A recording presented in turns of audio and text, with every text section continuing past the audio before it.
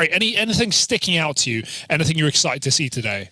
Yeah, there's a couple of things. I hope this is a good event for Eternal Fire. I think they need a bit of a pick-me-up after their start to the year, being in the finals back at Blast Bounty to open things up in Denmark, making playoffs in Katowice, but falling short in the quarterfinals. I think, you know, this could be a pretty big tournament for a group like that. Here's the schedule for the A stream. That's going on the A stream, needless to say. Opening up with Big MOUZ, FaZe Saw, MongolZ Complexity, and ending with Pain Astralis, which of them is kind of the giga banger. I think it's probably either the FaZe Clan Saw unexpected rematch from Cologne.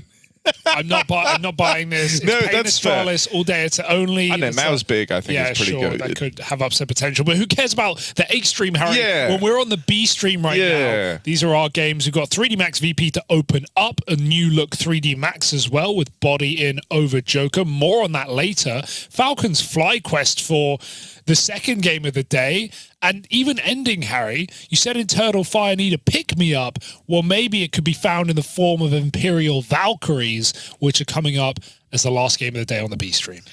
Yeah, something else that's cool here, obviously, is like the format for this event. I'm a big fan of it. You'll recognize it if you've ever watched a Counter-Strike Major, but with one lovely extra, which is BO3s from the get-go.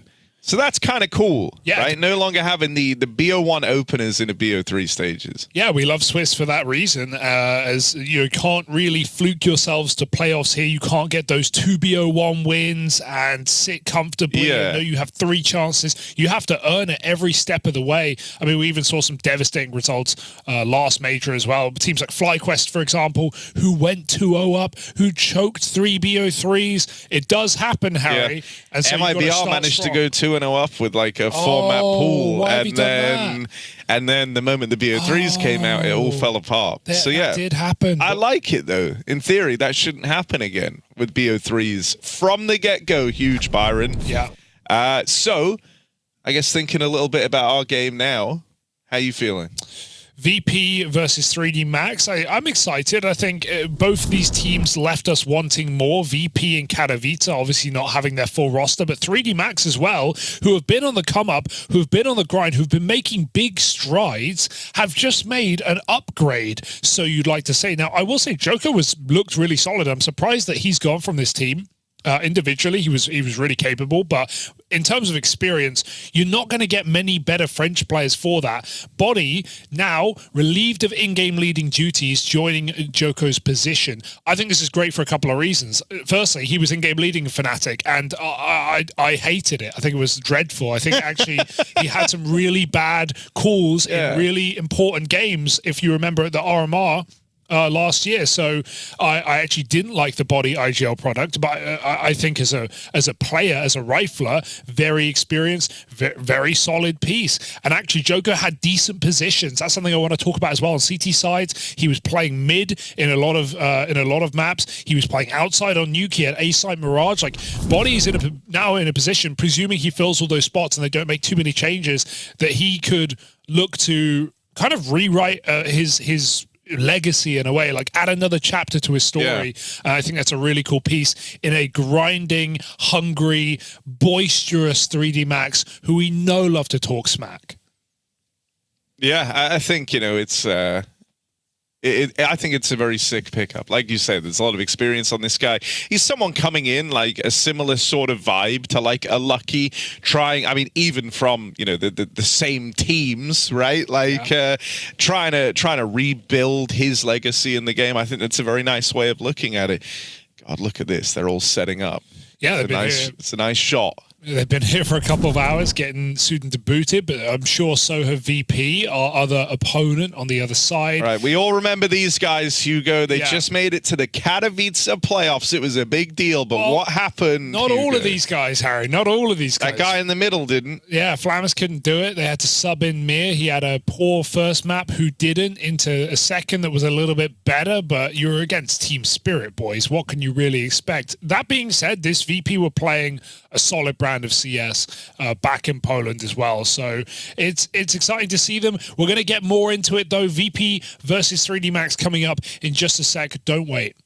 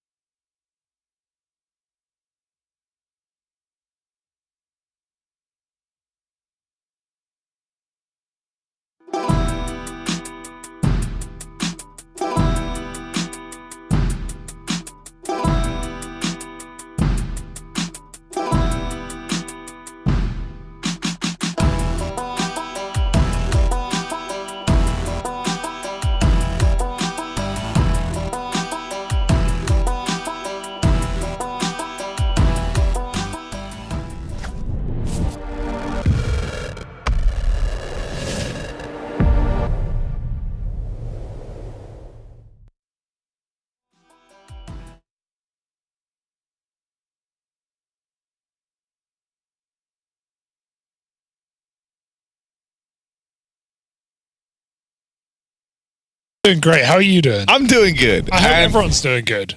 Because we're getting into the game, Harry, in just a moment. We are, of course, taking on between 3D Max and Virtus.pro. And you look, 3D Max, we did a lot of intro earlier. Yeah, we can do it all again. Yeah, we can do it all again. We actually had a lot to talk about. It was an interesting discussion. This is the VRS forecast. I like this as a little addition. Yeah, and of course, showing the amount of ranking points that teams will gain or lose if they win this game. Obviously, there's going to be a lot of shifting in the rankings day to day, game to game. And of course, by the end of the tournament, there's even a third place decider, Harry, with more money and therefore more VRS points on the line, which we like to see coming up late into the tournament. Right now, we're on day one. We're on the group stages. We've got MOUZ Big going on the other stream, and we've got VP 3D Max almost ready to get going to start a new day, a new tournament, one of the many this year, Harry. 3D Max, a new lineup, or at least a new player in body inside of this team, and that's exciting for numerous reasons, but let's look at the veto before we get in. VP going for Ancient, 3D Max with Inferno, and then Dust2 to finish the show. Hell yeah. I like this map pool. This is the kind of map pool this series deserves, Hugo. I think this could be pretty cool, right? We like you said, we already spoke a little bit earlier, but things are weird. So let's recap. Virtus.pro just coming off the back of a Katowice playoff appearance for this roster, with the exception of Flamus. He was missing out after some visa issues, so you can imagine he's keen to get back to, fragging out with his boys. On the other side of things, 3D Max have made the rather gargantuan change of getting rid of Joko, adding in Body, and you went on a really good spiel about this, Hugo, so I kind of want you to repeat it, because... I can do it again. Yeah. Basically, my take was, Body and Fnatic, not a fan. He was an in-game leader. Didn't love it. Watched him make some really bad calls towards the tail end of the RMR. When it really mattered. When it really mattered, late game, just calling like insta rushes, 4 guys out Palace on a gun round on Mirage. Makes some pretty crazy calls. I didn't really like that, but I always thought individually this guy was super strong.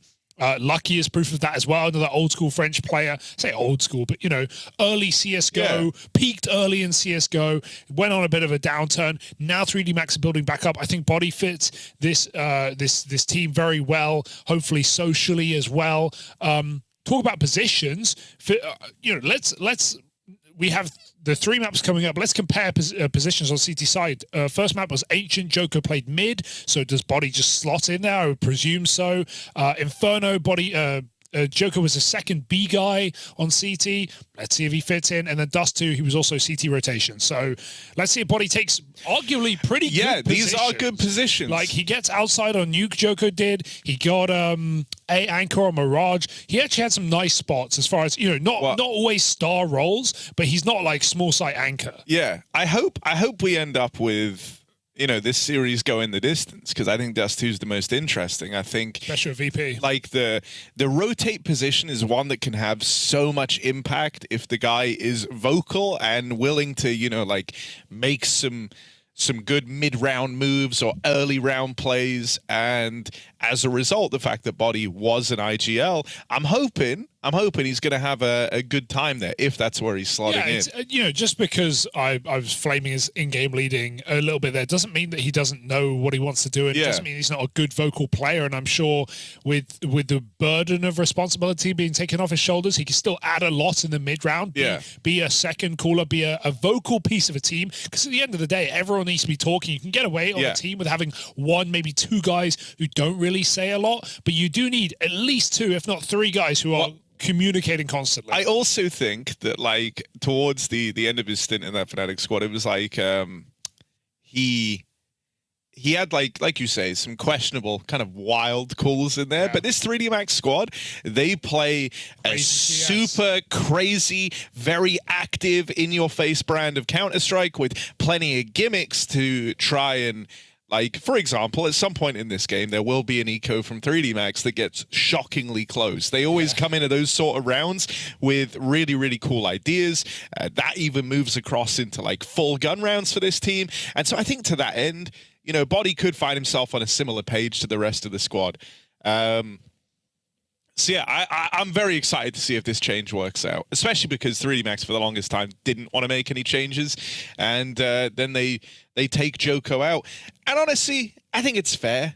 This was like a team that were have been on the come up for the longest of times trying now. to make another jump. Exactly, right? And they're hoping that this is the one that fully sends them into kind of consistent good placings in tournaments. Because sure, they had some flash in the pan successes in Shanghai. That was like a really good tournament from Lucky. Oh my god, we're in!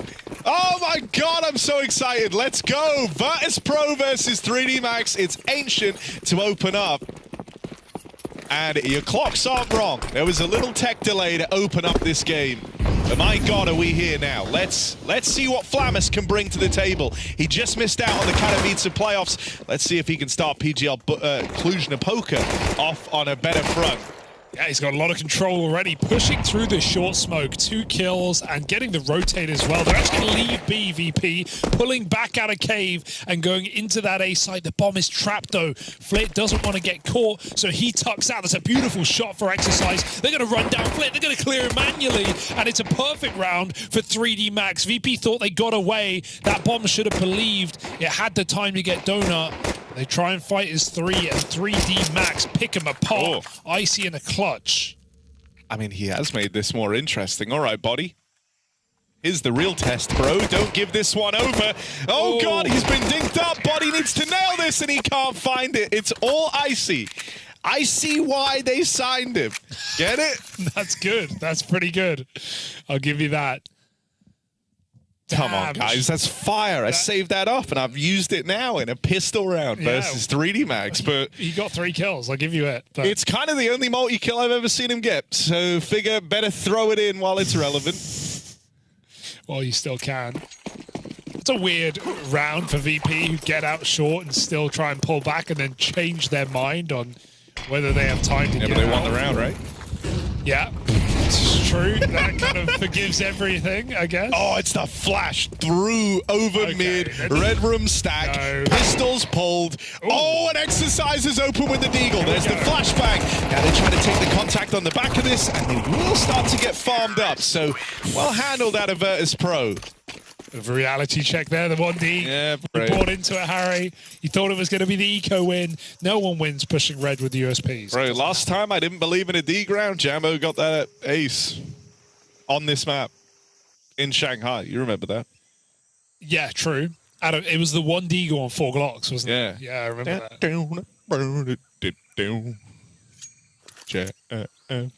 Is that a Jambo childish? Yeah, Jambino. Childish Jambino reference. It's a reach. I like it.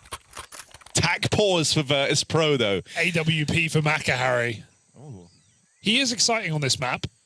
He's very fun to watch. You've started, you know, I'm coming around. I've been a bit of a 3D Max fan for a while, man, and it's nice I wasn't buying in. No, but I think you started to love the kind of perfect chaos that this team creates. There is some chaos. It is good fun. And in the games where Maka's hitting, he hits hard. I've seen them not hit though.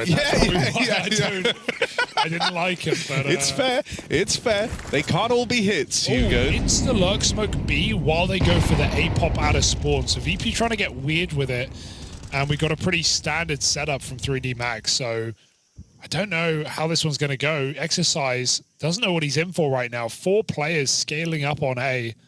We've even got a third B rotate coming in, despite VP making no noise.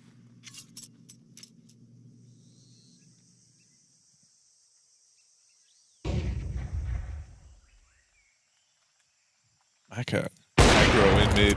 Oh.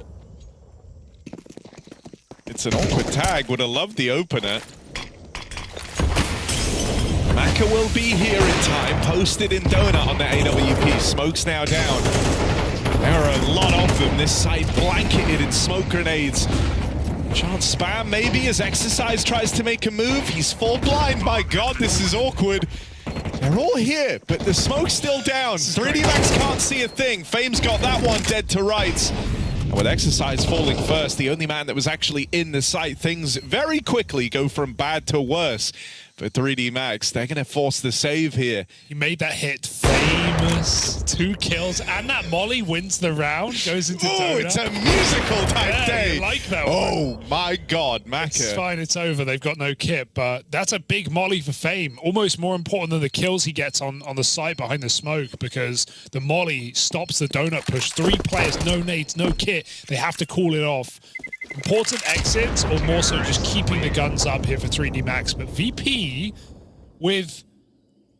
Look, it's not like the most giga brain fake in the world, but it worked. Throwing a Lurk Smoke on B, force a 3rd rotation, They hit A, no one gets a kill. I think especially in like the early game, and like this is a matchup, by the way, where there's like no familiarity between these squads, right? Like we don't get this matchup often.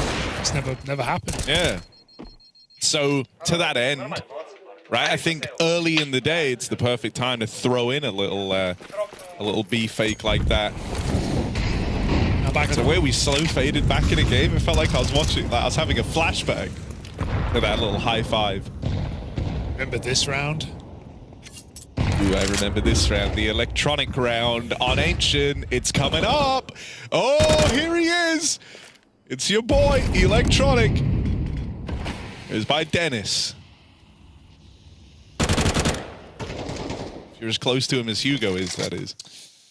Yeah, a bit of a menace, Harry. Ooh, they saw the AWP, blinded off, body with support, gonna try and bail his mate out, but the smoke does land a little far forward from the Molotov. He's trying to make a wall there, but that's as the molly lands, so it just looks a little silly. Bad timing. Still got a B player. So VP will go back and meet him. Player in the cave, Gravity, and Lucky looking to play retake on this B site. The only kit in cave, so if VP go for the clear, it could be a bad omen. There's a flank coming in. 3D Max know what's up. Can they stop it? I mean, this rotate is afforded because of a real heads-up player out of exercise, right? All the way through A main, now clears out middle. And so it's allowed for the heavier lean in towards this B site. Lucky opening up only makes matters worse for Virtus.pro, and they can't seem to make that first incision. They managed to get the bomb in. Icy shoots back with 1, but there's still that backstab on the cards out of exercise. And that net's starting to tighten over Virtus.pro. Flit doesn't know where to look, and so the backstab hits its mark. 3D Max, they might have fallen for fakery the first time around, but they stick the landing here. Yeah, mid-round push like you talked about, that's the difference maker there for 3D Max. Gravity buys a lot of time in cave, giving them a thing. Body has taken Joko's position in mid. So that's something to look at. That's good. Keep your eye out. I think we're going to just see it, especially at this event. Yeah. Right now, the one-to-one swap it. Just makes it easier for everyone else on the team. Oh, another flashback. I remember the exercise flank. We still talk about it to this day. Icy dead instantly. Gravity with a crazy 2K. Full blind on the first. But it's been picked up by Fame. He's feeling it. He is looking good. Still layers to this defense, though. Too strong on the lane side. Flamus moving around to link up with Fame. They're able to play, you know, kind of gladiator mode with the AK as a result. What's that? Getting mauled by lions? No, no, no. It's one man takes the gun, fights with it, like the gladiators used to do. I don't remember the Romans having guns, Harry. Maybe it's just me. It would have changed the vibe of the hit film Gladiator. Yeah, yeah. Oh, Body. Don't love the view model, but I'll forgive him if he gets the kill. They're running now. It's been heard. PD50 blind fire at Marcus Aurelius here. Exercise teed up back in the donut. Should be good to deny that plot. Yeah, he is. And even though Fade is feeling it, he's got 15 seconds to lock this round in. It's not going to happen. All right, if someone gets a knife kill this game, Harry, I'm going to need a big Et2 Brutus, okay? Et2 Brutus? Yes. What else? What was the rest of the line? Because we went over this not that long ago. I wasn't there, man. You were. Those were your lines. Head 2 Brutus was my line. Yeah. I don't recall. I actually don't recall. Is this the bit? We did a play. It was about the Stout and yeah. Oh my god, okay, yeah. Throwing it back there. Oh my god, yeah. But yeah, that was your line. No, I can't remember. I think you played. I don't remember who you played. Moved for the best. Oh, the molly. The molly. Oh, they re-mollied it. Did they? No, they didn't. Don't know where that went, but he's living in mid. Either way, they run back into a body. Oh. Quick shot. He's looking good right now. I love the view model, actually. It's my favorite. He's going to try and do more, pushing ahead of the smoke. Everyone here for 3D Max are all fighting together. Electronic with a kill. Body still squeezes one more out before he's gone. Headshot angle for the low player as Mac chips them down. It's looking ugly for VP, stalled out by this front sight smoke. They don't even have the bomb. 1v3, Icy.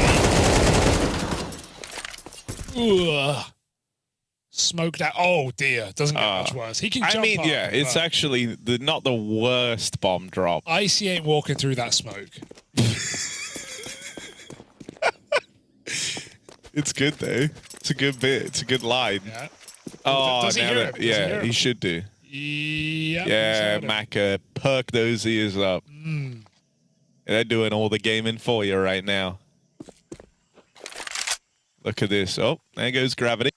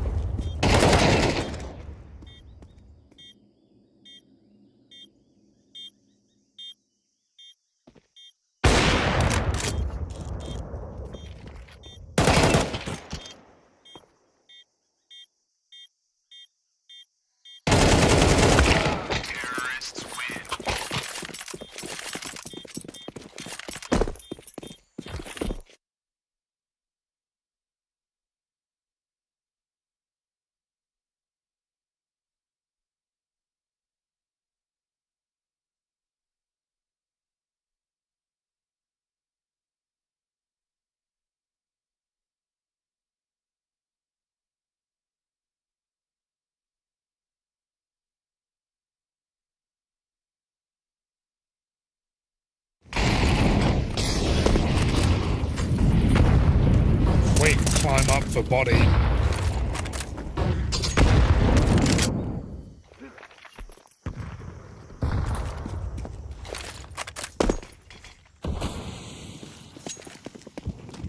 Again, a lot of info early for 3D Max. Now they're scared of that A site, thinking maybe it's a pop. Body was even holding a flash for high A. They are right. They're just a bit too early. VP taking this with utility. This is surely a fake, though. It's way too telegraphed in A main.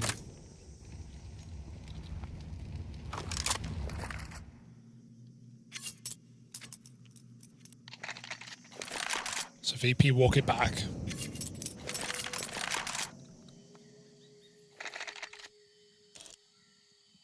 Another one of these B hits, perhaps.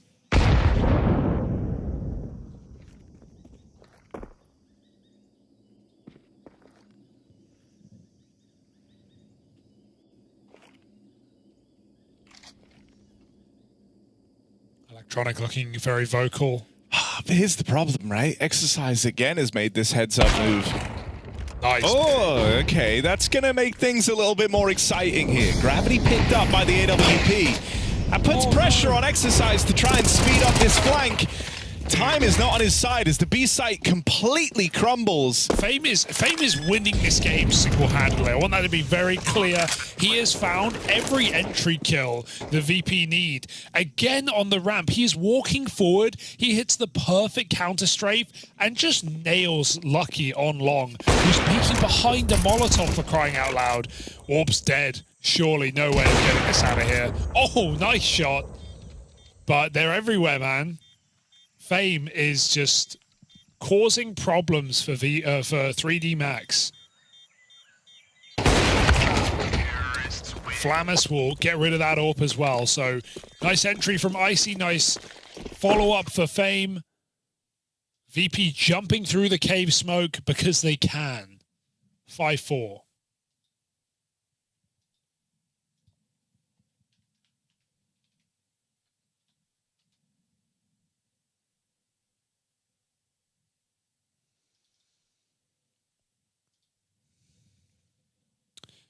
Really Max in a bit of a predicament now, no money.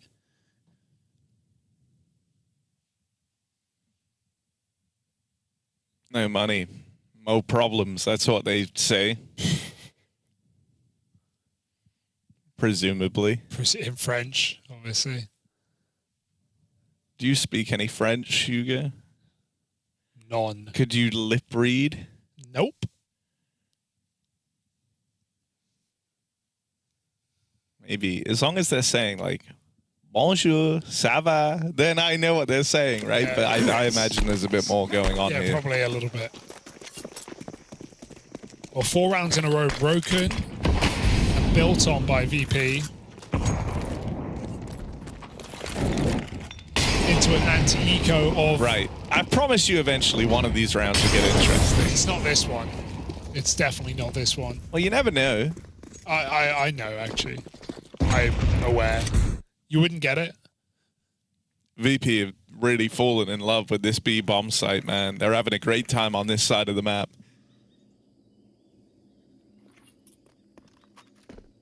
It's going to get greater. Full mid. Flamus. Make that money. Flamus. Beast. Oh. Not hungry today. Just the one and done. But the Icy AWP combined with the Flit AK covering the jump up heaven means this won't get too much more exciting for 3D Max. Nice flash as well. Really, VP just playing it safe.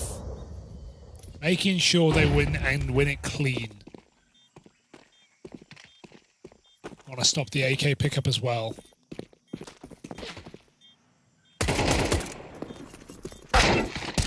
Oof. Flit. Didn't want to fight. Didn't have a choice. VP, they get 6 on the T side. Any more is excellent.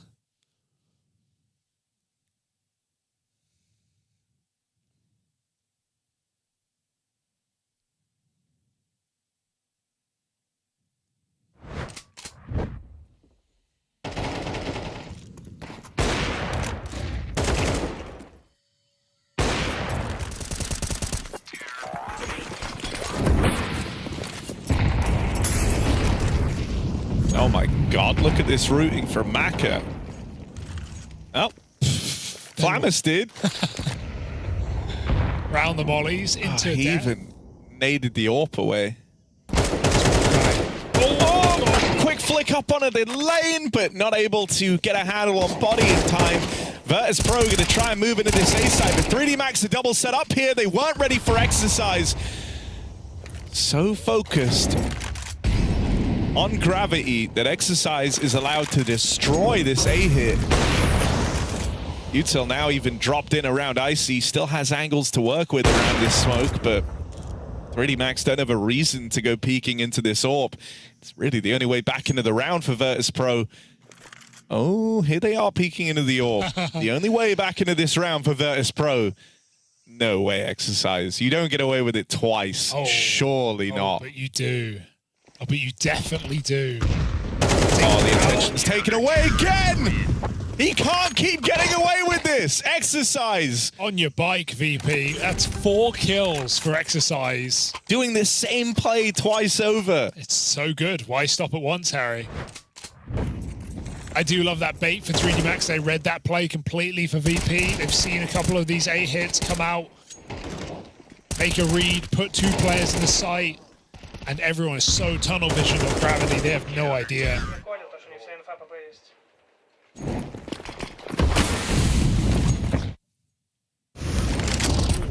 Explosive out middle. Dave lands on the molly, and Body is again up in their business. He has been a revelation on this CT side. Climbing lane instantly, finding more impact. I think, you know, this is what he brings to the table. He's an experienced, decisive player who likes to be active wherever possible. That's why I think this 3D Max squad is a pretty sick matchup for him. Because that very much explains the way that 3D Max like to play. They're not above taking some risks, some gambles. Body still from the heavens with a bit of help from exercise. Looks to tie up this first half. It's only Icy left standing and not for long. So 3D Max tie us up with 6-all on the half. VP, they can be happy with that T side, but it could have been sweeter. Yeah, given how it started, though, that big 4-round streak coming out for 3D Max off their gun rounds, I think VP actually get out pretty nicely there. FaZe wins some rounds on his own. The thing that I think is a shame for VP is they're having so much success getting into that B site. Fame looked so comfortable entering there. Every round they went over towards B, with the exception of, like, that little streak at the start of the game from 3D Max, they found success. It was only once they went back to A, right at the tail end of the half, and exercise got that back-to-back bait and switch 4K, that then their money was ruined, and so it kind of let 3D Max get back in down in the final few rounds of play there. What do you make of this for Electronic? High hands with the rotating wrists. I don't believe in hand injuries. So I don't think there's ever a point in exercising them. Wow, that couldn't be further from the reality. Yeah, but I think, you know, belief is a powerful thing. Sure, placebo is strong. What did you just call me? Placebo. The inventor of the placebo effect. Yeah. All right, then. Dual Berettas for Fame. The game he's having. That's an exciting prospect. But my God, they're going to need to go huge. Ooh. It's a target-rich environment over in middle, but just the one from the famed Dual Berettas. Electronic, first man on the scene. Maybe the last man they ever see as Electronic and Icy light them up on this retake. It's off to a rip-roaring start, and it's just Maka left to beat. Hell of a pistol round from Icy. He's playing a great game right now. There's no denying it. Yeah, it wasn't super necessary on the T side. Got a couple of crouch peek entries with the AWP, a couple of post-spawn kills, but that's a huge pistol round to pick up. There's both pistols, actually. One by Icy with 3Ks. Previously a clutch. This time, he shuts him up in the post-plant. I think it's just sick playing Icy well. He's like the one guy where I think, you know, we still have to know where the limit lies on Icy. He's not, still has a lot more left to show us in this VP jersey. He's surely not peaking. Yes. Yeah. He's surely not peaking. He looks like a really solid piece, someone with a bright future, but we need to see if he can improve with time alongside this VP roster. Because, I mean, the pieces of this team are undeniable. Like, they have some really solid star players on paper. I think Electronics cooling is still under question for obvious reasons. Yet to see that succeed in any grand way.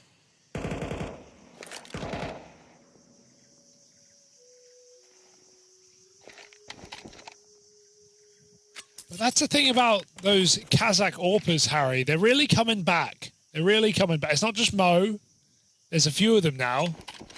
The Spirit Academy guys over on Amcal. There's a few Kazakh AWPers suddenly out of nowhere. Like the CIS region needed any more. Of course, there will be PGL Astana in a few months as well. Yeah, right. That's kind of cool. Hopefully inspire the next generation in a region we don't see much. Execute here for 3D Max into 2. Oh, but it's Fame, man. And he's got shadow advantage and everything up here on the boost. I don't know. I don't think you get past this. Fame in a power position. Good damage. Oh, okay. They will get him eventually, but nearly uncomfortable there. It's a clean double out of exercise, however. Only gravity left. He's pulled this one back, and it's just Electronic left to beat. He's aware, ready for it, gets him down low, but can't finish the job. NT. 1 kill shy of the 1v3. Very NT. He cleared that. I think this, it's very, in the same, you know, I don't know where I was going with the sentence opener, so I'm just going to get to the point. It's very cool that Gravity has been performing so well for 3D Max as of late. Why? Because, you know, when we think back to Shanghai, and even, you know, prior events for him in the 3D Max journey, but Shanghai stands out because I think that was where you saw him kind of embark on the journey of becoming a very influential player to this 3D Max squad.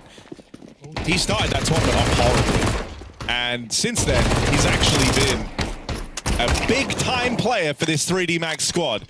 Reload's optimistic. They've run the B side. People with 3 ramp. They had no idea. Oh, that's awkward, Flamus. Looking the wrong way. Flamus can't finish the spray, and the bomb's running out in this 2v3. Maka only has a Glock. I feel like VP clear this. He might be in trouble. This is how the round can unfurl. He's trying to desperately pick a better position, but there is no better position. You are stuck in right now. Backstabs a root. He gets a lot of damage. Cover is there. 2v2 now. Oh, I don't know who's favored, but VP at least got a smoke. No kit. Lucky, this round is all his, and VP are actually going all the way to clear Donut when 3D Max have taken Temple, so this is going to lose them time and lose them the round. 3D Max do it on less. Oh, I mean, for 3D Max, they feel very happy that VP don't attempt this one. Yeah. Right? Like, when Maka is the guy lurking in Red Room with only a Glock, he knows it's going to be hard to find the impact required from that position, and he gets real close to getting rid of Flamus. Thankfully, the damage done and the fact that 3D Max has owned that A site for a while is enough for VP to not even attempt it. I mean, look at how caught off VP are there. They're trying to do something on ramp together. They've heard some B steps clearly, but they think it's... They don't realize how quick the cave rush is coming in. Gravity just sends it, kills the long player. VP panic. You'll take that if you're 3D Max, but let's see if they can build now on gun rounds on T side. Show us a little bit more.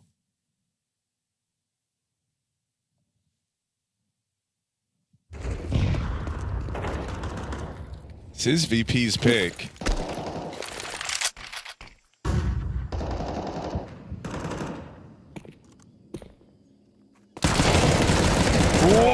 Drive-by out of Electronic and a bit of help from Fame on the double swing. Oh, Maka's trying to juggle the guns away, but the big ticket item has already been picked up by Electronic. He's only able to grab one of those Mac 10s. They tried to stop Electronic getting armed. Look at him go.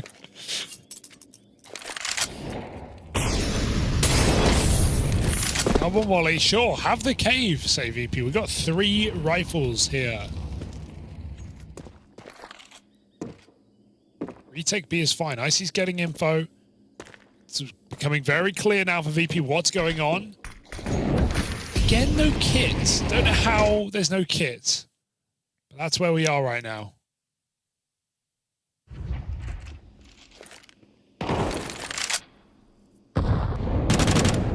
It's a meaty nade.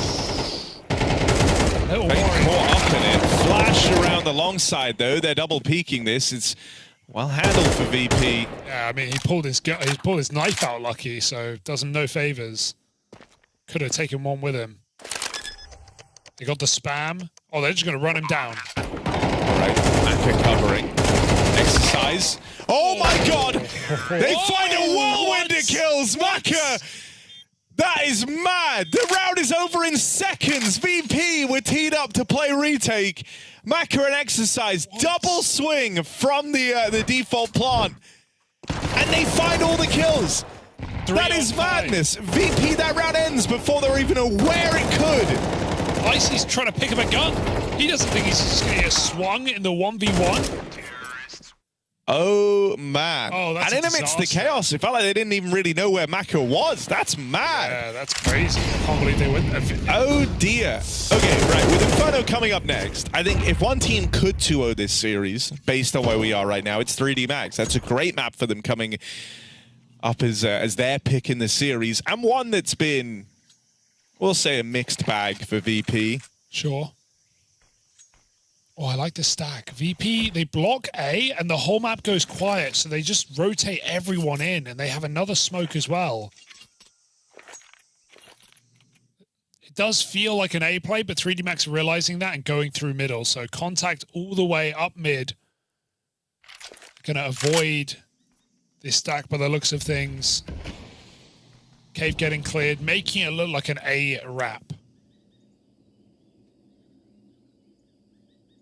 I like this call for 3D Max, and it's won them the round.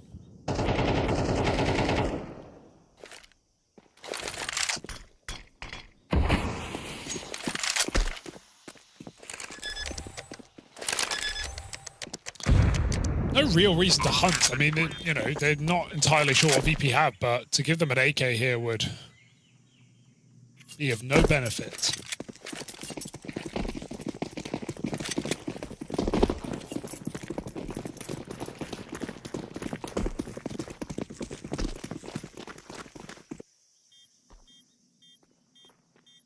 Oh, a chance to farm.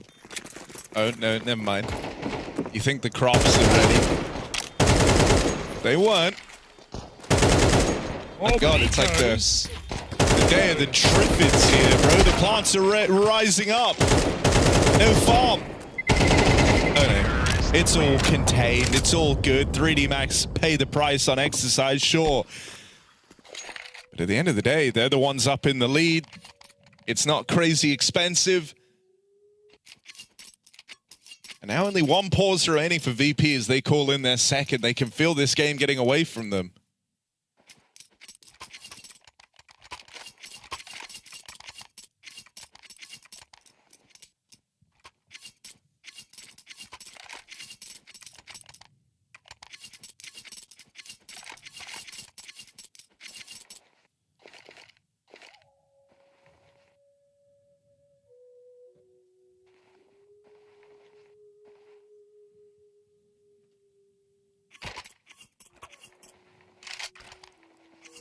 I mean, VP,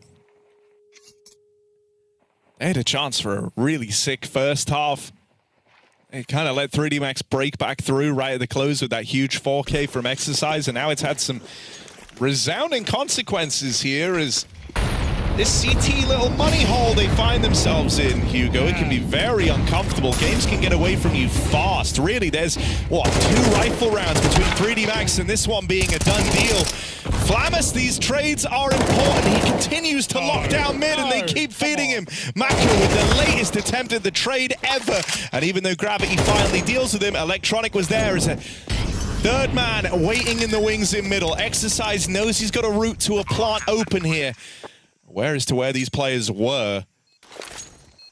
Tries to post himself up back in main, but he's already been flanked here. And there's Electronic with the killing blow. Just let it die in mid, guys. Just let it die. You know, you're down a man. You don't need to dig that hole any deeper. And they also had a Heaven player. Oh, why not wait for him? I feel like those are the rounds why I didn't like 3D Max, 12 months ago. Like 4v3, and you're just running at them. You're giving them all the kills.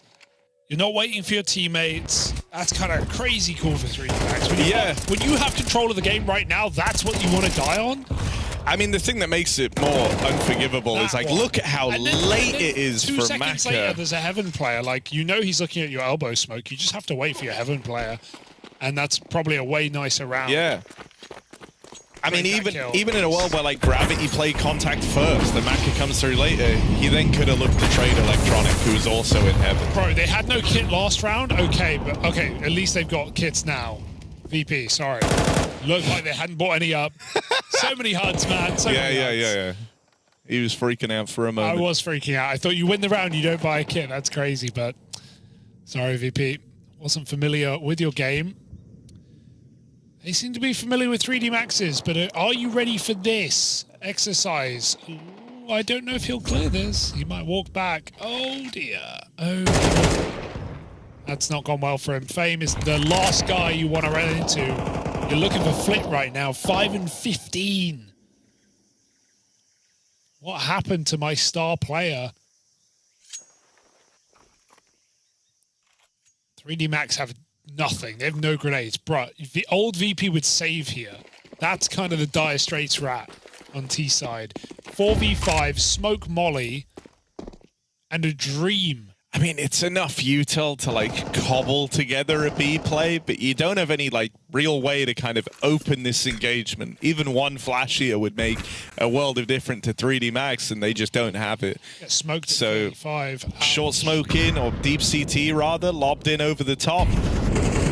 Even this now hinges on actually getting the openers. That smoke only helpful later in the round. Gravity has provided 2 of them. There's a third man here already on that AWP. Icy gonna lock it down.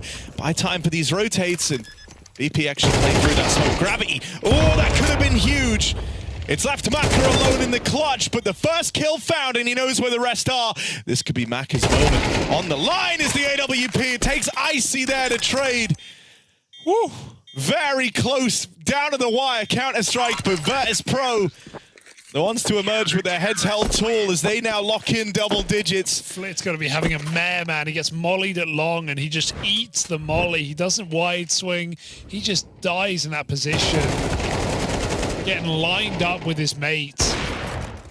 Thank goodness, Icy again saves this game for VP here. It was Fame on the T side, now it's Icy on CT. He's won both pistols, pulls up that 1v1 when he plays bogged down with Fame. My God. VP needed that. You can see Electronic not celebrating that round. You're stressed right now. You've just saved yourselves from losing this map. Yeah.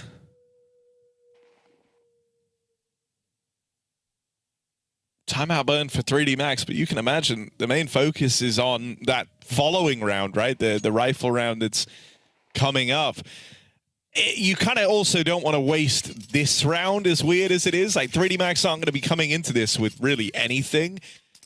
But at bare minimum, you would love to keep some form of damage up here, right? I think that's going to be really important to 3D Max down the stretch. If they're able to get even 2 kills in this next round, that actually makes a world of difference. There's this chance to reset Virtus.pro, and at this sort of scoreline, it's about to be 11-9 with VP in the lead.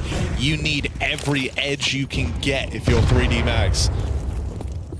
And so that will depend on getting away with something here. Now, the last time we saw these pistols run into the B site, they found nothing but success. However, this time, Flit will send them packing.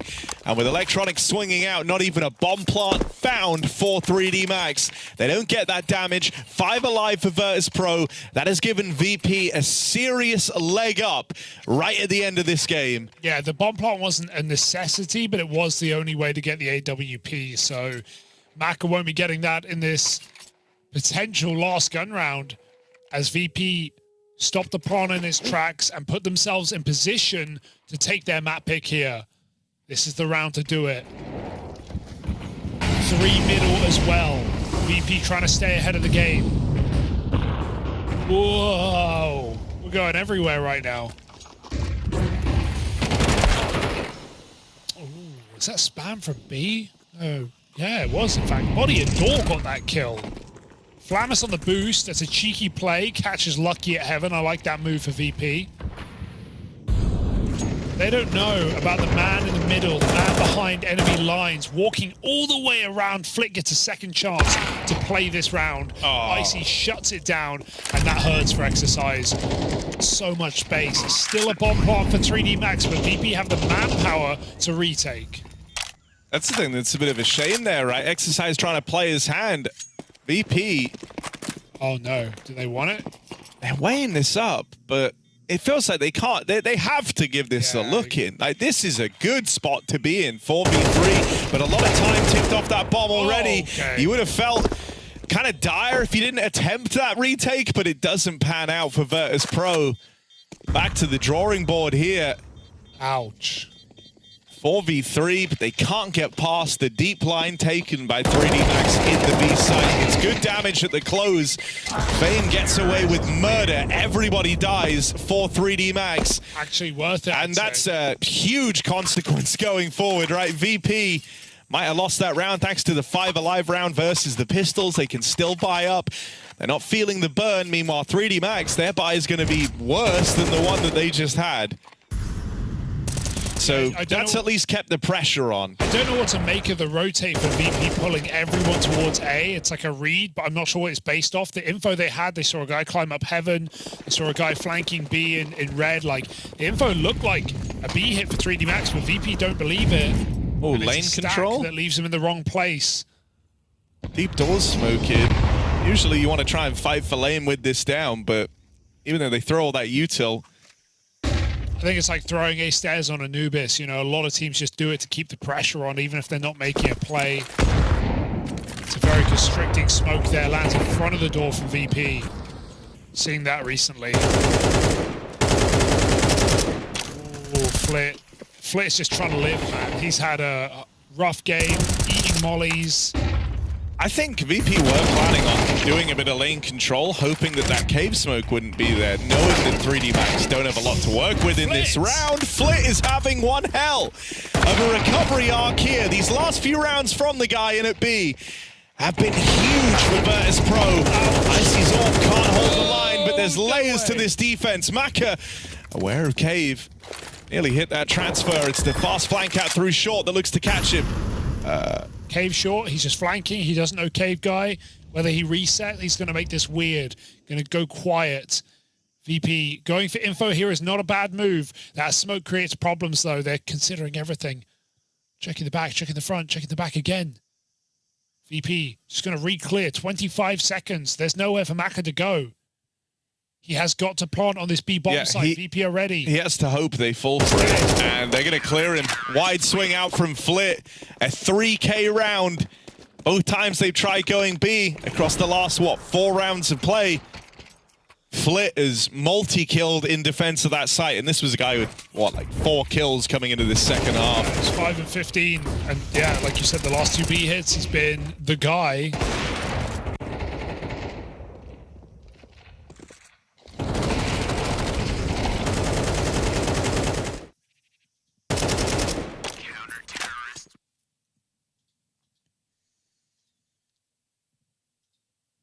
Is that enough for VP to end this map right here, right now? No bomb plant, Harry. Crucial factor. Yeah. I mean, money was already tight for 3D Max. It feels like the window for them to lock in this win is closed.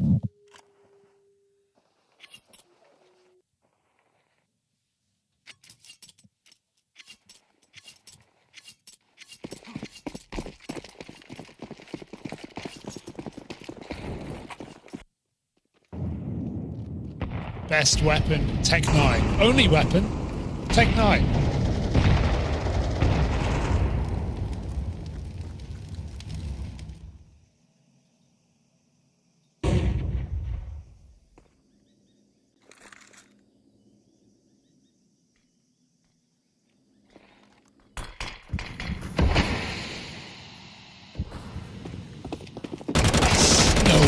They go right past him. Only gets a kill from it, but that molly stops the body from getting out in the bomb site. 3D Max, again, a B hit, but the issue is not the plant, it's what happens after. How do you hold on to this bomb site when VP have so many guns? They're trying to get aggressive with the Tech 9s. Space limited. And now all boxed in, up close on the Hampus wall. Maka and Exercise go pressuring, hunting down Icy. The Tech 9s do it. A few awkward misses. And a chance to strike. 3D Max back in with a vengeance. A second chance in this game. Afforded to them on the pistols. And now the opportunity to drag this one into overtime. Can't believe they win that when VP flashed them out of long. They lose all their control. Yeah. But then they just go back in again. Like that's all they have. They have numbers. They have a lot of bullets. Spam that Tech 9. Hope for the best. 3D Max, right when you're ready to give up on them, give us a reason to believe. VP, butcher the run boost. But it's fine. They're in the corner. Not too fine for now, though. Gravity comes in with a kill from Heaven. Fame's FAMAS finds only one. Oh. Wait a second. Flit the hero. The bomb is dropped in the B doors. Oh dear, but they don't know about it. VP are chasing this like it's an A hit right now. Can 3D Max keep this fake up? Oh, that's perfect. Getting that frag makes VP chase. That's exactly what 3D Max need to win this round and to take us into overtime. They can't do it. VP shut this down 13-11. They take their map pick just at the dying end of Ancient. And what a way to do it, right? Like, I can't get over this. It's a roller coaster. VP, that's a wild round to pick it up in, right? They had like, they come in with hero guns, no money, things are looking super desperate. They lose the opening fights, right? They're left a man down, but it's that one kill on Body, the guy that was responsible for the bomb in at the B doors. I'd say that is like the most classic quintessential 3D Max game of CS ever. You know, like it's unbelievable. The back and forth, the swing rounds don't make sense. They're pulling out insane clutches. They're getting clutched on. Big props to Fame and Icy in that game. Sure, Flit had his late game recovery, but like they would never have even been in control if not for Icy's pistol antics, clutching up on both pistol rounds. Yeah, suddenly the fact that he provided both of them to VP matters a hell of a lot in a game that went the distance. Fame was so sharp. Even one of those hadn't come through for Virtus.pro, this would have been the 3D Max win. And so now VP a map up. That's after a real hot game put forward from Fame, Icy, and the pistols, and the recovery from Flit. The 3D Max, this one's gonna hurt, man. A couple of swing rounds in there, a couple of key moments where they come up short. There was the kind of weird T-side run out into mid where they fed FlyQuest. That's one, this exact round right here, this is one that's gonna leave a mark. That was 3D Max leading in pole position with VP in that horrible CT side economic spot. And then, you know, in spite of having a lot of success over towards B early on, that's where Flit's reactivation really starts to matter. He was suddenly getting away with rounds like this in defense of the B site. I don't know, I think it's going to hurt for 3D Max. They had multiple chances in a way for this to be their win. And you could look at that through any sort of lens, whether that's in the pistol round, getting shot out to Icy clutches, whether that's overfeeding FlyQuest in mid in that kind of power spot they were in on the T side, or letting that last round get away from them when they had every reason to win it. It's funny watching VP win, though. No celebration. I mean, sure, that game was crazy, and they know it's only going to get harder here with Inferno up next. 3D Max's map pick, a map that's solid for them, a map that makes a series look like it's going 3, but I'm not going to count out VP from surprising us today. Fame coming through looking very, very good. Even Electronic holding his own individually as well. I say that like it's a surprise, but I only mention that because he's dropped off a lot in the last year or so. You know, having to take over, choosing to take over in-game leadership duties. He has definitely struggled in the server. Standout player, no debate. No argument. It's fame every day. Those T-side entries were just immaculate for this guy. And yeah, just a kind of crazy opener. What a debut here to Cluj-Napoca. Yeah, you know, I think I like that VP don't get over celebratory on a map win, right? I think in the eye, you know, if you're electronic, someone who's like been used to competing at the top level for the longest time now, you probably have the ambitions set fairly high for this VP team, especially after just making playoffs in Katowice. So I think, yeah, celebrate this series maybe when you win it, but don't go over the top, right? It's still a ways to go before you lock in anything like playoffs. So yeah, you know, this is a step in the right direction for VP. We'll see exactly how that looks with Inferno coming up next, right? This is a better map for 3D Max, one that they should feel at home on, one that they've had very impressive results on, and one that for VP has been a little bit strugglesome. So I think this is going to be a very good eye test of where these squads stack up. That's coming up in just a moment, so don't go anywhere. She said she loves you. But she can't love me. But I love you. Yeah. Look, all of my men's going crazy. I gotta break on myself, I amaze me.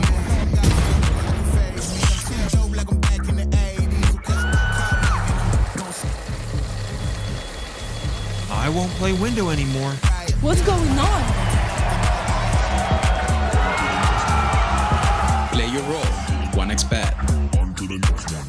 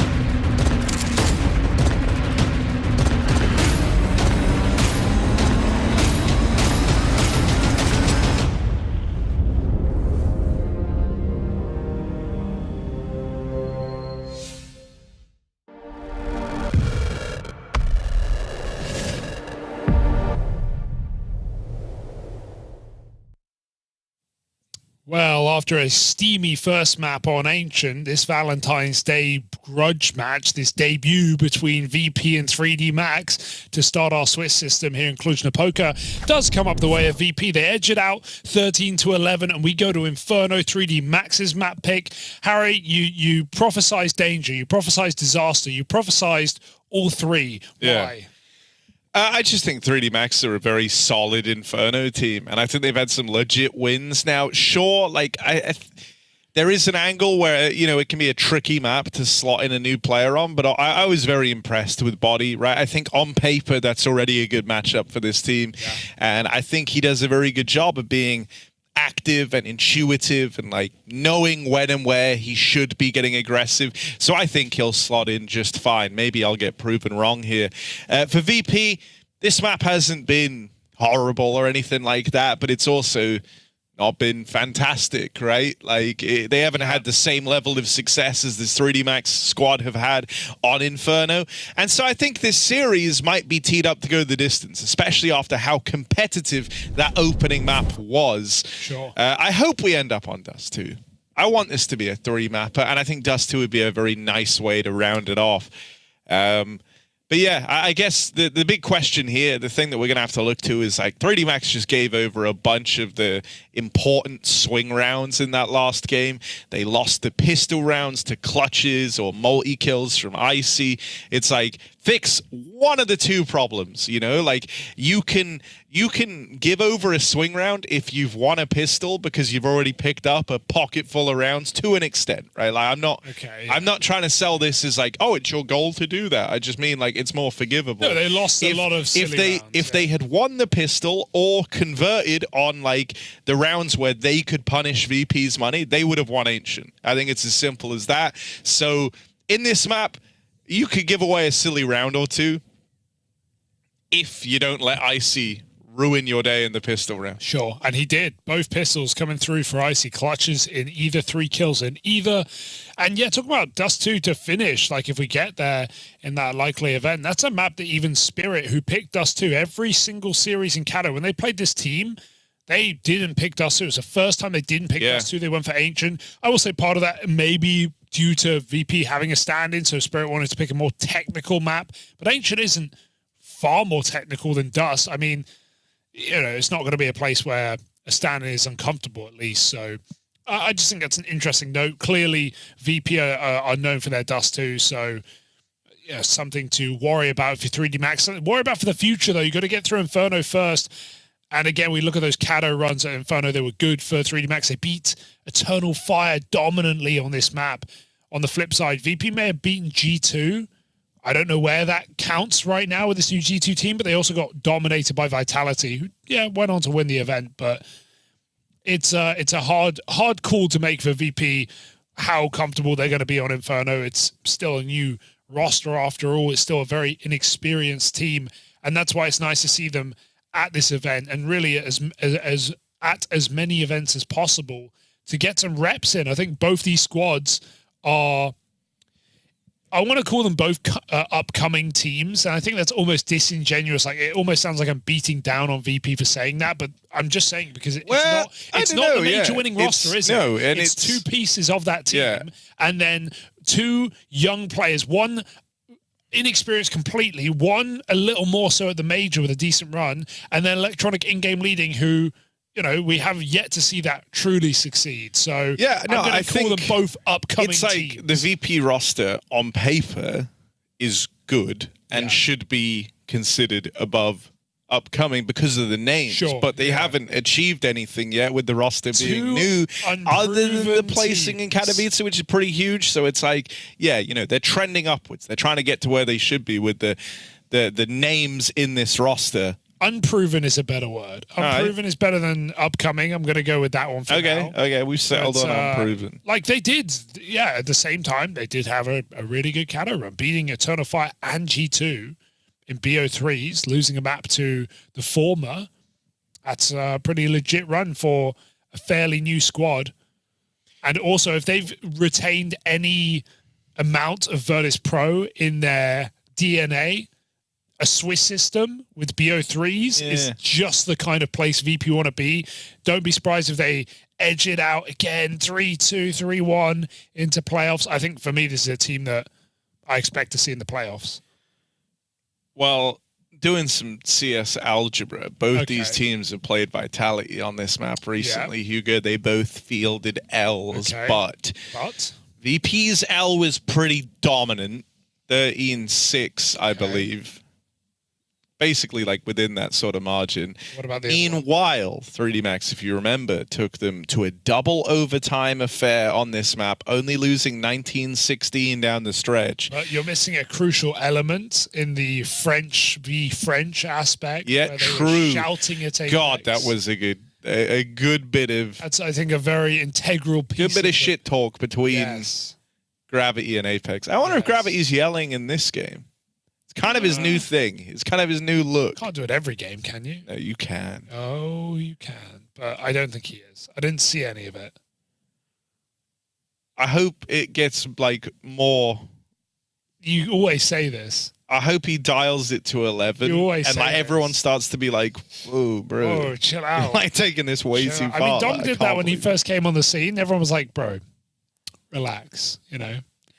Yeah, but Donk was like just screaming like a word. Gravity's like no, he was saying, okay. He was certainly saying said something. Full sentences. Yeah, but you know, that's all I'll Gravity's say. is interesting because also it like came out of left field. He wasn't like that in the beginning, and now he is. Meanwhile, Donk was like that from stage one and has unlearned it. I will say, Apex said that he's familiar with these guys. Like they play pugs together, they know each other. So there is a level of like, if you're just screaming at some dudes you don't know, it's a bit weird. But it's like if you're you can't tell me that Gravity's like hanging out with. Was it? I swear they played versus. I'm trying to think. They did. He didn't yell at Eternal Fire, but it was big. I thought it was big. I was going to say, you're telling me Gravity plays with Tabson? No, that was different. That was different. Why is that different? That was different because they occasionally did it at good times when Big threw rounds, and against Apex they did it every single round they won.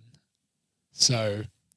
I don't know. I don't know what the argument is here. Maybe he'll scream, Harry. You're Dude, right. look at how many notes Electronic has. It's a lot of notes.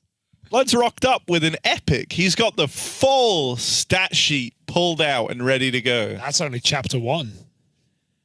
Okay, guys, turn to page 239. We're executing on this counter that we've come up with. This is a nice angle. Have you ever read the notes? I've read a couple, but we're not really supposed to. Oops. But yeah, I've seen a few. I've read them with consent of the manager of the team. Oh, okay. Well, you didn't have to dox yourself. I just wandered up to the desk and went. Well, sometimes they leave them out. Yeah, they do in the printers, and I'm like, guys, your opponents use these printers. You don't need to leave, your strat book out in public. Teams do that. But once I asked the team, I've seen one just logged in on the computer I've seen some crazy stuff. Yeah, at the printer, and I was like, "Oh my god, there's in your email here." Yeah, you've left everything, I'm bro. gonna log you out, blood. I could see the inner workings of this team right now if I wanted to. No, I asked the manager if I could read their notes just for interest's sake. Like, I'm not going to do anything with it. What could I do? And Hunden said, yeah, sure. I've already shown them to everyone else. That's good. That's really good. Oh, that's funny. Yeah. So what did you make of the notes? No story can top the joke now.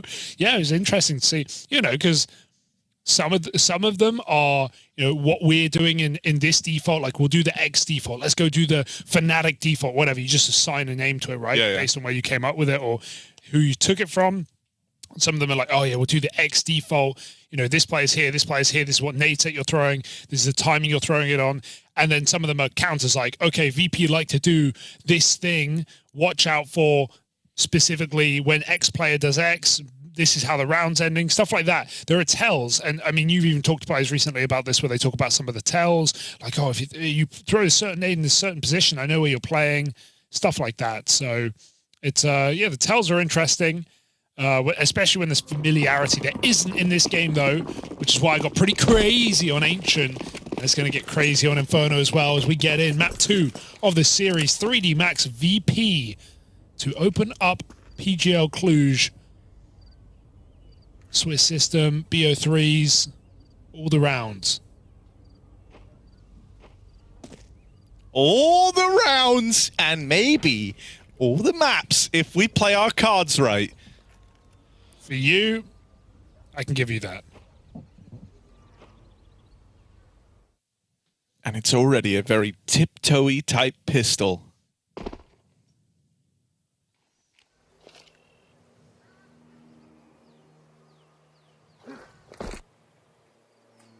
Only Flit over at this B site, so he would love to get out with one. Oh, that's gorgeous. All right, Flit, tuck yourself away and get ready for the retake. My God. Julies, he swapped out.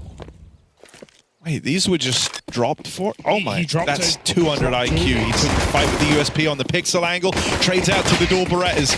Flammus dead as Gravity starts to take matters into his own hands in a banana. It's Flit and Fame with the reply. Exercise going deep. Lucky holding on for this wrap. Neither timing found yet, but Exercise starts to make his move. Lucky just buying time. Now looks to pounce as they've split this retake. Lucky concealed, doing damage even on that bit of spam. They are both one shot from certain death. It's a nice pickup for Lucky.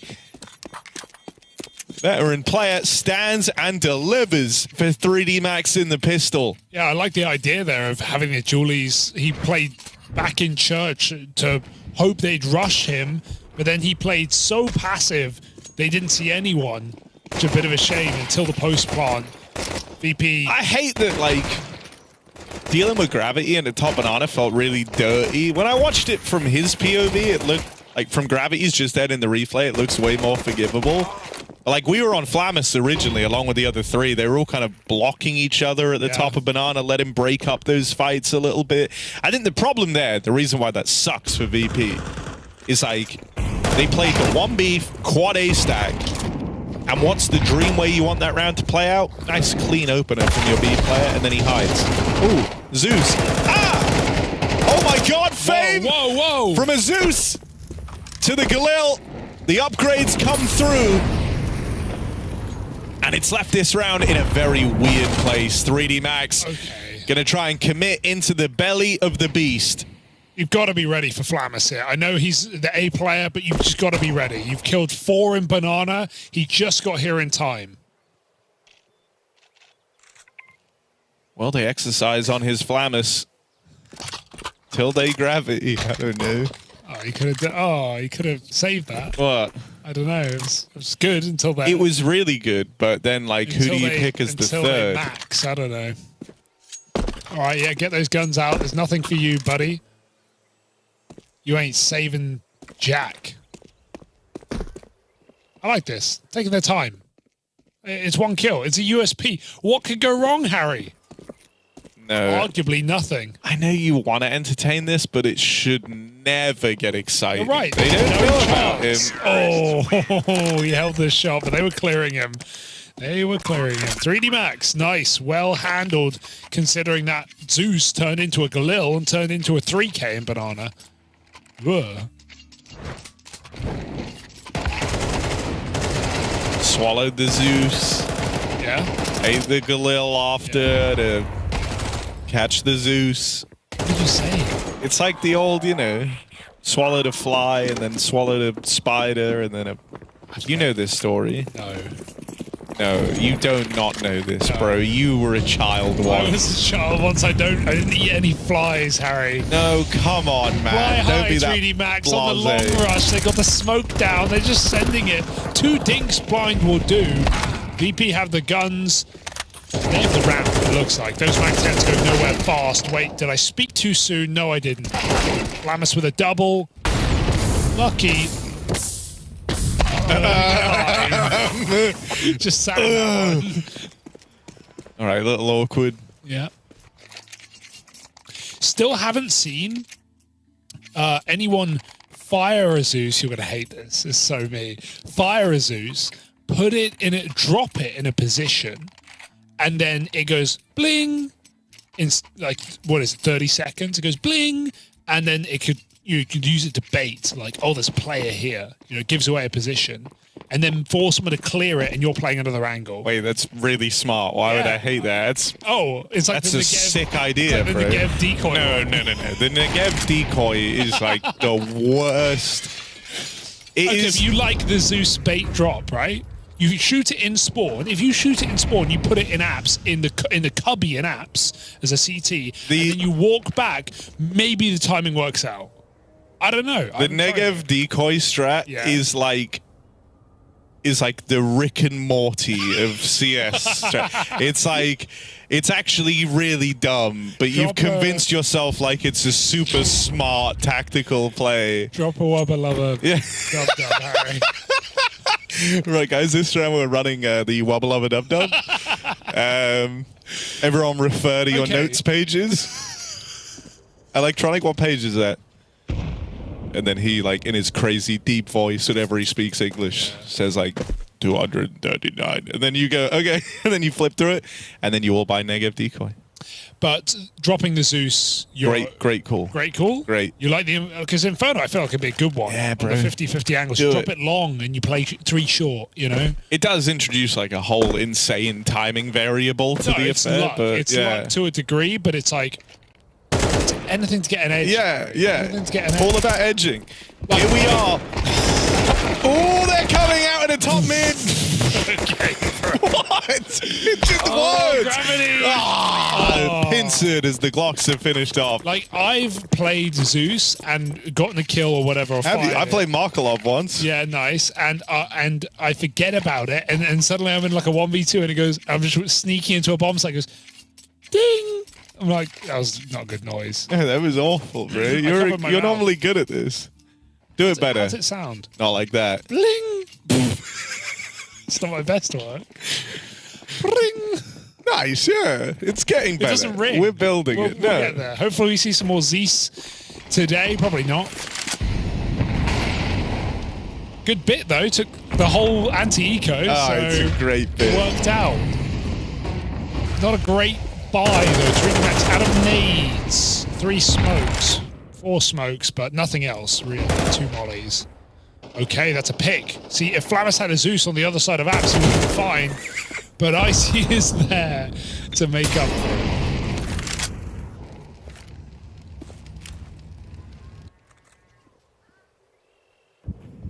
Body, this could be a kill, and it is. Why is Flit rotating out of B? I don't know. But he's in the open, he gets caught. And now Fame just has to risk it on this smoke push, but he doesn't have to. He chooses to, and it works wonderfully for 1. 2v2 on the retake now. It's a long way away for VP. It's going to give Maka time to get set up. Coffin plant is a delight. But there are a lot of grenades for VP. Wait, Electronics going back? Would have had the faster rotate up through Banana, but looking to regroup with Icy. They've traded time for the strength of teamwork. Oh, and also 1-taps. Icy Of course. has opened this round up cleanly and will go on to close it. Icy's putting his best foot forward in this series. He's sick, apparently. He's just crazy good. Never seen that. Just 1-taps a backside player. Sick. Love that from Icy. I'm imagining Dennis, that's electronic. Oh, you know but him I like know that? him like that. Dennis is, hard calling exactly how that retake's going to go down. Icy, meanwhile, with Spotify on, just wide swings, can't even hear. Electronic goes, what? Well, they have like 7 grenades as well, so it's such a perfect example of why not to overthink it sometimes. Like, you could just be, all right, I'm only this, you need that, flash it. No, just shoot them sometimes. They give you it's 3D Max. They're going to give you the fight. They're going to give you a fair chance to win the round. You just got to hit it. Sometimes it's about smoking them. Sometimes it's about smoking them. Oh, if you know what I mean. Yeah. If you know, you know. Smoke them if you got them. Right now, 3D Max don't have them. Burning that timeout. Maka, 0-5. Slow start. He's an AWPer. He is an AWPer. An in-game leader. And on the T side of Inferno, it is notoriously hard, Hugo, to be an AWPer. That's what they say. So it must be true.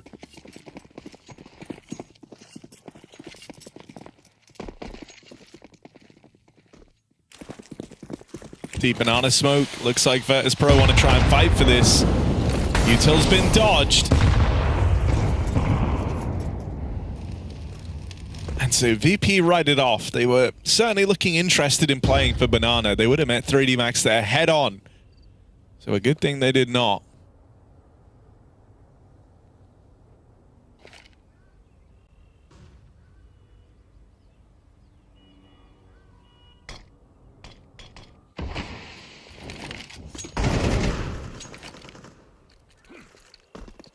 Exercise continues to be a example of a good lurker, someone who's able to apply a bit of pressure to the other side of the map. He kept 3 players there for VP. Maka still has no gun. Don't know where it went. True, but here comes the throwing knife move. Oh, now he's been shot by body. No gun, no health, no chance. Don't really miss that entirely where his gun went. How he's 0-6. He's decided he's not harming anyone this game. How did he lose his gun? I don't get it.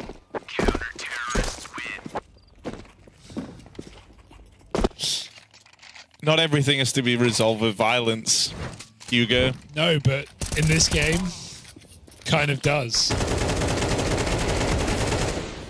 Fellas, is video games violent?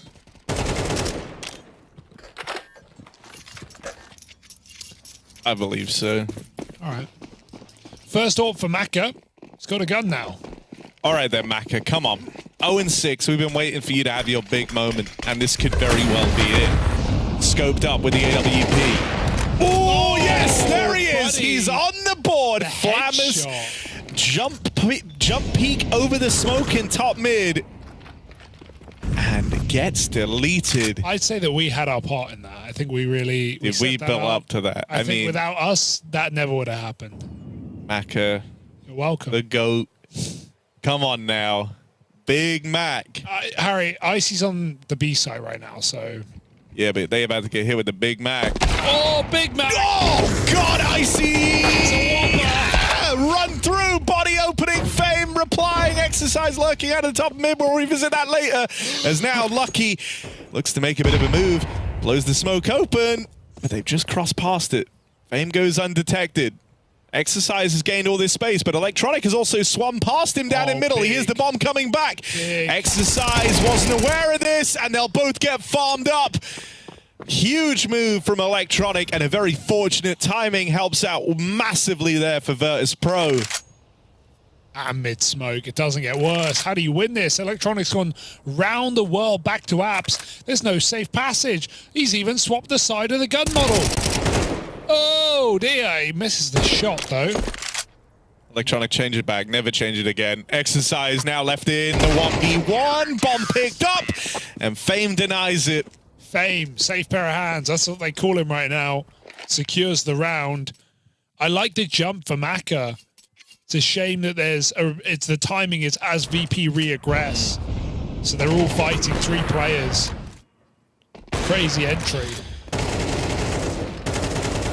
If Icy's still CT there, Maka gets that kill. One of the things that's crazy, just thinking about it, and they're also here in the tournament, so is how much better Woxit got when they reintroduced left-handed. It's crazy. Like, to be in your head that much. I think it just shows, you know, we're all... In our head. We're all creatures of habit. Sure, yeah. I'm sure it wasn't the only reason. I mean, he said himself, like, a big reason why he feels that he got better was because they added left hand back in. Hey, whatever works for you, man. And he is the southpaw sniper. Oh, quick punch. Icy in the right place to do some damage here. Oh, Molly sent him out. They really could have overwhelmed that site. There were only 2 players, both trapped behind 1 box. Instead, the Molly stops 3D Max. And Electronic takes his space back. They're out long right now, looking with a kill. I'm getting a little worried, but that's bomb loose apps. How do you even begin to pick it back up? Hey, body's here. Bro, they're really deep, and like Icy is not helping. Oh, there he is helping. Finally, Plays his hand. It's because they're waiting for Fame to wrap up through the short side. It's well handled from Virtus.pro. Confusing. Good timing on the util. Are they doing it right now? 6-2. They might be building to this 2-0, huge Byron. 3D Max looking very lost right now. We're not having many standard rounds. They're getting pretty wild on it. This one's fine. It's just, you know, low econ, A-pop. Molly kind of ruins it. But they keep getting in good positions on lurkers, and VP are just dropping the bomb and clearing everyone else.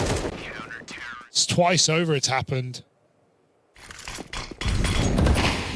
Solid stuff for VP.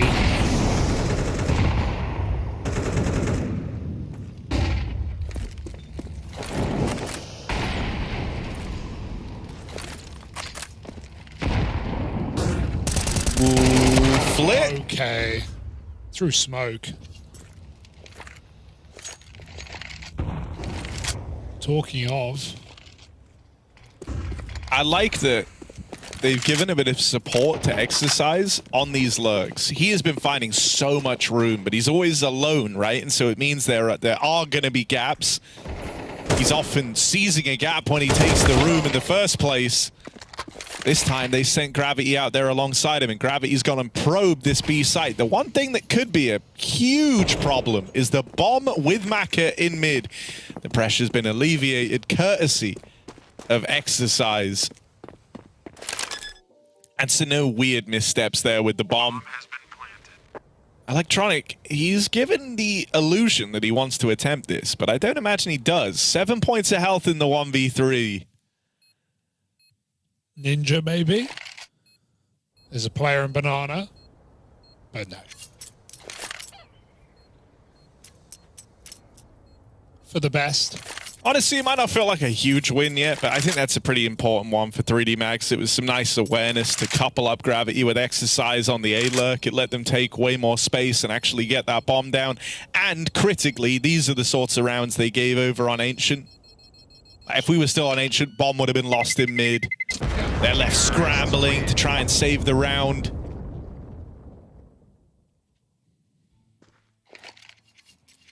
I don't think exercise is actually like a very sick part of this 3D Max squad, man. He always, like, just watch him play. It was the same on Ancient as well. He's always like deep behind enemy lines. He's really, really good at finding these timings, finding these gaps. You're constantly looking over your shoulder if you're VP. That's why I think it's so stunning that they're the ones kind of dominating this CT half in spite of how much control exercise has had over on the A side. Yeah, good point. Big relief has been Icy on the AWP, been reliable. Body eats that utility of Banana. They're still going to go for it though. Exercise. What's he dodging?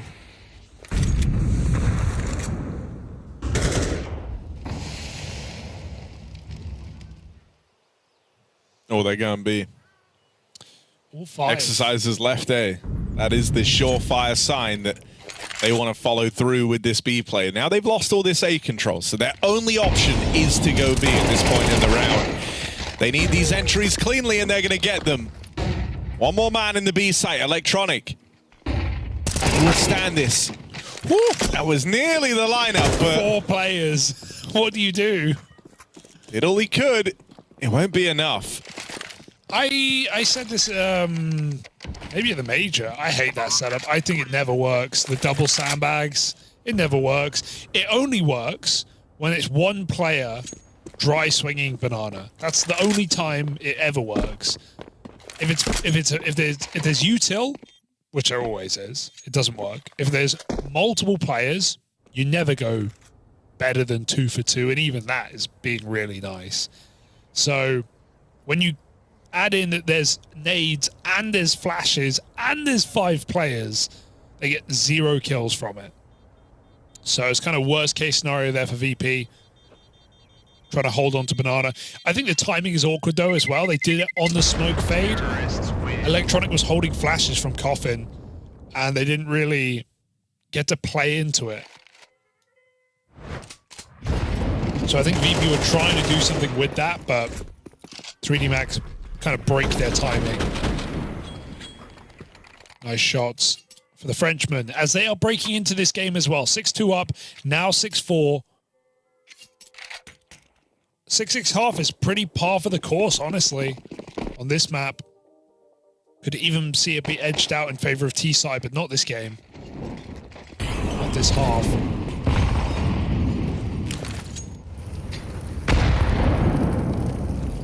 Maka 1-8. He had that beautiful entry top mid. That's it. Looking again for a B kill.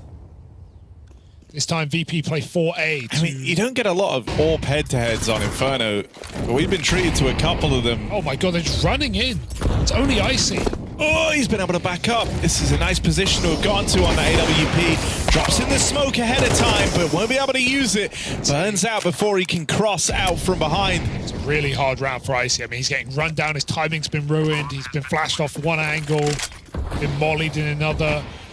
Kind of can't expect more than one. And Maka follows up, which might just win the round. He's done it down banana. So VP don't want to go for this. Flit's kind of committed, but he has no kit. He has no reason to risk his gun. So if he can escape, he should.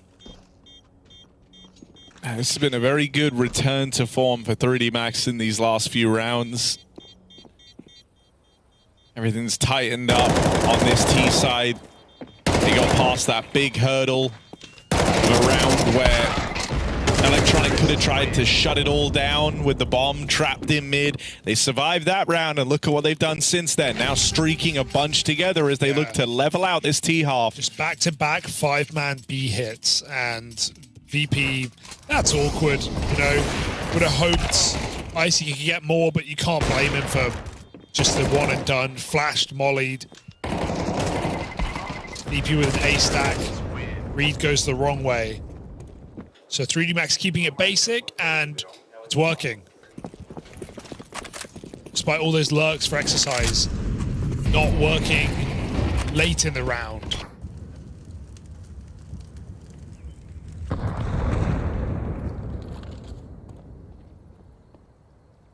Nades up B, but they pull back. I mean, this round they want to do something with exercise, right? Again, him and Gravity paired up to go and roam through the apartments together.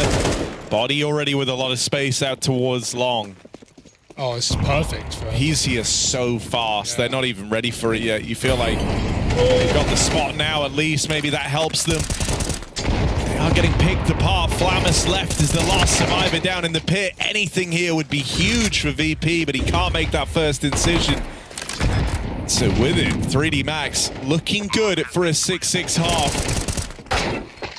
Oh, what a suffocating hit. 3 kills from Exercise as well. You hype him up all half. He shows us why. Finally. And yeah. Always in great positions, but his team felt like he was never really able to capitalize on it. Nice to see him in with the pack. Quick A split, and there's just no room for VP. They're getting naded. They're getting two of the 3 players get mollied. Really nice body out, long, fast. I like as well. Like Exercise have been like we've been saying all first half. Like he kept getting away with these aggro moves, and I loved how they started using that against VP. VP were always reluctant to rotate early in those back-to-back B hits. Yeah, they're constantly worried about those late lurks from Exercise, and then in that final round of the half, Exercise goes, well, look, guys, all game long, I've had top mid whenever I've wanted it. I've been able to get up long in most of the rounds I've lurked A. And so they kind of use that to their advantage by sending Body and Co. fast out the long side while Exercise and Gravity lurk through the apartments. For VP, it's going to feel like a half of kind of missed opportunities, a real hot start. But they let 3D Max back in those final few rounds, and that could make all the difference. Yeah, very experienced team on this map of 3D Max, so they're going to have the tape, going to have the things to fall back on come this CT side. We're into the second half here. VP with their smoke and a flash. ICP-250 setting him up. Yeah, I'm still keeping a very close eye on both the AWPers here. Maka trying to have a late game recovery as he moves on to the CT side. For Icy, it's about can he keep up this same level of performance now moving to the T half. VP clear stairs, but now they're going back to B, so they just They didn't even make steps. They didn't do anything. 3D Max don't like how quiet it is, so they're going to reinforce the B bomb site. There is no kit. This is just going to come down to the dualies on body and whether he can hold on. Bomb just got spotted. Rotate's coming. VP need to go. Yeah, 3D Max even getting aggressive down through mid. They know this is the B play. Body door Berettas to open up, but it's just the, well, double. To be fair, he does better there than you might have expected. They're going to fight together. They think everyone's here. They're right. VP can't plant. They've got to go for the kills. Double comes up and Flit falls as well. I don't know why they didn't force it. It looked like they wanted to set up to swing Library, or rather swing Ruins, and they don't do it. They all just sit still, and 3D Max are the ones peeking in. Like, VP realized they couldn't get away with the bomb plant, but they also didn't try and force the kills. So it's a very strange round to lose.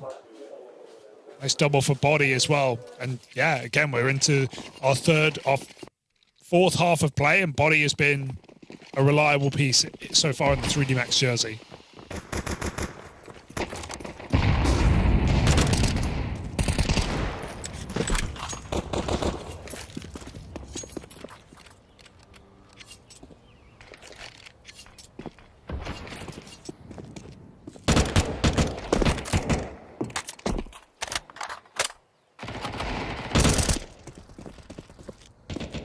I would be seething if I'm Flit.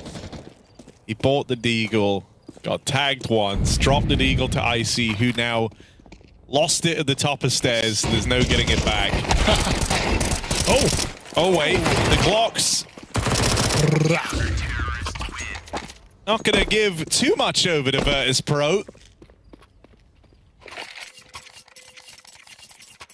Really Max stick the landing on the conversion, which is good. Puts a bit of distance between them and VP. Here comes the gun round for Virtus.pro. Bro, look at the opening duels for Flit and Icy. 7-1. Flit having a better time of things. We'll need to keep that going. Well, Dust 2 is on our horizon.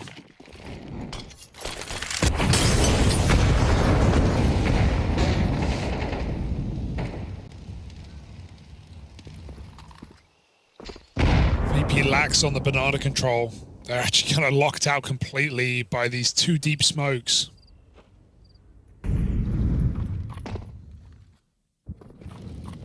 Body step, so he's going to pull back.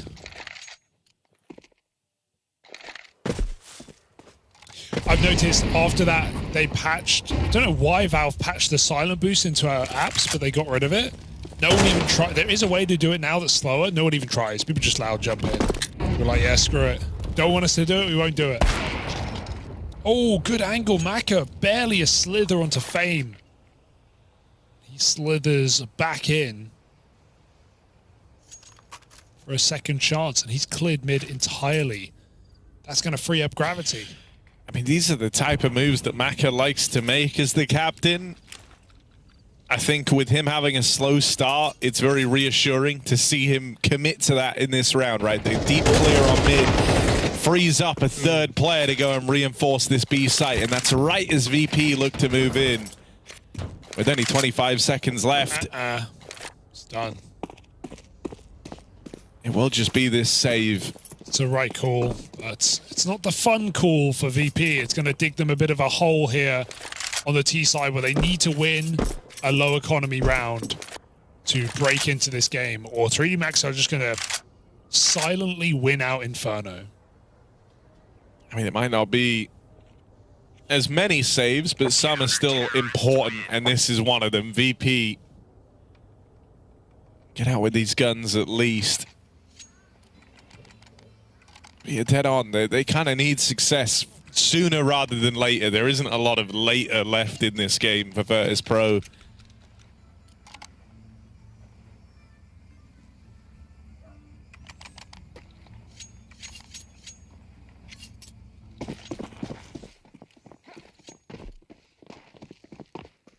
You know, considering they were 6-2 up in this game.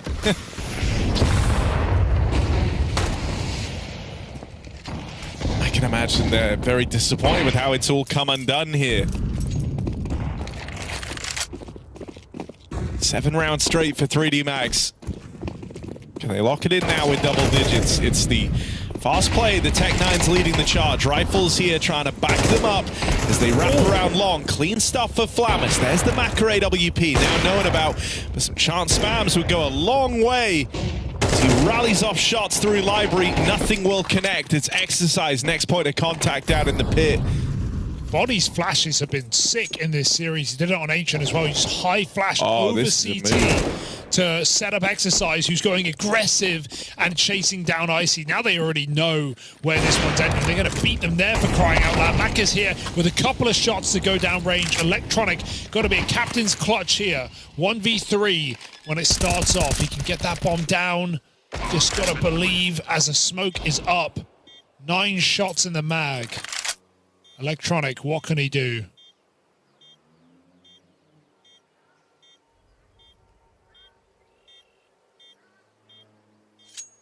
The retake's certainly going to slow down. Oh! Knife was pulled. And so free damage landed. Body collects. Electronic never even gets to make a dent in the 1v2. Yeah. He feels like he needs an edge. He's trying to be quiet, but also quick. It's a tough line to tread, and it relies on you having a very good read over that 1v2 and where the players are. Yeah, I didn't think they were going to come back and peek that late. Maybe he jiggled it. Just got caught by timing. But like I said, like right there on that kill, the Exercise gets from pit. That's Body full blinding fast. This is why I like Exercise, though. I love how active he is there, man. Yeah. Like, he's fighting from pit. He's the only player in A, and they have long. He kills the long player, and then insta aggro's short to clear top mid. In doing so, gets the early B rotate. Very confident player, and he has got the aim to back it up. That's the one thing that's cool about 3D Max is like they love the chaos, they love thriving in it, but they also have some really sharp shooters. That's why I was surprised when Joko was removed from this team, because he actually individually very good player, like very mechanically skilled. But at the same time, I'm liking the supportive element the Body is bringing, and the active element as well. We saw that on CT side Ancient. But it's very early days. That being said, the day may get longer if 3D Max drag us to Dust 2. VP kind of have to win right now to stop that from happening. Yeah, I mean, this is the round that really does decide it, right? And this would be a clean sweep. 3D Max all the way to the finish line. I like that. It's crazy. VP are ready. But it's very 3D Max. Have they got a flash for this? Yeah. They're setting it up. Oh, they go before the flash. Doesn't matter. Icy gets a double kill. VP win the round. How did he get 2? Icy's been a god in this series, bro, whether it's with the AWP or the rifle. Oh, scared. Oh, no. Oh, wait. No, wait. Woof! Oh, my God, he did still burn. No. Flamus, more like flammable. And now it's all fame. 1v1. Exercise aggressive. Closes in. And that is a gut punch of a round for Virtus.pro to lose. He could have stuck it. He could have. It would have. None of that would have happened if he stuck the bomb, because he got off. That gave the CT reason to peek, to try spam. He kills the back player. He mollies Flamus, who dies, who wouldn't have been planting. And the whole time he was covered on CT. He couldn't have died to that plant. Oh, Flamus. That is a wild set of circumstances. You're dead on. If he didn't stop planting the bomb, none of that sequence happens. VP win the round. This game is still on. Oh, that hurts. That's a crushing way to lose that round. That is just a series of unfortunate events, all starting with that first domino of Flamus getting off the bomb. And all ending with Jim Carrey. Poor Icy, man. Double entry for what? Yeah. Save Icy. Save That's Icy. what we're all saying. Go on. All right, frustration station for VP. Good grenades. They just double HE flit.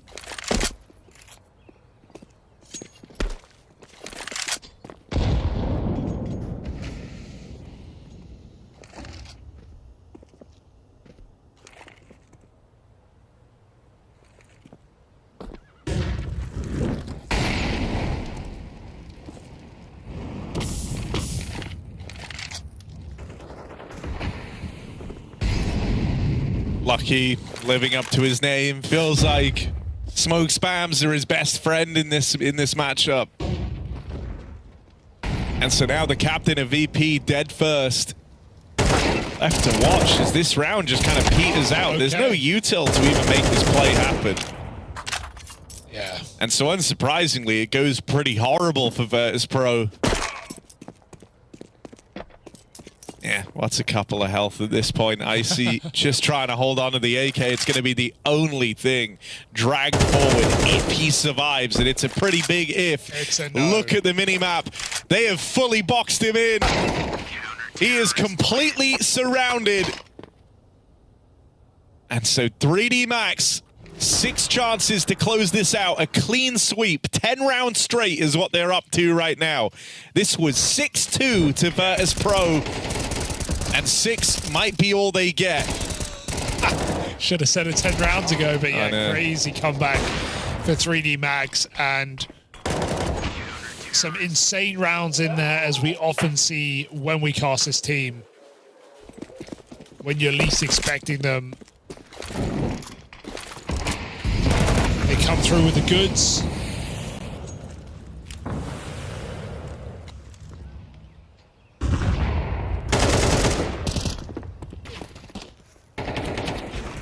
Still oppressive in Banana. VP really want to push this issue. They're walking through the smoke, but look at the damage getting taken. Flip may get logs, but at what cost? Gonna get mollied out as well. And VP, are they gonna live and die by this Banana control as a third rotation comes in? With the AWP, he was like 1 and 8, now he's 9 and 10. The boost could be perfect, but instead anti-flash. Better setup here, I like this. Ollie in, body turns, clean execution onto the first man. Oh, body midair, doesn't care. Lucky gonna finish off the next man in. Flamus is now wounded. Mac has been waiting here for a chance to get involved on this AWP. Rotate in for Gravity. The offense is split for Virtus.pro. Fame's gonna fake, I guess. This is super weird right now. It's Flamus who throws a smoke, but Fame is on short. Flamus kind of has to go back, right? Fame is good space. If he dies to exercise on his own. I love it, dude. This is exercise so in your face and aggressive, but look at how he's playing the final round of the game. Waiting in the pit. He knows he's got the drop on them. The element is surprise. The elephant in the room. It's exercise to close this out. 3D Max, 11 rounds in a row from 6-2. They managed to rise triumphantly and dominate Inferno. This series now going the distance. Dust 2 is the decider, but this was what we were worried about in this series for Virtus.pro. With that Inferno pick from 3D Max, you felt like it was always going to be safe for them. The first 8 rounds might have had you believing in VP, but everything past that point came up for the French. Yeah, very impressive. Just in the way they do it, right? With some, I'm never going to forget about that Flamus fake plant situation on the B-bomb side. But that wasn't the only one. 3D Max had plenty of clutches in this game, and considering the amount of work Exercise was doing in the first half that just didn't seem to matter, it's why VP got off to that strong start. Then we have 3D Max just go for 2-3 B hits at the end of their T side, really basic rounds, and they just flood VP. They just overwhelm them with players and firepower, and yeah, VP looked a little lost in a source there. Also, unlike Ancient, didn't lose the swing rounds. True. And won both the pistols. Kind of won every round in a way, even though VP got 6 in there. It felt like so long ago. Very exciting team. Loving the body pickup. Exercise playing well. Even without Maka, they were fine. Icy was the better AWPer in this map. No debate there. But VP couldn't capitalize on what he was giving to them. There were rounds where Icy would get 2 entries and they'd still lose. I think that's another problem for VP though. Icy was the better AWPer. I think unfortunately he was also the best rifler, which is a little... I don't want to relive this. Turn that round off. This was a horrible set of circumstances. It's better setups. You can see the experience in this. Yeah, that's crazy, isn't it? I love that he tried. You can see the experience of 3D Max on Inferno specifically. Like, you can just, in their setups, in how confident they are in their Banana util. They won the nade battle and Banana both halves. Really, so much to like from 3D Max. And Dust 2 up next. Yeah. Dude, I can't get over how good Exercise is, man. 20-9, that's unbelievable. There's something about watching an Exercise lurk. You know you're on to a winner when he's feeling good. And I think he caused a lot of problems, even in those like 6 rounds that VP picked up in the first half. When they were on the CT side, it was like they used the fear that Exercise and the kind of the routes and the paths that he'd found throughout those 6 rounds against VP down the stretch. So yeah, very impressive game from him. Dust 2 now is the decider. The thing that's sick about this is, like, in this series, it kind of feels like Dust 2 could have just as easily been the opener. It's a similar look of a map. They're both very proficient on it. If anything, this is like the perfect middle ground to close on. I think this is going to be a very tightly contested affair. In the same way Ancient was close, I think Dust 2 is going to be much the same. Yeah, if you want to do some CS algebra quickly to close this out. VP beat Eternal Fire on this map. Eternal Fire beat 3D Max. So is VP that the scale? Okay. So does VP win this map? I don't know. What do you think? Let's see. Let's see if the algebra checks out. We'll be back with Dust 2 in just a moment. Don't go anywhere. She said she loves you. But she can't love me. But I love you. Yeah. Look, all of my men's going crazy. I gotta break on myself, I amaze me.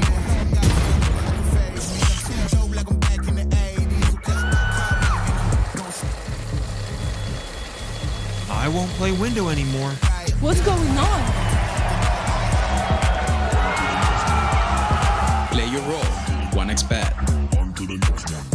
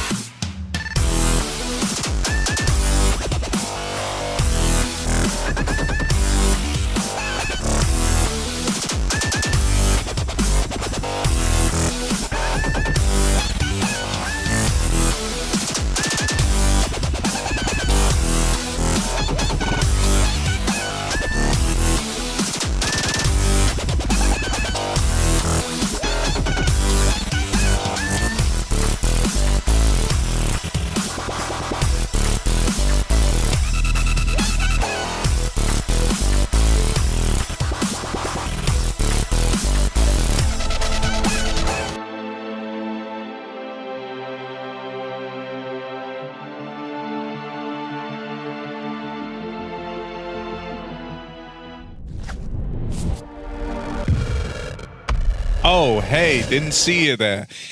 Dust 2, huge Byron. The decider, the third and final map. It's where we've ended up in a tight-knit series between VP and 3D Max. Thus far, been a couple of kind of hero figures emerging for each side. Icy has been a big part of these wins. On Ancient, he picked up both pistol rounds for the team. On Inferno, he was the only guy firing on all cylinders for the VP squad. He is going to be super important to keep that form up as Dust 2 rolls around. On the other side of things, excl has been having a lot of impact, but I want to really keep a close eye on Body here, right? You were talking about Joko's roles and where he found himself on Dust 2. Body's going to be thrust into that CT rotate position, a very influential spot on the map. So I want to see how he stacks up, because on every map so far, this guy has impressed me and feels like he's fitting in well. Yeah, he's solid piece for sure. Ancient CT was his best half, I'd say, but he squeezed some impact out of the T side as well, even if they lost that map. Inferno not as much, but hey, he won them the pistol. We'll give him that. So odds even at this point. I don't blame them. I think I would take VP here just because of the map, because of the players we have. But also 3D Max do play this map a lot, and they have, as we saw from Inferno, got experience. I think and got things to fall back on. Something interesting here is like Maka is usually very important to their Dust 2. He likes to make a lot of the sort of opening moves with his AWP, especially, you know, on the CT side. I'm thinking about some of the different variations of cat fights that they try and give him, whether that's scoping up early if there's an Xbox smoke down where he tries to, you know, watch players boosting suicide and deals with AWPs there in top mid, fighting at the barrels. I've seen this guy run up and fight Car with the AWP through middle. So, you know, kind of nothing's off the table if Maka is feeling good. And I think that adds a lot more depth to the playbook for this 3D Max team. But he's coming off the back of a bit of a rough Inferno, which sure, they won. And so maybe that deals with some of those worries. And he did recover nicely from the 1-8 scoreline he was on. But, you know, is he going to be brimming with confidence to make his usual moves? Because he's usually a key piece to these openers that 3D Max like to run. Also, Flit has had a weird series that we just saw for VP. Really, really quiet on the first map. Came alive with a couple of multi-kills down the tail end, and a game they actually won. And then the opposite on Inferno, started super strong, but then just disappeared late in the game. So don't know what to expect from Flit right now. It felt like him and Fame were kind of the victims of Jame in a sense. Like they both came in to this VP team so long ago as prospect riflers and as the next big thing. And we saw them, you know, play some phenomenal CS over the last few years. But I think while Fame has recovered really, really well in this team, Flit's form is still just so uncertain to me. I never know what to expect. I never know what I'm going to get from this guy. And Fame is without a doubt far more consistent piece in the VP team. So yeah, let's see how Flit does coming into this third map, an aimers map, a gamers map, a classic map, Harry. It's Dust 2.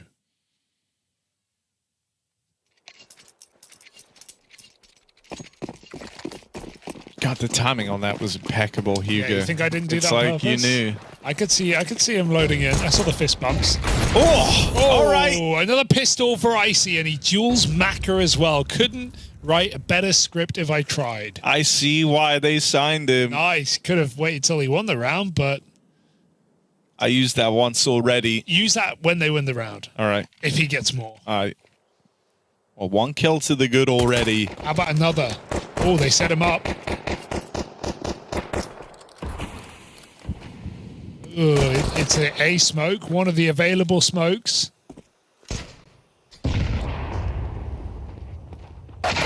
Okay.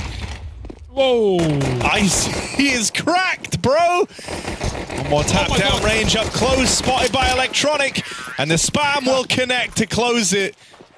Icy with another impression made in a pistol round for Virtus.pro. Lovely little double up. Yeah, I see where they signed him after that one. Nice double kill. Thank you. Deliver it so much more casually. Yeah, you know, because the joke's been made, so. I see why they signed it. Yeah, Just it works so well. But the door is closing on being able to use it, which is why I figured, Yeah, like, you're kind of screw it. screaming it Throw it out out. there. Throw it out now.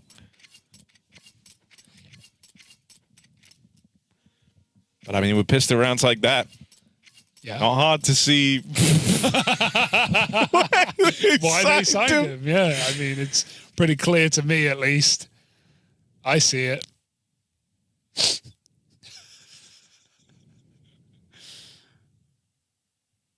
All right, little pause cooled on in here, bright and early. That's good. Get the hiccups out the way. You said, like, you know, we're talking about icy. Yeah. Actually, I don't know if I can say what I'm about to say. So Maybe don't. yeah. Usually, I'm gonna err on the side of caution for like really the wanna first know, time though. ever. Why? What? I don't know. I mean, don't say it. No, obviously. it's more like it's just dangerous. The thing I'm thinking I of. don't know what you could be No, I thinking. know. Hey, we're back in. We're back in. I am gonna text you what I'm thinking, but Okay, I'll tell you if it's okay. Got the scout out for Icy.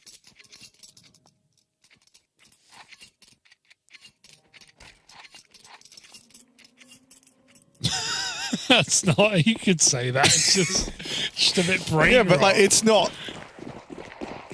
Yeah, all maybe right. don't say. Fast out towards long. Flit makes it over. Lucky with a dink. That 5-7 doing damage. Body here helping out, but can Flit play to contain? Yes, he can. Third man, and there's the assistance. Fame helps out. Between the two of them, they've dealt with this long push. 3D Max, we're feeling good for a moment. The 5-7's opened up strong. There is still this scout for Maka. Whenever I see this, I am not believing. Never You are mind. not believing. That was a horrible attempt. Oh, God. It's he a got pretty one. big kill. Icy now dead. I can't Maka's hear got his to name. do so much more. And Flit's already walked right in. Maka makes it back to the short side. Knows they're both on ramp. The nades home in on his position and bring him down low. I forgot the bomb, though. This is giving him a lot of time to close the distance. Say that like you're worried. I am a little bit. No guns. They're here. And that's not where Maka was. But As he looks for that first kill, VP don't give anything away. And they know at this point he could be long. So they've got no reason to fight for this, especially with short. yeah, play the scout again. You can win next round. Like, it's Dust 2 CT. You can win a round off of it. Well, when that bomb goes off, it's going to blow the guns in a pit. Ah, so you're saying he's down. Actually, they plan for short, right? So it'll blow them kind of in his direction. It's going to go to the Does platform. Galil land in pit? Yes or no? No, it lands on. It I lands. think it lands in pit. I think it lands over towards plat. Oh, it went in pit. It's shot in there. Look at that. Dude, that was so sick. Yes. You see how fast it went? I see. No, stop. I can't hear his name. Every time you say it, I think you're going to just pun me. Look out, he's got a pun. Take him down. Put your pans in the air. Oh, Flammer slapping hands. Icy USP armor. Love that. Wait, yeah, he has armor. Yeah, well, I see P250 Yeah, up good close. Good one.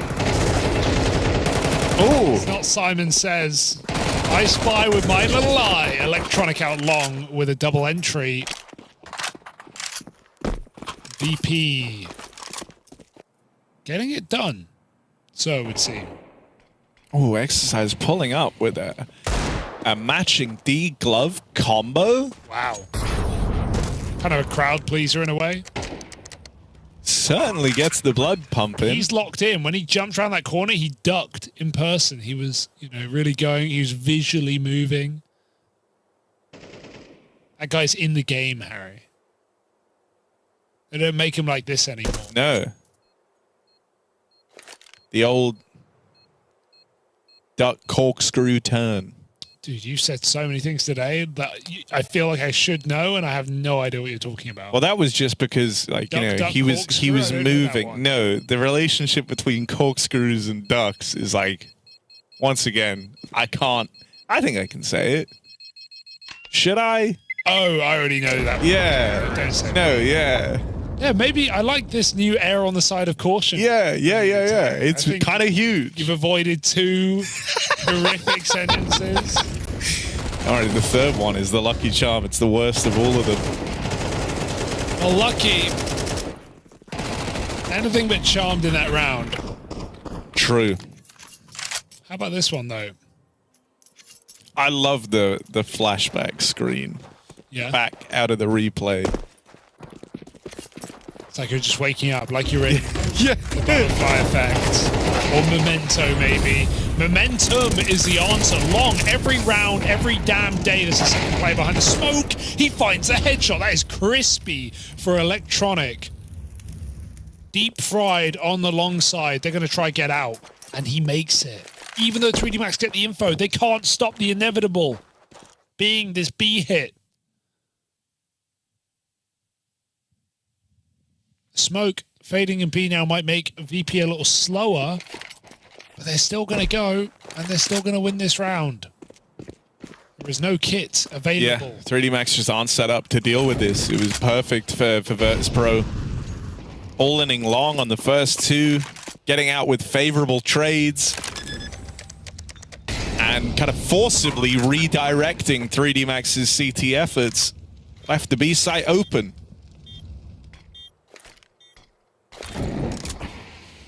That is exactly what they were hoping for.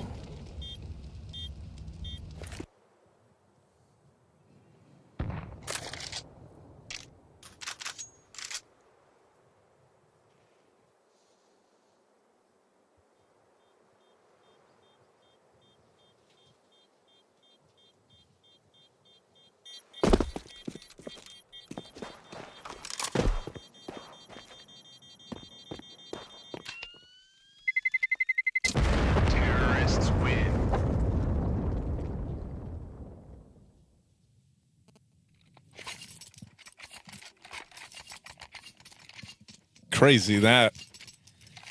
All right then. VP, not a bad go at it on the T side thus far. They've built out a good bit of money now as well. Tac pause called in for 3D Max as the full weight of these burdens starting to make themselves clear. This T side's already getting out of control. Huge. Gotta watch out for those burdens. Bit of a heavy load.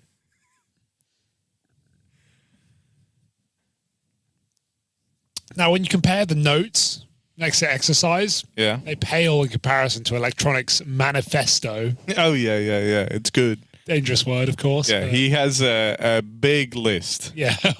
What? What? I say manifesto, you say big list. So, kind of a charged sentence there. Who's on the list? Is he checking it twice? No, he's not Xanta. That's another... Nice. Yeah, there you good go. There's the reference. good link Can't remember in. what team that was, but we're back in, and Flitz found an entry. It always feels weird with no sound. What do you mean I hear sound?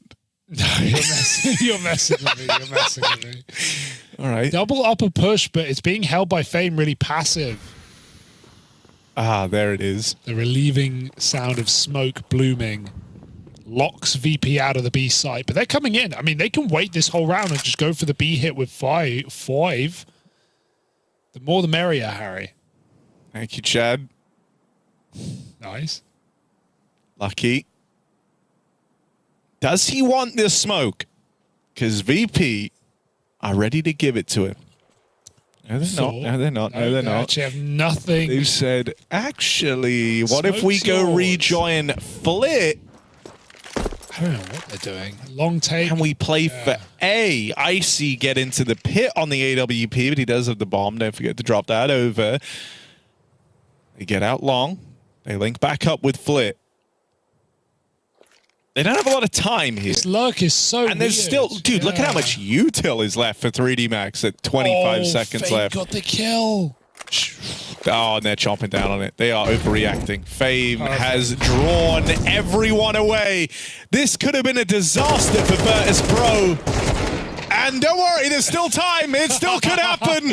Oh my God. 10 seconds. They're going to make it across.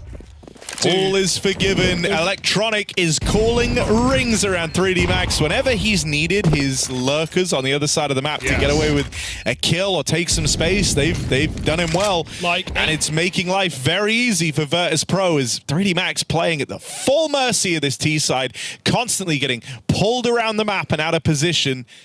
And this round is no exception to that rule.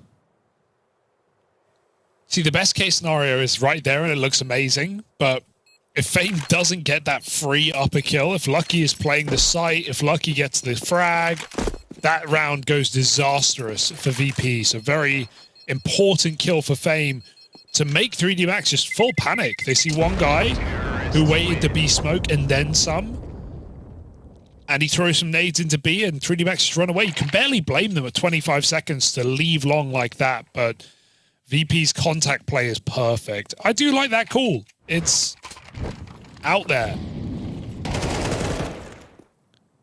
Very late play. And we forgive the ugly sprays in CT. Because it is VP 5-0.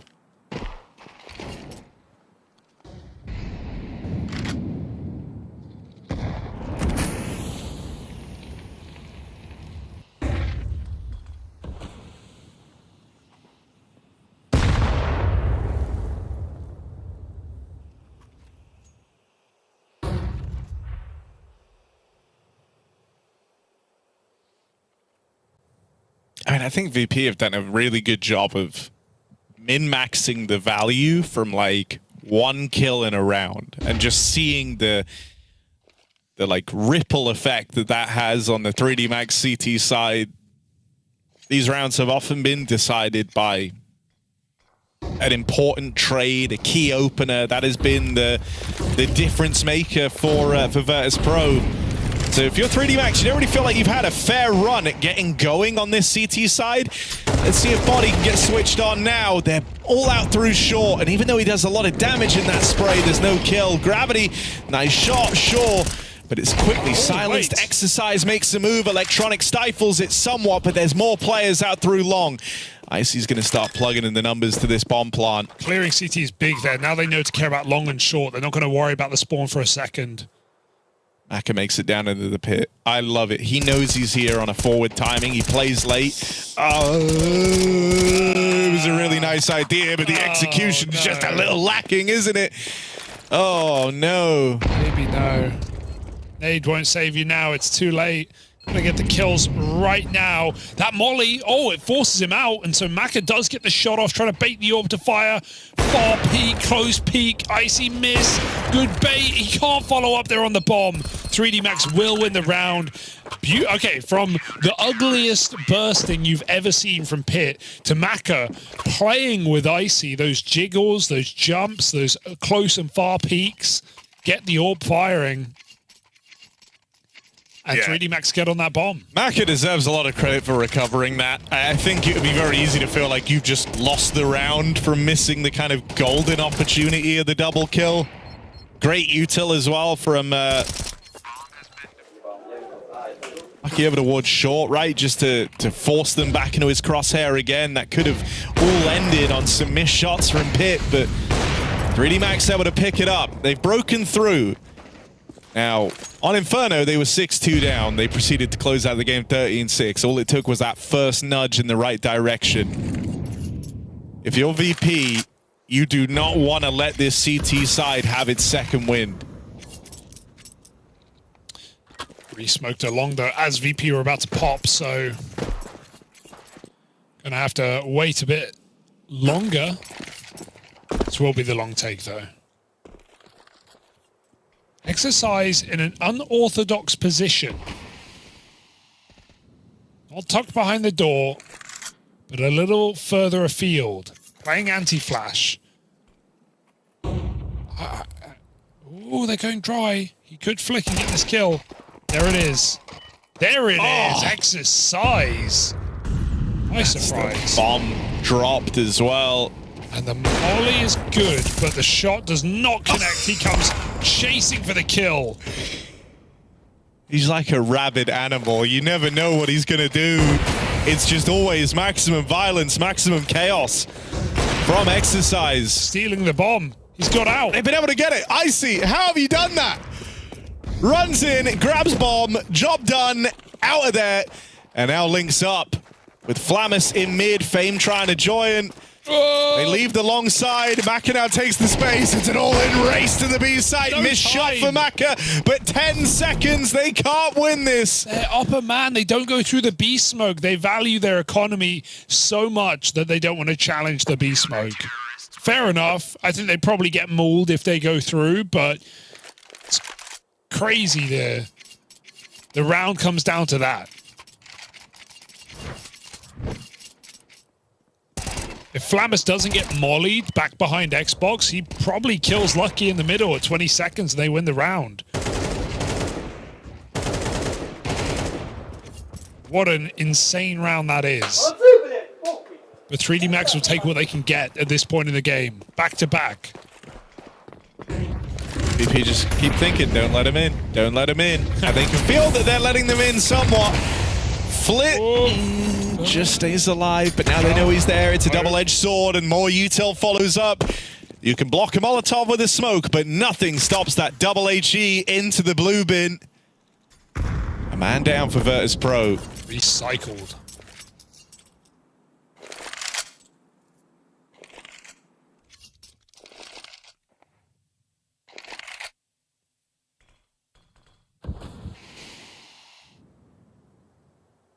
Okay. Oh, well, could be worse. Could be a lot worse. Bit of an aim lock there onto the third my man. God. Exercise is on for the ace. He's clean. Oh, I love watching him.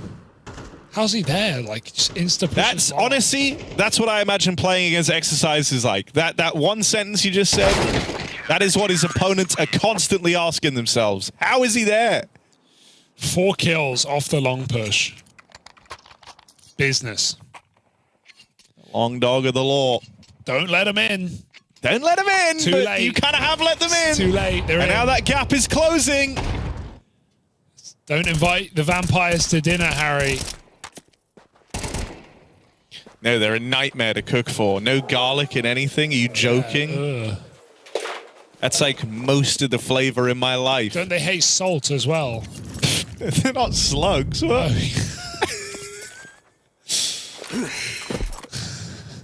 Sure. I think garlic is the main one. I thought you like throw salt over your shoulder if there's a I think vampire that's behind like you. bad spirits, not vampires behind you. I think the salt over the shoulder wards off bad spirits. But what about the actually. garlic over the shoulder?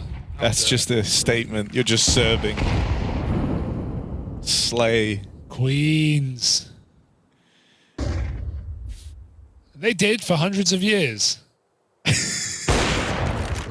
Oh! He hit that. Yep.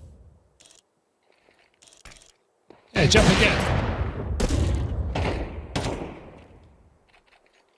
What's this? On earth God, did he yeah. wallbang him through as well to do like 31 damage? All right, VP. Smoke lands.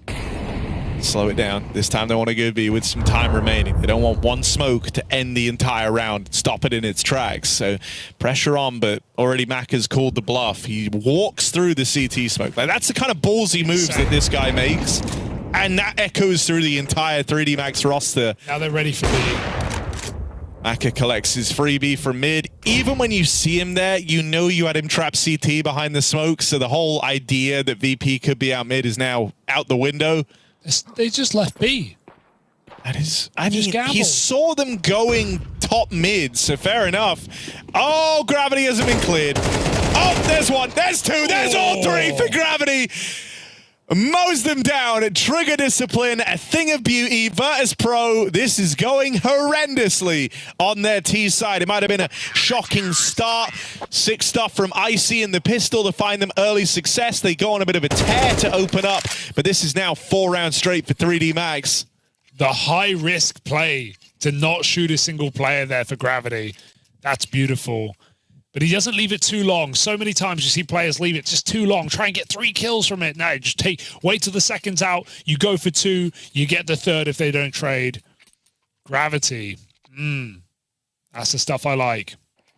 Because there's always that like 4th guy in who's a little bit late. Yeah, and then he's like, why is no one fought yet? Yeah. Let's clear this corner.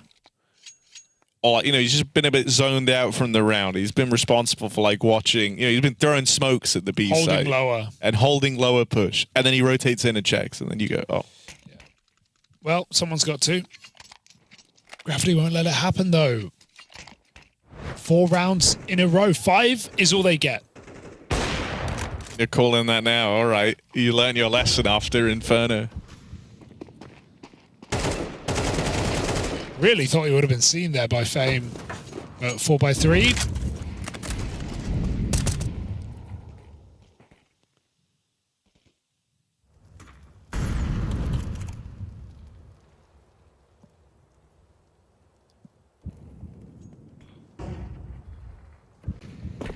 Back up Cat. VP. They did this with guns. They did a pop on A. They got a plant. They might catch Maka double scoped up. He still hits the first, but here they come, running him down. Maka doesn't need to overcommit here. He gets burnt out instead, though, and dinked at the same time. VP in a good position. Can they long this round out? Yeah, I do like this, right? As their money's run out, they go for a far more direct, in-your-face play. I think these last few rounds have took a bit long to amount to very little for Virtus.pro. They haven't had a lot to show for the slow pace thus far, and so you leave it to less chances in a round like this. Play a bit more brazenly, play it group as a pack, and they've got everything to gain from it. It's only Icy left standing, though, as his team melt around him. You've seen the Icy pistols deliver you a hell of a lot, but this 1v3 is too far gone. 3D Max tie up the game at 5 apiece. 5 in a row as well. Oh, like VP was just running rampant over Dust 2, but on the CT side, a very hard half to piece together. 3D Max have won some really impressive rounds, some late 2v3 retakes, some solid B holds. They've been losing long control for the most part. I feel like VP might have to go back to that. Spawns dependent. I mean, even then, they started to like rein them in a little bit. They won one round. They're not going to fight for long in this round. That's because Maka is trying one of these openers he likes so much. A second AWP adorns the A site in the hands of Exercise. Meanwhile, Maka aggroed on Cat. With his teammate in lower, they should be building a very clear picture of where this round is ending for VP. Especially with these long flashes having popped off. Now Util coming around the corner. Mid is still clear. They've taken a lot of time here clearing the tunnels, and that might cost them. They really didn't bite down on this first show of info out towards the long side, and so 3v3, they blow the smoke open, but VP are patient. They know there's still Util on these players rotating in. Flit's the only one across right now. If he can get this opening, that would be huge. Nothing presented. Instead, it's Electronic taking that first bit of contact. The Maka AWP rallies off for the trade.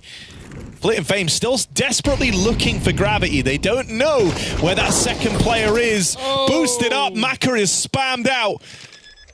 They didn't see Gravity up on top of it, I don't think. Climbing into the site now. Flit will shut him out. And so Virtus.pro go back to that long control. 3D Max weren't playing for long in this round. First time in a while, the CT side hasn't looked to fight for that part of the map. And VP break that 5-round streak.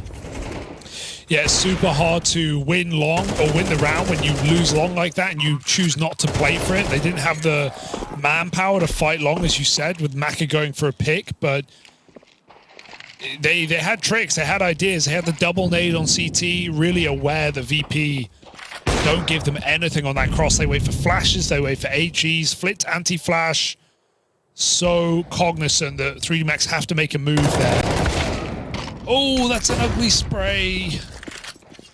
Fortunate for Gravity as Flammus takes that mid-entry. VP trusting him just to walk out and take a 5v4. Now they explode back on the catwalk, look to do it again. 2 here, 4v2 right now. Should be simple work for VP to trade out, but oh, it's getting ugly. Flammus, Flit, Fame, everyone finds a frag, and we find 7 rounds for VP at the end. It's a hard one. It's a hard team. You said Flammus like famous, and it was so I've said good. that like 3 times this series. He's got the Flamas.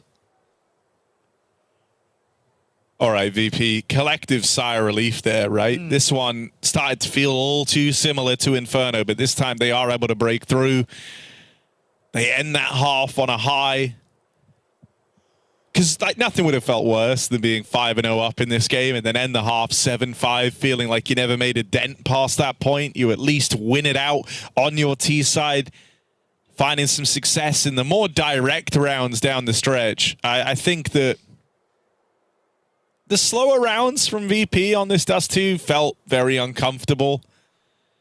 Like, no one was really sure when and where they should be making their move. Felt like long control was the best, the best for VP. That's how they won the majority of their rounds with long spawns early in the half before they did much conditioning. I can imagine, like, even that Tech 9 round probably helped Electronic see things clearly, because that was, if you remember, like, that was the round that gave the 5-5 scoreline over to 3D Max. But for the first time in a long time, they actually broke through. They got a bomb plant. They found success from it. And that was just some grouped, fast Counter-Strike. So they moved back to that for the final 2. Now 3D Max, their T side begins. There is not a lot of util to work with here. Smoke and a molly. Oh, I see the Pistol King of the Midwest. Rootin' toot, Julie shooting, dead. Just instantly deleted. That is, you know, their hero in these pistol rounds. Eaten up straight away. Now an easy round for 3D Max is pop B. Unless Fame gets like 3 headshots out of nowhere. It's a powerful position for him. Yeah, but a lot of players just survive 2 dinks. Impossible. Will always get you.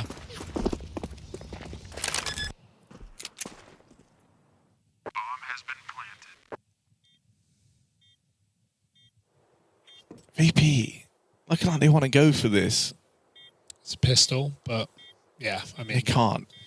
Okay. 2 locked out. Even at 3-on-3, like, this is already hard. The Kevlar's just worth saving. Yeah. Stay alive. Run it back. Buy your helmets.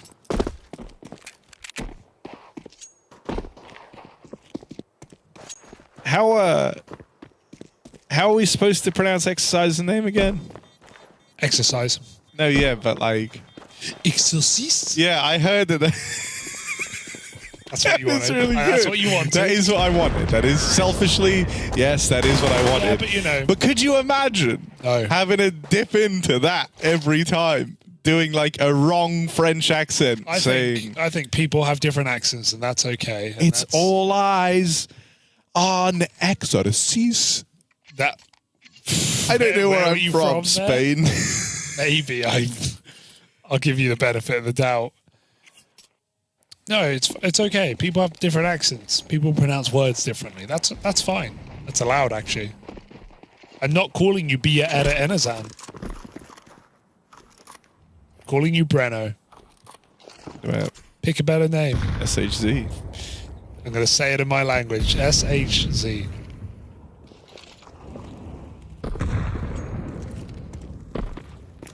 Well, all eyes on Gravitoire as he... That was pretty good. Probably completely wrong. Oh, yeah, no, it's fully wrong, man. You can just tell from how I said it. Here we are. Fame tucked in. A USP in a dream. And if he goes... Oh. He will go. Down he goes. And then the others... Oh, no, hang on. Hang on. Why are you worried? Legs to get weird. Legs on this to get weird. 100%. Flammus retrieves the Mac 10. Oh, it's so much damage. They're both so low, but couldn't deal with either of them. He was never going to win it, but he could have made it Quite exciting. Yeah, very expensive and exciting. The two big E's. Not to be confused with Big E. As in Biggie Smalls. Yep. One of the greats. Respect. You're kind of like the reincarnation of him in a way, Harry. Yeah, sure. I kind of am. You're small. Yeah. You're an oxymoron. You like the hesitation. Yeah. Pause, yeah. Oh my God. Another back-to-back B hit. Fame, same corner, different results this time. Oh my goodness. It's just Astralis left in this 1v4. Why did you go Irish? Why you got taken down on a B-side? It's all eyes on Astralis. And Virtus.pro in the round. What did you Kind of like a pirate. It's not Irish. That's not how Irish people sound. What are you talking about? Okay. Let's all calm down, all right? I think we need to.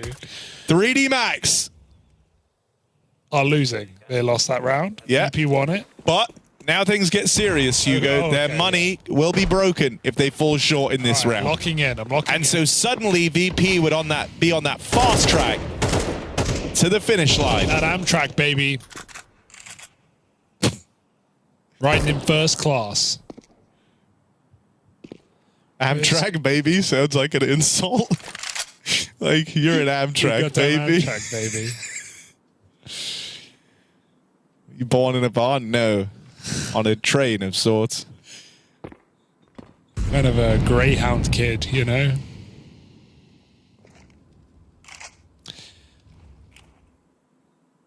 But he doesn't take public transport. He walks. That's exercise. I didn't know where that was going. It's good. It's a good bit. Here we are, Maka. Creeping down through short. Armor the scout, and he's deadly. They're going to group over on the catwalk, looking for this A split. Leaving Exercise over towards the long doors.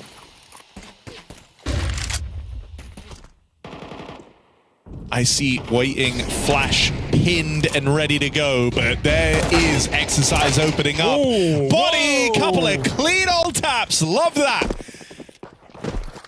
From the monster. Bodies him. Body bags. He's a monster. Tom. It's a good throwback. It's a good throwback. Wow. It's the forbidden crossover. Fans these days won't know, Harry. Viewers won't. My Woo meets you still. Yeah, it's... Real ones remember you still. The original lobster. Fame fighting for survival. Not thriving here. Not yet, because he's dead. Ooh. 3D Max.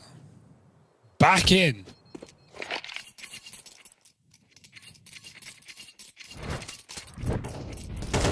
A weird money situation for VP. They have 1,900 to 5,300. It's kind of all over the place. Got to go for the big eek and buy up soon.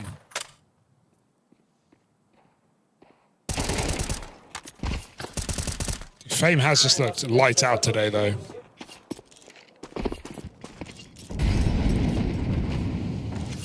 They've bought 3 rifles plus AWP. I respect it. Yeah, but we need start of series Icy back in the building. He opened this map with a 2K in the pistol, Hugo. Past that point, he's at 2 kills in the next 16 rounds of play. Yikes. That has to change because he has been a driving force for Virtus.pro in this map. Maka, meanwhile, no such issues on the other side, constantly being a nuisance on that AWP.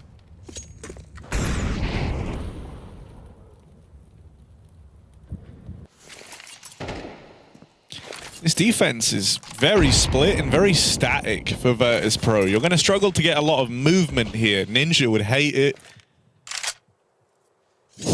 He's not seeing enough movement. That's a great So reference. they are kind of just stuck in place there, right? They don't have anyone mid. They don't really have an option to try and creep into the tunnels. Eventually, Flamus might have hoped to get active over towards the long doors, but the fight's going to come to him in a good position for this as he pounces onto the first three. Oh my God. Everyone that came through those doors, let it hit them on the way out. And the round is done.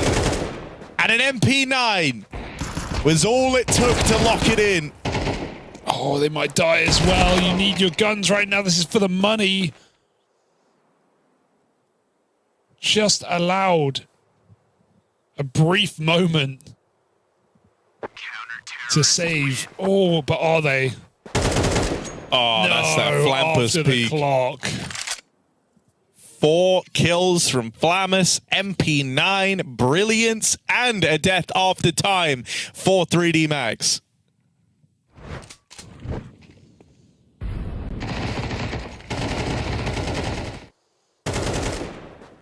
Not much you can do about that, Harry. That's the risk of the dry contact long walk with no flash, no clear. Can't really get through that door.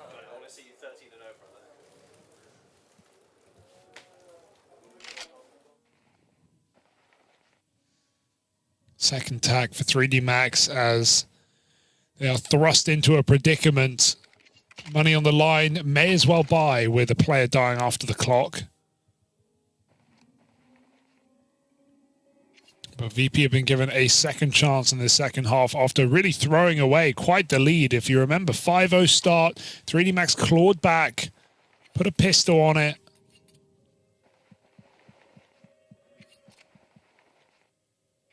And I mean, if VP win this one, it's an ultimate crushing blow. Exercise is playing Glock, no armor in this round.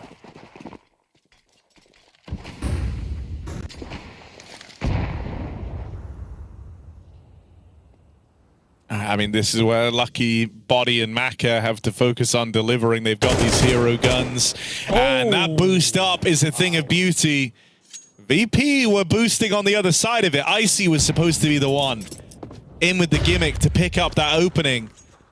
Instead, it's Electronic, the man at the base of the boost, spammed out. That would be a bit of a tilting way to fall if you're Electronic. He's having a red-hot game. He's looking real good. He's doing what he can to try and get Icy involved at the start, who has gone quiet on this third map, and he pays the price for it. It's brutal. Icy can pay back for it, though, on this long side. He gets his util in long. He needs to turn around to help Flamus, who's burning alive. Peeks ahead, but there's just no room to move. Body gets another brilliant entry. He's been full of them up the catwalk.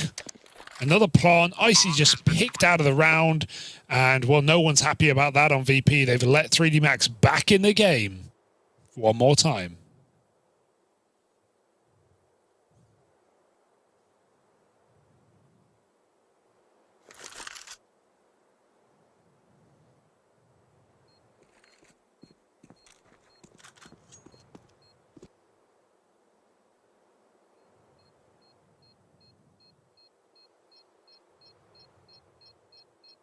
Max rubbing their hands together. They got hunted down last time. These guns got taken away from them. And now they look to do the same to Virtus.pro. Flit. Oh, it's a dangerous game trying to survive. Oh, but he'll get out with this AK. What a shot. That was very well handled. He had every reason to go down there. Something. Hey, Flit's alive, 17-7. Late game activation. In a series, he has really not been required or not showed up. Some stress for Icy as well. You said it, 2 kills in the first round, almost 20 rounds deep. 4-10. Just been living.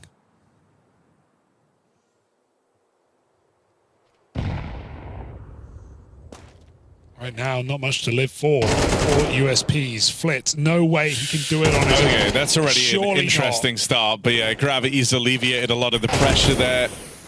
Few. Lucky It's okay. They're out B. And honestly, there's 3 guns dropped in middle. If you're VP, I'd be thinking about just holding on to them. Yeah, definitely. Play the long game here. It's tempting because you've got 2 kills, but just even the util in this B bomb site is proving how hard it is to get back in. There are 2 more smokes. So VP are decisive. I want to see a proper save. You know how I feel about these, Harry? Too many people don't save properly. They like to fight. They like to get an exit. Oh, I'm damaging the economy. No. No. Save. And this is a proper save.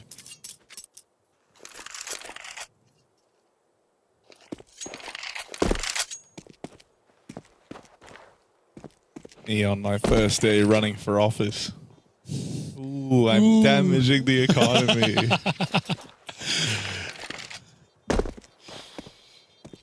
This country's in good hands with you, Harry. Terrorists win.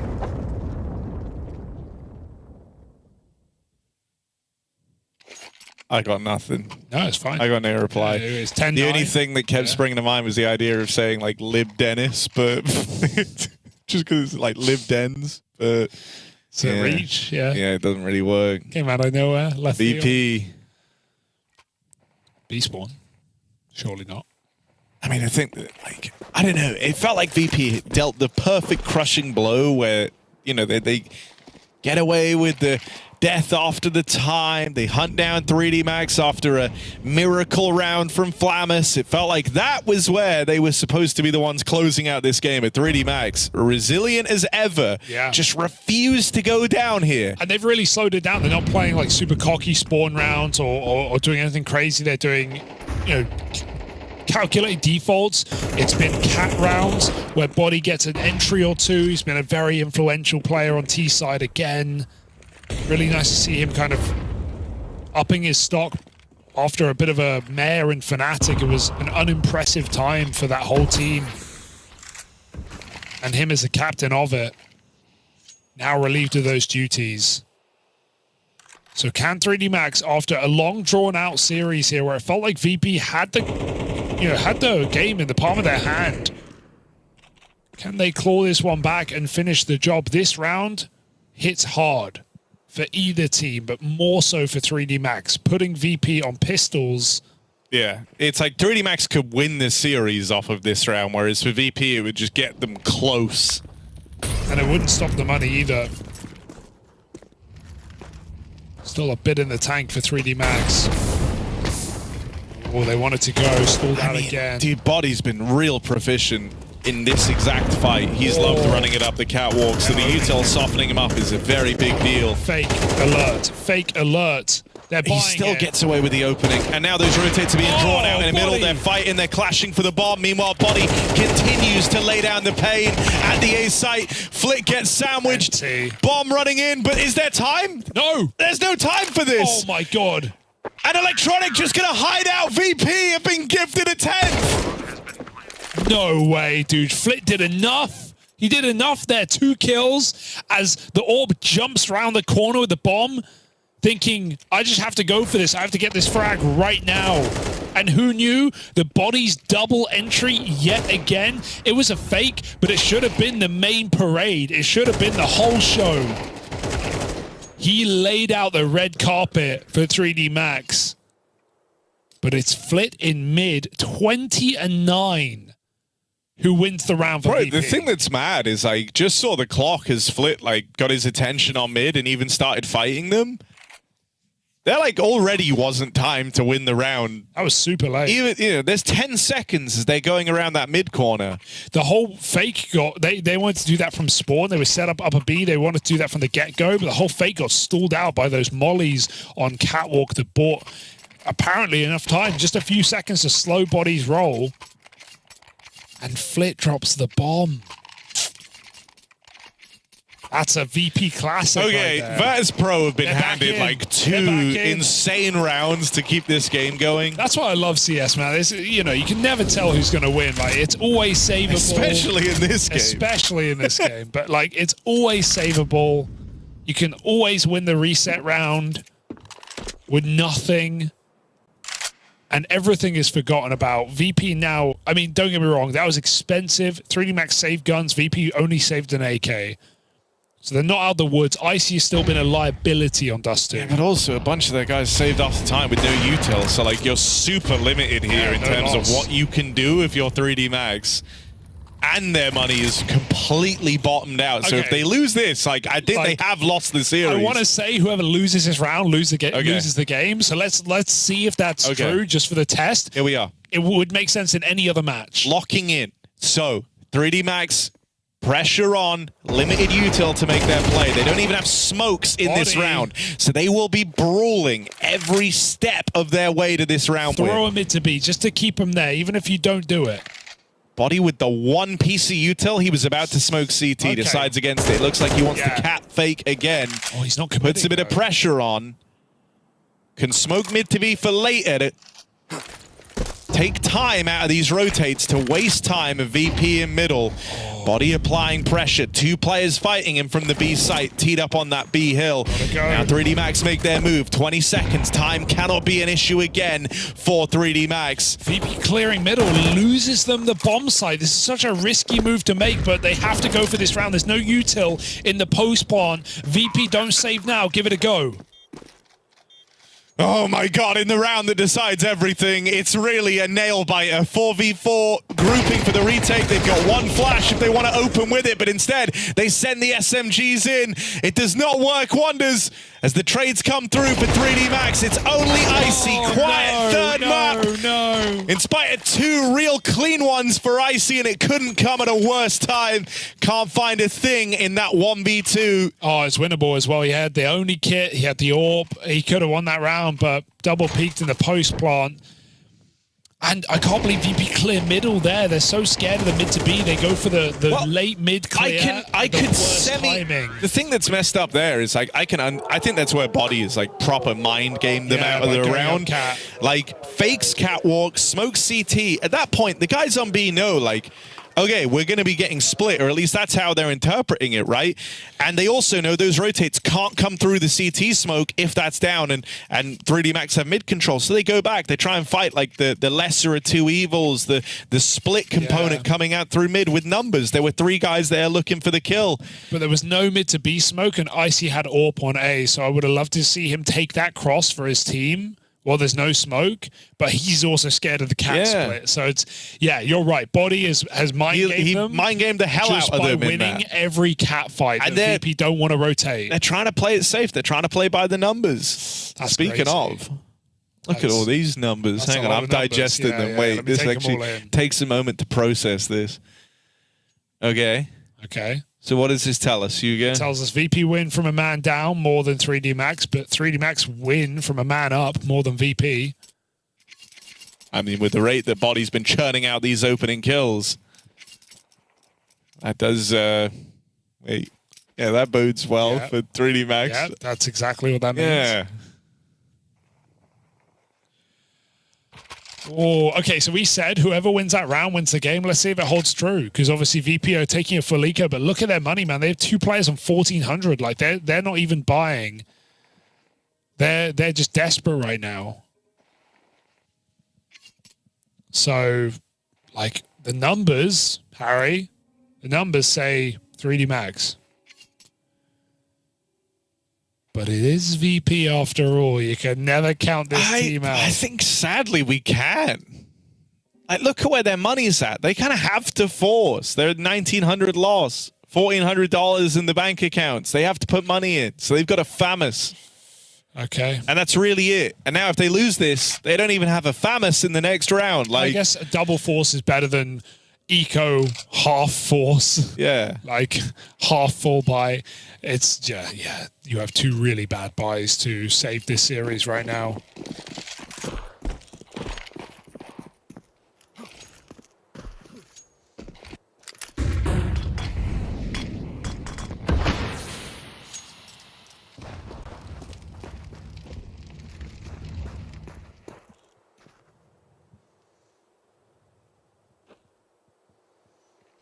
Well, all East on Exorcist as he makes his play down through middle. Oh, this is scary. Body here. There's a triple set up for in cat. Body Might have been good for the first one, but Electronic, oh my god! He has just destroyed them. 4 kills from the 5-7. Captain Electronic sends his regards, 3D Max. Thank you for the second chance. And now it's 3D Max who are broken. Only this game. Only, we said it. That should never happen. 4 kills. Look at this sequence. Busted, bro. Busted gun. And he makes it work. He makes it sing. A hurrah for VP. That is unbelievable. I can't believe they contact Cat. When you've won Cat every round, that feels obvious for VP that they would do a setup, but contact into the stack. They had all the nades. Oh my goodness. I mean, nothing makes sense. No, this series is actually wild. As soon as you're ready to write a team off, they win the round. Bro, VP was so they were cooked, done. Like, this was supposed to be over. 5-7's better than And it's not like it's some, like, you know, real close butt-clenching round, like coming out of the wire. No, Electronic just absolutely farmed short. 4 kills. All right. Well, as we said, whoever wins that round wins the game, actually. So now look at the money of 3D Max. They've got a Glock, got a couple of Galils. This is a very difficult round to win, and Body might have to be the guy to win it for them. Up Cat, he crawls. Contact again. They don't learn their lesson. They look to teach a new one. But Icy, after a silent series or a silent map, might have finally got the kill that matters. Stopping that AK, stopping that entry man. I don't know where the AK is either. They haven't found it. Finally, Maka puts his grubby hands on it. 4v5, 3D Max, what can they do in this round?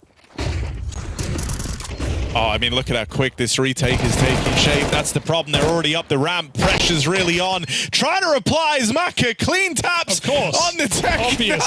It's only Icy finished off. The Tech 9s do it. Let's just shake hands. Pistols only last round. This has been an insane matchup. You thought the short king Electronic clocking in at 5-7 would have run away with this series for Virtus.pro, but now it's the Tech 9 of Maka to immediately put the pressure back on. And now, whoever won that last round is supposed to win the series. 3D Max, can they finally do it? They've seen 100 people run lower tunnels. They know that Virtus.pro are in here. Smoke it. Yeah, get out. This is... There's no way VP can win this round, right? I think 3D Max run out of time calling it now, but no. Icy dead over on Cat. That is a huge good omen. Both big and large and brilliant for 3D Max. Out long late. What a... Now, as long as Flamus isn't in the corner with the FAMAS, with the MP9 rather, they're fine. They just jump check it. Yeah. They're going to win this round. There's no way. 3D Max on the board, ready to close out this series, to start off their run in Cluj-Napoca. Body. That kill has cracked the sight into Flamus hiding. 3D Max aren't even hitting the go button yet. They're actually going back with the bomb. Okay. Running out of time, not overcooked. I did say they run out of time. No, they're fine. They shouldn't. They're fine. Body's got the info. They know that they're all here. See ya. Bomb is going B. Hopefully. They were going Cap for a second there, but it's going done. B. Pack it up. Flamus low, finished off. 3D Max finally lock in the win to open up their Cluj run. What a way to do it. That is an insane game of Counter-Strike. Yes. A wild series down the end. Broken money did not matter. In the end, it's 3D Max left standing. For Virtus.pro, I think this series hurts a little. It's a rough debut to have. at the tournament just because they had so many chances in this series to be the ones walking away with it. So in a way, like we said, at 10-10, whoever won that round wins the game. And it was 3D Max. It just took a little bit longer than we anticipated. Some unbelievable Force Buy and Eco round wins from both teams in this series. But those last 5 rounds of Dust 2 were cinema, Harry. Nothing else you can say. That 4K for Electronic, all in vain, as Body shows up, debut in the 3D Max jersey, and puts on a Dust 2 masterclass. We liked what he was bringing early in the series, but when we get to that third map, the hottest player of VP and Icy is ice cold, if you pardon the pun, and Body goes from decent to dominant to close out that T side. He had so many crucial entry kills in that second half. What a crazy game. What a fun game to start off this tournament. Yeah, full of twists and turns, that much is for sure. And a legit win for 3D Max. You know, I think this was like one of these series where, sadly, at the end of it, someone was always going to feel like they were robbed, right? If 3D Max lost this, they wouldn't have felt any better. But they were there, left standing. I think it was very interesting as well that you bring up Icy going kind of quiet in this third map. Meanwhile, the turning point down the end of that game was the Maka Tech 9 round. On Inferno, it was like the polar opposite story, right? Maka was the guy really struggling. Icy was dominating, but when the pressure was on, when it really mattered, doing it with less was Maka. And so, a refreshing win for 3D Max. Yeah. A stressful win. Their heart rates must be going crazy in a game like that, but look at this one. This was the round. You thought this was enough. You thought this would win you the game. It really should have. And then they get it right back in the form of Tech 9s on that A site. Maka with a big 3-piece extra cheese. And 3D Max get it done off of a slow, calculated Body triple kill up on that A site. Really great to see Body look this good. Yeah, I mean, here's the other thing. Like, Body's always been a sick, mechanical player. Like, he's always had some good aim to him. You kind of forget that because he spent a while, you know, cosplaying as the captain in that Fnatic squad. But, yeah. Bro, like, one of the sickest highlights ever in Go was from this fella. Remind me. The overpass ace. Oh, was that Body? Yeah. The pretty. I thought it was XMS. It was XMS. Bro, come on. Never mind. You casted that. Body ain't that sharp. Body's good though. He's pretty damn good. No XMS, but pretty darn good. Second best to XMS. Where is he now?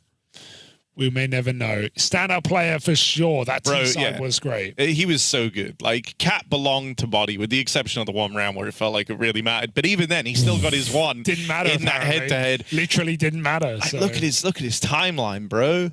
Yeah. Look at this little round history. Look at how it all ended in the wildest way, back and forth throughout the final 5-6 rounds of play. In the end, 3D Max able to edge it out. And so now they go 1-0 up. Clean start to the tournament for 3D Max. VP down to the dreaded 0-1 pool. No one likes to be there, but we can find out who will join them as well. There's plenty more games. Dude, it is sick that it's BO3s from the start, isn't it? It's no flukes, good. No flukes. You were to earn this. Like, VP would have won that. We would have ended up on Dust 2 probably, and 3D Max would have still won. Well, let's not look at it like that. Let's look at it like this. That's our first game of many here in the Swiss BO3. This next one could be some real heat. Falcons versus FlyQuest. Quickly, why? Heat? Yeah. Why heat? What's hot? You tell me. Falcons FlyQuest. Eco, that's pretty hot. Versus Regali. The two top players of either respective team, presumably. Yeah. All right, Nico v Regali up next. So join us for Falcons v FlyQuest. She said she loves you. But she can't love me. But I love you. Yeah. Look, all of my men's going crazy. I gotta break on myself, I amaze me.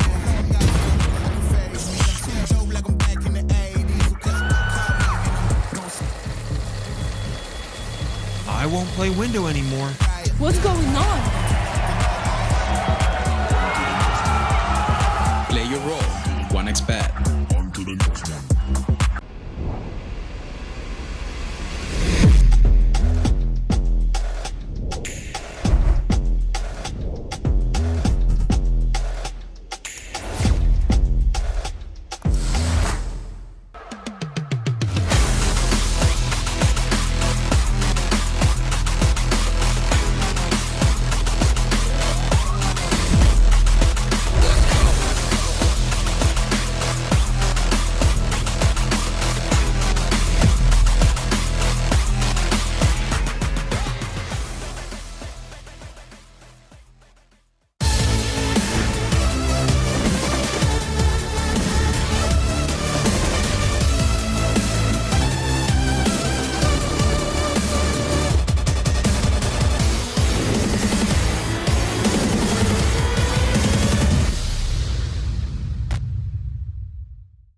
Falcons Nico is here to take the test. He's going to guess the price of the CS2 weapons and put his knowledge to the test. You ready for this one, Nico? I don't know, man. I hope you don't go, to Negev, to like SMGs. I don't really use those weapons, so. Yeah, I'll just say, it's probably not weapons that you are a fan of. Probably not your favorite weapons in there. But I'm ready to have some fun with you and try this out. So let's see how we can do it. Let's go. You'll have 60 seconds. My recommendation to you is, if you don't have an idea, say a number and guess, and get through to the next one and try and get as many correct as possible. And how many do I have? There's a lot, so you can just keep trying to go through. It's just a full buy menu or what? I'd say a quarter of the buy menu, maybe half. Okay. All right, let's get the timer running. The M249. I have no clue. I would say 1.8. 5,200. CZ. What? CZ. CZ 300? 500. 500. Negev. This one is cheap, no? Yeah. 1.8. Is it? Oh, 1.7. 1.7. R8. 500? Oh, 600. SG 553. 3,000. 3,000? Yes, exactly. Good. Mag 7. 1.7? Oh, 1.3. Really? Nova. 1.2? 1050. No way. P90. 2,000. 2,000? 2,350. Scar. 5,000. 5,000. 5,000, yes. And the time is up. That's it? That's it. That's all you got through. This is a skill you do not need, Nico. You have many others that you can dominate. Apparently I do. Let's do this one again for playoffs if we get there. There we go. We'll give you another one. Yeah. Round 2, when Falcons go to playoffs, Nico will be back with all the knowledge and he'll show everyone how he can really do with it. Yes. Thanks for playing. Good luck in the tournament. Thank you so much.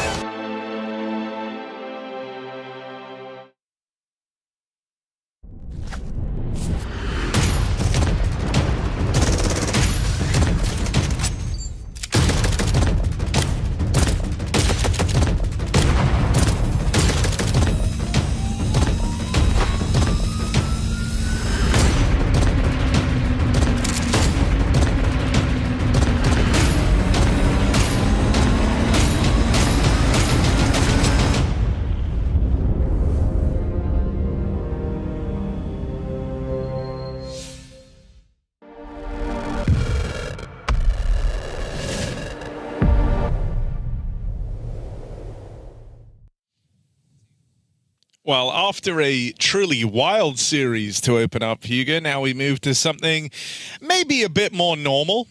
Let's see. The Falcons versus FlyQuest is the game coming up next.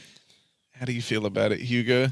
Falcons heavy favorites. Can't really debate that one. Are you a big Elon fan? You just shout out Falcon heavy one time? I don't get your reference. Oh, come on, man. Sorry, man. Why don't you keep up with the GOAT in many ways? I'm keeping up with the GOAT. I'm looking at Nico over on the Falcons side, and I'm thinking, damn, dude, are you ready to feast? Because this is still a FlyQuest where we are uncertain about their level. Adding Regali has absolutely made this team better. There's no debate about that. I think some spice. It's added some spice. A very aggressive AWPer, man. We saw him making some pretty crazy moves in the bounty games that we casted of him. And I don't even want to really have the conversation around Alistair anymore. I think it's very clear that like they needed an EU AWPer. There are a couple of regions that agree. North America, the Oceanic region, we see these EU imports. It's clearly an upgrade in terms of firepower.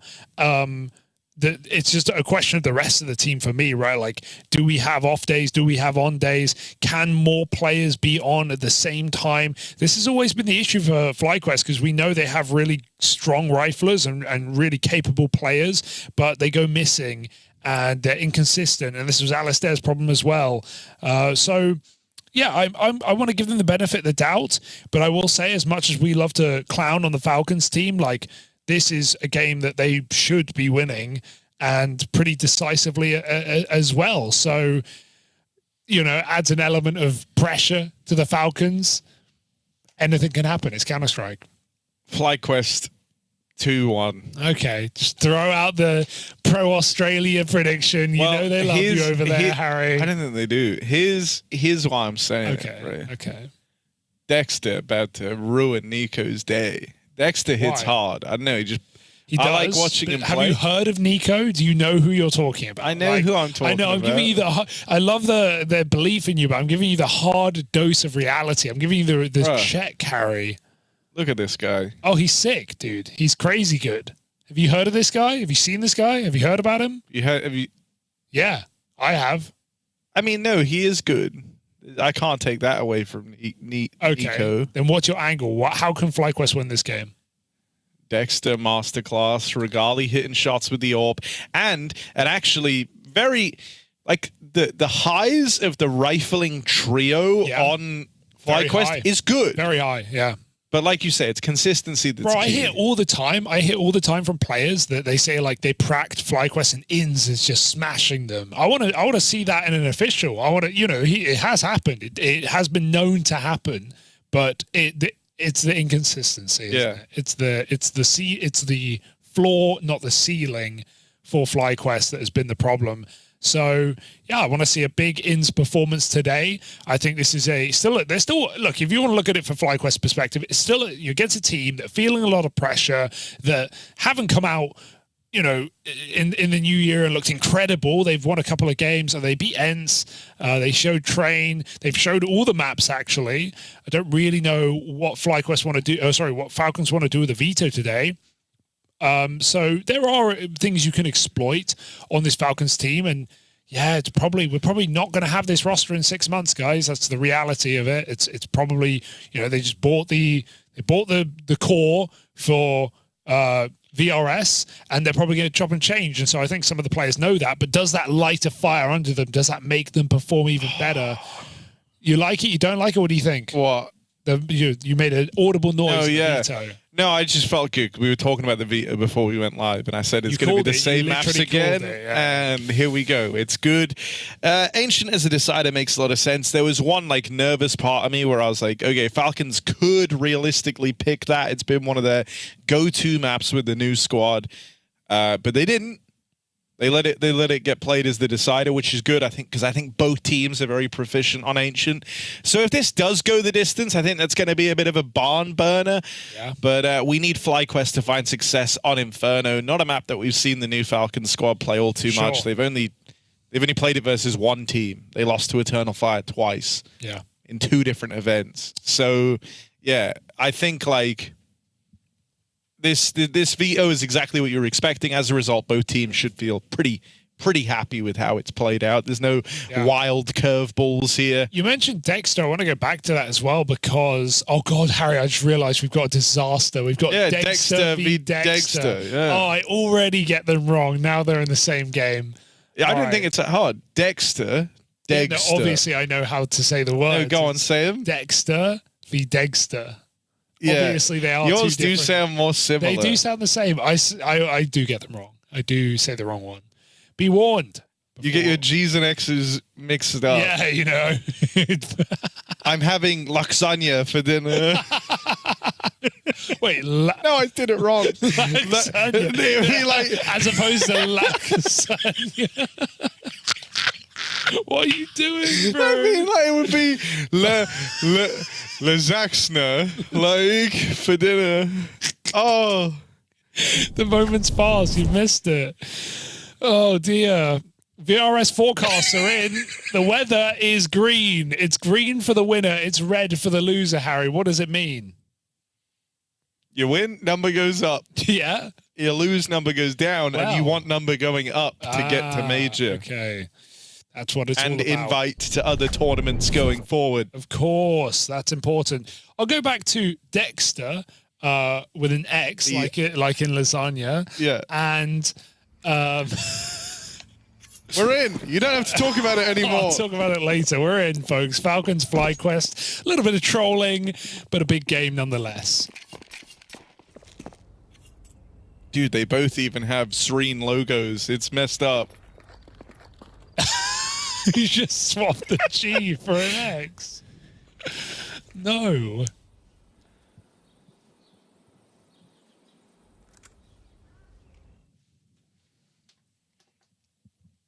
B execute. Ends with a smoke. Vexite. Oh, sorry. Vegite. That's actually sick. With a flash. It works. Yeah. It's got the pixel gap. This is very quiet, but Inns will get it down in time, and Julie's can be a lot of fun. Oh, dear. Oh, it's just one. But more dualies, more chances. Vexite in a box. And they will deal with him. 3v3. Damage taken for Kixan and Tesses. They're both pretty wounded. Regali's here quickly. Regali's here cleanly, but it's just one. Gali here temporarily. Tessa's low. No kit right now. They've got to get these kills quickly. Can they force the swing, or will it be on FlyQuest to make that move? Falcons call the bluff. Love that call. Fake steps. They get the shot off. No way. Spamming is Liaz. He can't do it. It's Magix, formerly Team Spirit, with the round. It's Magis. Wait, yeah, I tried to swap the G. Yeah, no, it didn't work. No. Maybe Maxisk. Sick round, though. I can't believe he picked the back player out there. I want to see that on the replay. He hit the jiggle. Oh. Nice. That did look really smooth.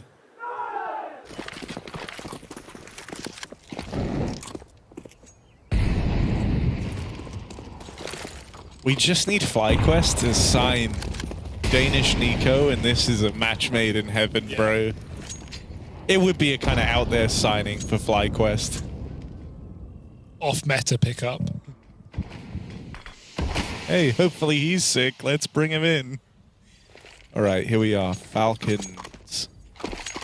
They've won the pistol, Hugo. Yeah, we got a force for FlyQuest. Cycling smokes. Already used 2 of them.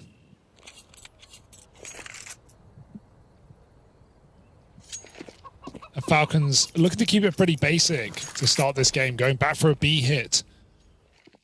Clearly not scared of these smokes. I ain't afraid of no smokes. Some of you will get it.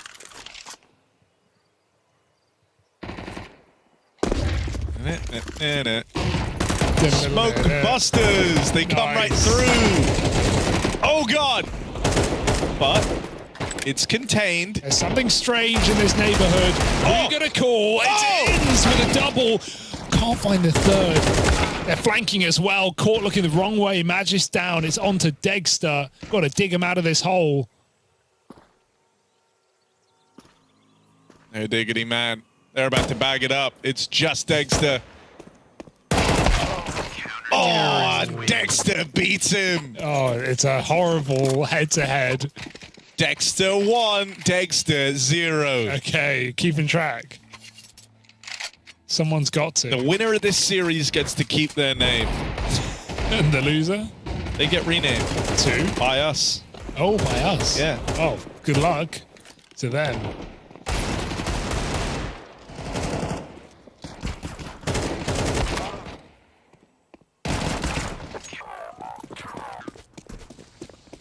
Big force win. Big Deegs for ins. That's what we wanted. Dude, it feels like the best game ever after you came in and requested it in the pre-match. I did it that would nicely. be, yeah. Very nice of him.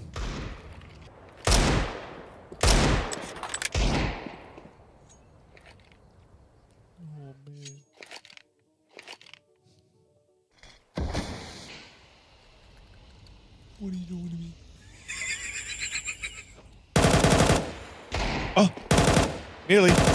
Oh, ha. Come on, Ins.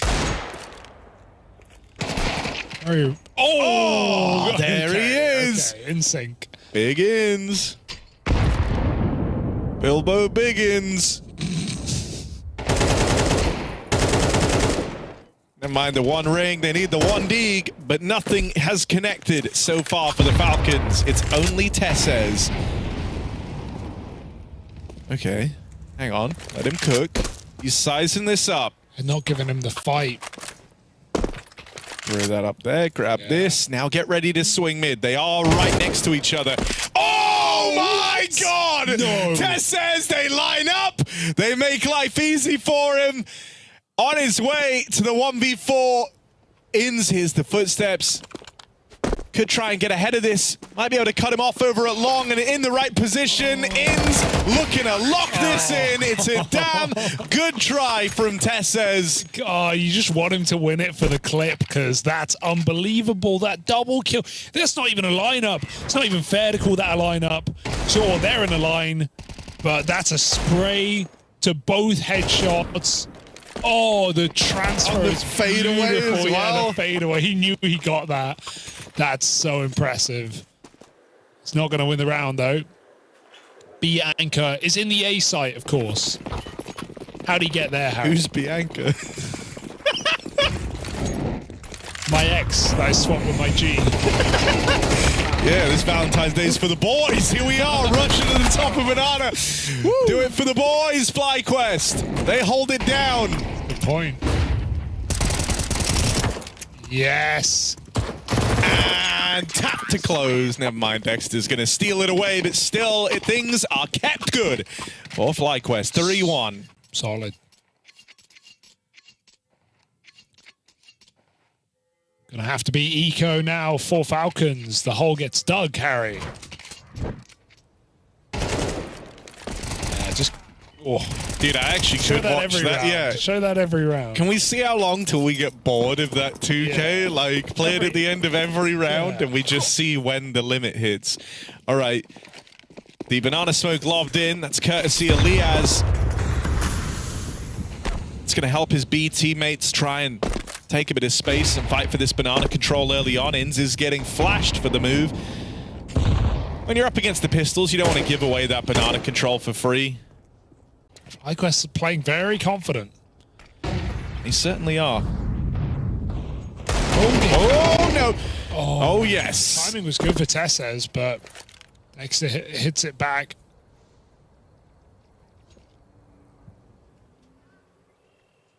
Slow Deagle round again for Falcons. Should have no business. Well, look, Hugo, you were nervous about 2 Dexters being in the server. Yeah. Thankfully, there is just one right now. Dexter 0-4. True. Give him time.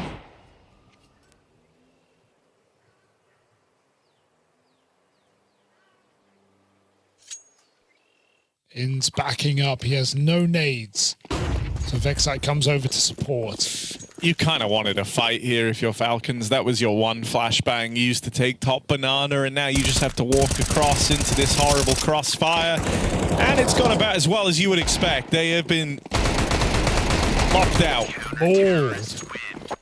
5 alive. Dude, this is a great beginning for FlyQuest as far as everything going to plan. They lose pistol. They've won every round since. Even with that near clutch from Tesses, they've kept their economy above board with a 5 alive anti-eco. FlyQuest with the opportunity to start today very strong.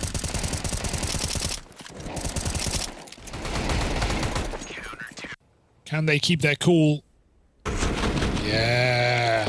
It's not it's getting better the more I'm seeing it, bro. The slow-mo there. Maybe this is like subliminal messaging. Maybe put it in fast mode next time.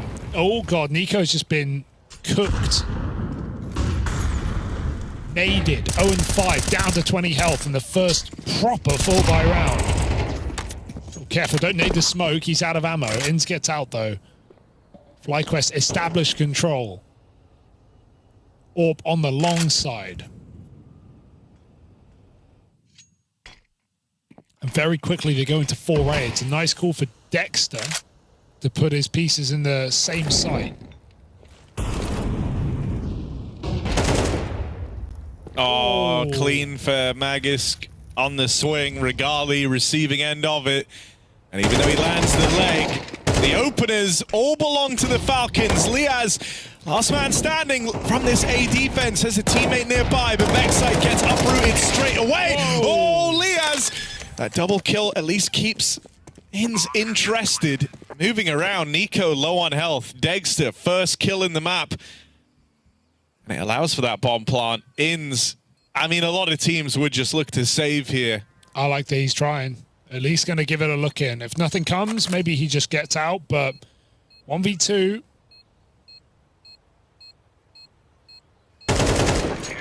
Oh, and spotted by Dexter, who is now in the game with a 2K to put Falcons' first proper round on the board. Nice try for Liaz. I feel like if he doesn't commit to the spray and he gets out after the truck kill, maybe there's a round happening there, but a lot of players on his screen.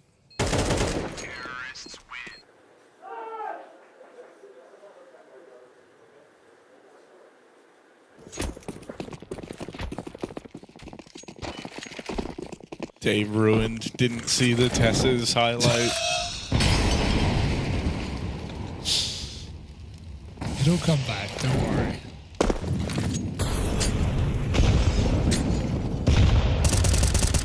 Wins living on the edge.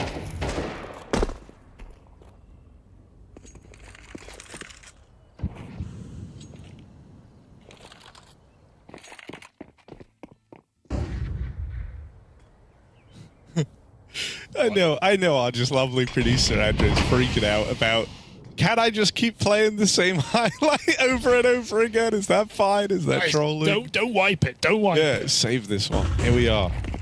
Falcons out into the top of mid. They've got the control they were looking for. They've also been able to wrangle Banana away from FlyQuest. And so right now, the field is entirely open to Falcons. They've got options here. Here's some retake util lobbed in for FlyQuest. That's nice at least, right? They kind of needed some control back over this round, and they've got it.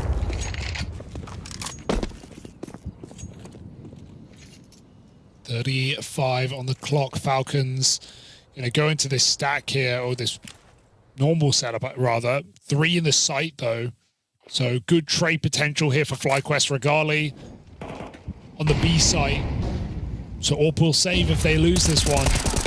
Good flashbang out long, double kill for Dexter. That's out of nowhere. Set himself up for success. Now a little bit more in the site, spotted and dealt with. Nico is in the game with a double entry just as Dexter was. And that is the save that we prophesized. Well, I did. I prophesized it. All right, bro. It was all me as Falcons win the round. I didn't disagree with you, you know. And here it is one more time if you're just joining us. If you missed that just the earlier. sickest little fadeaway. Beautiful. God, remember that round? That's all anyone's I can't thinking forget about. that round. I hope we're like 3 maps deep on this series, still rolling the test. He's going to do it. He's going to hold it till map 3. Dude, it's just so good. show it up how to Such do a it. good sequence. Like, if there was one big takeaway from this series for me, it's that.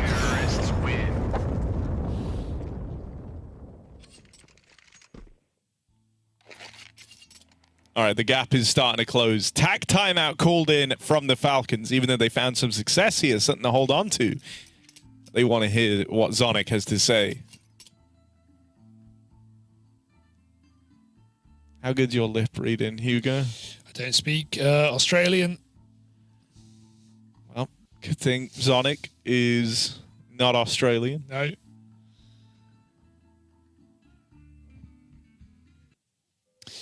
My lip reading, for the record, because I feel like it's going to be a continual question, is poor, and I cannot lip read. I learned to do it fluently. Okay, what are they saying? Well, they're not speaking right now.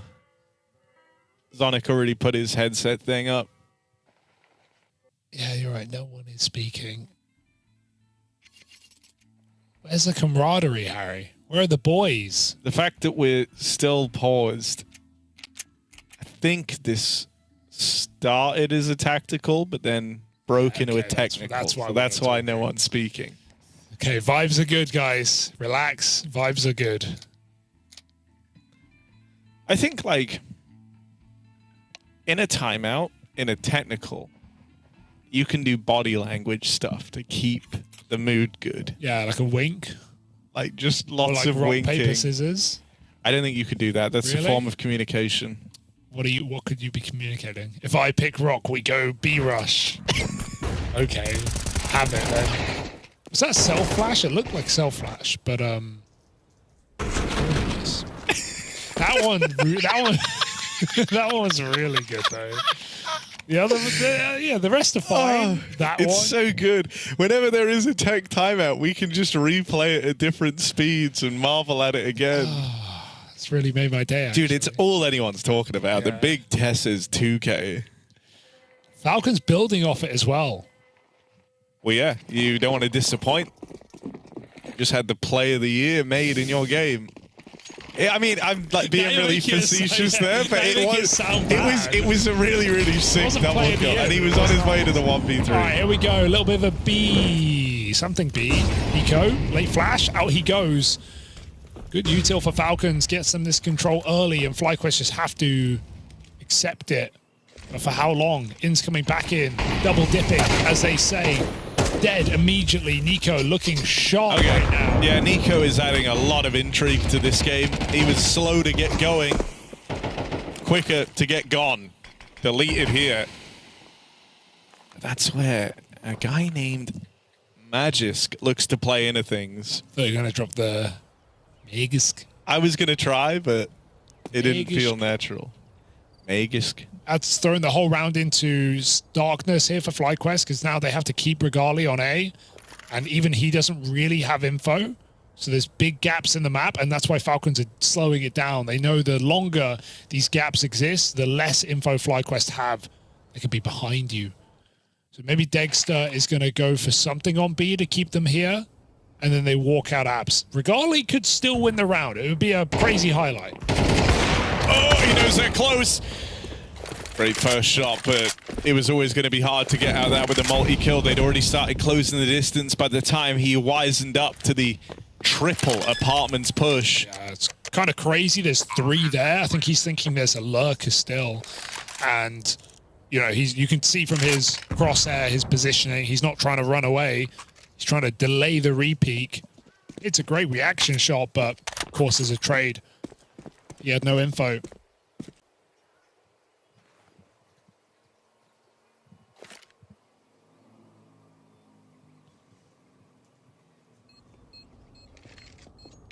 Falcons.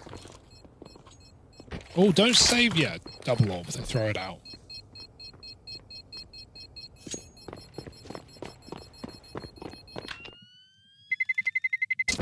Terrorists win. Here to play. Yeah, I mean, if one thing's clear, it's like in the last few rounds, Nico has started to find a good deal of impact, right? And it's how he's looked when he's got them that's giving me a lot of faith in Nico right now. He had that double kill entry in towards the A site with a clean tap in a pit, one tap on the top banana player. These are convincing shots getting landed from Nico. And this is a map that Falcons are going to need him in good form on if they want to pick it up. He's just a terrifying presence over towards this B site. The nades have annihilated Kicksan. His round is basically as good as over. But they're going to re-aggro into Nico at top banana, delete it on the smoke spam. Not to be. They've lost Tesses in the meantime. More spam found for FlyQuest. I think they peaked balcony there, it looks like. Found him in alt mid. Is this round over already? It might be. I think it is. And this is, you know...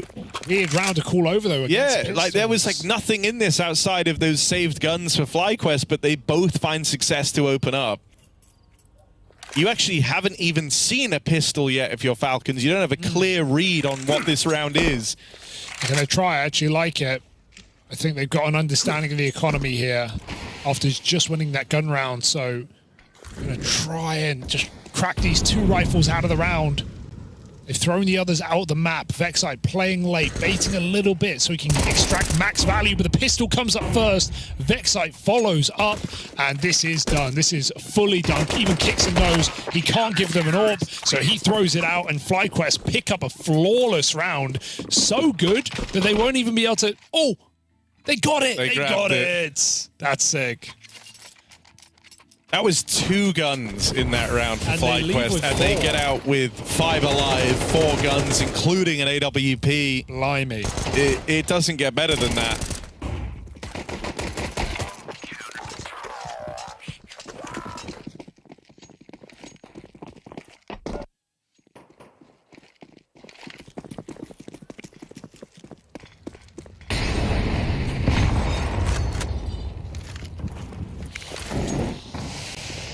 Just when Falcons were building something on this T side, little eco goes a long way for FlyQuest.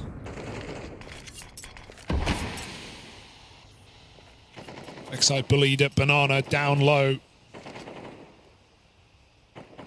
Regali's been on this angle a lot on long side, but he's not really seen anyone. He's been getting smoked off more often than not.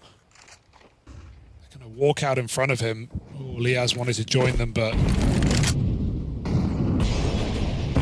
get smoked out, they lose the mid control.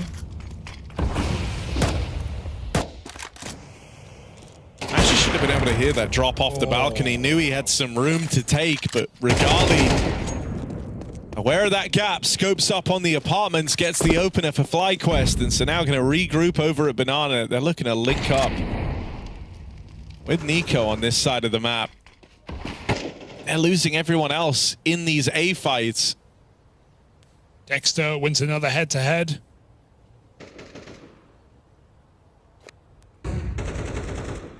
Just getting throttled here. No entries. No time. 20 seconds. This one is done. I like how FlyQuest respond there. As Falcons smoke off long, FlyQuest drop a short smoke, so Falcons just get kind of boxed into middle. And they can't go either way. And the whole time, FlyQuest is still double long, so even if Falcons want to play their own smoke on the fade, they're walking into a setup. Back-to-back clean rounds. Sonic calling the timeout there. And probably needed, as Falcons had the chance to get a really nice half in after recovering in their gun rounds with some BXX. Oh. It's good. It's so good. It is so solid. Good. How many kills does Tess have in the game? There's only 2 that stand out to me. No, but true. We got 3rd in that round. He did. Don't remember it, though. No, you remember the good ones. No, true. Mainly because they're just playing it back. Bro, the save there is like awkward in a sense, right? Because now it's forced you to all in, and as a result, like, You kind of need to break through right now with this buy if you're Falcons. If you don't, you're very seriously looking at an 8-4 half of FlyQuest on their map pick. Gotta do something faster. You don't have the util to play a default. They've got 3 smokes, a molly, 3 flashes. Gotta just play quick. Issue is, these grenades and banana have been really nice for FlyQuest, and they've had the retake util doing them wonders. So Falcons just group up. Quick mid. They might just have to go through this mid smoke because they don't have a lot more. Map's cleared. It's a boiler smoke, so they're just gonna pop through. Oh, that was a miss. golden chance for Magisk on the opener. Instead, somehow it's Tessez, spammed to death by Liaz from the pit. And even though they gained some ground over here on the arch side of things, there's so many layers left to break through. Vexite swinging on contact is unable to wrangle them in. They're going to take the space over towards CT, try and run at this B site, but a late smoke deployed by Inns, nades to follow. They're playing through this, hoping they can just charge down a under-defended B site. Inns gets away with one, but that's not enough to hold on to it. Plant now found for Falcons. Fast retake taking shape up through Banana. The bomb plant is already huge for the Falcons, but they really want this round win for a chance to tie it up on the half. Time already working against FlyQuest as they move in for this one. Magisk left out at the spawn. Smoke falls a little weird, looking for a gap over it was Liaz, and that's exactly what Nico is holding for. It's really weird timing on the long peak. It's like they went for a 3-2-1, but Dexter swings long, Vexite swings a second later. Both peak solo, essentially, into 3 players on long. They both die seconds apart. It's really awkward timing when you felt like they had a good setup and didn't need to force it. But even with the forcing, like, just bad timing. And Int again, not again rather, and Int as well, on the B site, not really sure. Like, considering they respect the smoke, they obviously don't. They have to go B there. And he's caught in the open, throwing a Molotov, like, couldn't pick a position in time. He had ample time to get in a good spot to actually play for multiple kills at the B site. Only takes 1. It's an underwhelming round for FlyQuest, where maybe comms let them down. Oh, that's another Tessus entry. He has been sick recently in this team, even in the heroic roster. And look at this site, it's just getting boxed in right now. There's nowhere to go. Nico's even followed up. There's 2 players constricted behind the short smoke, getting spammed out as the half just disappears down the drain. 5 alive for Falcons. A late resurgence at the tail end of their T side. Oh. Did they miss that? They missed that high 5, right? I mean, he was aiming for Tessus, yeah, but Sonic just wanted to high five Tessus, but Sonic tried to swipe it out. And he missed it. And he did miss. It's fine. They only won. Yeah, I wouldn't read into this too much. I think they only won 4 majors together. Yeah. 3.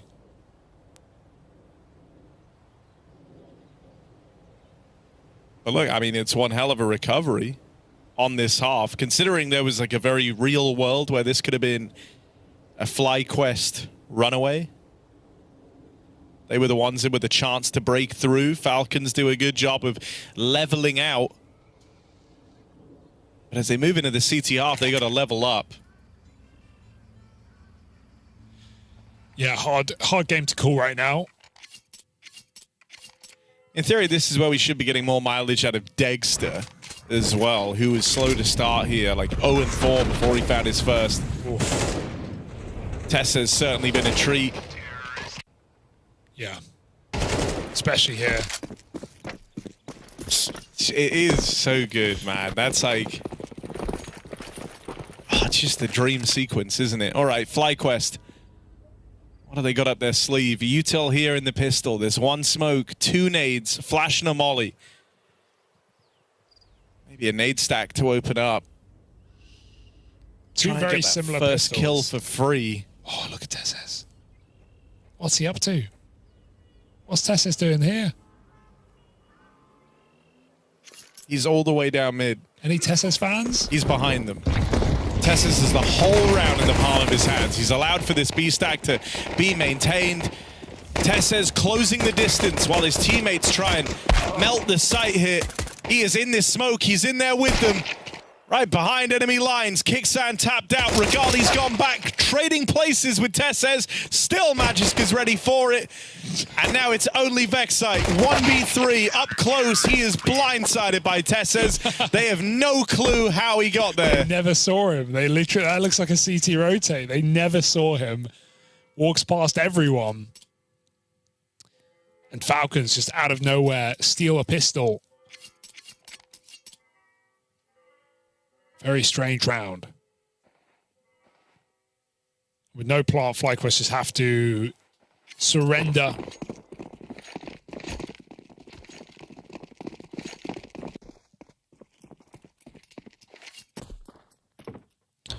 Dexter on T side is a lot of fun. I feel like it's going to be a lot harder on this map to do what I like watching him do on maps like Nuke. Even back on Vertigo, it was actually enjoyable to watch on T sides. He would make a lot of like feeling entry parts and find gaps. And a lot of the rounds, it would feel like with the, you know, if Dexter gets to the space, they could win it. But if he just 4v5s them, which he did do a lot, then obviously they're in a bit of a hole. But he's really willing to throw himself into kind of untradeable positions to find 5v4s. A lot of fun to watch when it's working. Like a bounty with the MIBR, he was just crazy in their face. And pretty unstoppable while he did it. Nico 4K with a FAMAS puts Falcons up to 8 and keeps the money rolling as FlyQuest attempt their first buy.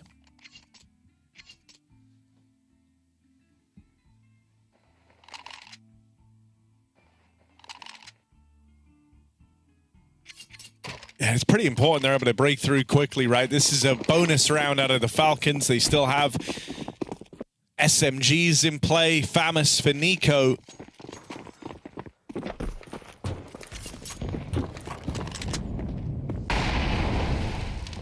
But they're trying to get good mileage out of these worse weapons. An aggro push through the apartments. Mr. Image is tasked with it. And it's on a bit of a timer here, right? Like, you don't want to keep the double app set up forever. Eventually, you either want them moving forward or moving out of there. For now, they're content with this real estate, but as that clock continues to tick on down without contact, maybe they get a bit more antsy, especially with 4 players still stacked strong over towards the A site. Oh. Tesses crept out into the top of mid. There's the antiness. That kill could entice you to go for the A play. Oh, not anymore. I mean, Magiska's like cleared all the way down alt mid, but this is missing. They've read into this as though it's gonna end B, and that's not the case. Dexter still floating around aggressive in the apartments. He's hoping they clear him. Magiska's gonna miss the spot from T stairs, but he could still catch a banana player coming back. So the man advantage is about to belong to the Falcons. They deal with ins moving away from the B site. At this point, it should be clear, right? They should have a very clear picture of where this round is ending up. They're starting to scramble bodies back over towards this A site, but it could be too little too late here for the Falcons. Look at Dexter. He's all the way up. They have no idea. He's in the site. He gets caught from the top. That's crazy. Ollie's going to buy a few seconds. Dexter can play off of it. And Falcons concede. No way they concede with all of the control, all of the info they have. I'm also shocked that Dexter chooses to not stay in apartments after he clears middle. He knows they must be long wrapping, and he walks up short. But if he goes balcony, he can not only get kills, but he's safe. He can get back in cover. He can get info. Kind of risks the whole round on short. A great timing up short, but he doesn't stop the plant, and he gets shot in the back. So him and Apps would have been a far better position for what he was trying to do. And would have left Falcons with a chance to actually retake that round. They opt against it.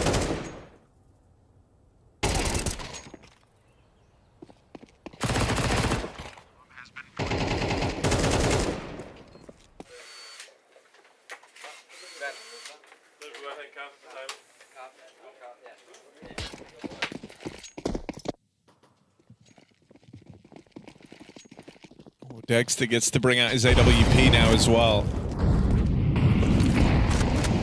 Maybe that can make a bit of a difference here for the Falcons. A brawl for this banana control. Inns tries to play through it, naded by Nico. He did spot a close player, still hasn't done FlyQuest any favors. Kixan and Nico bring the heat. Banana is closed. And in the blink of an eye, it's only Vexite left. 1v5. Orp holding him on a strong angle for that AWP. Shadow now spotted Dexter. That's a nice, easy shot for him. Falcons immediately swoop back in with a bit of revenge. Not a bonus round anymore.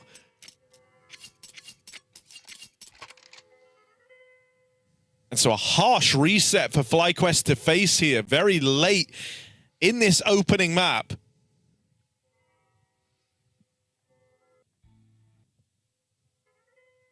Yeah, it's a Nico and Banana effect. Some things never change. And I think actually meshed with Kixan, kind of a cool combo, because you have a very aggressive in-game leader who will sacrifice his life for you, but also has decent firepower as far as in-game leaders go. So him and Nico just getting nades down B, fighting together. It's going to be a lot of fun to watch in this half. Already set a bit of a precedent there.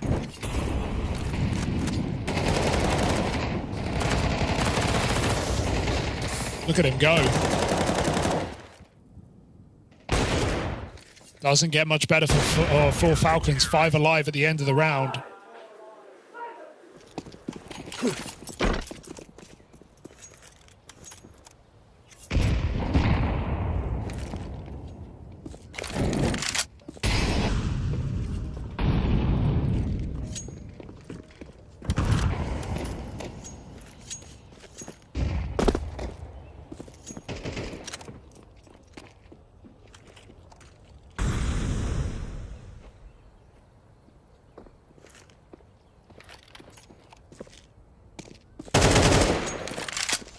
And they have enough smokes to try their hand at a fake, a double pump here.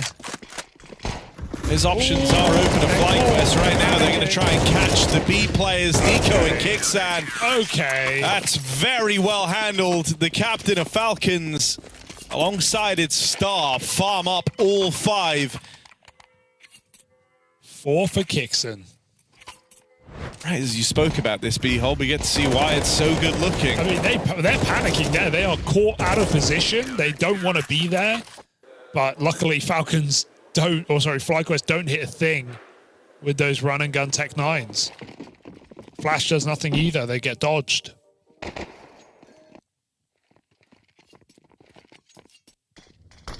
Ten to 7. We're going to need a convincing T-side round for FlyQuest soon. Especially with this orb now.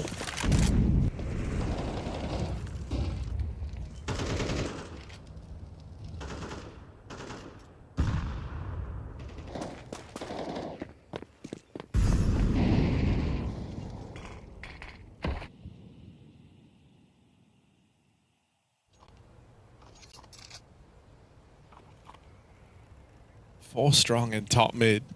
Porch boost for Magisk as well. Going out mid here would be a death sentence for FlyQuest. There's just so many bodies here to try and put a stop to this. Trade's even for now, but a keen flick back round from Tessez keeps Falcons in the driver's seat. Nice. I don't know how Dexter doesn't win that. Has the shadow to work with. Felt like he had every little advantage he could have had. Regali's hit the shot. Crouch peaks. Can that open this back up? Tessez waiting patiently. They know he's here. He's had 2 kills already from the short side.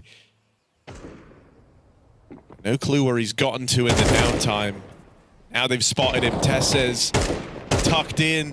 Support moving over from Kicksan. Tessa's starting to feel uncomfortable. Swings after that missed shot from the Regali Orb. And Inns couldn't trade this. Tessa's 3 kills deep on his way, but cut down in another one of these clutches. That is 2 wild round from Tessez, where he's looked to clutch up both times, and both times been shut out in the 1v1. By Inns both times again. So yeah, that's got to feel good, because his teammate dies getting the Molotov in there that allows him to isolate 1v1s. Trades Regali. Inns is trapped, but in a sense, so is Tessez. He can't move off the box. And he already has low health, so Inns connects and saves FlyQuest in this map. They needed that round, or this could have spiraled out of control.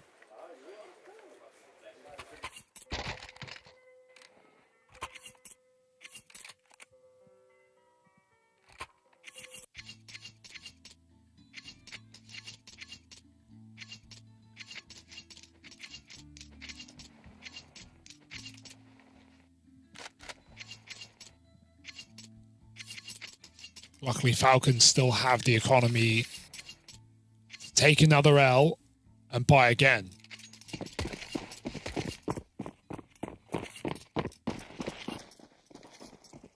FlyQuest, not quite as fortunate. Galil is around this orb.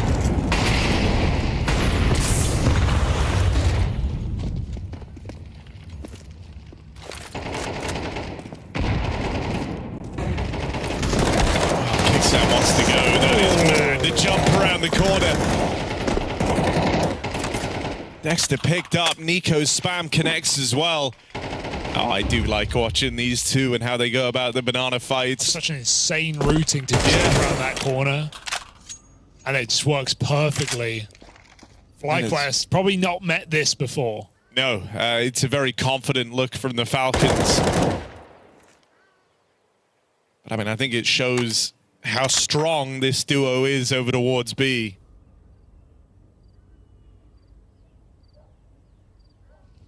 Dexter and Vexite, 2 top performers for FlyQuest, the ones that were caught in that aggression as well.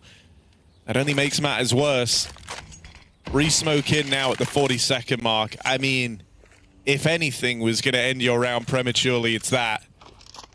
If you wait for this smoke to fade, you're going to be playing through with like 10 seconds left on the clock here. Even a third player rotating over. They blow open the smoke, looking for that way in. Inns has spotted the player on pillar, but the flashes are good. Regali's orb bounces back with 1, but there's the Tessez swing. Tessez is just a demon in this game right now. He's a nightmare for them. He's cracking entries on T sides, sure, close clutches, but he's also getting a lot of impact in this second half. Look at this one, though. That's how it begins, with a perfect flash. Dexter full blind as Kicksan flies round the corner, and it's Tessez running through the CT smoke. There's layers to it. Falcons. I mean, it's very reassuring seeing Tessez look this good. It's not new, though. Remember the start of this year? He was the only guy.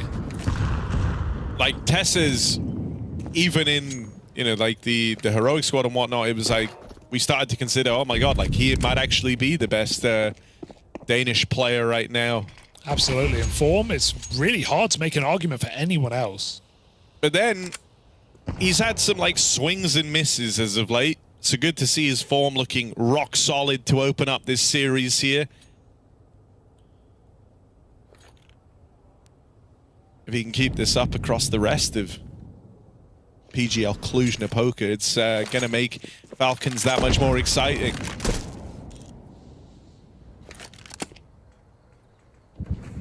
Only pistols for FlyQuest. They're left playing for OT, essentially. They've walked out into the top of mid, but there is this crossfire set up. They're letting Dexter take first contact. That's going to draw all the eyeballs away for Tessez and tee him up for one hell of a mowdown. There's the triple. Tessez is super clean with it. All headshots. Round dealt with. Pistols never even a threat as Falcons collect, and now they've got 4 chances to run away with FlyQuest's map pick. Oh, it feels like FlyQuest are truly boxed in right now. They haven't won banana at all. when Falcons have actually played for it and put numbers there. It's been a very one-sided position. And we haven't really seen Dexter need to do too much on the CT side either. So FlyQuest don't really know what they're running into on that A side. They really want to risk it all at the early stage for this banana control. They're eating grenades yet again. A second wave. I mean, these are the sorts of... Oh, that's really clean for Vexite. Here's the AWP run away as well. Knows he's just gained a lot of ground for FlyQuest. And they try to make moves on the back of it. Dexter considering the long swing. Sides against it. Instead, they're just going to explode up through short.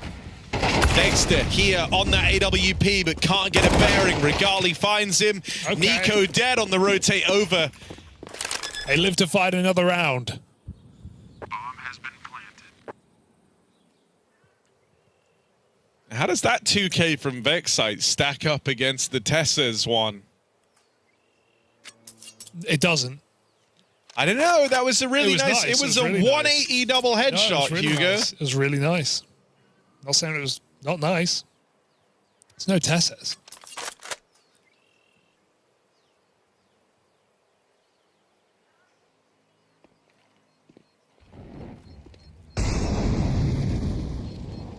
Even trying to hunt down Kixan right here at the close. Ooh, and they got him.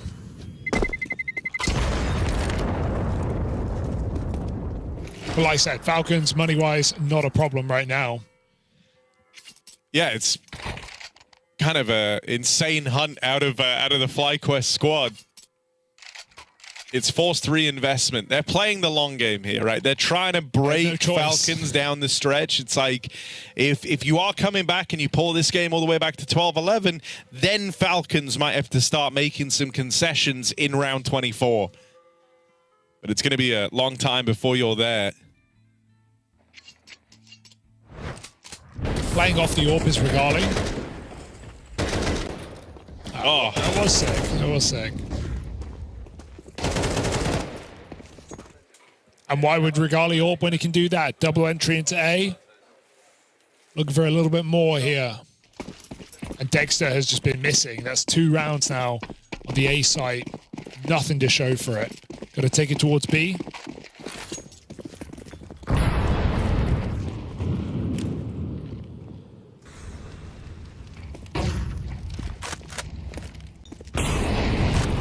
it just wouldn't surprise me if FlyQuest suddenly do become a bit more A-centric.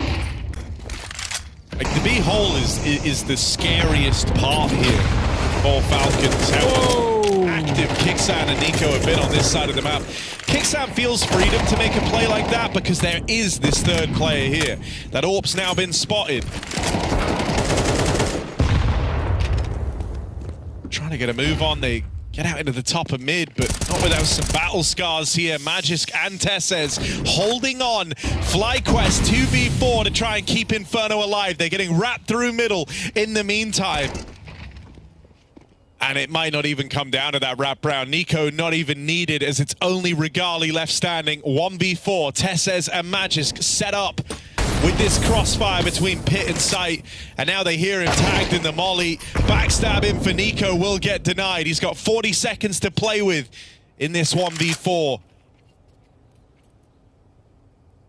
Time is a problem for Regali. Full belty util, but anytime he exposes himself pulling out these nades, there's a moment where they could just end his whole round, and there's Magisk doing exactly that. Yeah. Waits in the Molotov and ends it all with a swing. Falcons, runaway success on FlyQuest's map pick of Inferno. Yeah, there was some back and forth at the start there, but once we hit the CT side, you could see the difference in that banana control for Falcons. I felt like that was what set them apart, dominating banana when they weren't fighting great grenades. When they were fighting, boy, were they fighting. Kicks and pushing the bottom and jumping around corners. Nico just getting smoke spams as he does. That was a really solid game from Falcons, and yeah, even though there were moments of excellence for FlyQuest, there is a lot of firepower on this Falcons team. I think with Tessez having this, like,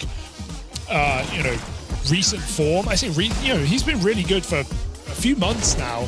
Been a really reliable player for Heroic into Falcons.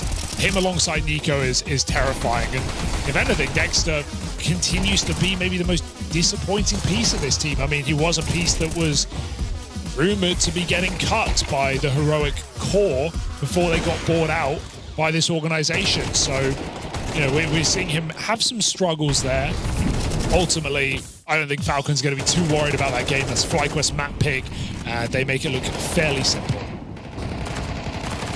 Yeah, I mean, something I am enjoying is like how Kixan is calling around this team. He's not shy about flexing the talent in this roster and, you know, trying to get them involved early.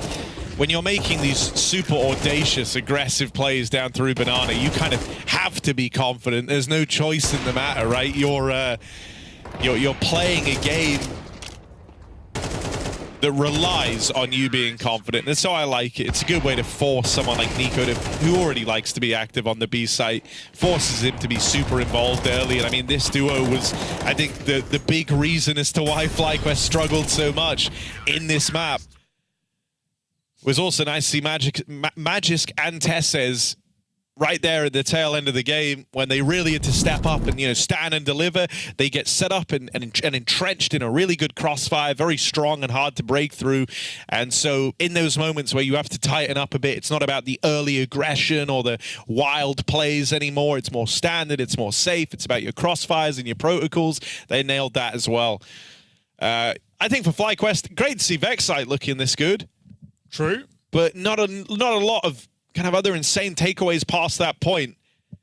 Yeah, even Regali wasn't really of much note in this game either. So that's the issue. It's like getting everyone on at the same day just feels like it never really happens for FlyQuest. Part of the problem, because we know these players are good, right? We know these like the Australians can really shoot. Ins, Vexite, like Liaz is in kind of anchor positions now. He's still bottom of the board. It's this is a hard game, I think, for FlyQuest. It's not an easy opening matchup by any means, and Dust 2 is going to get harder. They've only played it once this year. It was against Spirit. They got 13-1'd. Yeah, not a lot of good coming in that sense. At bare minimum, though, I'm hoping this can be a better time for Regali. Like, Yeah, sure. if he could try and etch out a bit of a AWP lead over Dexter in this series, maybe that's how you recover Dust 2, right? Because I think it's almost understandable that his Inferno, he's not like topping the charts. You really only get to play one proper half with that gun. You saw him picking up rifles more often than not on the T side. So yeah, that could be a way in, but there will have to be pressure and eyeballs on Regali heading into Dust 2 if FlyQuest do want to make this a 3-map series after all. That's coming up in just a moment. She said she loves you. But she can't love me. But I love you. Yeah. Look, all of my men's going crazy. I gotta break on myself, I amaze me. I'm too dope like I'm back in the 80s. I won't play window anymore. What's going on? Play your role. 1xbet. On to the next one.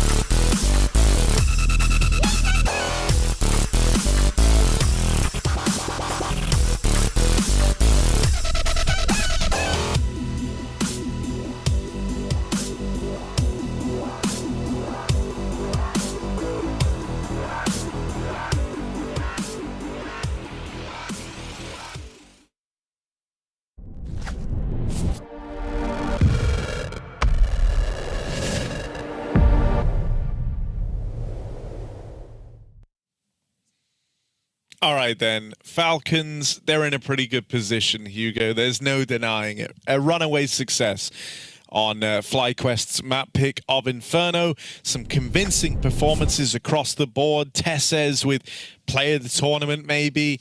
Then Nico and Kixan dominating the B side of the map. I think still waiting for Dexter to fully arrive in this series, but in the same way, I'm kind of giving Regali a bit of a benefit of the doubt for it being Inferno. Dust 2 is where these AWPers cannot be silent. This is Falcons map pick. They're the ones with the chance to 2-0 this series. And now they get to move on to their map, a comfort one.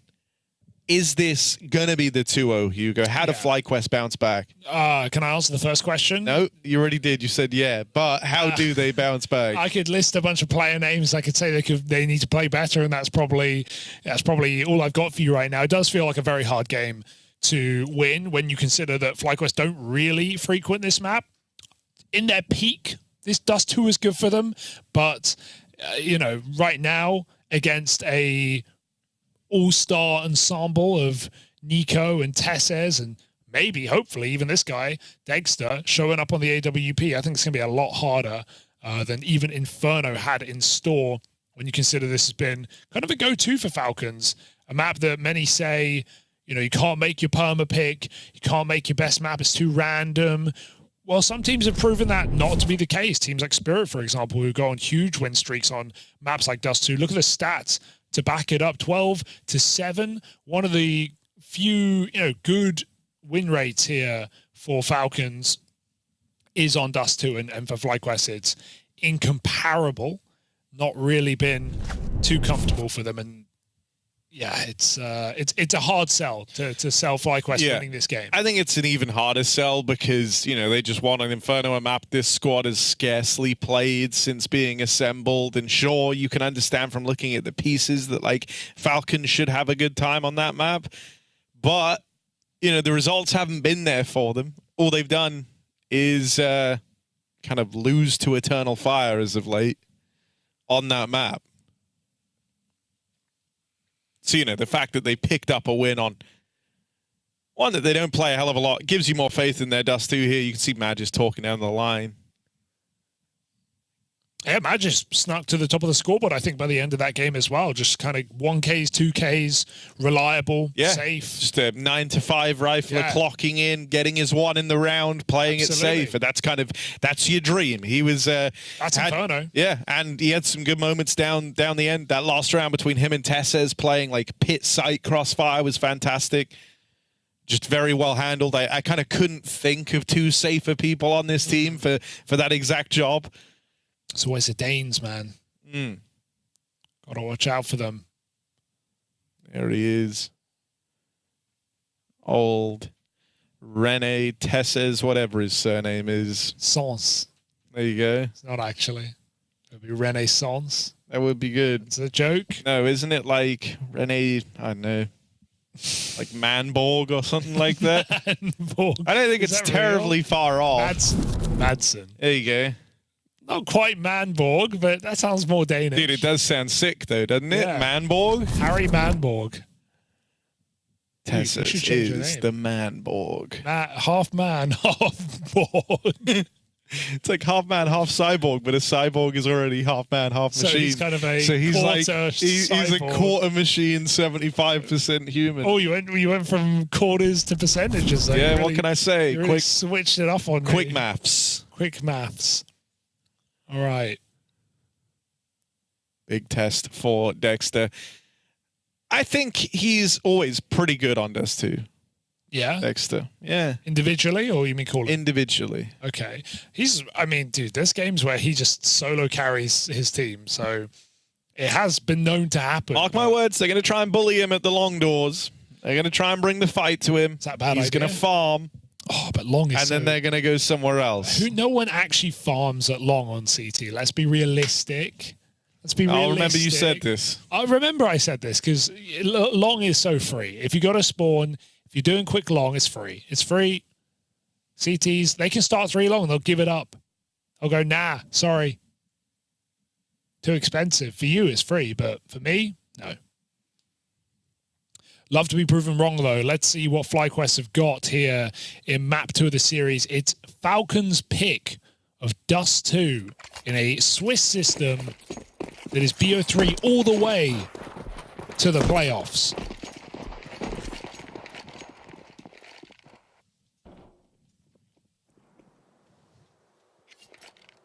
Oh my god, look at the sheer amount of utility. 4 players with nades. It's a lot of util, sure. Is that the key to success? As Falcons run through the stack, they don't check for Vexite, but he's not able to find a thing.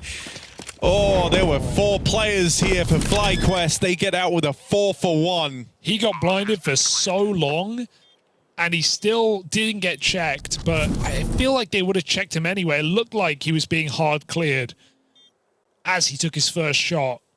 So it was really a disaster. Nothing worse. We believe in the Liaz 1v4. No. Why would you even try? He's got no armor, no kit. Falcons have won this round. Tessa's with a big 3K.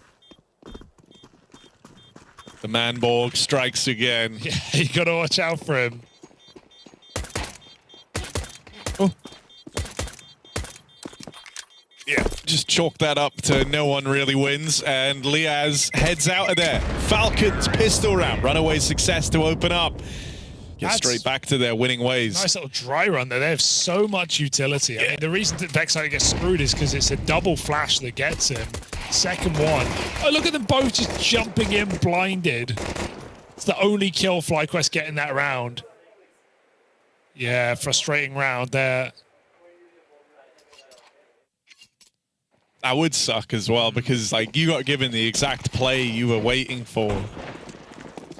3 strong in the site from the get-go, a super fast rotate out of Dexter, and still not enough. Ooh, it's a nice molly as Nico gets out, but he'll be willing to just fight. But check Dexter out with these long doors. Oh, yeah. Playing right through. Oh, well. He did a lot of damage, softened them up for Liaz. Yeah, true. And now that's an AK picked up. Watch how this could spiral. Oh, he cleared it before that smoke as well, so... Liaz doesn't want to make the play, but I'd love to see him push. He's going to go for the safer route instead, as Falcons... They will be hitting B here. 5-7s, though. But now, actually... out of position, it seems. Yeah, smoke's raining in as well, going to make life miserable for him. One of them missed. Oh god, this could get weird. That's a CT smoke in the site. Yeah. Inz is playing behind it. Trying to look for something. That is wild for Magis. These 5-7s keep making plays. But Magis there to put a stop to it. It's all left on a Regali. This scavenged AK gonna have to get them through. The scout shot's connected. Regali now wounded, and that second swing does not do him well. Good cover there. I think it's a shame the bomb's getting stuck. He's really hoping that's a fake so he can deal with the planter swinging him. Otherwise, could have got out the window. Liaz may give the AK over, but Regali can't put it to use. Some nice smoke pushes. 5-7's catching them off guard, but will be Falcons sticking the landing.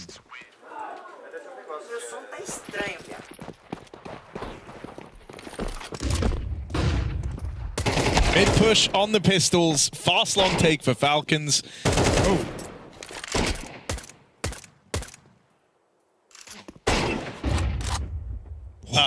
Chill.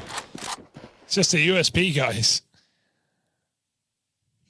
I mean, Tessa's is in A in the meantime, so this push matters not.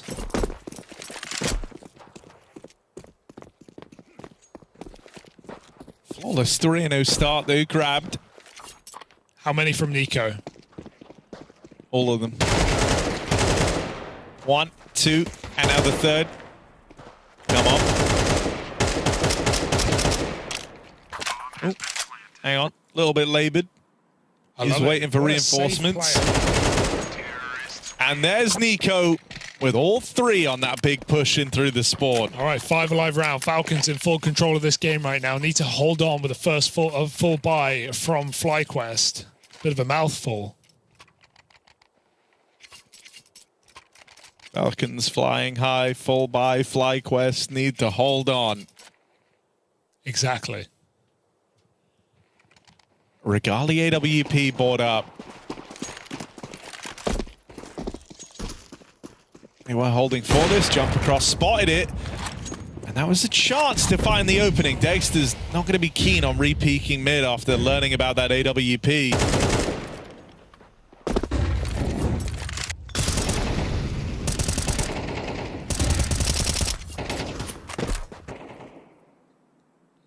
Long taken in the meantime. Nico lurking out through these tunnels. Waiting to see if FlyQuest bring the fight to him.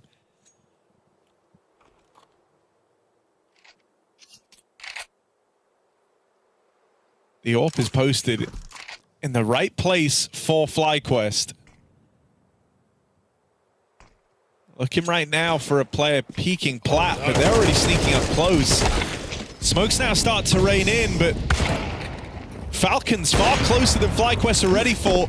Still, Regali's been able to open up. 3 on 5. Don't know about Liaz either. He's even got smoke down to buy him some more time. He spams Dexter through it and follows up. No chance for Falcons in that round. FlyQuest, flawless round.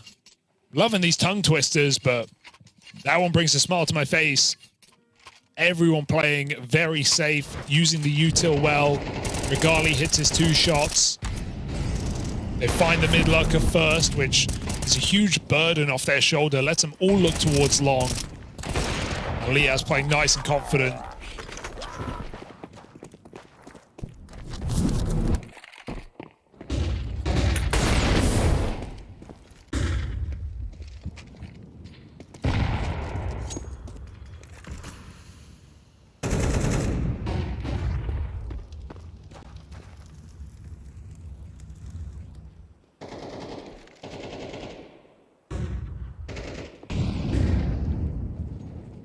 Similar sort of posture to the last round, and this time they spotted all that util over at long, so instead of going heavy there, they've looked to take catwalk.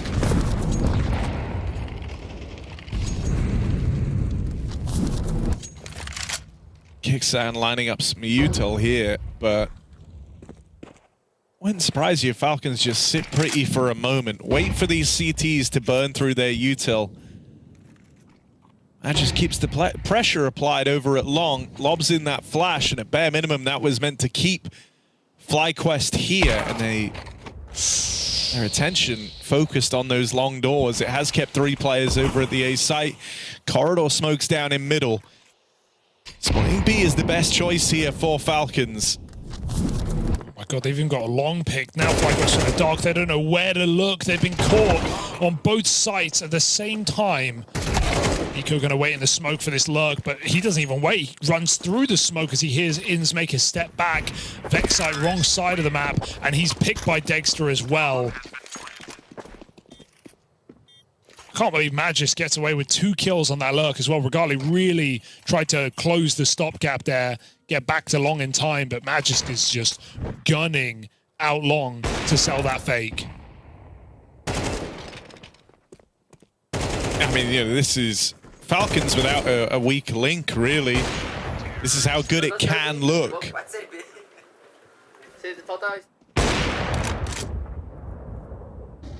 Now Dexter's even starting to land shots on the cross. We were looking at Regali coming into this saying, you know, it was a slow start from Dexter. Maybe he could have been a key to success here for FlyQuest, but on Dust 2, Dexter's turned up. Oh, and so they needed any more. Kicksam plays ahead of the util in the tunnels, gets out with a freebie and has now been smoked off. He'll take an untraded 5v4, whittling away at the util in that B site. Nico lent a little bit of room here to go and explore. I Fellas is still supposed to end B, but everyone else is so far away. Right now, it's only Tessa's with the bomb in tunnel. Oh, the cover. Nico just missed him, and he should have this trade. Surely. Oh, no. Jumping out. Ew. Smooth move for Dexter. No idea how he's escaped that. They're going to try and strike while the iron's hot, get into this B bomb site.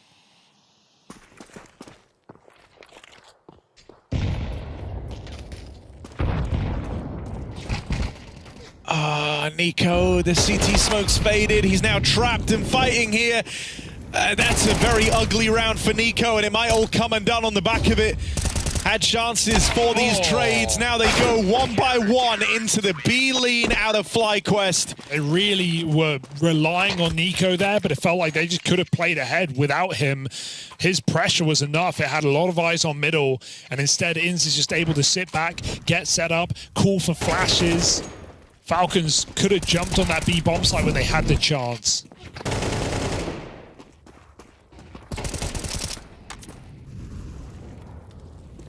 Mechanically sick from Inz though. It hits that one tap there through the smoke and just clean on the clears.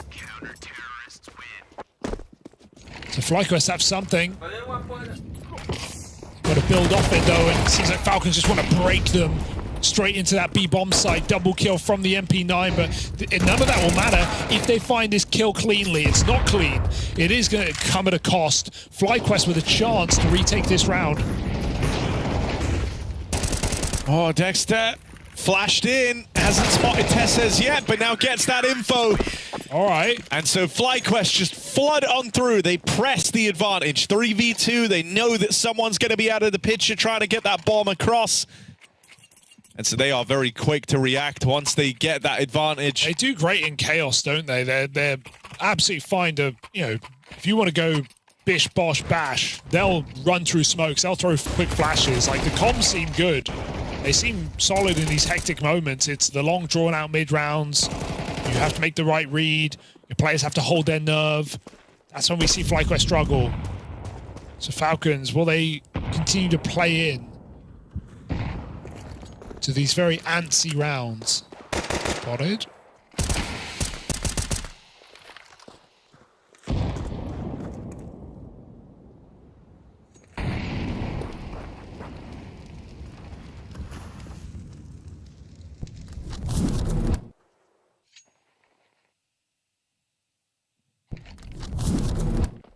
Couple of Ds to try and keep this interesting, but they've lost one of them on the jump up onto Xbox. You can see Nico wants to try and get that gun back.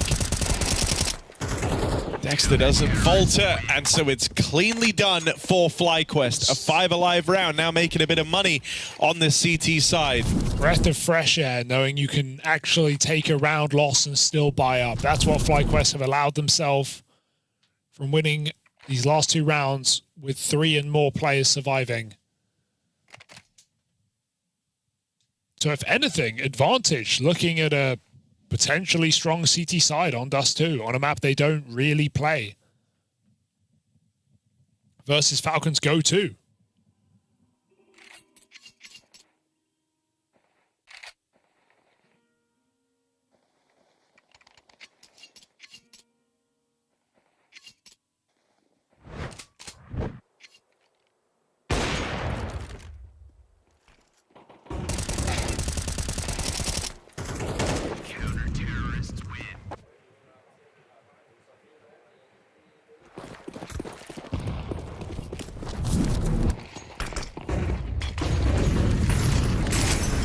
Oh my god, this routing is mad, but the util's good to help kick Sam make it into the pit. Full turn the entire way with the corner smoke down and flashes to follow. He had faith that that util would get him across, but this is a good reaction out of FlyQuest, right? They lose long early. How do they respond? They double take the upper tons. Falcons are going back to try and get a beat on this, but I think they've missed the timing. It looked like Vexite just made it past the upper tunnels. I think it's still good for Falcons, though, because as long as they stay contact, Vexite won't actually know for sure. And he could just be left in lower. They could walk in upper right now. There is still a world where Vexite catches this bomb at the back. The whole map is quiet, And the long smoke is down. Nico is going to have to, again, sell this solo as he walks up the long side. That's a great smoke on B. And it might force Falcons to actually use utility getting into this bomb site. Meanwhile, FlyQuest is still playing. They missed the timing. They're still playing for long. They've just called B's clear. Now everyone is in the bomb site, running through the smoke, calling the bluff. This is a very strange round, and it's about to get worse. 2 kills come in, flank contained. But how do you win this retake from a man down? Oh. Well, not like that. Magisk, the chance spam, has sealed the deal on this one. Not even the save is guaranteed. Nico is still floating around. Insult to injury there as the save cut down for Dexter. And we got to see consistent AWPs for Regali, and so he should just look to hold on to this. It's a real shame for Vexai, who, I mean, I don't know how much it's going to change around if he sees them there. But it will at least have thinned the numbers, out of which Falcons have many. Missed that backstab timing. So close. And just one smoke at long after the early long take had all of FlyQuest in A, staring at the site. Still, Nico gets 2 kills on that A.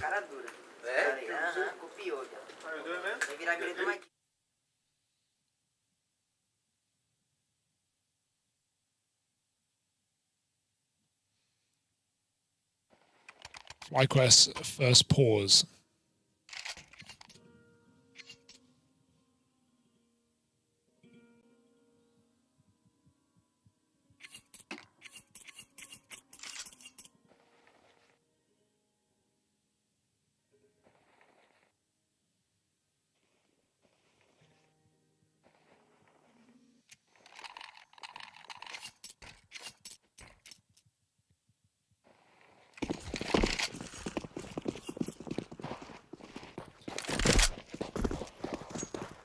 They've loved this B site.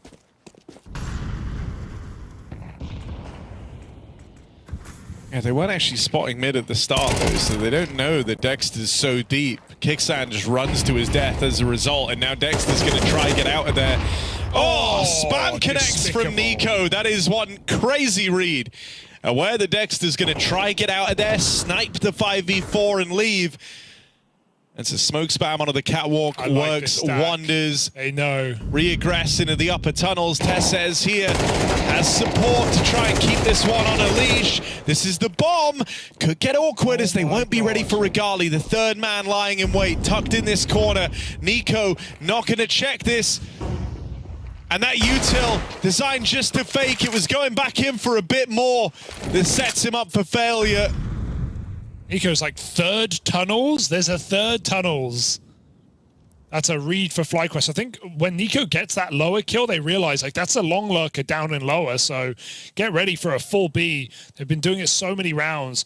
It's a nice bash in upper tunnels. This is winnable. Magis gets his 1v1. He just takes him out of the air. Pushes the smoke. Magis with the clutch. That is crazy good for Magisk. How do FlyQuest give that one away? That is mad. I mean, you know, they don't know where Magisk is. They're trying to play a crossfire, but it's the man in the site that gives over that first fight. And the moment he goes down, Magisk knows Regali's the last guy left standing. Dude, the flick. I mean, Liaz caught Magisk looking the wrong way from Car. Don't know what happened there, but Magisk just flick headshot him. It is a real treat that Magisk is playing this well. Yeah, top performer last map. Under the radar. And now back to top of the server. It's a huge clutch to break FlyQuest back. Yeah, it's teed up Falcons for a winning half. Hear that flash in the mid and you just brace yourself if you're Falcons. You knew a move was happening there. Nico farming. Oh, yes, that is wonderful for Nico. 4 kills in the round, on for the ace. Playing deathmatch.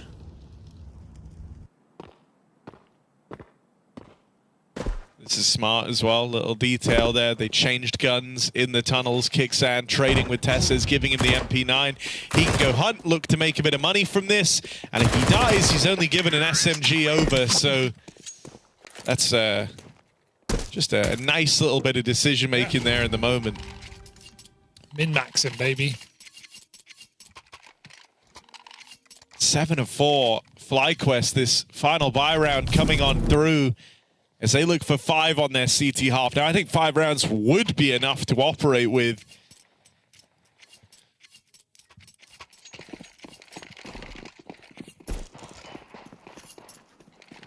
So it's by no means a done deal, but they have to find success here and now.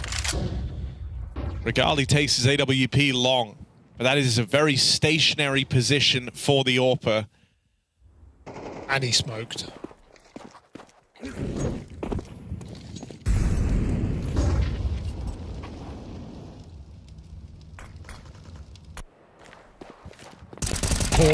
One more man. He didn't spot Inns. They double pushed the upper tunnels. Inns was already creeping spawn with Tessez down in lower. He thought he'd found a golden timing. Instead, it's just a 1-for-1. Nico flashed. Now, that is sort of an info flash. You were hoping that Nico would fire off if it blinds him, but he didn't. It was a very good read over this situation from Nico. It's let him get real close. Oh, not quite the third. Hell of a shot back for Regali to tame Nico in his element. They are very far away. Dexter takes the challenge, takes the straight up fight. And that's exactly what FlyQuest wanted. They will manage a 5th round on that CT half, giving them just enough to fight back with now as they move on to the T side, trying to keep this series going. Yeah, a very important 5th round at the end there for FlyQuest. A half where you say it could have been more, but it is enough to compete in this game at least. Just some really chaotic B rounds for Falcons, making it very difficult to read. No wonder Regali doesn't really get involved. He's stuck on the wrong side of the map the whole half. Thing that's kind of mad here, right, is like, I think if you're Falcons, you really just want to close this out on Dust 2, right? Like, this is a super comfortable map for you. You already sniped their map pick. This is where you're supposed to do your best work. If it goes to Ancient, you know, that is a good map for both of these teams, but it's one that FlyQuest have always looked to play throughout every iteration of their squad. And I think, you know, it's actually the map where, for my money, they play some of their highest level CS. So, you know, I just think, why leave it to chance if you're Falcons? Lay it all to rest here. Yeah, well. Don't even worry about how good FlyQuest are on Ancient. What map? I only know this second. Nico's playing great, though. That's something. Been deathmatching down in lower. Lurking out long. Just look at the routing he took in the pistol. Yeah. Straight up short, fighting suicide. And then, no, right. And then, you know, when you're busy looking at Nico, you forget that Tessez exists. So he comes into the pistol with a wild tap to open. Regali, second half just started. His is already over. He's left to watch on, see if FlyQuest can turn this around in the 4v5. They've grinded to a halt.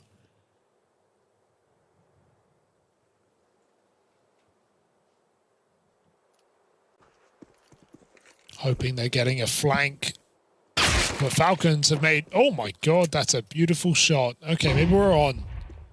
Falcons know it's a long play now. They've got 3 CTs here. They've got no nades to stop it. Double Julies will have to be the answer. Nico tapping from afar. Can't connect the kill. They chase down Kixon in spawn. Here's Nico showing us how it's done. Oh, but he's out of ammo. Julie, save him. Someone save him right here, right now. Nico HP. Doesn't need help. He is hitting every single headshot eventually. And Magis comes through with the close. Falcons, a pistol on top of a winning half spells disaster for the Australians. How on earth does Nico get out of that alive? Yeah. The second kill is mad. And he's at 1 HP the entire time. But it's enough for Falcons to really be in pole position here on Dust 2.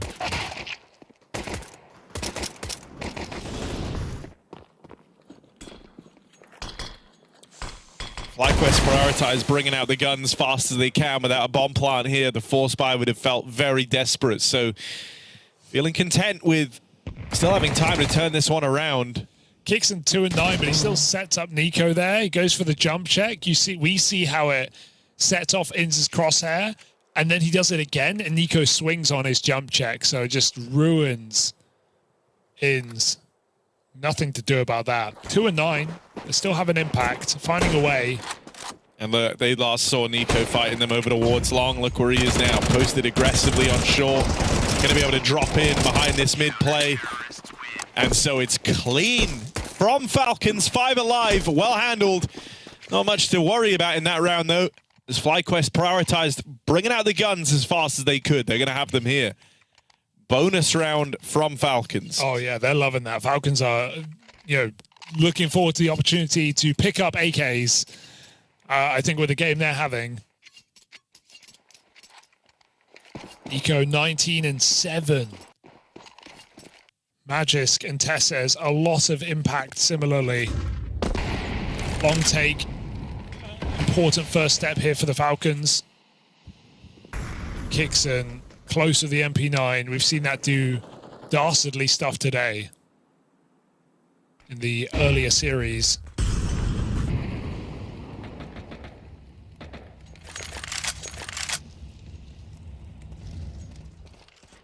FlyQuest off to their slow default. Get up Cat and look for a late long. As Falcons leave this position, long is now theirs. It's a Cat setup instead. Oh, FlyQuest going into it. Big trade out of Nico. Kixan full blind, but Nico with his 20th kill has kept things even in the 4v4. FlyQuest 3 strong out towards the long side. Coming to find Liaz though. He's got to be careful. Dexter holding this with his scout. Even a couple of tags here would be very valuable. Just left the angle, but gets the spot off now. Regali takes the first. Yeah, 2 tags downrange from this scout. Dexter finishes the job. And there's Nico to lend the helping hand. How? Dexter does all the damage, and Nico gets to collect. 22 and 7. Liaz finished off. Nico with a 4K in the first rifle round from FlyQuest. And maybe one of the only rifle rounds we're going to get to see in their T-side, as this one is fast approaching the finish. That's what happens. And Nico is 23 kills deep with more rounds still to play. He is unstoppable. He is the star of the show right now. Look at that little transfer down as well. He gets his AK on Cat. He puts it to use. 4 kills again for Nico. There is team play here for Falcons. Everyone's pulling their weight, doing their part, but Nico is undoubtedly the star of the show right now. Whatever he wants, he gets. And he is giving this to Falcons. Yeah, and it's also like a bit of a kind of a self-fulfilling prophecy in a way, right? Like, oh, Nico playing really well, so now he's really confident. Now he's taking all the fights he can, so it feels like he's everywhere, so now he's playing better. Like, it's actually insane how much this is spiraling out of control. It's one hell of a snowball effect for Nico on this CT side.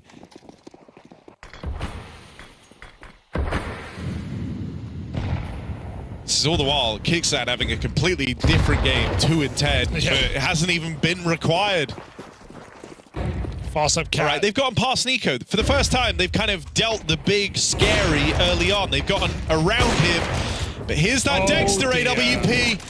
He's rising up the ranking, second now for the Falcons on this board. That's after a slow start in the series. Will get tapped out by Liaz. But how much further can this really go? It's a Tech 9 and a Deagle left up in this round. No chance to go and get that gun at the crossroads. And the bomb has fallen down. That might be the round, just from position. They flash another fight. Kixon finds his third, and Regali needs to hit some shots that just aren't going to come to him. Falcons find 11. They are making quick, efficient, easy work of Dust 2. We knew it wasn't a map that the FlyQuest boys frequent, but this is indomitable for the Falcons. And I mean, here's the big ugly truth, right? We said it after that first rifle round was dominated by Nico. That was one of 2 rifle rounds you get to play. If you don't win this one, FlyQuest, you feel like you never even got to get going on this T side of Dust.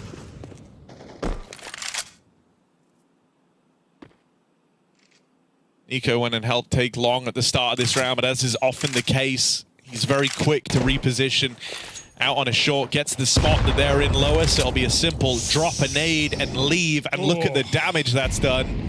90 damage nade.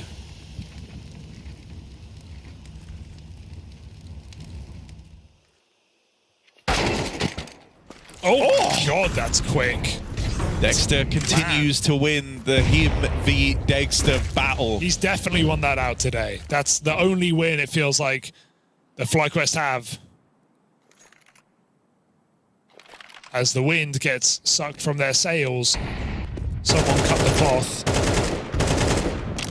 5v4, they go slow into this B bomb site. As Falcons leave it, in fact, so they've completely missed the boat on this one. Tessez could get here in time, but he needs to do something impossible. FlyQuest, 1 round on this T side.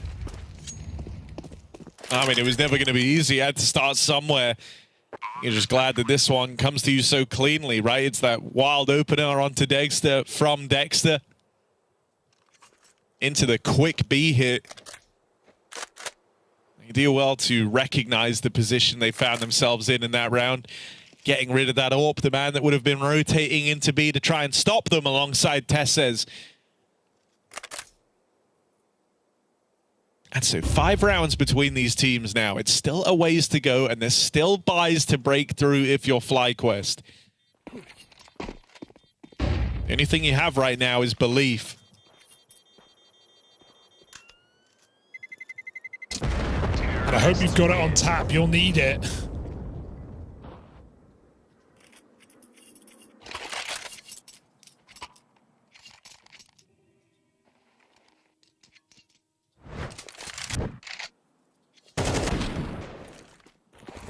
That was sick. Aí são os dois forçados para prestar atenção. O rush meio pro NiP, que pode ser pro Juju também, não sei.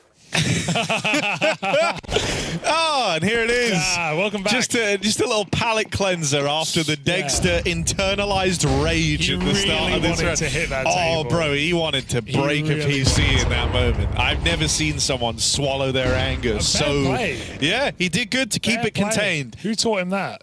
He's probably thinking, like, look, the last thing they need right now is me smashing a monitor in half. Like, we're winning. I can relax. I can take it. Well, it wasn't kind to the other AWP whose name started with a D that used to punch monitors. True. So a bit of self-control goes a long way here. Falcons hold off.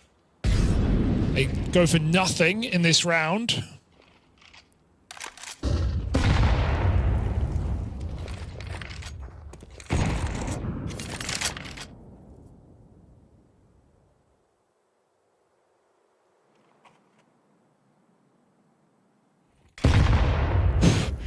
I mean, this already carries a very different vibe to the last few rounds. There's no wild, audacious peaks. There's no nades. There's no health. They're getting battered.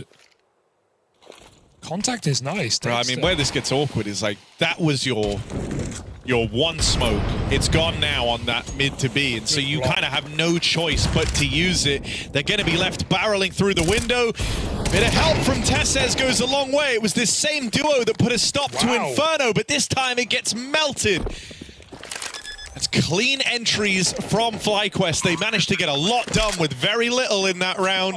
That just looked like death entry pathing, where you're just running through the window knowing that there's no way you're going to get anything done, that you're just a body to add to the fuel, and that you're hoping for a trade. But 2 really quick shots come in for FlyQuest. A whiff magic spray. And Tess is just domed out of window.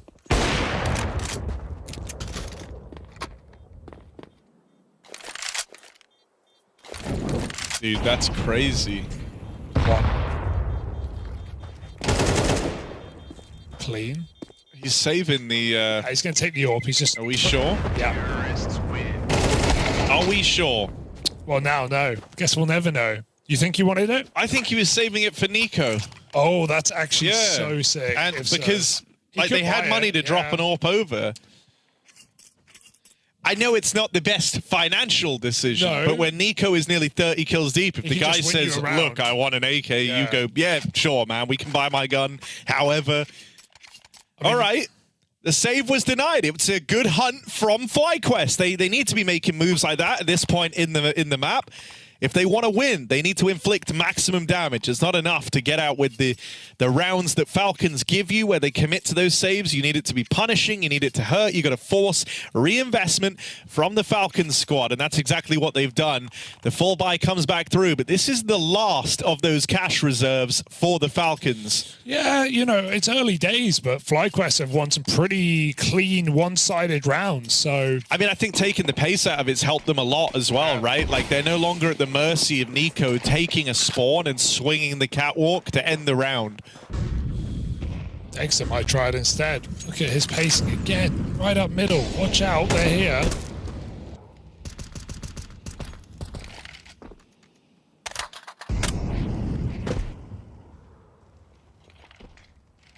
I think this has been a very good realization from Dexter of like where things were going wrong. How they were trying to play spawns a lot, but I don't think that's the strength when you're up against Nico in sentry turret mode.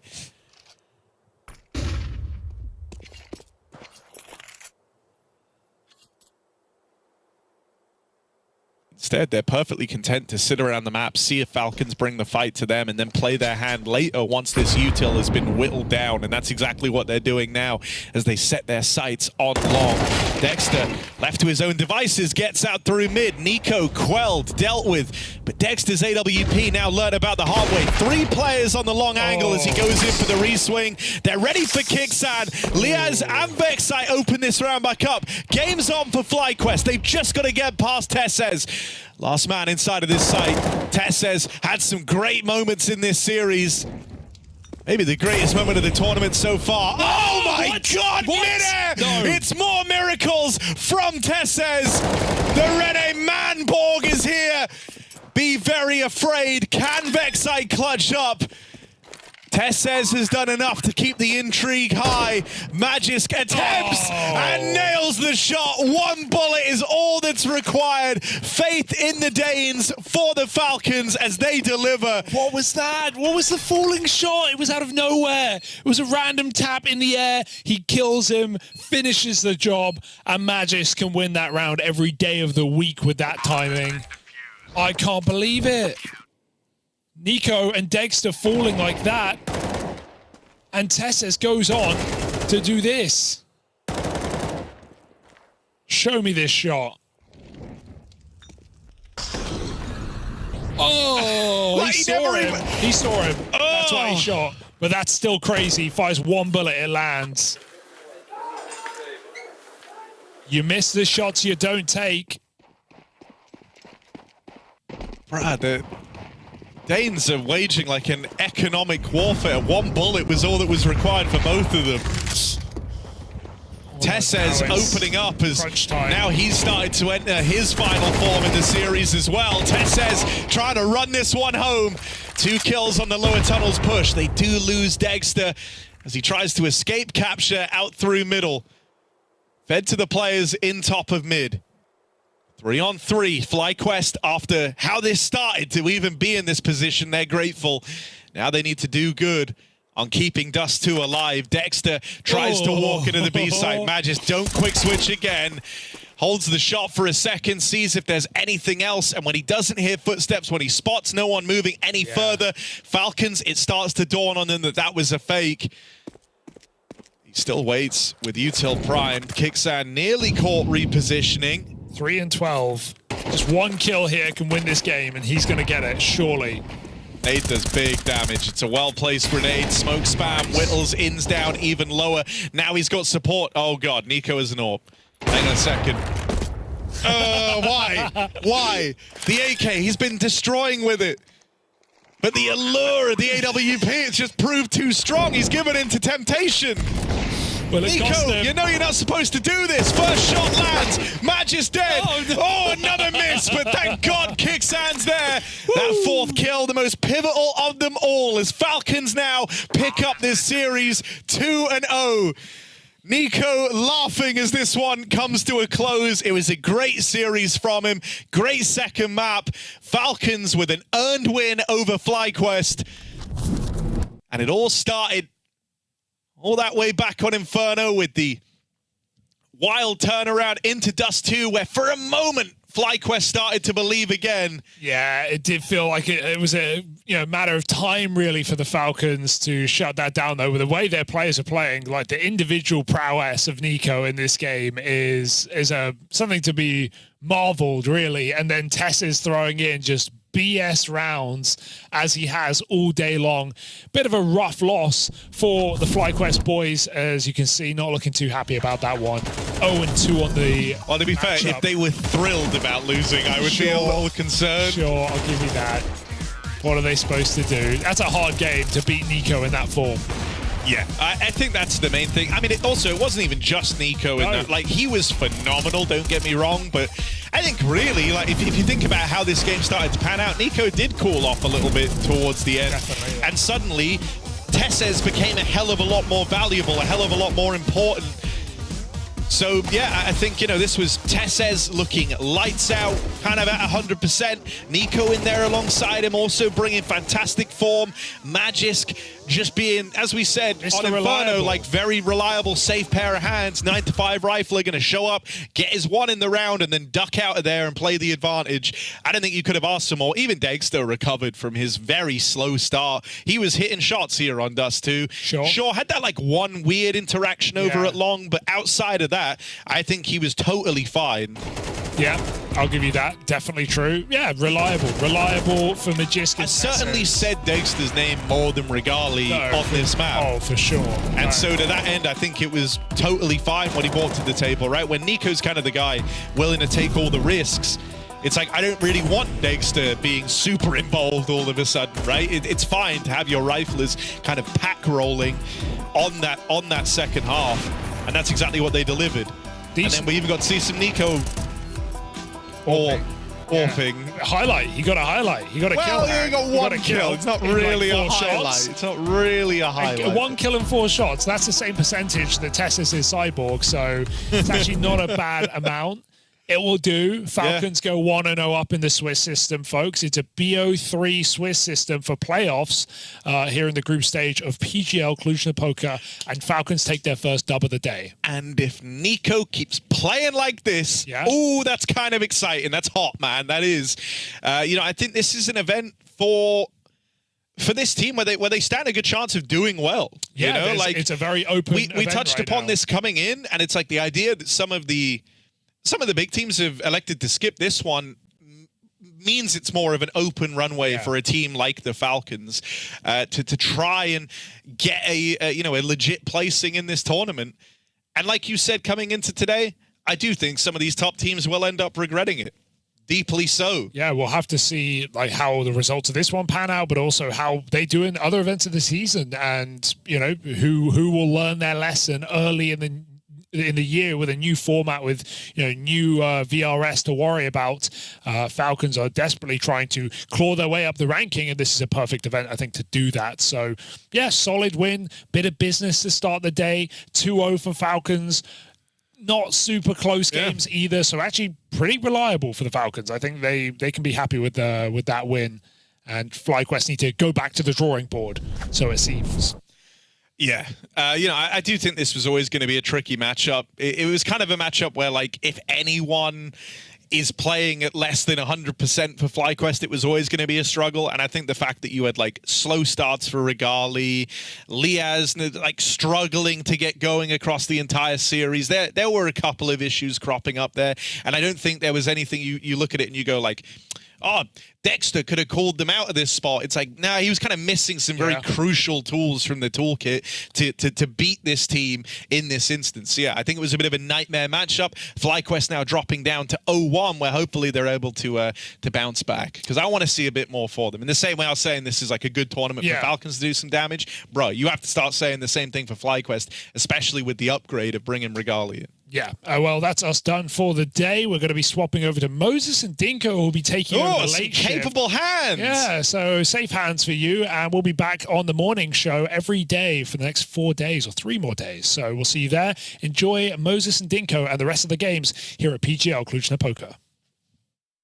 She said she loves you. But she can't love me. But I love you. Yeah. Look, all of my men's going crazy. I gotta brag on myself, I amaze me. Like I'm back in the 80s. I won't play window anymore. What's going on? Play your role. 1xbet. On to the next one.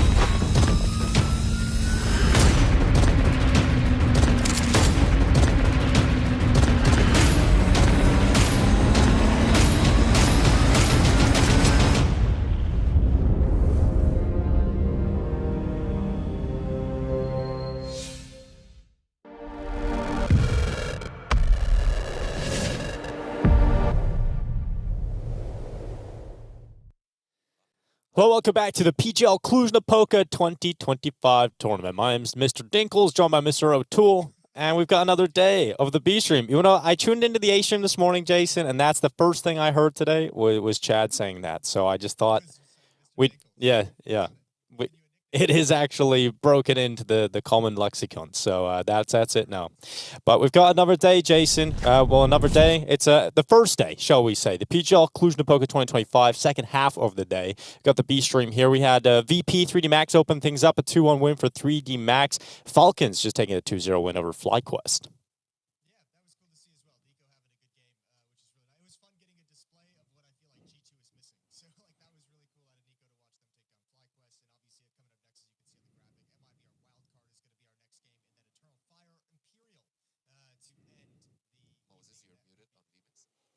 Yeah, MIBR Wildcard, Eternal Fire, and Imperial Valkyries to round out the day. Exciting matchups for sure there. I think for MIBR Wildcard, I think that's a pretty evenly contested matchup, so I'm looking forward to that. We've got to cover quite a number of the Wildcard games recently. They had a great major in Shanghai. And then in Katowice, they had a middling run, I would say. Yeah, apologies. Apparently the vMix wasn't taking my audio. Yeah, middling run, but you know, I would have liked to. I mean, I don't know. That Virtus.pro team looked really interesting coming out of Katowice, so that loss is a big disappointment in my mind. But this MIBR wildcard matchup, I think we have another situation where wildcard is going to be like I'm interested to see what they're going to do, because after that major run at Shanghai, after doing some good things out there, looking solid, I don't know. I'm curious if they're going to be able to carry it on. Yeah, I think we're going to get to see if there's the next step to be taken other than that initial excitement. So, yeah, exciting tournament here. I think with the fact that we have some teams who aren't in attendance, that makes it a little bit more exciting because we get to see the likes of MIBR and Wildcard perhaps consider deeper runs at this kind of tournament. So I'm looking forward to it. I think MIBR are a team that we're starting to make some real positive strides last year, not necessarily being able to follow that up towards the end of 2024 and the start of 2025. But the Lukowski move, as he's there shaking whatever he's doing right now, Jason, showing us some shake weight power. Practicing, I think we call that. Oh, multi-hands as well, ambidextrous. Right, ambidextrous, yeah. That's beautiful. The southpaw technique is really strong.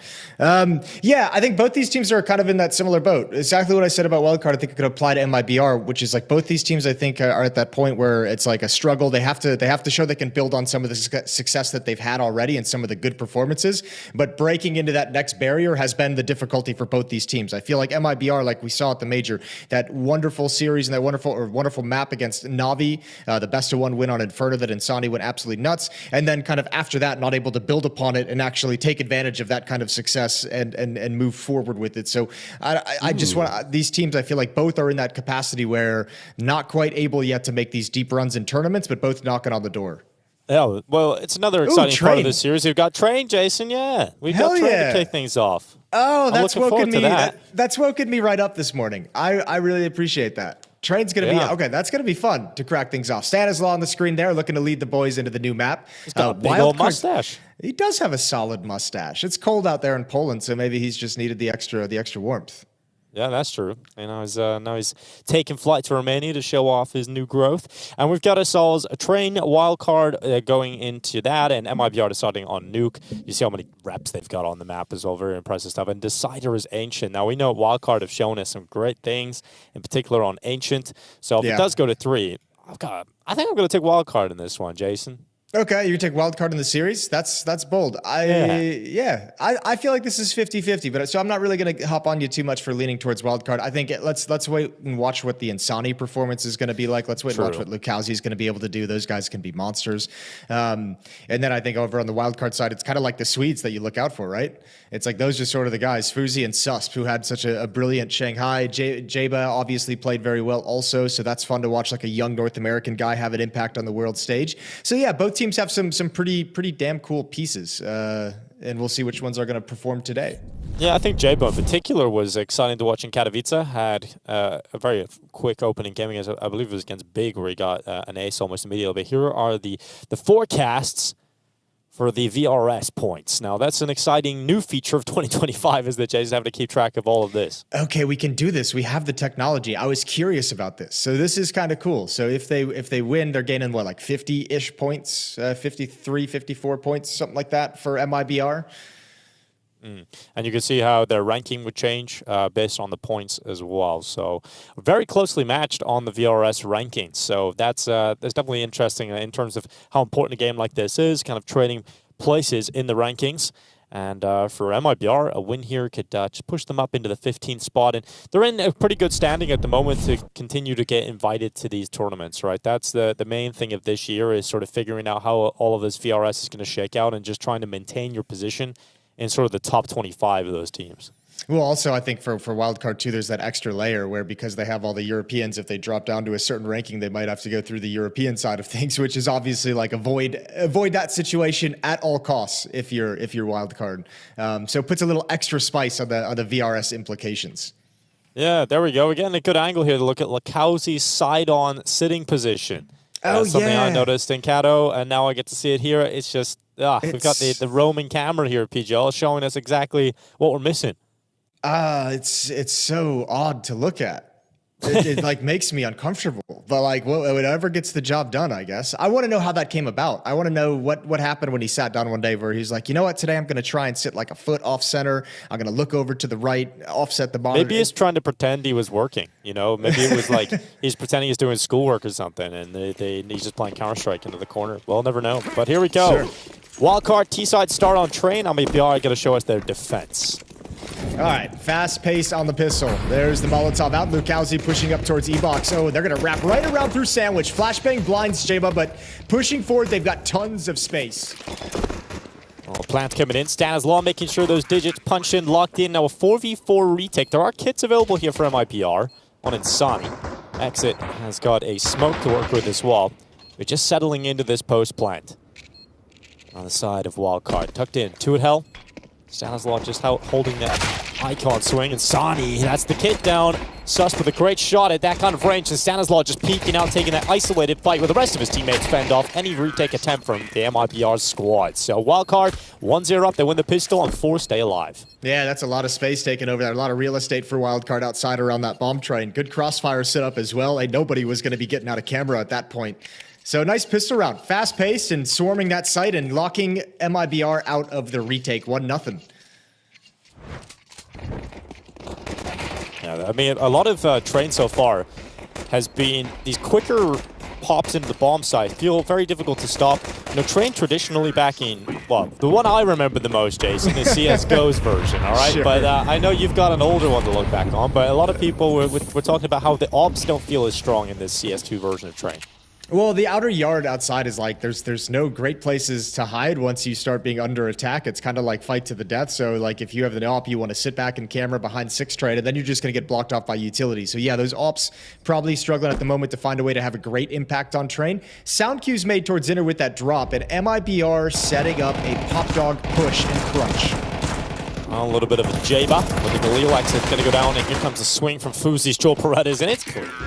It's real clean for Wildcard. All 5 players stay alive. They've only lost 1 so far to kick off train, so their money's starting to swell. And for MIBR, that investment did not pay off.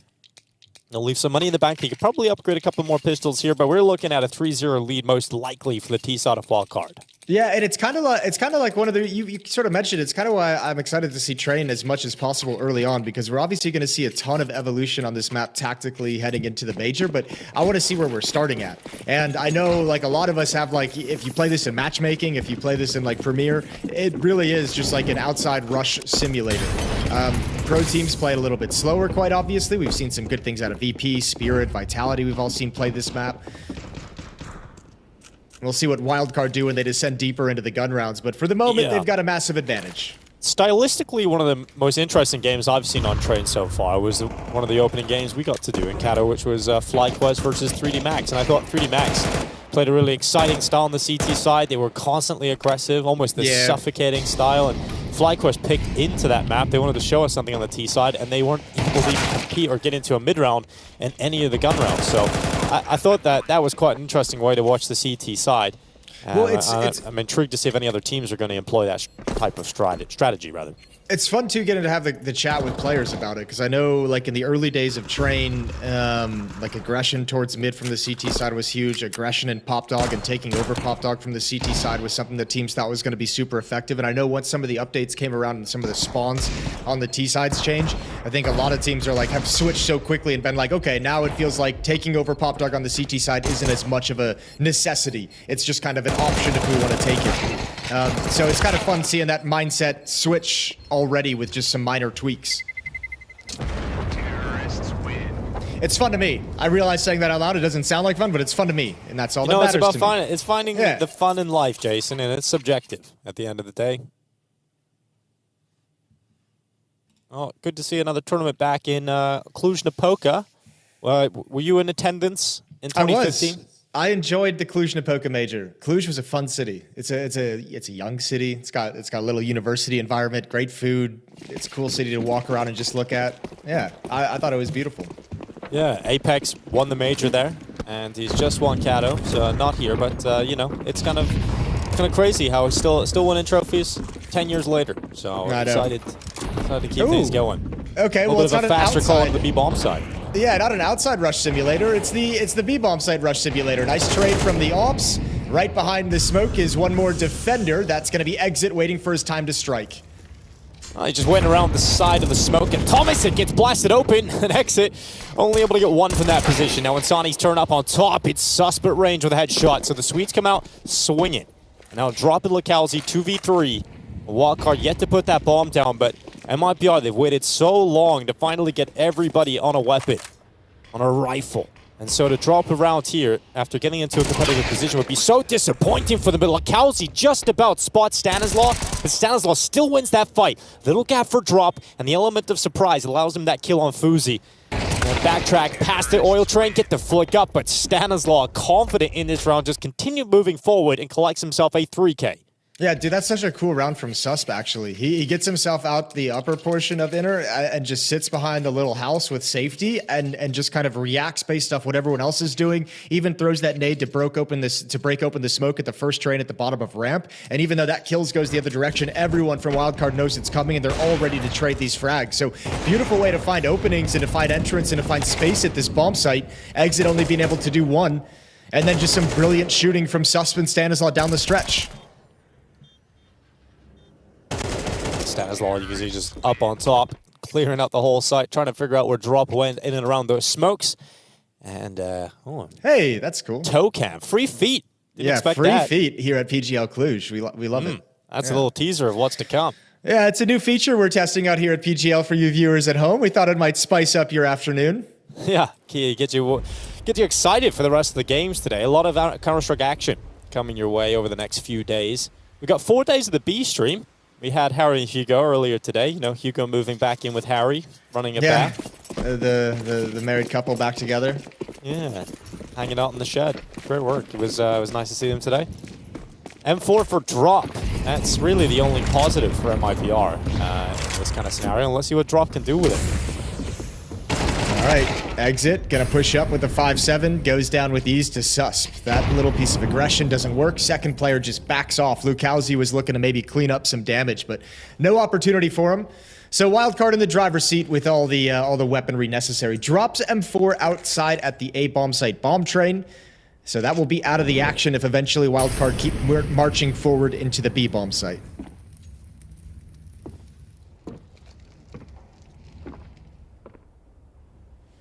So just slowing things right down after the initial chaos. Wildcard want to leave a question to MIBR. Could they have reset? Could they be setting up outside of the A-bomb site? Or are they going Pop Dog? Yeah. Well, nice and simple.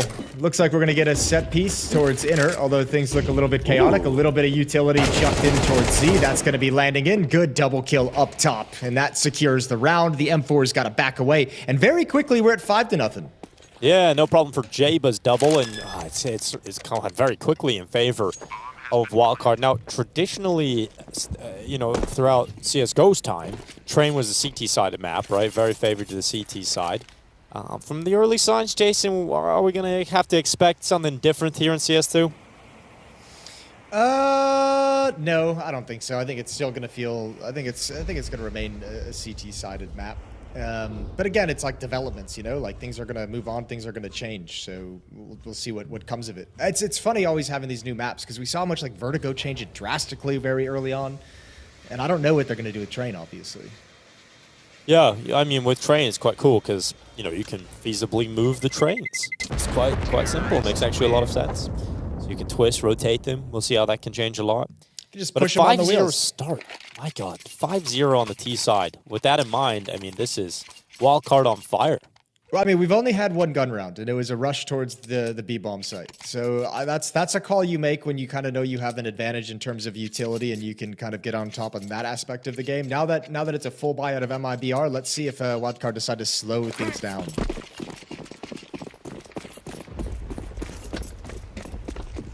Well, Stan the man charging his way out of T-Con. He's going to take a Molotov to the face. That's kind of quite a cool molly. It breaks on the wall. Right in front of Stanislaw's head. It's like fireworks. Yeah. Well, here's some of that aggressive CT defense, Dinko, that we enjoyed seeing out of 3D Max. 2 players pushed in towards Pop, and Safe comes back for the swing. And now, Lukowski's able to shuffle back and work with Drop to contain T-Main. 5-on-4 for MIBR. Yeah, it looked like it was going to be a little bit rough there for a second with Safe. Not kind of bumping off his teammate as he came out of Pop, and then the peek came in, but still able to make it work. Execution of the B-bomb site being set up here for Wildcard. Utility reigns in, but there's 3 defenders and one of them Safe. And so with that op in the correct position, peering up towards the Heaven Peak, this could still get very messy here for Wildcard. And 2 Molotovs on the low ramp really made that hard for them to take advantage of the flashbangs that they chucked out and the smokes they had put in place. Now one player, Jaba, is trapped up top. Sonic is going to have to crack open the bomb site, but that doesn't happen. So Stanislaw's got to start thinking plant. Got to start thinking get something out of this round because it's all they're going to have. A great work from Insani here, though, combining the grenade and bullets to get himself 2 kills back in, leaving it all on Stanislaw. And this should be an MIBR round win. I mean, Stanislaw is not going to be able to get the opportunity to even get going. So 4 players stay up for MIBR. Great retake, in particular from Insani and Exit. And finally, Brazilians will see their first round victory. Yeah, it's a great retake, but it is truly all set up by what happened before the execution began. Those double Molotovs in the lower ramp just screwed up every single piece of timing. That's like, what, 15 seconds that Wildcard had to wait. Their smokes start fading. They had to use another smoke on the low ramp just to get through safely. That's not a pretty execute, and that's the difference of doing something like this against a team that doesn't have the utility to stop it in the first gun round, and now trying it again here in a 4-on-5 when they have all the nades and utility to slow you down.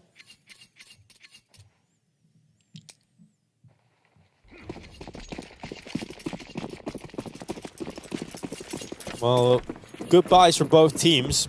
Wildcard in that luxury, even after losing a round, because they just won so many with limited casualties. So Fuzi can continue to have the AWP as long as he desires it. And Stanislaw now going down towards Ivy. First look at this fight. And Insani coming off the ankle, not wanting to challenge once he realizes the AWP was there with Stanislaw. Yeah, and you have to imagine, as long as he keeps his nerve, like, Fuzi might just be frozen here for some time. He's starting to back off now, so decides to give it up just as a smoke comes in, because as an opera, you're not going to get too many opportunities there. Lukowski, aggressive, doubled up with Drop. This is what we liked out of 3D Max, these kinds of pushes, and MIBR is doing the same thing, and this can be very effective, but down to timing.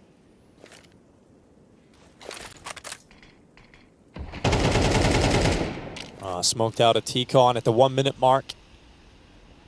Stan still got his lineup. He's just going to sit. Oh, there it is. Nicely done. Out now. They're going to try and split through T-Con and Pop Dog.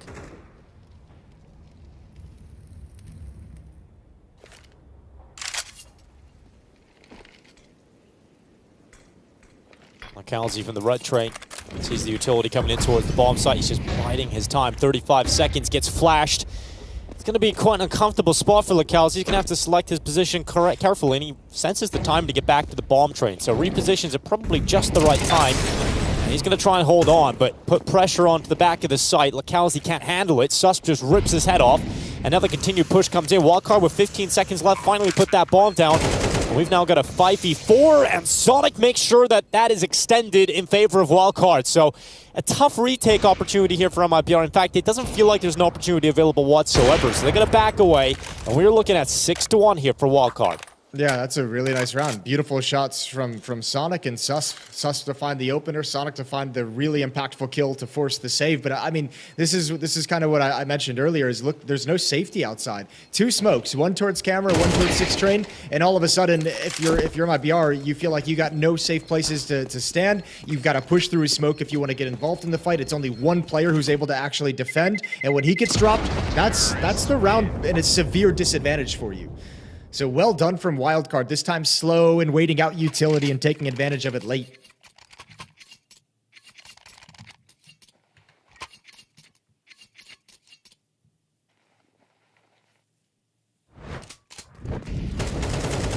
Susp's great shot to the back of the side. LocalZ, with limited time, he could have played a little bit of spoiler. But when that kind of shot comes in, nothing you can really do about that. The only bummer I have with like Train at the moment is like we don't really know like what level teams are at on it. So it's kind of like obviously it's like easy to be here and like be like Wildcard is just destroying MIBR, but like what kind of proficiency do we know that MIBR?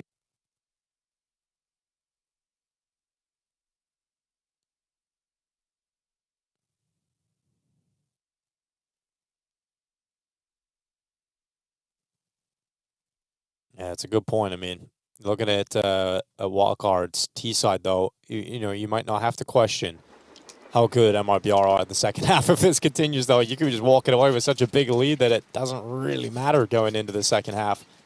MIBR is starting to get onto the last legs of defense here in the first half of play.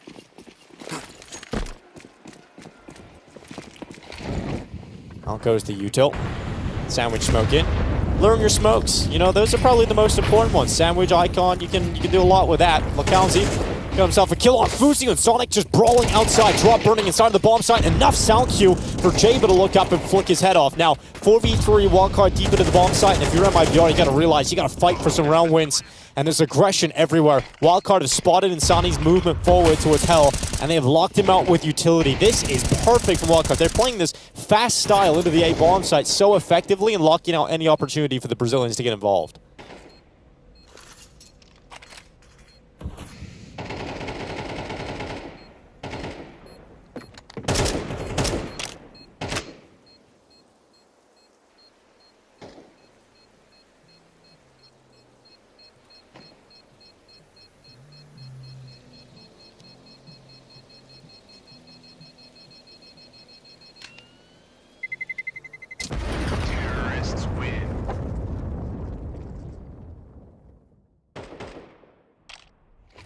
Well, 7-1 lead for Wildcard. Nice beginning to the game so far. And Sonic just charging outside, doing what he does best, it seems. Just powering up, rolling in. Speed is the essence for Sonic. And Wildcard not stopping at the moment. So MIBR, really frustrating game for them so far.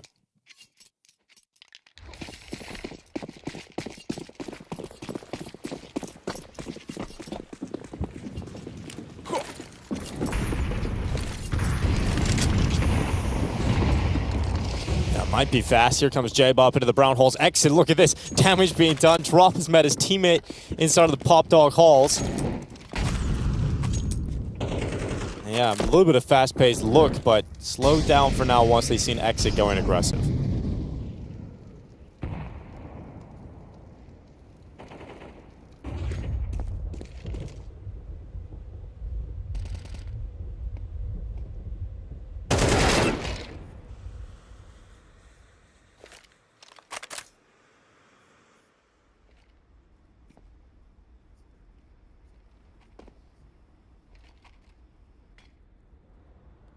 Susp coming out of pop. He's gonna have a little peek into the side. LocalZ at the back of the bomb site, just spotted by Susp. And FaZe to go down. Susp to take the headshot drop, locked out of there. Now Jaba's holding down the icon peak, but there's no peaks yet from the remaining forces of MIBR. They're just trying to batter and bruise Susp before he gets into a competitive position late into this round. And with a 2v3, 38 seconds left, not a whole lot of ground being made for Wildcards. They have to go back, in fact, and grab that bomb. So 2 flashes on J-Buck, 1 flash and a smoke for Subs. They're going to try and use those up, but it's J-Buck's bullets that are proving most effective. He goes forward, LocalZ taken out with a great headshot. Now 2v2 with 19 seconds left. They've got to get that bomb down.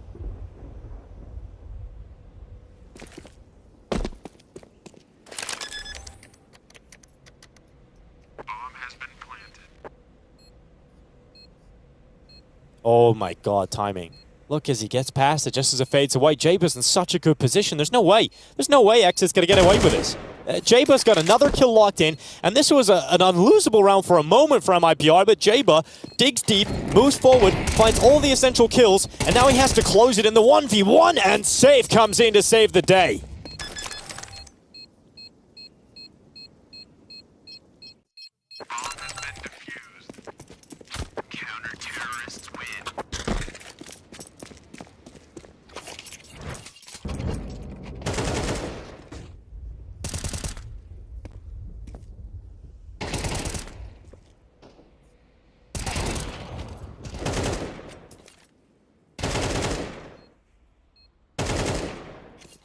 Yeah, man, Jaba's had a real heater, an unbelievable game so far. Just the amount of kills he's racked up, but just not able to win that 1v1 fight. And Safe might have just saved this half for MIBR. If they can turn this around off the back of that turning point, this could be a fantastic half still, considering the start. They can still get 5 rounds, best case scenario, but Wildcard wanting to silence any possibility of that.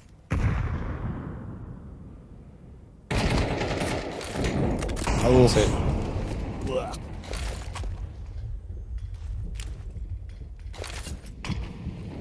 that's a lot of damage done early to exit. But actually, this defense of maintaining an aggressive stance towards teammate has done right pretty now, good for MIBR to like stall them out. Having to fall back a little bit further into the site. He'll be the solo B player, 4 position on the A site right now for MIBR. Heavy lean here, having to deal with what Wildcard have been throwing at them time and time again, which is just being heavy pushes in towards that A site. They had a number of rounds in a row that were successful in that fashion, so that's... You can understand why MIBR feel like they have to keep 4 players there for now, and they'll have a quick rotation of MongolZ back into connector, who's just going in for a peek. Well, for Wildcard, they're showing an ability to slow things down. A couple of different looks, a couple of different pace changes. For a portion of that game, the game plan was heavy attacks into the A bomb site with some speed. Well, I think Wildcard's happy to play these slow towards the end, because again, I feel like they think they have the advantage of utility. Right now, they certainly don't. They've been stalled out. So final hit into the inner bomb site. 2 defenders here. Good nade, slows down Susp.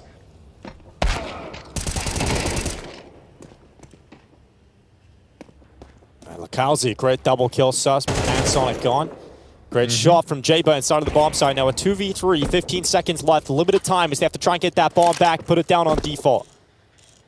And Safe's got eyes in heaven. Here comes the peak. Shoulder in. Fuzi goes down, and Jaba's asked to clutch in the 1v2 total here. Jaba against the long-range fight of the AWP, and he's got the read on the second, but couldn't quite pick it up versus drop. It's a valiant attempt from young Jaba, but in the end, it's dropped to run back, collect that kit, and the round victory for MIBR. Yeah, that's nicely done.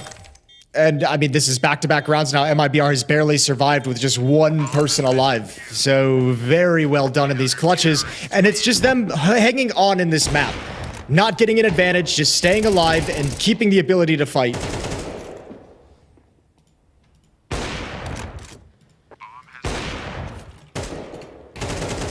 So many of these rounds coming down the clutches, 1v1s, back-to-back here, and MIBR winning both of them back-to-back is still keeping them in with a chance of making a real half out of this. So Wildcard feel like their T side is starting to come to a grinding halt. So the first time out being taken here. First time out to talk things over. 4-round lead for Wildcard. This has been, a good showing from their T side, absolutely.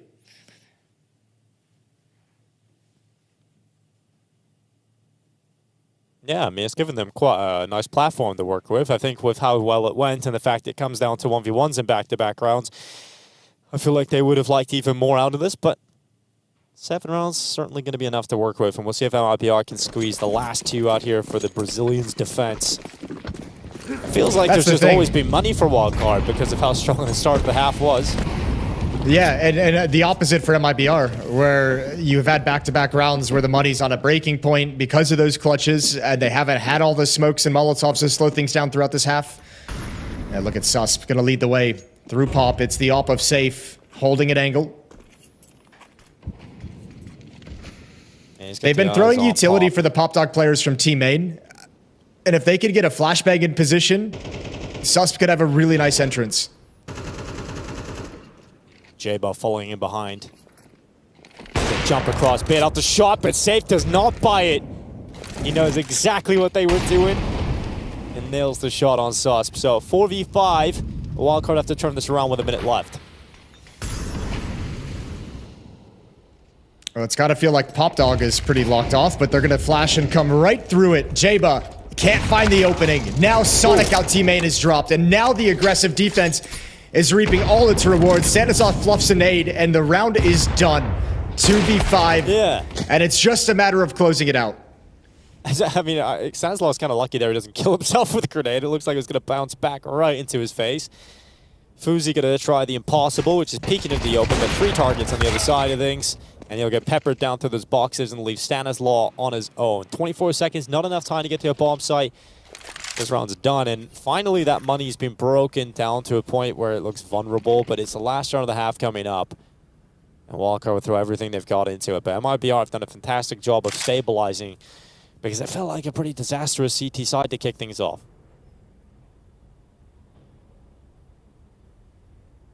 It did feel like a disaster, but the recovery is nice. I don't know if it's going to be enough. You get 7 on the board, and that you win a second half pistol, and you're kind of marching towards victory. And that's sort of the problem of MIBR, is that next half pistol round is going to be critical. But at least giving themselves something to work with, and at least showing us that once they got their feet beneath them and got used to the style that Wildcard's bringing out, they've been able to handle it.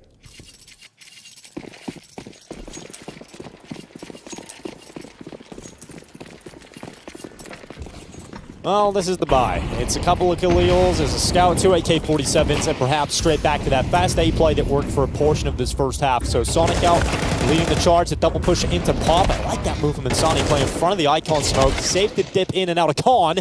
Great shot from Stanislav just before he dies.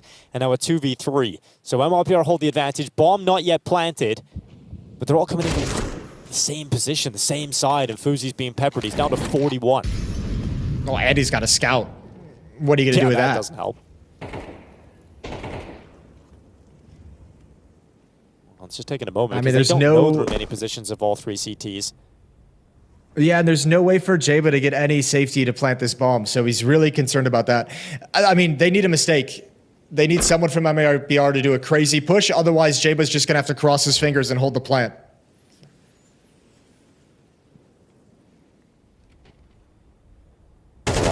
It's Jaba's shadow, but Jaba still faster, and drop goes down. So numbers evened out at 45 seconds left. And very interesting, because now with that kill, they can actually attack the B-bomb site as well. Defense has to be split. But would you expect the position of exit? He's just waiting. I think his position is going to win in this round. It just looks so good for exit out towards T-Con. Now they know where he is. 20 seconds left. Jaba's come close to winning clutches. This needs to be one to close the half. 8-4 could be teed up if Jaba's able to pull off the 1v2. 10 seconds, got to go for headshots, and incapable of connecting onto LaCalzi. So a 7-5 scoreline. Look at that strong start from the side of Wildcard, but beautiful finish from MIBR considering. I was going to say, just about as nice of a finish from MIBR. 4 in a row to close out the half, 2 of them being 1v1s, very close affair. And those clutches dictate so much. That's them being able to fight back or them just being deleted out of this map. So a real chance for MIBR that they've created for themselves.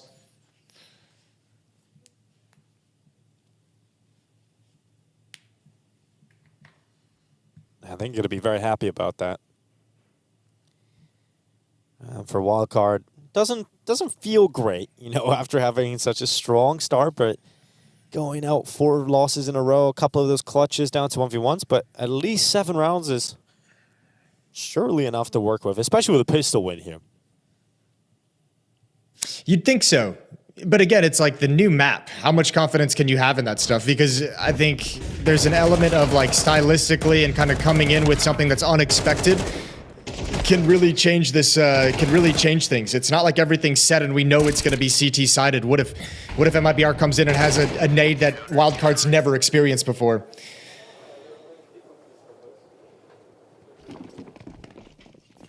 Well, we'll wait and see if that comes to pass, but pistol round ready to go. MIBR have 2 flashes and a Molotov, and they're going to go quite quickly into this A site. Sonic playing up towards E-Box, they're going to electrocute them, and it is not going to work because Calzi just surges straight through his head. 5v4 advantage sided with MIBR into the pistol round, and that bomb plant at a minimum is going down. So confirming a force buy possibility going to the next round, but they want it all.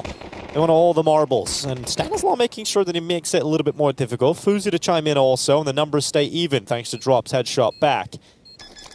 But this retake is on, and Stanislaw is just going to get on the defuse. A full 10-second stick canceled within the first second. It was ambitious. It was a bold maneuver from Stanislaw. But a 2v2, and I think there's not really any other option apart from just fighting, hoping mistakes and overextensions are here for MIBR. They've got to get on that defuse now. A 10-second stick around the corner, safe to take them off it, and there's no time to win the round anymore. Wildcard can't pick this pistol up, and Safe just pulls them in and closes with some great headshots. All right, quite a little bit of momentum MIBR has building now going back to the first half. Final rounds of the first half, now the pistol. So Wildcard doesn't get that easy leg up to a massive advantage on the CT side.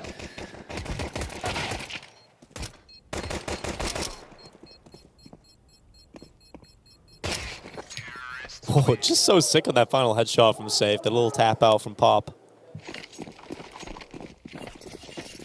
Yeah, the momentum certainly in the side of MIBR. The wind is in their sails. MP9 for Jaba. Everybody else on pistols, and they're looking to try and occupy the brown halls. Sprinting towards exit. What a flashbang from FaZe. That is so effective in allowing 2 kills from Sonic, but Safe is stepping up again. Double kill back. He's looking for a follow-up kill here, and Jaba's just hoping that he can catch him and melt him away, and that's exactly what he does with the MP9. Oh, this is a very cool round, and that's what I mean. Look at, you can tell MIBR has not had a whole lot of success dealing with that flashbang and that kind of a push behind it. Really, really damaging from Wildcard. And this 2-on-2 is extremely winnable. FaZe's going to keep up some aggression. Keep control of A main. Oh! Another shot from the 5-7. AK-47 picked up now, and Insani, well, he's got a 1v2 ahead of him to recover disaster mode here from MIBR, but look at Stanislaw right in behind him. Insani's going to go down, and Wildcard pick it up with pistols, combined with a flash, and 1 MP9 for Jaba. That's a pretty brutal flashbang, though. Well-timed, well-executed from Wildcard. MIBR have no idea what hit them. They're so blind.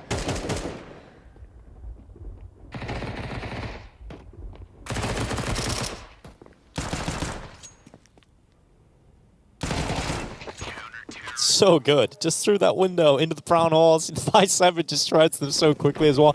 Makes the most of the opportunity while they're blinded. And now MIBR, they're down to pistols. They're back to the Stone Age themselves. So it's Deagle's out. And Wildcard could snatch some of this momentum back in their favor now as they look to head to 9. Yeah, that's a bummer for MIBR, who probably felt like they were building into the map. Stepped on a Lego and... straight through your foot. Ugh.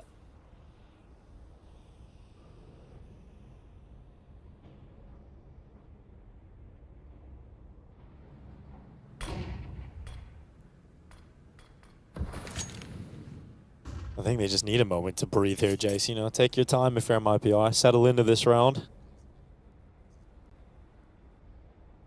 But that's exactly what they're going to do. Take some time to relax. Waited some aggression for Wildcard, but none will come in this kind of round because Wildcard are obviously aware that they will have damaged MIBR's economy down to the point where the best case scenario is a weak force buy. That's exactly what's happened here. So Deagles just across the board. And into the brown holes they'll go, 40 seconds remaining. CT defenses populate the B bomb site with 2. 3 over towards A. And one of MIBR's best chances is trying to overrun this defense, but utility was held on to into the final 30 seconds, and Jabe is going to slow them down. But eventually that utility will be sparse, and MIBR will use their own, and there'll be a quick rotation from Sonic coming back in through connector, but here comes Insani, charging down, the rest of his squad in behind him. Lakauzi goes down, but Insani on the Deagle, exit finding one of his own, and these pistols making it uncomfortable as Insani gets a follow-up Deagle headshot, and this bomb is about to get planted. So Wildcard, they may have won on pistols in the last round themselves, but they're about to go up against them in this round to try and recover. They could suffer a loss to these Deagles. They've damaged up these players so bad, but they don't have any utility that can remove them. No mollies, no HEs, so it comes down to bullets. And a peek from Insani will reveal his kill, and Safe has found a follow-up headshots. The Deagles just unbelievable in this round for the side of MIBR, and Susp has no chance, no way into it. MIBR just blasts through them with the Deagles. Unbelievable shots from MIBR across that entire round.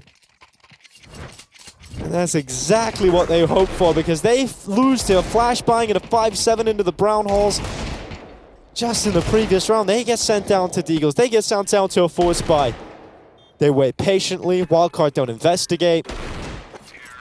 And MIBR with a simple B-hit finish, but there was something just beautiful about the shots that they were able to land. MongolZ is the lamb to the slaughter. He goes down. He's the sacrifice. But it's the follow-up kill from Insani coming as that second man that just opens up such a beautiful opening chance there. Exit lands some bangers as well. And that B-bomb site just collapses under the might of the Brazilian Deags. I mean, both teams now have something to be upset about with themselves. I mean, I think both teams are looking at it now as we're letting this map go. Like, that's got to be the feeling in the back of your head. Winning the pistol, losing the second. Winning the second, then losing the third for Wildcard. Like, you found ways to have advantages and have the momentum in this game, and you keep giving it right back. Yeah, it's really frustrating. Especially for Wildcard now, who they're going to have to deal with the fact that, you know, the first half they have money constantly. But I think now on the CT side, they're going to have to feel the wrath of not having money, and it's just more expensive to be a CT. Oh, it's going to be quite a rough start to the second half now for Wildcard after losing to the Deagles in the previous.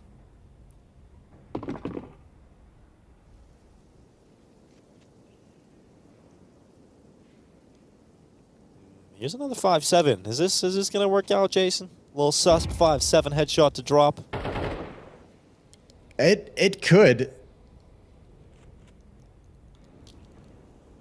Nope, it's gone back in towards T-Con. MIBR has played this so cautiously.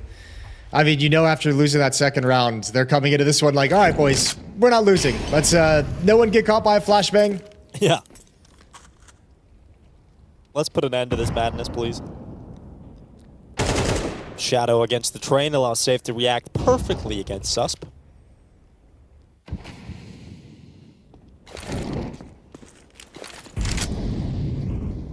Well, that utility Molotov starts to rain in towards with 6. 35 seconds left. A drop with a MAC-10 charges in behind the smokes. Yeah, good control. Fuzi, Stan, and Jaba, they got nothing to do here. I'm just noticing this. Jaba's got 17 kills. What a map he's putting in at the moment. And unfortunately, they're still sitting tied.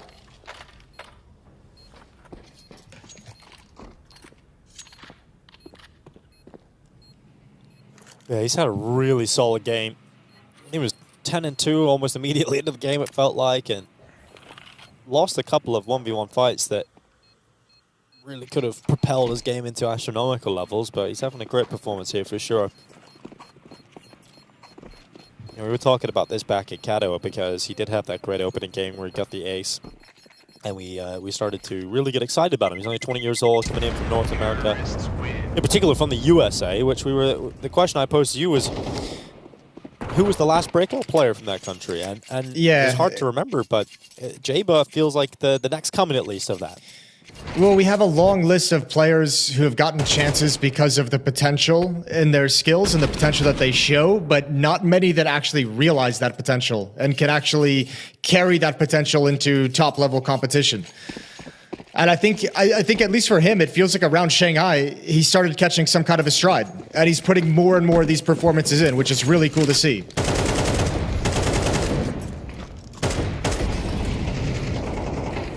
Definitely starting to get better and better, and obviously practicing in Europe, living out in Warsaw for a while.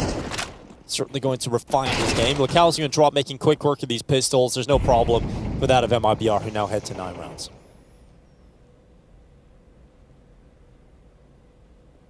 Guess this would be a good time to rehash the tournament so far, Jason. There's plenty of action that's gone down today. 2 streams. MOUZ had their first game with Spinks earlier today. It was a 2-0 versus Big. Yeah, which is good to see. I mean, a weird roster change, a weird situation for MOUZ. But it would have been a shame if that team like just disappeared. Yeah, it would have been a shame, especially, you know, we know the talents of those individual players and the ceilings that they can get to. 3D Max got that win over VP, and a little weird to see VP losing that game after seeing some positive strides out of Kato, but unable to get a win in their opening match here. Maybe they'll bounce back. That's how Kato started as well. They had a rough loss opening. Also with 3D Max that just changed out Joko for Body coming in, who had a pretty solid series against Virtus.pro as well. But that was worrying to me because Joko looked mechanically gifted. He seemed like a lot of power within that team, but at least today Body matched it. Yeah, it's true, and I think he also provides a lot of. He was providing a lot of great flashes today. Like he's a really good supportive element, so maybe that can get. And we love those flashes. Yeah, we do. I don't, but you know, they're pretty helpful. All right, well, 9-8. MIBR have taken a lead for the first time in this map, and that's got to be a new experience for Wildcard. So they pick up M4s, a FAMAS on Stanislaw. No op yet out for the CT side. And it's their turn to have to kind of recover the CT side with very busted utility. Advantages in that sense go over to MIBR.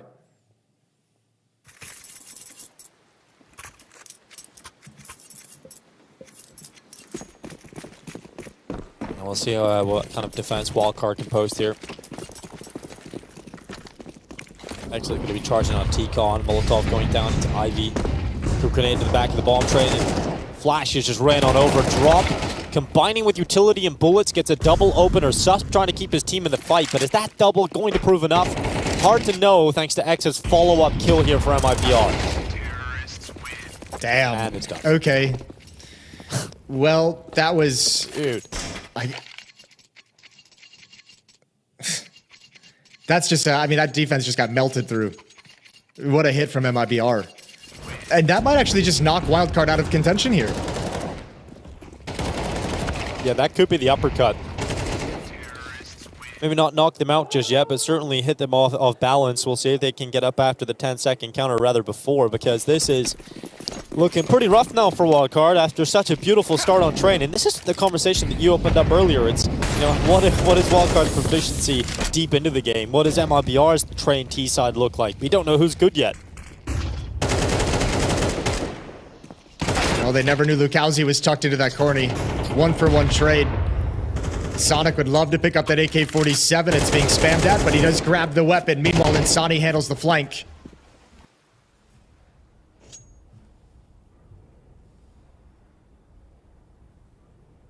Well, another great start here for MIBR into the gun round. Well, not so much a gun round, but into the round, I suppose. Sonic's going to hang on to the AK. But a 4v3 should be comfortable enough for MIBR to close, especially with over a minute left on the clock.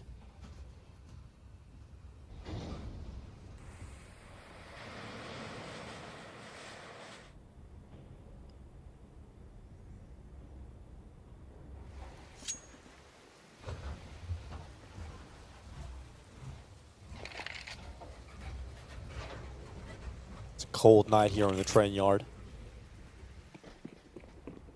Taking Ivy control on MIBR slowly. Exit coming out from the bottom of B. It's a good kill onto J-Buzz. There a follow-up available here for Exit. Certainly as a player inside of the bomb site. Just hasn't spotted him yet. 25 seconds. I can start to get a little bit worried about the time here. The AK. Oh, gone. I mean, that was always going to be a big ask. That was going to have to be at least a triple kill, but man, what a tough situation for Sonic. Stanislaw going to push up, spotted at distance. And now MIBR have that 3-round lead, marching towards a map 1 victory, but this is Wildcard's last stand. Now they can get some utility behind the weapons. Now they can get the op out on Fuzi. And we gotta see what kind of resistance the CT side has. Yeah, the last hurrah of Wildcard. Yeah, it was always gonna be a big ask for Sonic, but the fact that it was an ask was just a little bit worrying for a second there. Ooh, I like it. Quick smokes, maybe another quick topside hit, or outer. Suspect gonna move up towards the red train. Lukowski dodging the brunt of utility, but here they come. Flash, caught looking a little bit awkward, goes in for the peek, but Suspect got the double kill in the M4. And that's a much better start here for Wildcard to play with. Yeah, dropping Lukowski probably feel like that flashbang was maybe like a quarter second late. Otherwise, they would have been able to dominate. Regardless, this is all Wildcard. Susp with his double kill in team main. Now you have the op chiming in. The Swedes delivering impact when called upon. Yeah, those are the two players you pointed out we have to look at for Wildcard coming into this game was the two Swedish players enough to be their top performers. Jade, oh God. I don't want to see that. I want somebody to claw my eyes out. Dude, I think you forgot about recoil.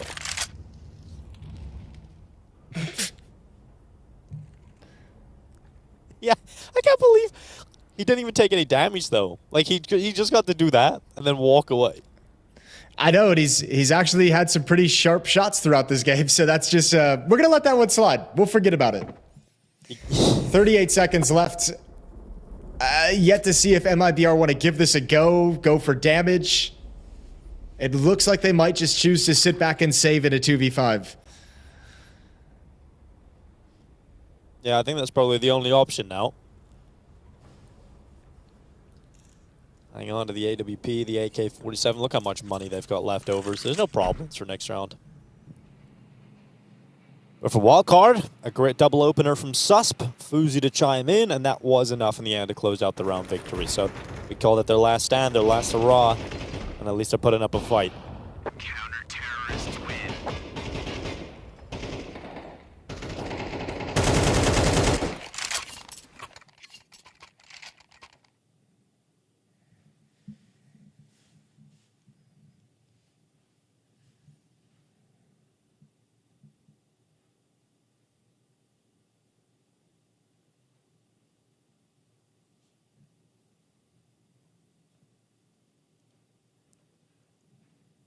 Again, both of these teams relatively close in the VRS rankings.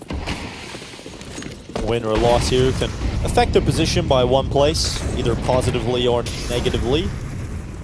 Missed a Molotov here for Sonic. Susp to go aggressive in towards T-Con. And that grenades going to force save back around the corner.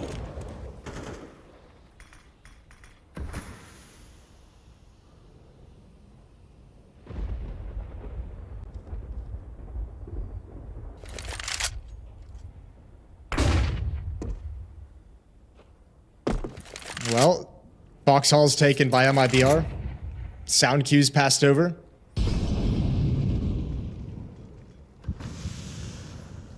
Maybe a little mid-round aggression out of Wildcard as they just put up Molotov and smoke in T-Main. Maintaining aggressive stances without pushing too deep.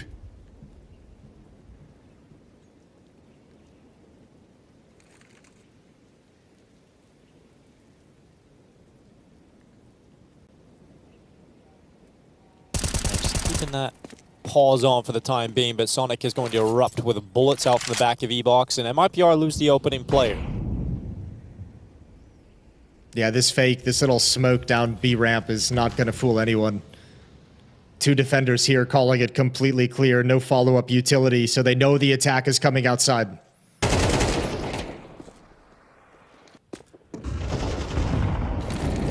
Good shot from Lakowski. That's going to draw those numbers back to a 4v4. 15 seconds left. Sonic, he's dropped the bomb towards the back of Red. They need to pick it up right now. 10 seconds left. FaZe chiming in with his AWP. It's done. And MIBR, I think, are stalled out now. Not enough time, not enough space, and not enough effective hitting. And they decide to go in towards this A bomb site. So 10 rounds for Wildcard. They're completely back in this. Oh, they do. do. The AWP as well. Yeah, no bonus money either. They've got cash to replenish it regardless, but that's still painful. Don't get to build up any of that bonus cash. 11 to 10. Wildcard, we said it was their final fight back, and they're taking advantage of it 2 in a row.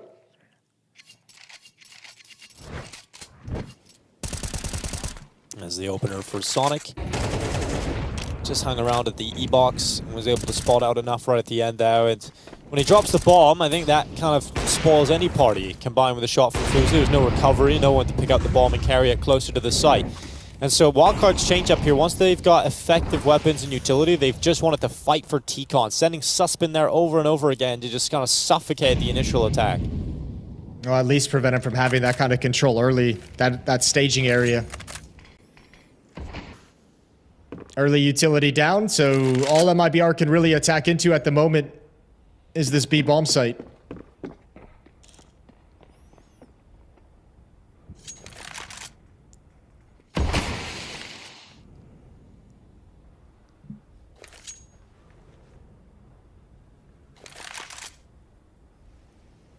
A lot slower here from MIBR.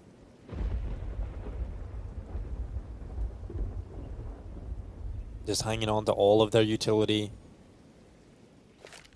Really signaling anywhere at the moment to the Wildcard defense, who have decided to play more passive. There goes PC Util towards connector. Flashes, mollies will start to rain in, and 38 seconds left as Jeba gets himself comfortable at the bottom, holding for this B-ramp play. Again, this is only a fake, though. They're not actually going to attack into this B-bomb site. It's outside that has to be the concern. Only 2 defenders here. Fake has worked so far. Susp has everything to do. Oh, missed shot from the AWP. He holds on as long as possible. And Sonic's there as well. And Sani having to fight alone. He's got himself one, but has to go to the plant because of the limited time. He would have loved to stand and fight, but they've allowed him the space to plant the bomb. And so they've given Insani a small chance, but a window opened. And Insani looks to try and climb right through it, but Jeba shuts it in his face.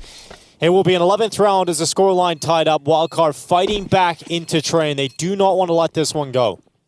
No, especially after the start they had. This was 6-1 at some point, 5-0 into 6-1. Like, they had such a massive lead, a commanding performance in the first half that slipped away. So good to see them fighting back now.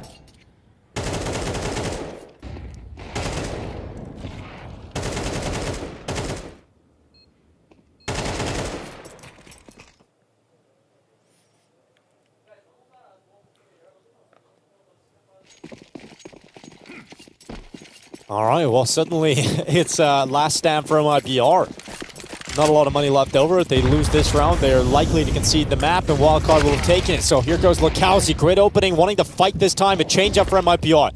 Throwing aggression into the mix, but Fuzi confident. Started the smoke. AWP doesn't get that second, despite looking like it was going to be dead on, but Insani able to trade it and keep numbers even. And a minute 30 left still on this clock, and a moment to reset for MIBR.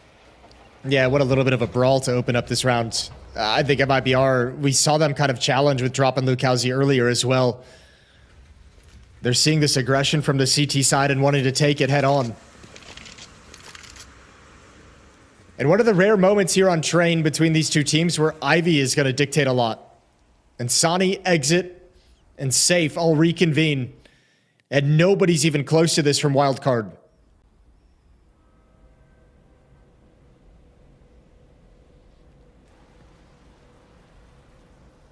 Jeba. Oh, he looks away at the wrong time, and that's opened up a chance here. Some space to play with for MIBR as they look to try and move through it through CT spawn and open up an access point into the B-bomb site. Stanislaw has the quickest rotation, but it's still a little bit off because he can't fully commit to connector yet because he's still worried they could come through Icon back into that site. So MIBR given the space and time to work with to get into the B-bomb site. And they've got utility left. It's actually Sonic who gets sent back from ladder room, but it took them a while to make that decision. So by the time he gets back, MIBR is going to be very ready for his position, and it's a man-down retake. He needs to find Insani before Stanislaw can commit. Oh, great shot from Sonic. Okay, Insani going down, and a 2v2. Again, this really does feel like the fight for the map. If MIBR lose this round, Wildcard are so likely to close it out. Safe, good gap. Stanislaw walks right into the sniper, leaving Sonic on his own. The South African looks to stand alone, and he'll go into the shot. It's going to be Exit to fall, but Safe to close it, and 12-11. It's MIBR with a sigh of relief as they get to map point first. Yeah, thankfully for Wildcard, there's plenty of money to get up weapons. AWP comes out for Fuzi, M4 on Jeba. Stanislaw's going to drop to a FAMAS. But they have the weapons to fight back to try and force overtime.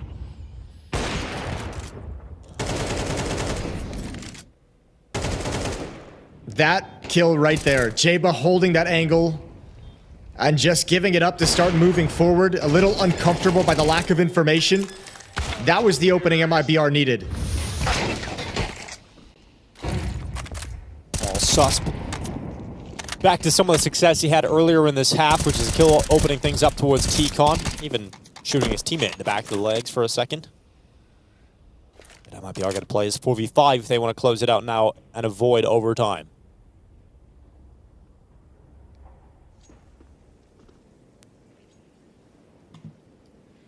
And we're not just going to fall into a man-down hit. Looking for a little bit for an equalizing kill.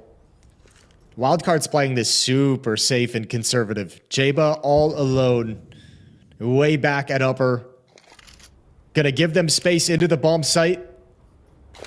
Stanislaw has just shifted in, but he's got no nades to stop this.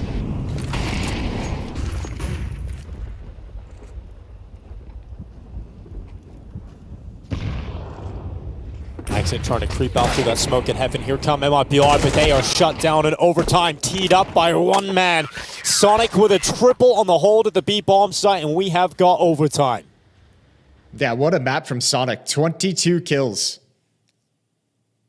And Wildcard has kept themselves in this.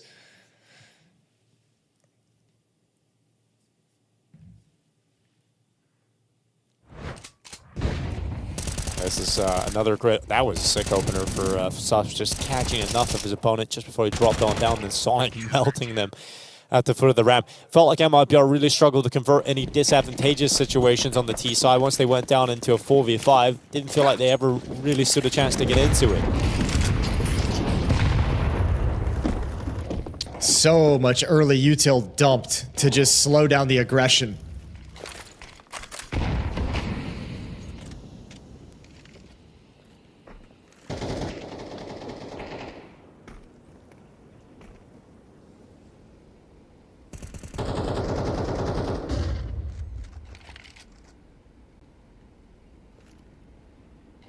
Again, passive starts the round here from MIBR, waiting for Sus basically to come towards them at TCon. He's got eyes on Pop Dog this time, and there's that Vice. Sus once again gets an opening kill here for Wildcard.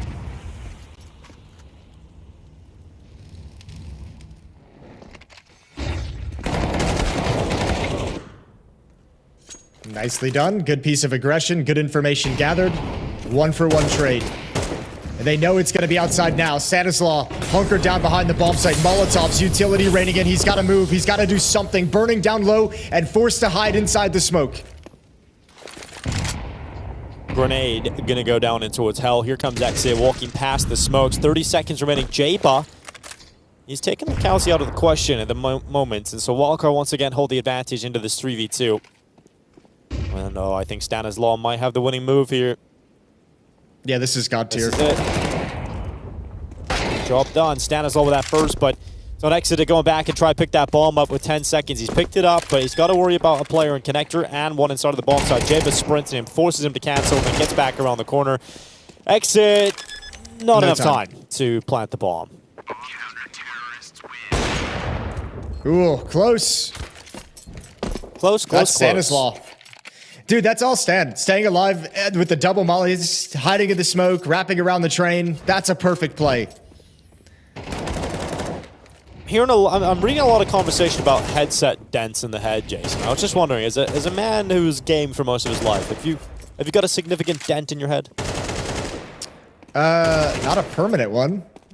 Do people have permanent ones? I don't know. I'd imagine eventually it might become permanent. Depends how soft your skull is. I don't know. That's wearing those headphones a little too tight, I think. Yeah. Kelsey, and with one.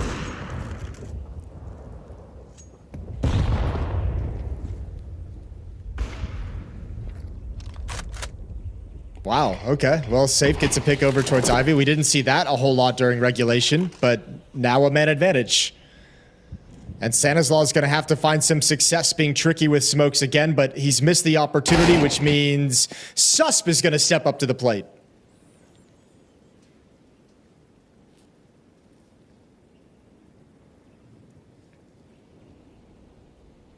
One minute left.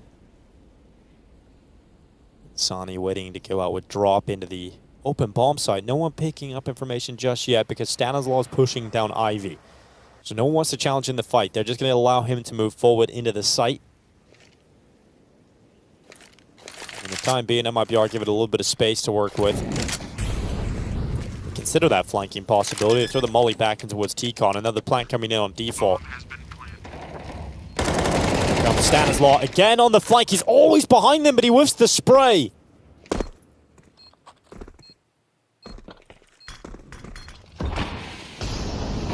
Oh, it's rough. Now they're coming in. Here comes Susp charging through connector. Jaba in behind him. And low HP on Sasani as he plays towards red. He's going to go out for a peek to the left side. Sus coming towards him. Great shot from Insani. Is that enough to close it? It looks like it. Jaba, it's a tough spot. He's got utility. This grenade would remove Insani, but he's climbed up the ladder at the perfect time to avoid that utility damage and tie up the scoreline at 13 apiece. 13 apiece. One final round of OT before we switch sides. We've seen that duel a number of times throughout regulation. It felt like often Wildcard was coming out on top of the exchange, but this time in overtime, Lukowski finds an opening.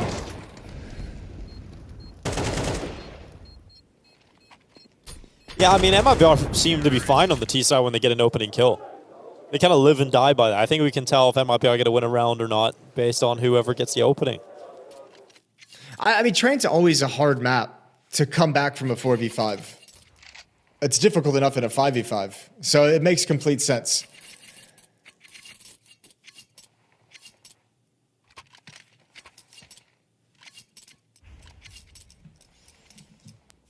The FAMAS is out in force. Stanislaus got it. MP9 for Jaba. You can see some weaknesses in the wildcard buy here.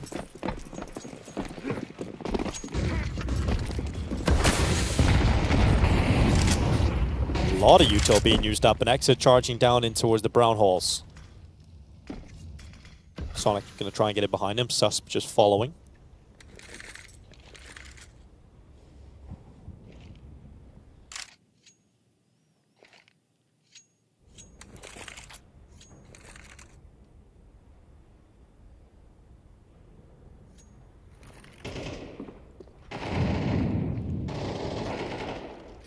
Well, there it is. A nice slow creep into the inner bomb site. And that's the round. Dude, that's rough. Sonic just kind of waiting, and then eventually one comes in, but the rest of his teammates are all gone, so it doesn't really prove that effective in the end, and MIBR win every single fight. Yeah, it's just walking out. And I mean, there's like a change of style there, right? Like, most of it's been executes, most of it's been fakes. You haven't really had like any kind of contact play at that timing of a round. And Wildcard just falls apart. But hey, now they get to switch back to T-side. And this is where they had all that success. Now, the bummer at the moment, I mentioned Jaba having a baller game when he had 17 kills. That was a long time ago. He's cooled off. Sonic and Susp have stepped up in that place to pick up the slack. But their T-side really fell flat towards the end of regulation. Oh, Fuzi. That's aggressive and dead immediately, but still stylish. But a 4v4 to kick things off.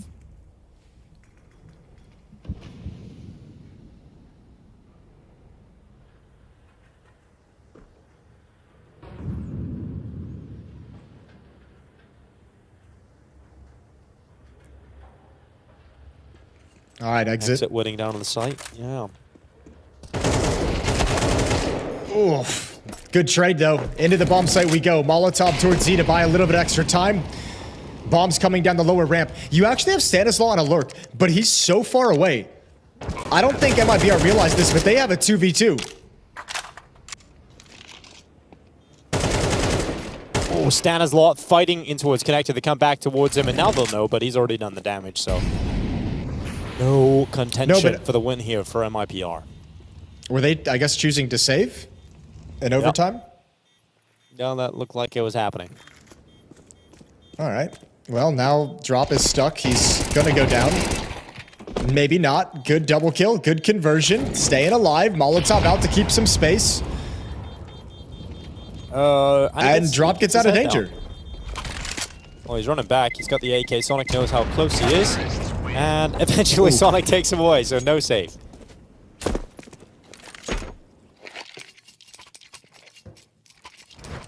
$16 being the winning number. And Wildcard doing right back to MIBR what they had just done to them.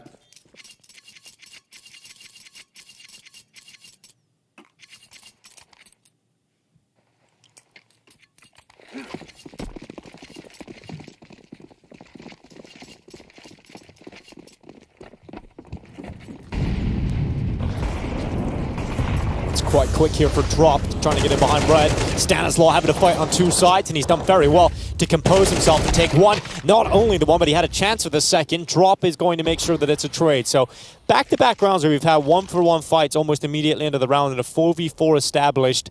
Let's see if Wildcard want to be a little faster in their finish this time, though, as they're committed with 4 in the brown holes towards B. You have to imagine it's going to be a pretty quick pull of the trigger when the smoke clears. Coming any second. Here's the utility out. You've got exit on defense. You've got drop on defense. Yeah, so look at aggressive. Look at this play. Drop gets caught. Look at the wrong way. Not ready for the speed that was thrown his direction, but exit certainly is. He stabilizes his squad.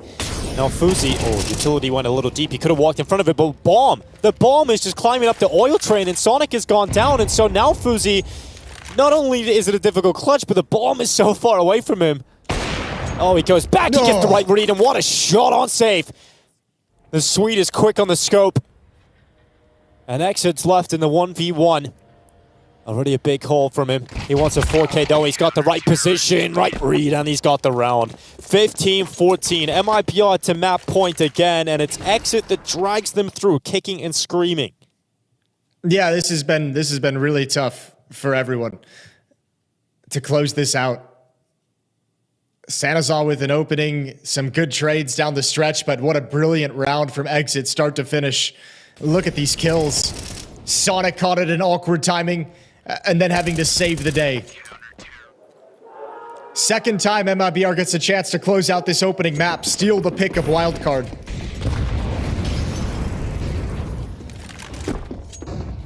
FaZe running it down towards Pop. He's going to try and crack things open with the AWP. Great shot, safe, gone. 5v4 unanswered this time by MIBR.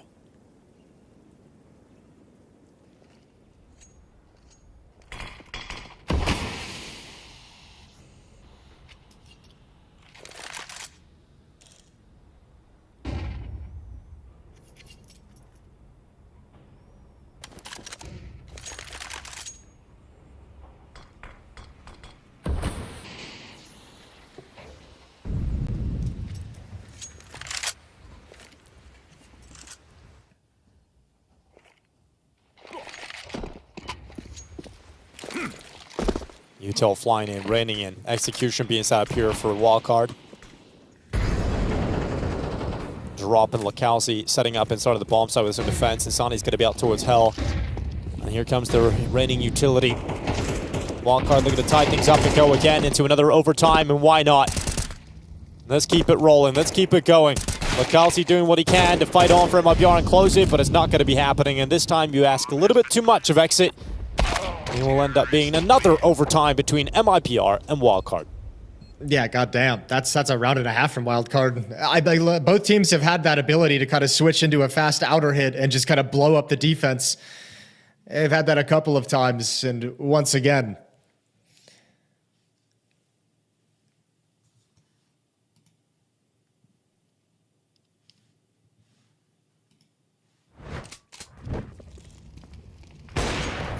Nice opening pick from FaZe, grabbing the angle, and then just moving forward. The Swedes again, playing in and around the smokes. FaZe's got a grid opener there. Sus catches a gap in the wispy smoke. It's quick here from Wildcard to get down Ivy. Stanislaw already out of T-Con, prowling around the red train. And here's a great opportunity here for Sonic going down Icon. Stanislaw is just looking for fights, desperately asking for fights, but nothing has come his way despite being in the site for so long. JBA to go down, Stanislaw to finally trade back on drop, and they've taken the A side here, Wildcard.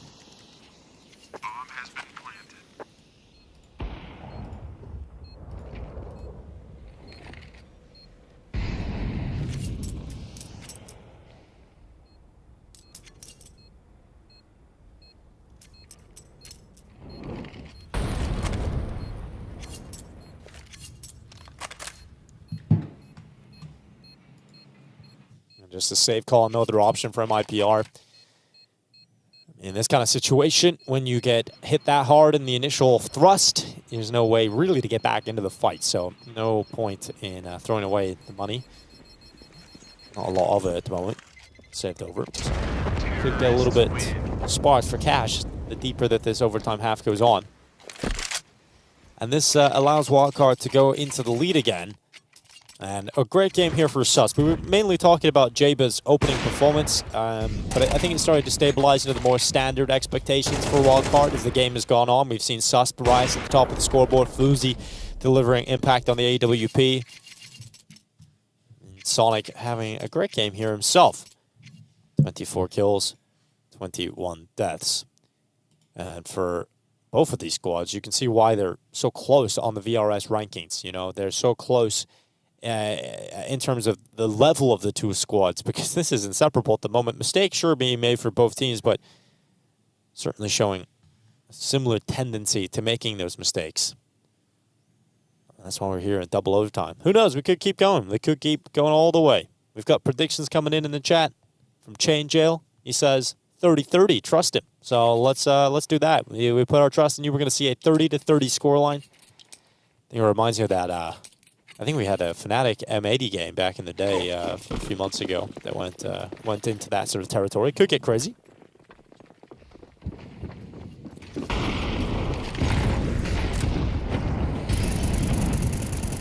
And drop. It's going to wait inside of the bomb train. Good opener here for Safe, able to open things up. Jaba going down, and 5v4, no problem for MIBR to work with. Susp starting to come through Pop Dog. Here comes a fight, but Drop just moved away at possibly the right time as he gets in behind Red, and Susp is going to open up a chance here. Safe, oh, rotating in, and the all battle connector chimes in for another kill here for MIBR. So 5v3 set up. And a 4v3. Thanks to the kill from Sonic, but you need another one, and perhaps Stan is the man to get it. He's creeping in behind him. He often has found the pathway into their backsides and perfectly played in tandem with Sonic with that distraction set up by his in-game leader to draw this back to an even number situation, one in which they can close. So a 2v2, 55 seconds left. And look at this little lurk from FaZe. Wrapping around. He can hit this bomb site, but Insani has an idea at the bomb train, going to find himself a safer position. And it's going to be Sonic to join up now with the bomb, but low HP. This has got to all be FaZe to create the space and the safety needed to plant the bomb.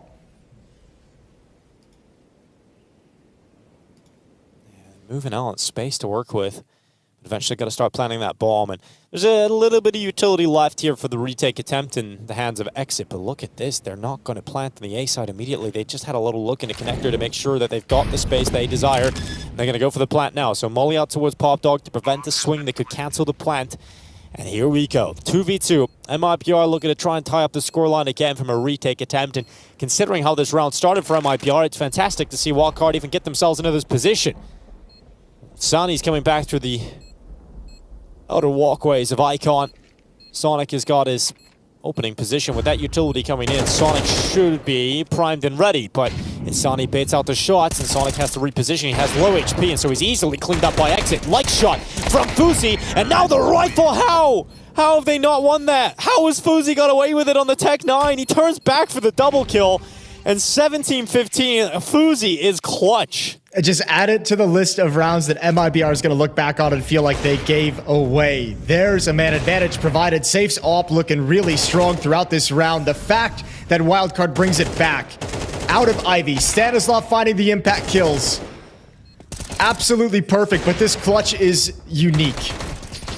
It's unique is a great way to describe it, Jason. I think that's certainly the word that you could use for that. I really don't know how they don't let that one go in their favor of MIBR, but Safe trying to make up for it. He goes to the aggressive peek down into the brown holes. Jaba to be called out. Speed from Susp, and Safe forced back to relinquish his position. Yeah, they put the pressure on. They put the fear of God that this was going to be a very fast rush into the inner bomb site, so Safe has to drop down. He's called reinforcements over. Look at the way Drop has shifted, and now you also have LuCaoZ and Sani pushing. That's a beautiful shot, FaZe. Over the smoke into a 4-on-4, but Ivy's been pushed by the defense. LuCaoZ is going to have a nasty timing. FaZe's just getting away with BS in this game, Jason, isn't he? He's just getting away with absolute BS. Insani and Susp going 1 for 1, 1 minute and 5 seconds left. Sonic with a bomb on his back is going to leap to default and commit to that plant. Here comes LuCaoZ around the back lines at T-Con. And Susp, he's waiting just on that left side. Utility's going to go away his position. LocalZ has all the sound he needs, and as that smoke fades away, Susp has just moved out, and he's got spotted. LocalZ brings him down. Numbers now favor MIBR, and attentions are now drawn towards TCON, which should allow the space to be freed up to allow Sonic to make his move back into the open. And so FaZe, he's got eyes on LocalZ still. He knows that player can't have gone far, and so Safe is fighting out on his own, forcing FaZe into another clutch. And has he got it in him? Down to the Tech 9 again. That old familiar weapon that was able to win the round and thrust it into their hands. And once again, FaZe has picked it up for Wildcard. 18-15, a flawless T-side, and it's FaZe with back-to-back clutches. Yeah, that's going to put a smile on your face if you're FaZe, because you're the one helping, you're the one making sure that you're going to close out this map. Those down the stretch clutches that he's had have been phenomenal. On top of that, the impact kills throughout the round. He's been playing some stellar Counter-Strike down the stretch, and MIBR have had 2 chances to close out this map. They failed both of them, one in regulation, one in first overtime, and now they've got no more mistakes to give. They've got to win all 3 as they switch sides.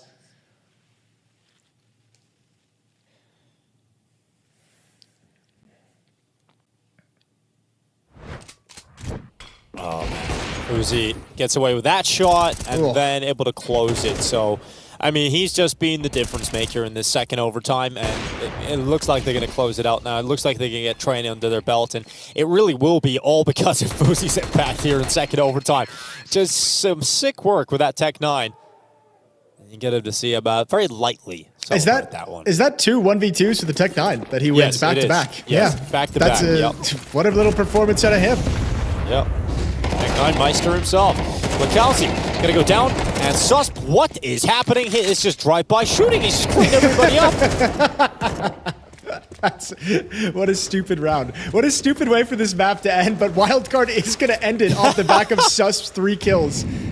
Dude, North America's back. All they needed was Sweden. Yeah, we love Sweden in North America. It's great. What's up now, Swedes? My lord. This is so ridiculous. Yeah, this is going to be a tough one to swallow if you're MIBR walking outside between maps. Going to be a little bit frustrated how everything finished up at the end of the day. Good kill from Safe. Needs 3 more to keep MIBR alive. And almost had the chance, but who else but Susp? Quad kill to close the map. I mean, that's train finally coming to a close. It wasn't the prettiest Counter-Strike. It certainly wasn't, but it was exciting. Multiple moments. I think the mistakes allowed a level of excitement to brew in the game that created windows of opportunity for the likes of Stanislaw to get a lot of flanks going. It felt like he was always behind them. He was always threading the needle. The second half was where Susp started to really show his individual prowess, really applying pressure towards MIBR early in TCON. Kept getting opening kills for them, and a lot of those rounds were very difficult for MIBR even to get back into a mid-round once they went 4v5 down. Battled back, got it into OT, and that's where we got to see some FaZe Susp action to finally close out the map for Wildcard. Yeah, really well done. And when you think about it, I mean, just the kind of, both teams showed great mental ability to stay in the game. It was a complete beatdown to start in the first 8 rounds in the favor of Wildcard, a comeback, and then MIBR goes on a streak. So I mean, both these teams had to sustain long droughts in their kind of level here on Train. I think there was some cool shit. Think back to the flashbang that Wildcard throw in the second round of the second half after losing the pistol in towards upper for those kind of push. Those are the cool details that I like seeing on this map, and both teams had a couple of those mixed in. Yeah, there was I think it's a great reminder of how one-sided the game was to kick things off for Wildcard. How dominant it felt, and the fact that MIBR were able to stabilize and get that first half into a competitive scoreline was impressive, but just not enough in the long stretch as we got into the double overtimes. This is I mean, it feels like we're just watching Susp do this all half long, in the second half and then into overtime. It's really good on the CT side. You kind of mentioned it in the second half. MIBR's T side really struggled to come back from 4v5s, and it felt like so many rounds were dictated and decided by that kind of team-main aggression from both teams. LocalZ trying to move out with flashbangs in support from his teammates, and obviously Susp and Sonic pushing up and getting aggressive from the Wildcard side. But it felt like that clash dictated a lot of what MIBR was going to be able to do on their T sides. Yeah, this was the hero moment for Sonic to step up with a 3K. Remember, holding down that B bomb site alone, it could have been MIBR to close this game in regulation. They were the first team to reach map point, so could have actually been looking at a Brazilian victory to kick things off here on the opening map, and Wildcard had to dig deep and claw their way back into this fight. And they do so. So it gives them a chance coming into the rest of the series here. I think for Wildcard, it's always a question this early in a map history, just entering the pool of when you pick a map, how good are you going to be on it? At least they've got the win under the belt now going into the second map of play for the series. And like I said, I think even if we go to 3, I favor Wildcard here. I think Ancient's going to be good enough for them to close out the series, even if they drop the ball in the next. Yeah. Well, I think obviously it was going to be a little bit worrying if they just kind of got deleted after that hot start for the rest of the series. But I mean, I think they showed enough fight back to where I'm kind of like, this isn't going to be any kind of a cakewalk for Wildcard. Nuke is still going to be a struggle, which is coming up next. MIBR's pick. Ancient would be a third map decider if we get there. But MIBR's clearly got tons of fight in them. Good performance out of Safe. I loved watching his op shooting. But at the end of the day, the Swedes of Susp and FaZe were just monstrous on the other side. Yeah, just too much to handle in the end. So a 19-15 victory comes in, a flawless T-side in the second overtime for Wildcard, just to round it out with that final clutch as well. So final round where Sus steps up on the CT side. So great work coming in from Wildcard. They're looking to go and try and get a 2-0 victory. It's going to be tough, though, as we know how good MIBR are on Nuke. Very likely that we see a third and final map in this series, given how close that first one was. It's very possible, but I mean, I'm not holding anything back right now. I really, every time I watch Wildcard, I continue just to remain, while I don't always feel like the level of the team overall is where I want it to be at the end of the day, I'm always so impressed with Susp and FaZe. Those guys do such good work that it's going to always give Wildcard a chance. And obviously, Stanislaw as an in-game leader is doing a really good job with this team. So there's some positives to cling on to see what they can create for us. Nuke, I think I'd favor MIBR on it, but again, I think there's enough impact players on Wildcard to change that story as the map goes on. Yeah, I'm looking forward to finding out, though, because that first game, that had it all. So let's see how map 2 goes down. Nuke's coming up next, MIBR's map pick, and their chance to bounce back into the series. She said she loves you. But she can't love me. But I love you. Look, all of my men's going crazy. I gotta brag on myself, I amaze me.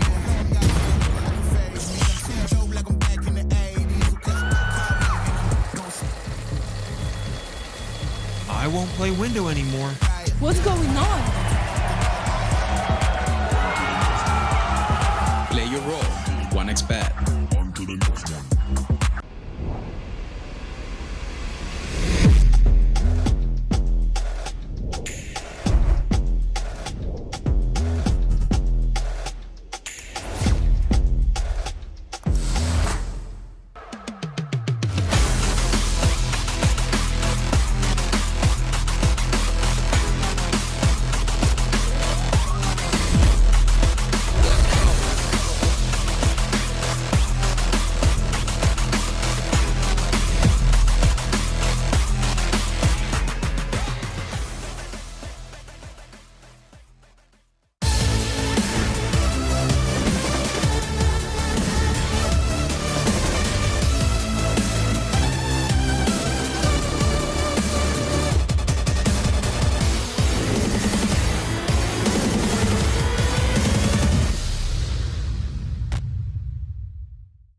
It's the start of the PGL Cluj-Napoca 2025, and Wildcard are here in action looking to do some damage. I've got Stanislaw with me, the IGL, who is ready once again, and this is now becoming quite a regular thing as we were talking about before the interview started.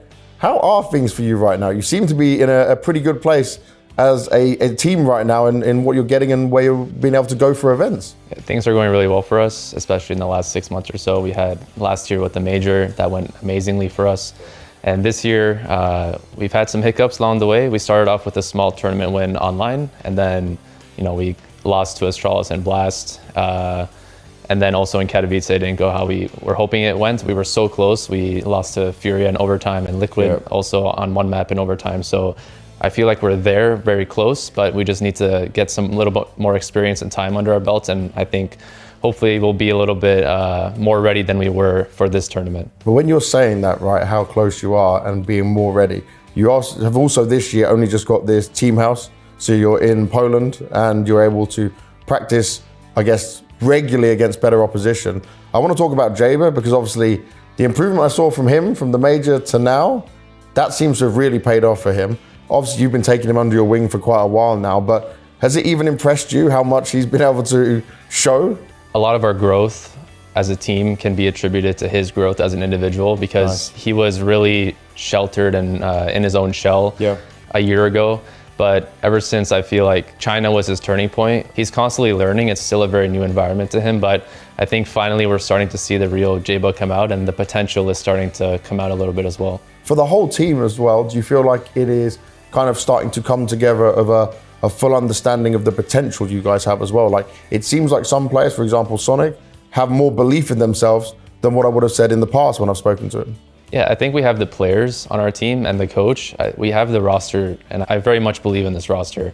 It was just about figuring out how to best use all the pieces. Yeah. So yeah, I think hopefully with more practice in this new system, we'll have a better showing at this tournament. Now, you did talk to me quite positively about like what you saw at Katowice, but was it still something where it hurt you guys because of how close you came? Yeah, it hurt a lot. We look at each lost opportunity as an opportunity to learn as well. So the losses against Furia and Liquid taught us a lot about ourselves, and we had to make some tweaks and get back to work. So yeah, every loss is an opportunity to learn. Now, you do have a mix of players on your team in terms of you've got the Europeans, so they're very used to being over here.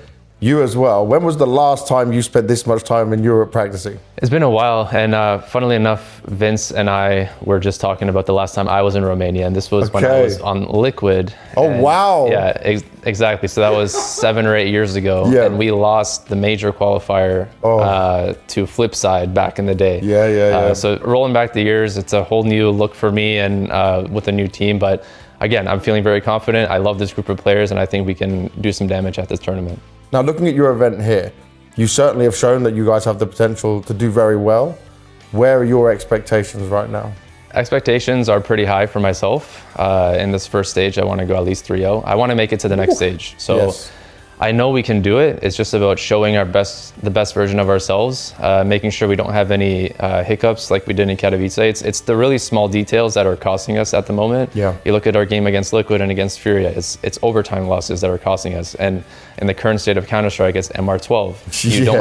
You don't have the luxury of making a mistake. The team that makes the fewest mistakes is going to win. There's only 12 rounds, and with the economy the way that it currently is in the game, you just got to really be as prepared as you can be. So I feel like we're there right now, so we just got to show it.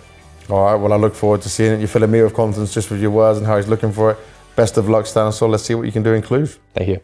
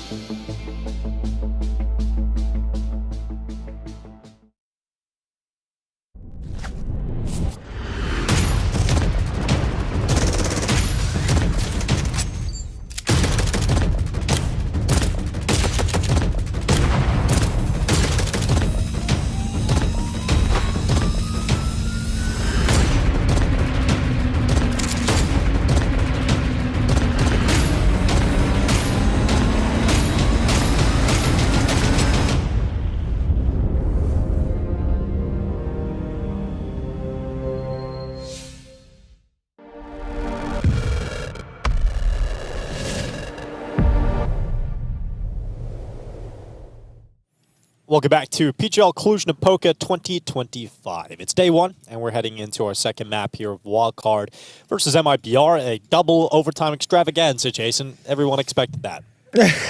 Yeah, I guess so.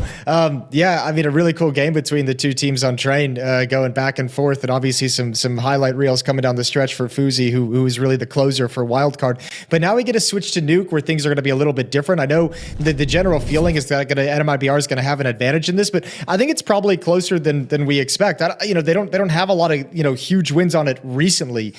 So I think while Wildcard might not be as comfortable on it, I think the same was true in the reverse on train, where it looked like they were more comfortable, but MIBR still put up a fight. We're going to see that at a wild card. And if you have guys like Jaba, FaZe, Susp having this level of impactful plays on a consistent basis, you're going to be able to challenge for this map. So I think we're going into this as kind of a 50-50.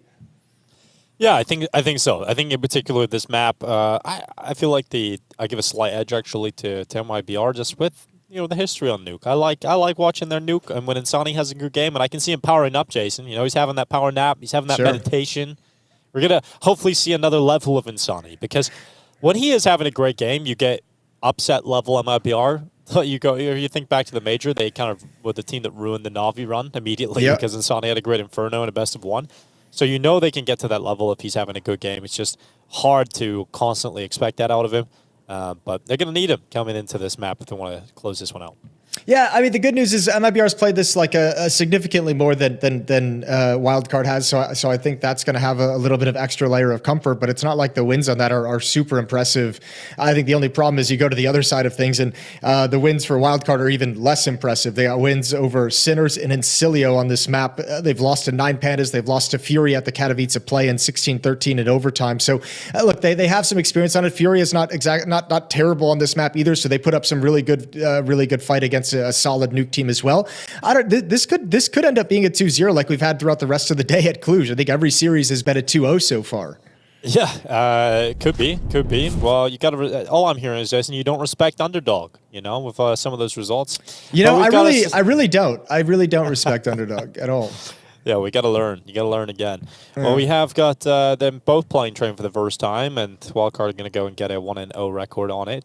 But, now looking into that Nuke, we can actually dive into that a little bit more. So 15-9 win-loss record here for MIBR. You've given us some of the names that they've beaten. So I think it's just going to be another pretty evenly matched performance here. FaZe, very exciting player to watch on train.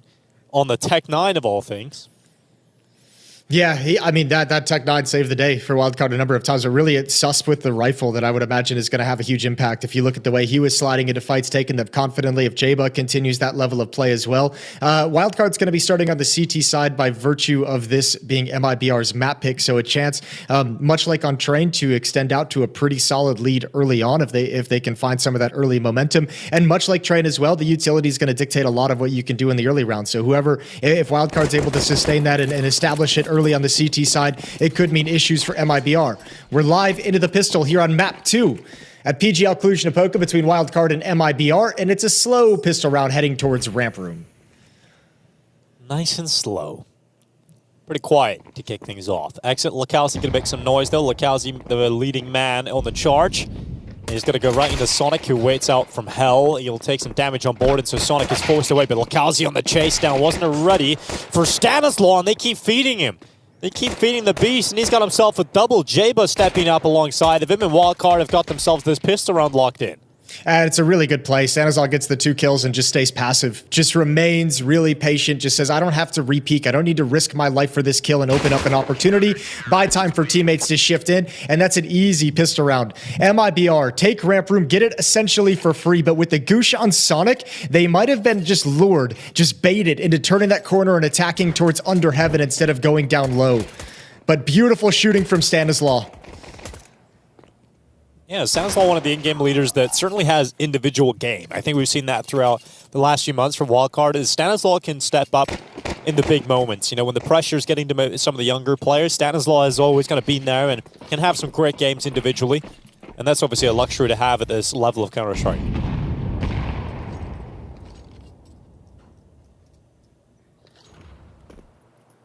Just all Glocks now, Jason. A flock of Glocks. A flock of Glocks. The Glock flock. About to get That flock wrecked. ain't going to do anything. It's not going to get anything done. No, maybe a bomb plant is their hope and dream, but that should be dead soon. But yeah, just go back to that point about Stanislaw, Jason. You know, from your memories back in the day, how would you have described Stanislaw when he initially came onto the scene versus now? You know, it's pretty similar. I think he's got like a similar style of play in terms of what he likes to do. He's always been like a slower, calculated person. I think the fun thing about Stanislaw is like as an IGL, he's just like never been like super highly rated in like the pantheon of NA IGLs, which I mean, I say that as if there's like a list of like, you know, world beater IGLs that have come out of the region. I know. North American in-game leaders, that fabled pantheon. Yeah. Well, we got Nitro and we got Big Brain Tarek with winning a major as an IGL. Yeah, so, that's true. You know, tough competition. Yeah, quite frankly. Like Stewie 2K as well. Yep, he was there for a minute. But no, like, I mean, jokes aside, like he was someone that, you know, kind of just, it felt like he was always the leader to build a team up to a certain point and then someone else would take it over and bring it the rest of the distance. So he kind of always got left behind for whatever reason, which is part of the reason why his resurgence in this wildcard team is so damn cool, which is like, okay, let's give the man his flowers now because his performance with this project as an individual and as a leader is super impressive.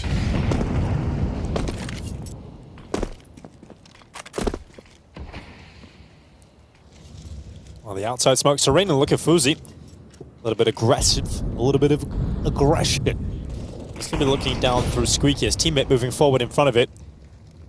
fuZi continues to walk, and okay, comes out with a kill. Lakowski blasted away, his head against the wall, and Stanislaw to throw a deep smoke to maintain position towards Squeaky Door.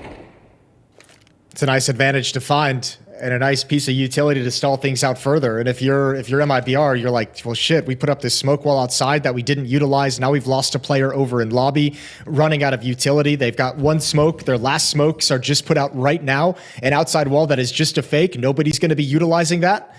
And where do you head? Here comes the peek from fuZi out from CT Vent. He goes again, surely in just a moment. They apply pressure to him, fire to force him into the open. fuZi to connect his shot, and Sani going down, drop to reply. fuZi finally locked out of there. So this defense is looking so good, but that kill from Drop, does that open up the chance here for MIBR? No, you've already got Jaba downstairs, and even though it's only an MP9, with Drop having 2 HP to plant the bomb, he can go down so easy. All you have to do if you're wildcard at this point is not over-rotate, not panic, and make sure you pick up that AWP that delivered you 3 kills at the end of the round. Up heaven we go. They faked the lower sight. Stanislaw knows exactly what's coming. The only chance they have to win, and he's got his eyes right on it. Easy kill from below, and Drop can do nothing. Yeah, he couldn't even really drop down, Jason.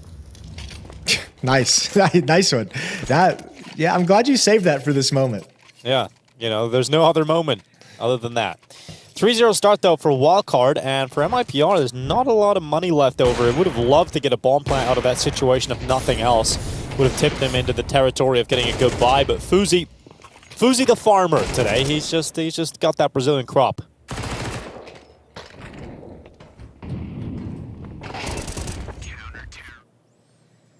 Well, 3-0. Here's that hot start that we were saying Wildcard could get out to on this CT side. If this continues, it's going to be a long map for MIBR.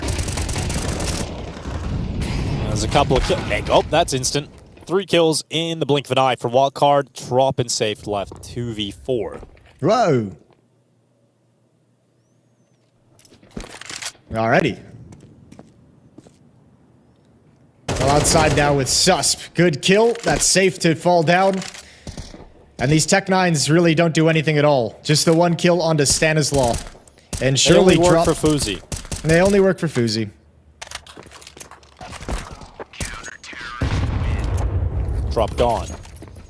And blasted by the grenade. His corpse litters the floor, and a 4-0 lead for Wildcard. And this is the nightmare fuel for MIBRs. Not only are you down 0-4, but it's been pretty clean from Wildcard. So the money is huge. You already have 8,000 on Jaba. You got plenty of money behind the other guys for another buy. So CT side has a cushion. They have a loss they can sustain and still get a full buyout behind them in the next round. So MIBR is going to have to grind that economy back the hard way.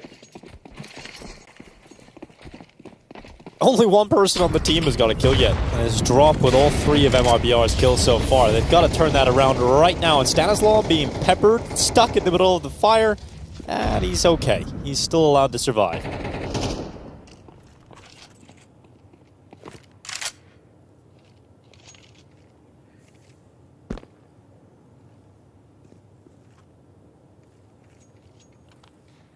Sounded like it was going to be a much more ferocious start of the round for MIBR, just that initial utility in towards the A site, and then slow things down.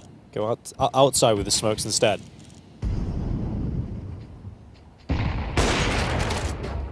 Ooh, good break. Narrow miss from FaZe. Molotovs to delay the cross to stall out these smokes. Spam down, that's a frag from Sonic. He's brought down to 1 HP, but he's found himself a kill and he's got to tuck himself into the wall. Secret access is there, but not in time for safe. That AWP has 1 more frag to find. It's becoming very rough now for MIBR to kick off Nuke, isn't it? Oh, they are just not finding the fights. They are not getting anything going at all. This feels like the Chiefs in the Super Bowl, Jason. This is just flat. Nice reference game. Yeah. For all of you who watch it. I suppose the Americans are probably waking up now, right? Or coming alive, getting ready to start their days. You know, it's about 11 a.m., Dinko. I was hoping they'd be waking up a little bit earlier. But we have a gamer audience, Jason. Were you getting up at 11 a.m. when you were a gamer? Back in the day when you were... Yeah. Not so much. Exactly. So. All right. Well, Sonic has gone down. That's the 1 HP player, but the defense is just still so solid. 3 kills for FaZe on the op. He continues his monster performance from Train, and it's 5-0 for the defense. Might be about that round for a timeout. Yeah, I think so. And this is also how Train started. You know, he's 5 in a row for Wildcard. I think we all remember that very quickly. MIBR, they showed great tenacity and mental strength to come back into that half, but this feels worse. This feels like they're in a massive hole. Well, the problem now, too, is like, one thing is like, that wasn't even the smoke fading on that kill from FaZe. That was a gap in that smoke that he could look over and just see barely the exit, just the shoulder of a player kind of, you know, walking through it. So you're now getting a little bit sloppy with utility as well. If you're MIBR, you're losing the opening battle exchange, you're losing the economy game, you're losing the utility. There's not a whole lot to lean on for MIBR in these first 5 rounds. And once again, a hero AK-47 and upgraded pistols with armor, a little bit of utility to create an opportunity. But there's 3 players with 0 kills on the MIBR side. So just fragging production isn't even there.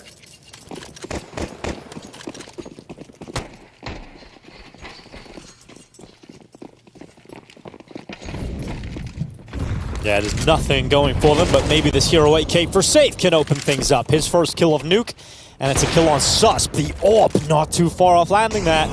And right now in this kind of form, you wouldn't put it past FaZe to connect a shot like that, but they do get down, they do get past FaZe and into the B-bomb site. Defense has rotated. The one X factor in this round is this late lurk across the secret, which has just come in. Stan's going to start shifting back, so is Jaba. Oh, they did not find the timing they needed. They might just relinquish this lower bomb site after having 2 players here. There's a misread coming out from Wildcard at the moment. Oh, FaZe connecting on the drop. Oh, Sonny needed that one. Exit, the only other player getting something done here for MIBR, and they're going to bail out. They're going to try and leave B, go back and challenge Hell, but as long as Sonic stays alive, he's a problem. A real problem for them to have to try and deal with, and not only will he stay alive, but he will hit a headshot. He will get his pick and then peek into the open. There's still time for MIBR to get into the bomb site. They've got 55 seconds, or 45 rather now, and we've got Stanislaw and Jaba in the 2v2. That follow-up sync from Sonic is not necessary whatsoever. He did such a good job of getting that first kill, but now it makes things a little awkward. Jaba's just going to wait, looking at an off angle. Safe needs to clear this angle, and he does. Oh, what a little weird peek that Jaba can't handle. And Stanislaw left alone. And this round is completely shifted out of control of Wildcard. Stanislaw. It's the only thing he could have done, really, but expected result. Safe to tap his head off as it shows up the top of the vent.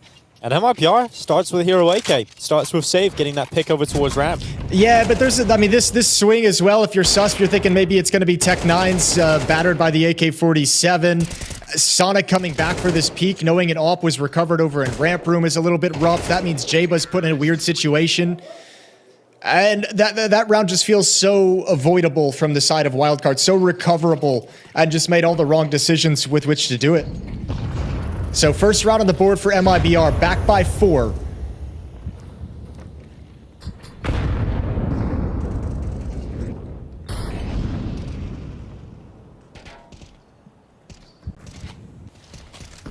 And this time with the AWP over in Hut, there's nothing to really harass the cross behind this wall towards Secret. I think Exit's really confused right now. He's like, how am I here and I haven't seen anyone? Yeah, he's just like, where is everybody? And then he's shocked by that shot, then turns. All right, Exit still gets away with one inside of the site. Sus, bro, what? How is he? Oh, finally. Oh my God, this is such a weird round of Counter-Strike. I am so glad that we're all here to witness this because no one would believe us if we talked about it. This is wild. Susp getting another one. What is going on? Okay, well, Stanislav's got one coming up the vents, and all of a sudden it's calmed down. It was so sketchy. It was so weird. Some missed opportunity from Jaba, but we've recovered. Susp comes in, eventually looks down. It's all good. Everybody can chill. Drop into 1v3 with no health, no control of the bomb, and only 38 seconds left on the clock, and this should be all done. They don't really have the timing yet on this reposition, but I don't think there's anything Drop's going to go for. This is a saved AK-47 all day. So 6-1 is going to be the score for Wildcard after a little bit of craziness.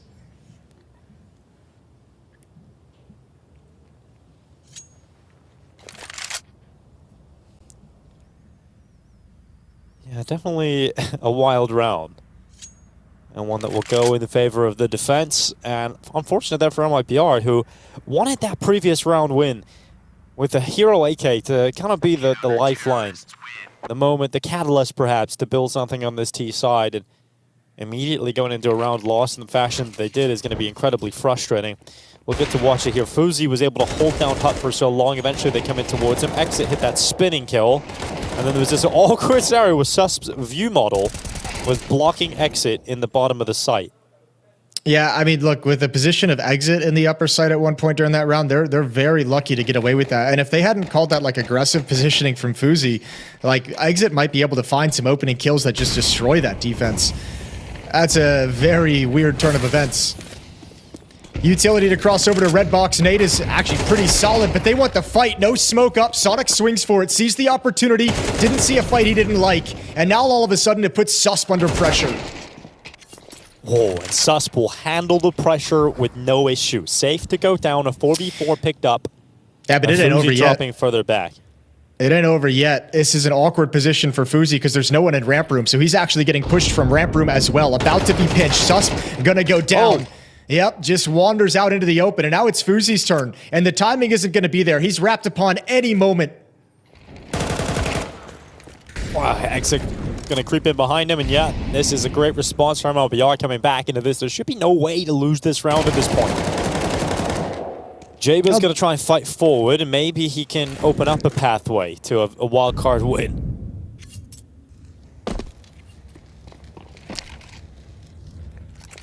I think that Stanislaw and Jaba are just going to gamble that the finishing play is going to be to the lower bomb site. I think that's just kind of, they've put all their eggs in that one basket. But it's looking like the right call for the moment. There is a smoke on Insani and Drop. They can block off these control side windows. They can block off Decon if they want to give up the indication they're coming here. 23 seconds left on the clock, and here it comes. Window smashed open. Jaba's flash going through, and he's going to charge with it into the open, and Jaba comes away with one headshot, goes back to try and damage up a second, but it's 10 seconds left. Stanislaw can end it, and then a shot from Insani through the edge of the double door stops the chances of Stanislaw from ending the round. Oh, if he just stops that bomb from going down, he runs away and hides, and it's on there for Wildcard, but Stanislaw to get caught. Yeah, that's unfortunate. He almost had the opportunity. I mean, considering the losses that were taken, it's a really nice recovery. But MIBR just take control of outside with force and with speed and make it really uncomfortable for Susp and FaZe playing heaven and hell. A valiant attempt to recover the round that just falls by the wayside. Beautiful shooting from Insani down the stretch with the AWP, and a second round for MIBR.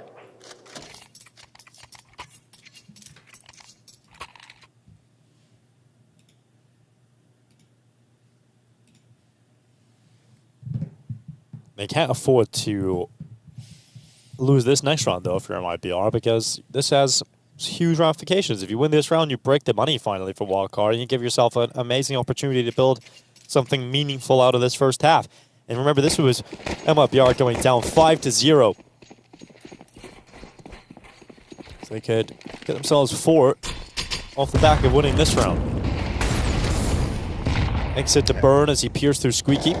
And I think the most important is they finally ground that economy down. That's the big key factor, is that they've finally taken all that money that was built up out of the hands. So this is a huge round.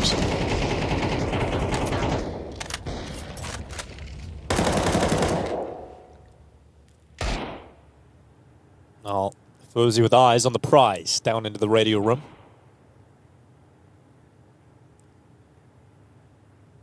Our eyes on the prize in the trophy room. Probably more apt. Good shot from FaZe. Look how is he going to go down, and he's going to hold on for a second. He doesn't want to fall back just yet, but Utility's going to force him to change his angle. He'll turn from the flash, spot them coming, and FaZe, his output is insane. He's so confident, but drops in reposition. He knew that he hadn't dropped down into the B bomb site, and so waits to punish that repeak. I don't think FaZe thought that that next fight was going to come that quickly, or else he would have dropped down the ramp instead of falling on the other side of the boxes, and then just was a little bit too late. He realized he's pinned in. Awkward situation, but he's done his job. He's done great damage. 2 kills for him before MIBR even really gets close to attacking in, so Suspus has time to rotate down low, but he needs to get some information and survive, and there it is. He's got it. Sees both players. Will call his teammates in for the rotation. And this is going to be a really tough post plant for MIBR. Exit has to produce, but he's got the bomb in his hands. Yeah, now he goes back and realizes he needs to be out of commission for just a second here to put that bomb down. And now a 2v4, he's caught in the open. So many angles to have to worry about. And the first threat is coming through control room. X is going to deal with that, though. Here comes Jabo, round the backside of Decon, and look who's waiting. It's dropped, but he's gone. Cast aside. Exit blinded by that flash from Sonic. And in the end, it is a great recovery for Wildcard to get a 7th round win on the CT board.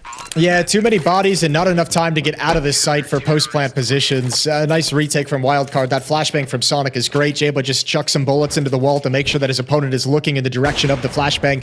But this is really the success. And FaZe's had this kind of impact on both maps, and you can just see, full of confidence, he's more than happy to take the follow-up fights as well.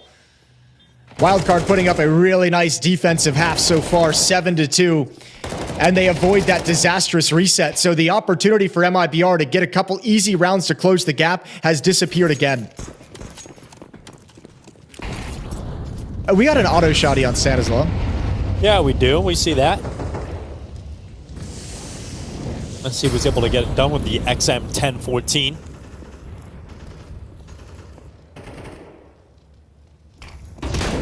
Gonna mow them down. Here they come.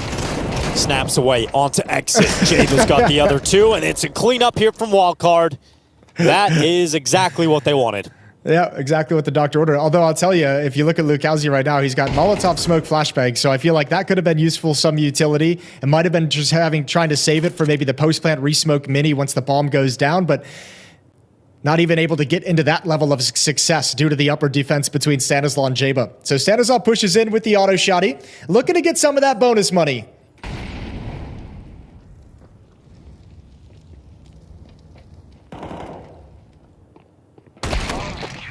Oh yeah, that's what you like from Stan. Just charging forward, XM1014 in full force, 3 kills, 10-3. That is what you like to see from Stanislaw. 8-2 scoreline here for Wildcard. Yeah, things couldn't really be better, I suppose. It just feels so good for them right now. And if MIBR failed to post another round in the last 2 here of the first half, it might just be all over in the series. Oh, yeah. Damn. Yeah, well, frustration from Drop. It's been a rough half. And I mean, Nuke can make you feel this way. Nuke Especially when you get blasted by a shotgun. Right. And now he's got it again. So more bonus money a chance with that auto shotty. So timeout taken. I think after that death slam, like coach is like, that's a pretty good indication that I need to step in here. Especially when you're in-game leader. Yeah, exactly. It's one of those easy moments to pick for a pause on the action. 8-2. 2 rounds left in this opening half, and money has just ballooned back up for Wildcard, so they have no cash issues for the rest of the half.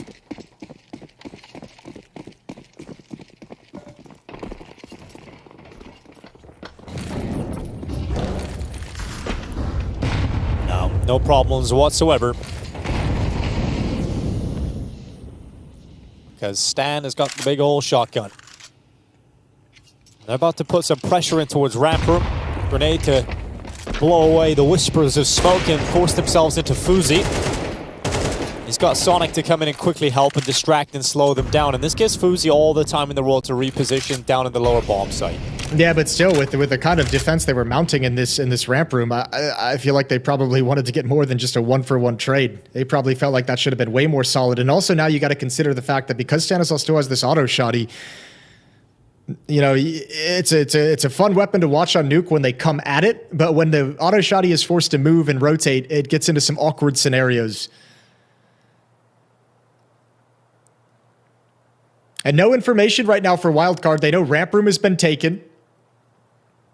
They have no intel outside, no intel in lobby. And you're leaving Jaba all on his own in the upper bomb site. So exit's going to turn into a lurk. It looks like what they're going to do. 2 come out through hut, 1 come in through mini, and you have exit in position over in ramp room to be a really late lurk up heaven. Not a lot of time. 25 seconds that resmoke comes in. Obviously, they're going to have to disrespect it and just charge into the bomb site. Jaba waiting to give them the business. But FaZe, what is he doing today with pistols? What the just hell? Flies up with a 5-7, gets a double kill, and just like that, in the blink of an eye, round is done. I can understand 1. I thought even maybe like a no-scope with the ult, but how does he get 2 kills? There's a player by hut and a player behind vent. With the 5-7? Yeah. But 1 is fine. Like, I can understand 1 catching him off guard, but how does he get the second one? That's how, Jason. That's how.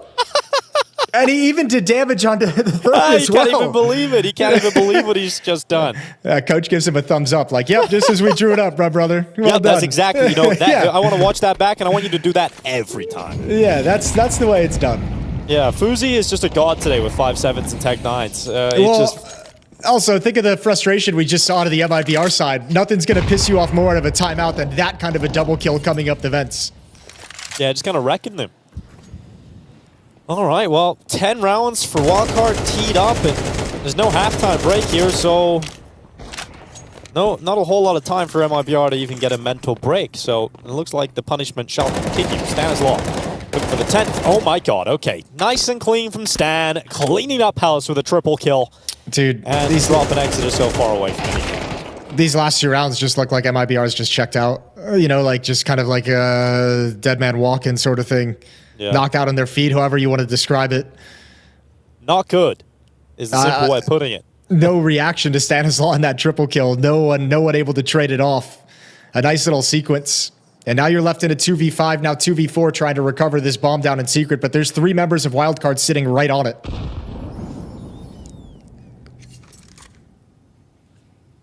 And you've got no smoke to even block and just try and pick it up inside the smoke. You've just got to fight the whole way through.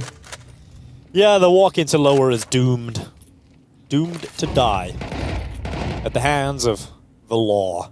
And now your utility's been negated as well.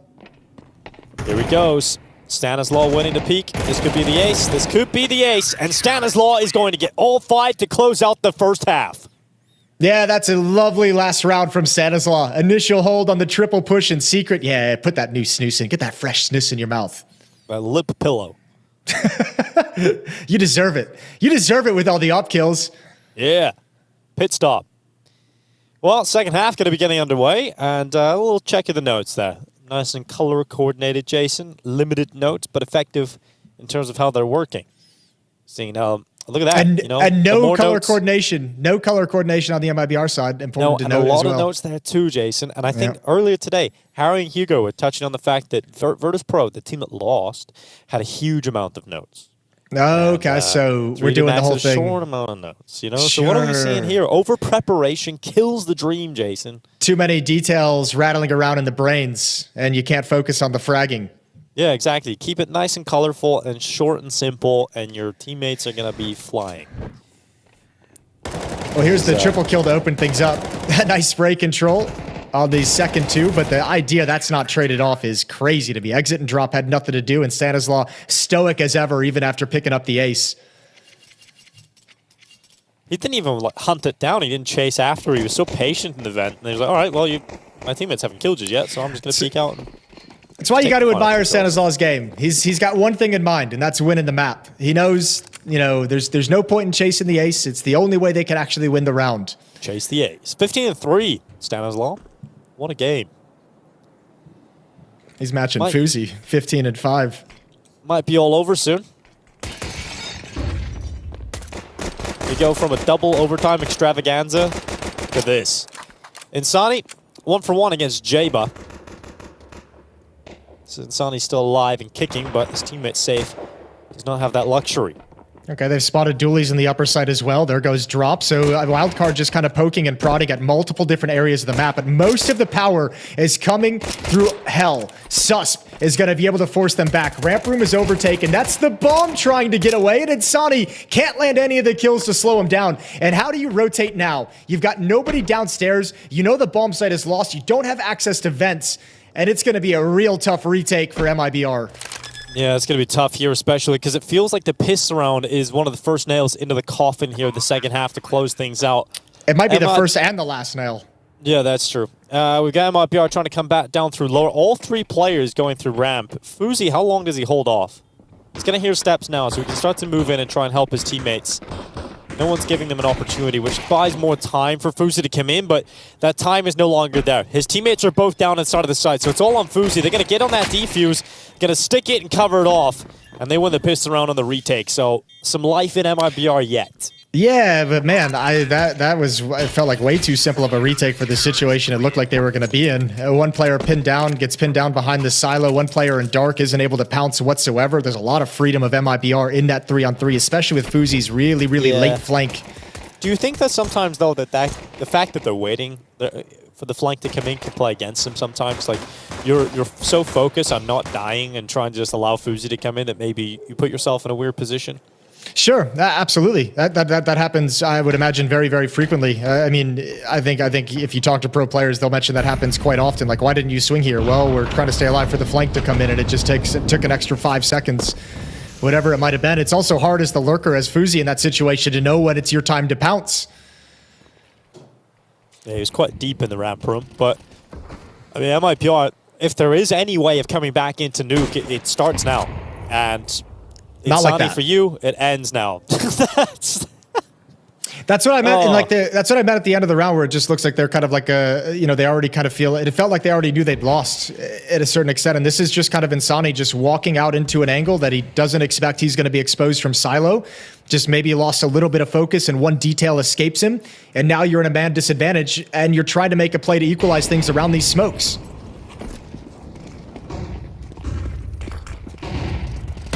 Ooh, here goes Susp through the smoke himself. Jaba to chime in, and for MIBR, it looks a little disastrous because they win the pistol round, but they lose the force buy. They haven't lost it yet, but it's very close to happening, as Susp will confirm it. 11-3, Wildcard bounce back immediately. What a great patient lurk around that wall of smokes outside. And again, it comes down to that pick on Insani. Two players coming in to kind of close the gap in where he goes down. Beautiful shot from FaZe. Safe's even kind of looking for it, even kind of understands the danger of that exact play, and still can't find the right timing for it. Perfect trades, perfect collapse on the upper bomb site, and Wildcard losing the pistol. They get it right back in round 2. Or round 14, whichever way you want to look at it. Round 2 of the second half. I like it. Keeps it simple, keeps it easy. Here we go. Susp charging out towards red. Smoke's following in behind it. And he's just going to continue to move forward. Look at that. Look how fast he's down secret. Not stopping either. Not at all. Why would you? And you have to know at this point, if you're Wildcard, it's going to be a force buy coming out from MIBR. So this is a lot of really good space taken against what you know is going to be a buy. And it's only MongolZ here. And he's put himself in a position where one and done is the name of the game. And he spots one, backs off all the way down to the stairs. This is going to pull the ramp player down. That'd be safe. But again, it's only pistols. It's only pistols, and already MongolZ is gone. And Wildcard has all the time in the world if they want to rethink this and reconvene elsewhere.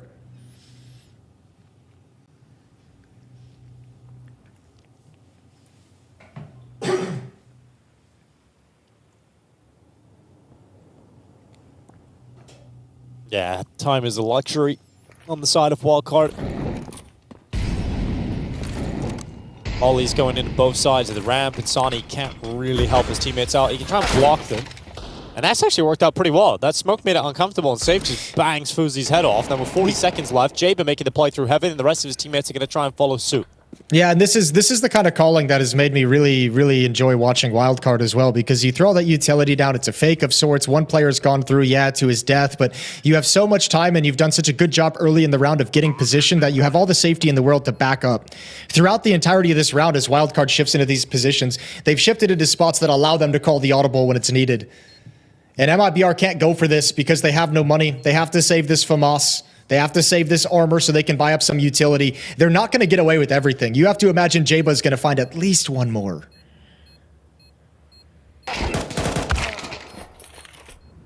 No. Nope. Not today. Good cover from Safe. Yeah. Well, we'll see how much that really means long term, but... I bet Insani right now is praying to God that the bomb blows that Galil out of heaven and towards CT spawn. And God did not answer his prayers. Nope, he did not. He ignored him, and it looks like God is the only one that can help right now for MIBR to get them back into this. So I think this might be done. So 12-3, Wildcard, really dominant showing on the second map. You know, you can get a decent buy, though, with this new FAMAS price as well. Like, one FAMAS could be dropped over, so you can have 2 or 3 rifles. And, look, it's not going to be pretty, but it's going to be better than you'd imagine with the strength of the buffed FAMAS. So 2 of them, 2 MP9s and a 5.7, and a decent amount of nades and utility. So let's see if Wildcard can scrape something together here in round 16.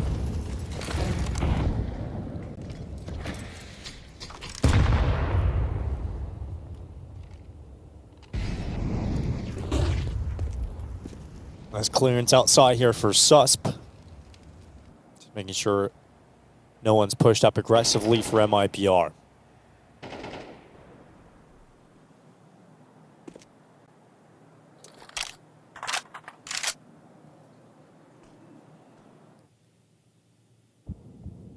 Double push through. Secret coming up here for the defense. They're going to have a look up towards the top of the stairs. And Fuzi, not challenging. He's covered in behind red for the time being. But you'd imagine eventually they're going to have a look over there. Actually, Susp had eyes on it, so he didn't need to. Susp was watching over towards Secret, so Insani peeks his head up, immediately taken off. And a 5v4, a huge step in the right direction for Wildcard to try and close this one out.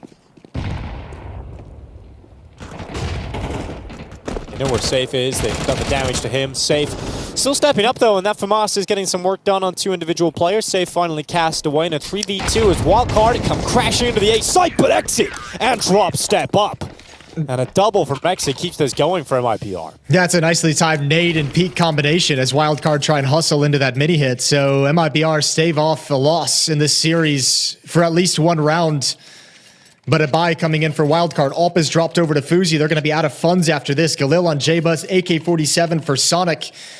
But MIBR have one last gasp, one last chance to go on a streak here and try and force overtime. It would be a 9-round comeback overall. They need 8 more rounds to complete it.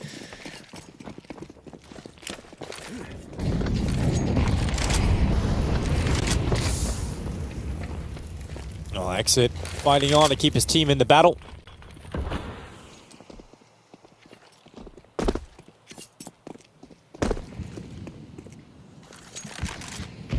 Oh, Fuzi just about missing out on that opportunity.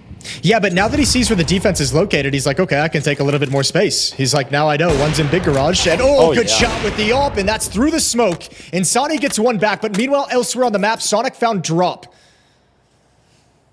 Yeah, 4v3 off of that early exchange. If Insani doesn't get that pick back through the smoke, this looks very difficult for MIBR to return back in their favor, but that 1 kill can make a massive difference. It's still difficult because you have no one downstairs. Secret is being attacked upon. Sonic's over in Squeak Door, so you can't drop down vents. This is really tough. MIBR have to make a decision right now. Exit and Lukowski are the only ones who can really make a play that can change the nature of this round. They smoke door off yet again, but they're still turtling up in the upper bomb site. Meanwhile, bomb's going down lower. And if you thought the pistol round was going to be a tough retake, this one is going to be even more difficult. Especially with Sonic cutting off any sort of hopes of getting through hut. So now you're down to just 2 players. Sonic's still a problem in the upper bomb site.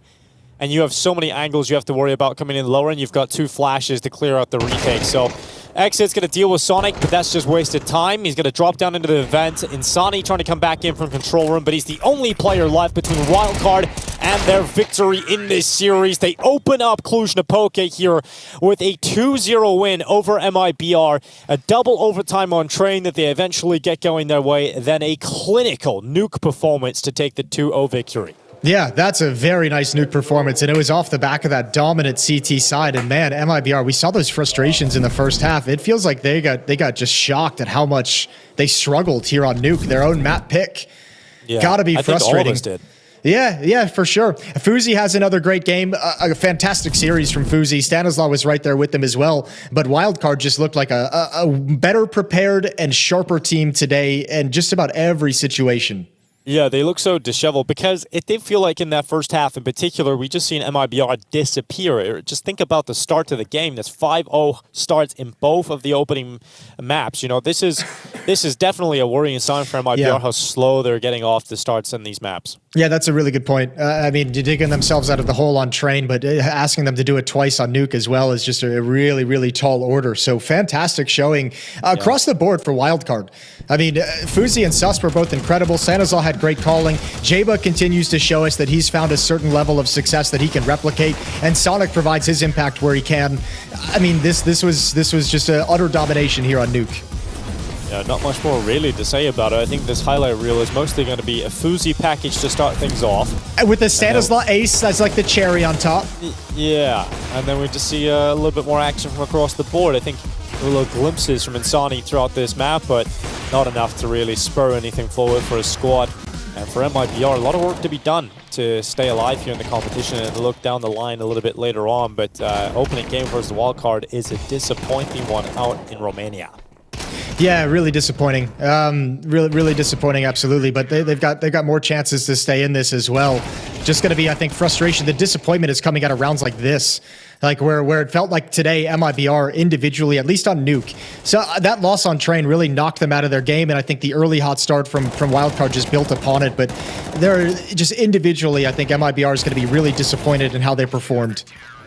Yeah, I think so. And right now, though, there's plenty more action going on over on the other stream, too. Pain versus Astralis has just gone into a third map. So the Brazilians and Pain are actually, they're faring a little stronger at the moment than that of MIBR. They got a 13-6 win over Astralis on that second map, so they're going to be going down into a brawl battle, a Nuke finish for them as well. But this is how Nuke finished for us, a 13-4 win for Wildcard. You can see FaZe topping the charts of 19 kills, a great day at the office for him. Stanislaw not so far behind with 16 of his own. Exit had some hero moments towards the end there that really was the only shining light for MIBR throughout this one. So yeah, I mean, we were looking about this one. I think it was like 5 or 6 rounds in. We had 3 players on the MIBR without even a kill. I mean, that's the issue. Is like, you know, that's part of the reason why this feels like such a blowout. Is just the production wasn't there whatsoever. And yeah, standout player being FaZe, can't really argue with that one. Consistent impact throughout the entire half, throughout the entire series. And on Nuke CT side, his AWP was everywhere, decimating everyone.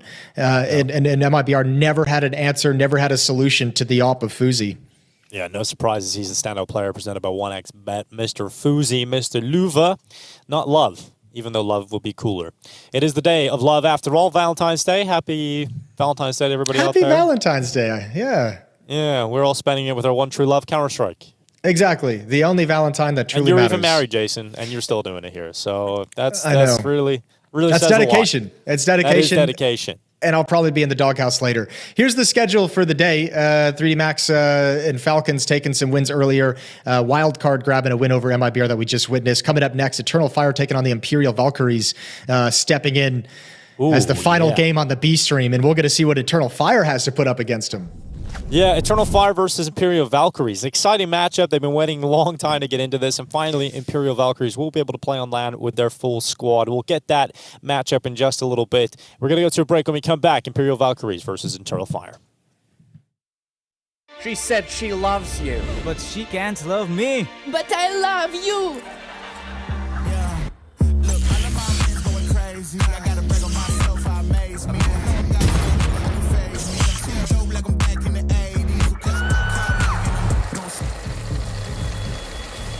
I won't play window anymore. What's going on?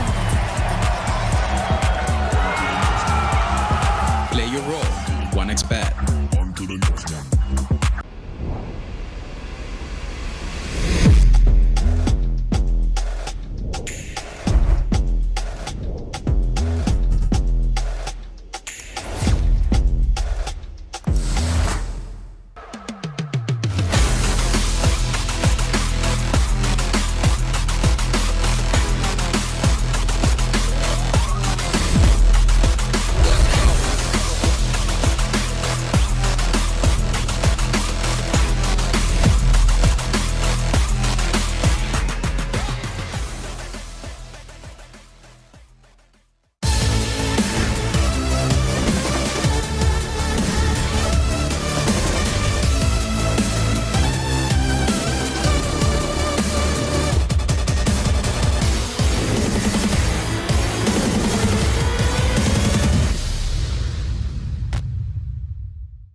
It's time to play Guess the Price, and I've got 23 from Imperial Valkyrie. How are we doing? I'm doing good, but I'm not ready for this. Do you know what? Many people have told me they're not ready for this, and then normally they're the ones that do pretty good. It's just looking at the prices and guessing what it was being gained. Let's get the timer going, the 60 seconds. Ready? M249. Oh my god, M249. One you probably never buy. That's the cheap one, I think. I would say 2,000 something, 2,100. No, it's 5,200 was the expensive one. No, it's Negev. Okay, CZ. 500. Yes. Now Negev. I don't know, 4,900. Oh, 1,700. R8. 700. Oh, so close, 600. SG. Didn't buy it for so long. 3,100. Oh, 3,000. Max 7. 1,700. Oof, 1,300. Nova. I don't remember this. 300. Nope. P90. Quickly, time. I don't know. No. The time is over. It's all the weapons that you don't buy in game. Exactly. It's the ones you will not have in your loadout. Oh my god. CZ is probably the closest you would have to be a regularly used weapon there. Not easy, right? It's hard. It's like I don't even remember. I don't even have them in my loadout. Don't worry. When I first did it, I got 0 correct. So you did better than me. You did better than me. That's fine. Oh my Not everyone has succeeded in this. It is very tough. But thank you very much for playing. Thank you.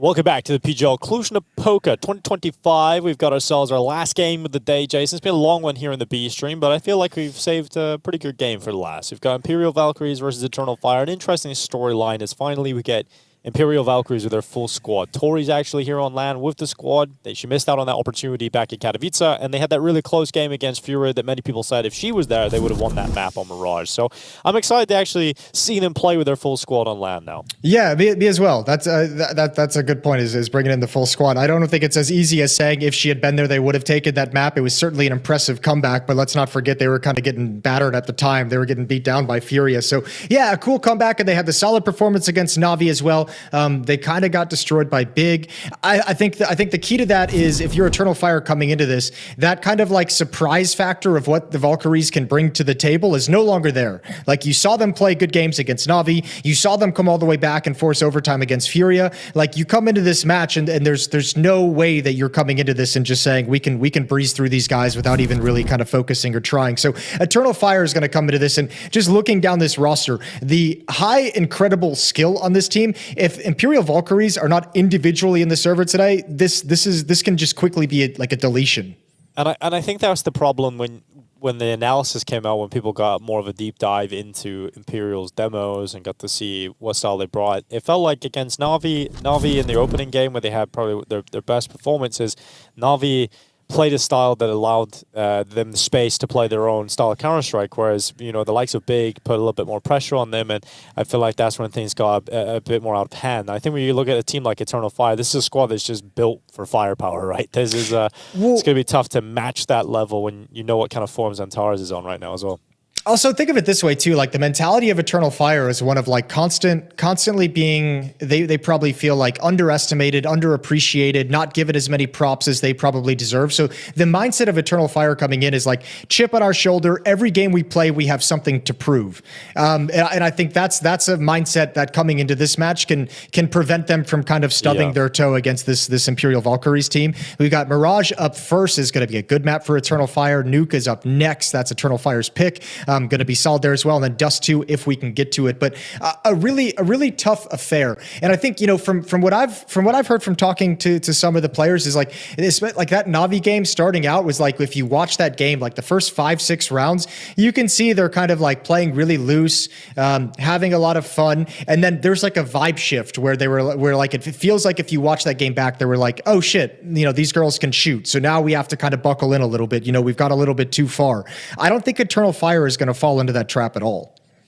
Well, we'll have to wait and see. I mean, they've definitely seen what Imperial are capable of over the last 3 tournaments. And we're seeing Zaz give that speech. We got to hear a lot of her speeches in Kato, and she was just very inspirational. You can see she's not the in-game leader of the squad, but certainly the spiritual leader, the most experienced in the team. I see her pointing back at Bubble, and I can only imagine she's saying, well, if we were able to play some close maps with him on the team, let's see what we can do off our own squad, because Bubble, he didn't have a great time returning to the server, that's for sure.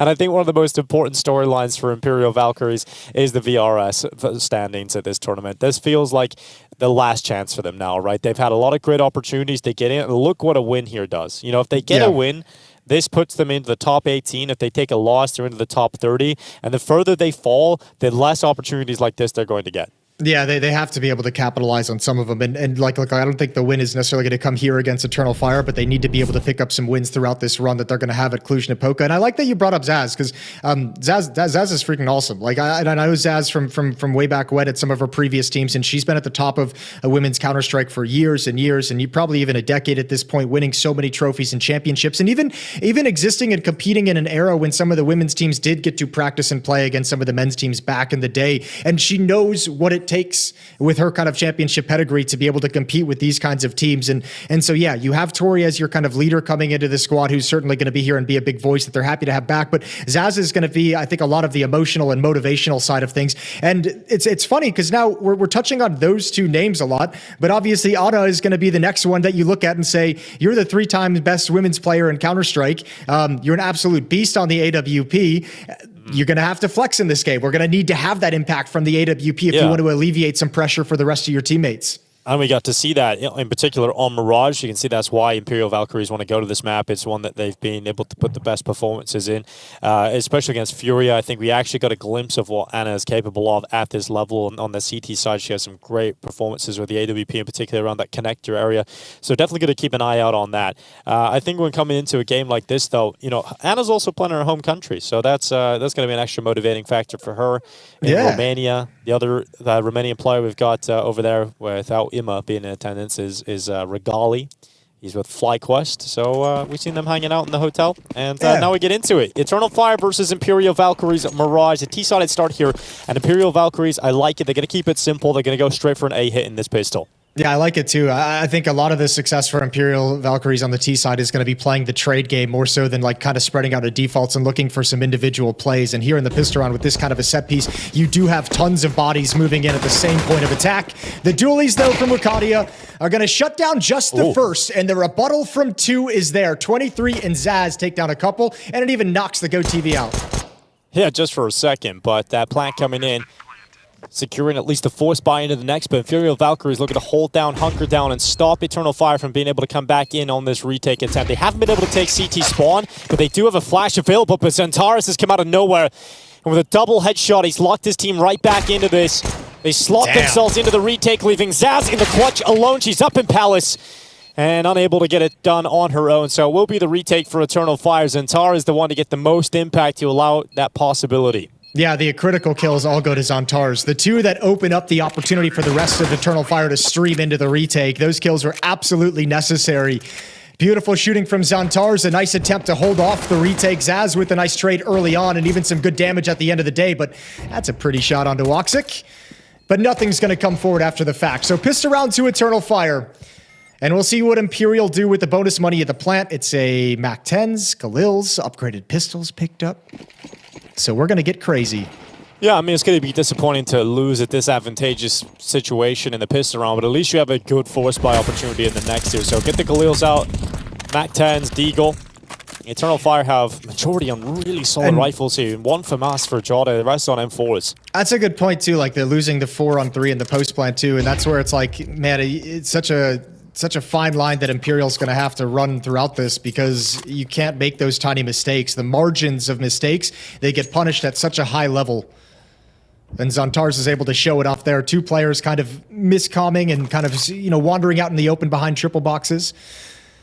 They're giving him a lot of space, the Valkyries, to work with in this round. They've given him control of top middle. No one's home in window. Nobody's peeking off catwalk. Nobody's peeking con whatsoever. So some time and some breathing room. I don't think they have the utility support that style of play. So they're just going to have to sit back here. They've actually got nothing left utility-wise. Yeah, they went all rifles, didn't they? They went for the range fights over the utility. So happy to let them have this space and just saying, we'll stop you when you eventually try and get into a bomb site. Well, it is currently looking like they're going to get enough space to get through the connector and try an A-split here. Ana has been spotted. Bomb now coming out, but look at this play from 23. Comes out, catches them distracted. Tech9's good. Molotov in under the wood. Jota able to get 1 before burning alive to 23. And a 2v2 with 30 seconds left. Ana's just diving around the side, bombing her back. 23 with her, and this is a real shot at winning this. An M4's been picked up for 23. Ana only has a MAC-10. Xantares, who's damaged out, so that MAC-10 can still be deadly onto him. And Ana's just going to wait. Tucking him behind triple, taking bullets down, but still standing, still fighting, buying time. And good team play in that peak, but Xantares comes to clean up, barely surviving on 14 health. Imperial Valkyries once again coming close, but Eternal Fire able to pick up their second round in the row thanks to Xantares. Yeah, really nice round. I think Eternal Fire may have gotten caught a little bit of confusion. Actually, Jota was pretty lucky to be able to even find position underneath the balcony at a certain point. He was kind of wandering out in the open, almost got pounced from ramp, but attacking from multiple positions into the same point kind of confuses this defense, but again, it's Xantares with a really critical pair of kills down the stretch. However, you have to know if you're Eternal Fire, another buy's coming in. You invested into all rifles with no utility. You spent all your money in the last round, got down to 1 player in another plant. So we got a hero AK-47 on Ana, another salvo of upgraded pistols coming on the other 4 players. They're going to save some cash for the next round, and Eternal Fire is just desperately going to try and save money. Keep as many alive as possible in this round.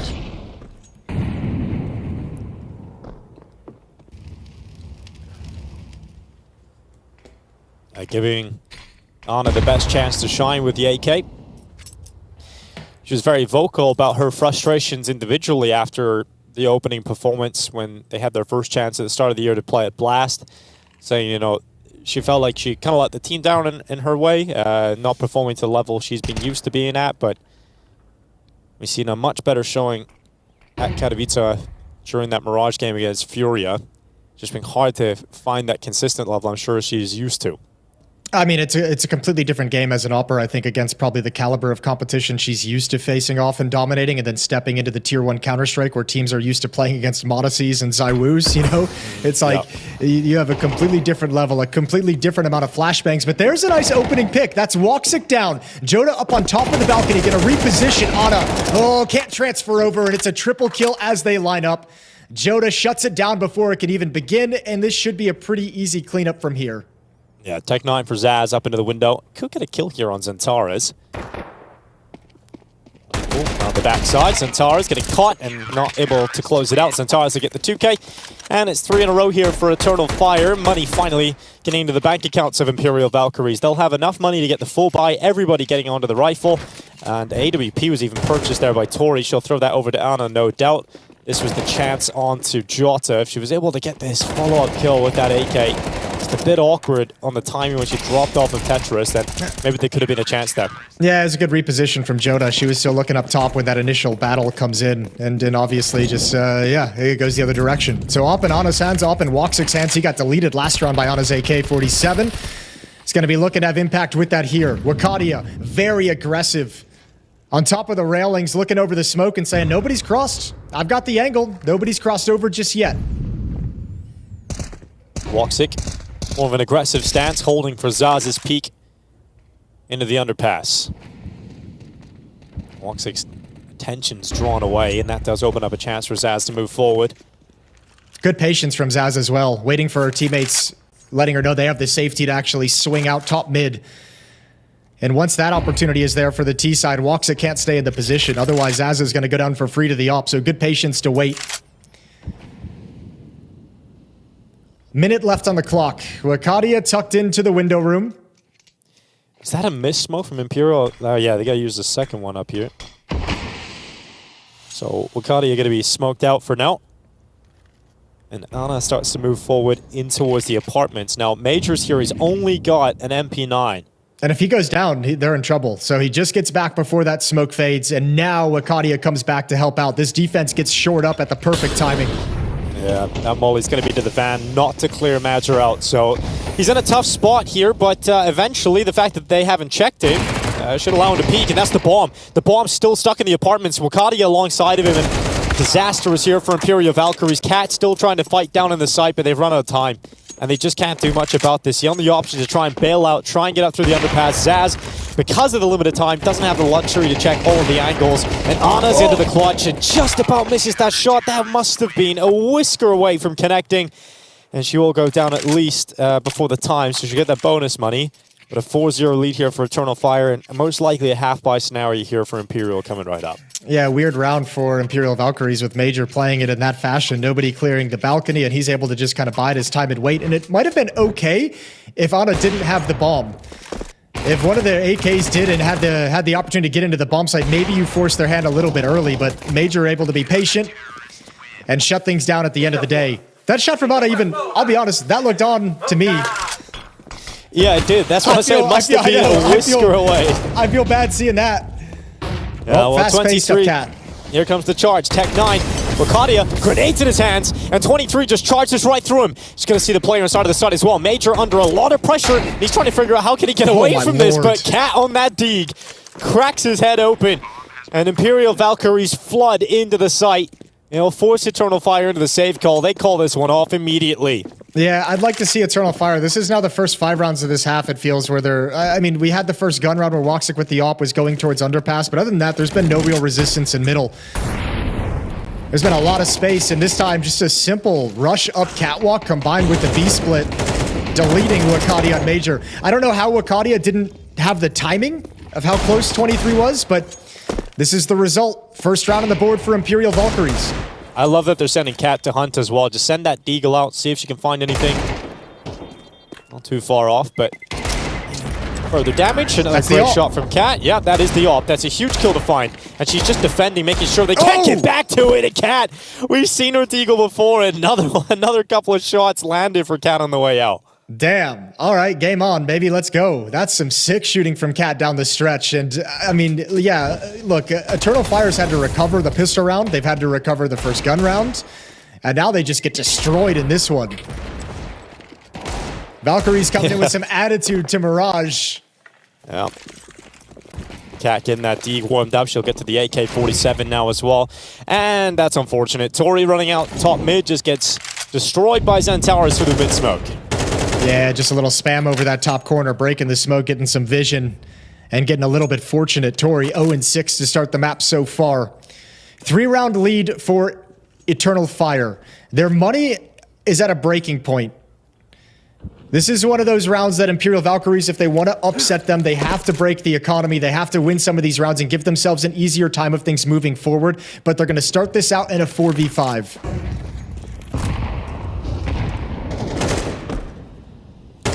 Yeah, losing the mid control that you wanted early. It's going to waste a few more seconds just trying to establish that, going through a series of utility, allowing Zaz out through the underpass. She'll get herself onto that bench. 55 seconds left. Zaz sees that no one from Eternal Fire is staying committed to the fights in middle.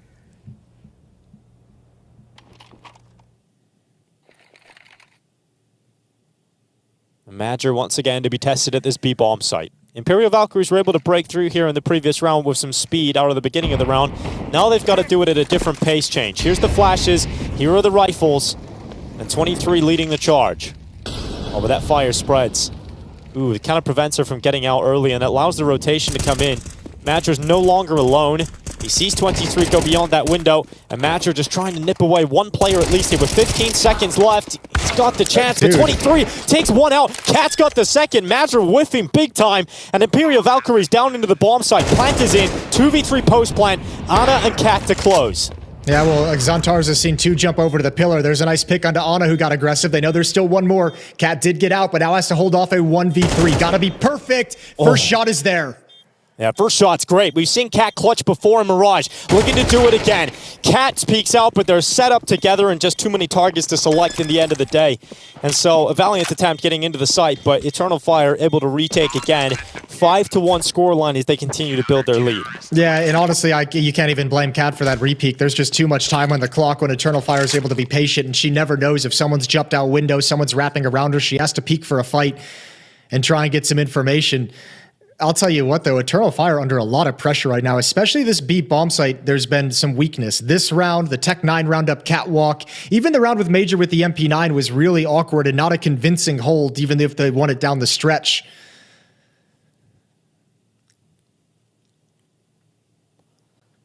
It's going to be a tough game here for sure. The early signs pointing towards that. I think for Imperial Valkyries as well, there's a number of rounds that will be a little frustrating at just how close they came. I think the pistol round's a good example. And the one where Xantares has to win the 1v2 is another round that comes very close for Imperial Valkyries. You win those rounds, and it's a very different scoreline we're looking at right now. At least they've got plenty of money, and the AWP continues to be in the hands and available here for Ana. They're going to go into middle again. This time it's Wakadia jumping up quickly to try and punish that mid push. And Woxic's prying eye looks towards the top mid boxes.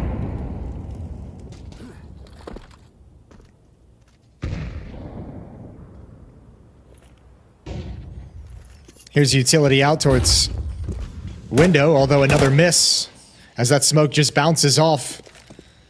So window is available for a peek. Nobody's home, but Woxic with the AWP is over in jungle, looks at it with tantalizing eyes. They'll have to burn another smoke to do it, and Wakadia's in a good position. He's got safety of the smoke on catwalk, and that's a fight he loves, but the spray cannot connect. Oh, peek up. Ana going blow for blow with Woxic's AWP. Ana coming in again, making sure her teammates stay even in this. Now, 23's come out late ramp a couple of times. Xantares this time is ready for that, and 23 is punished. 50 seconds left, 2v3 to try and flip back here for Imperial Valkyries. Ana's been doing a pretty decent job at pulling it back, but Woxic's got the read. Zaz gonna walk right into the scope, and it's all on Ana. Yeah, good trades from Ada, but here in the footsteps, Woxic was ready. His op having great impact in this round with 2 kills. Zantar's taking care of the lurk. Those extremity players have been quite a nuisance to Eternal Fire, but this time handled easily. And Zantar's finds the final kill. 6-1 for Eternal Fire. And now you can see, even though Wildcard misses that spray, they're starting to get a little bit more proactive between Zantar's over in window room earlier, spamming the corner, Wildcard being aggressive on catwalk and ladder room, Woxic being able to take peeks down con. They're being a little bit more proactive and dealing with some of that mid presence that Imperial Valkyries is coming in with. Yeah, and I think 23 was finding a decent amount of success from those late A-ramp pushes on the lurks, but I think now they've detected that, and it's going to be a little harder to find those gaps. Back to a more simple call here for Imperial Valkyries now that they're sparse in utility. I like that they try to get out dry through the ramp, but Zaz just gets spotted at the wrong time. Woxic able to come in, and they shut down the 2 openers. Imperial Valkyries stay committed to it, but it looks like Eternal Fire have composed themselves quickly enough to stop that contact play through ramp being too effective.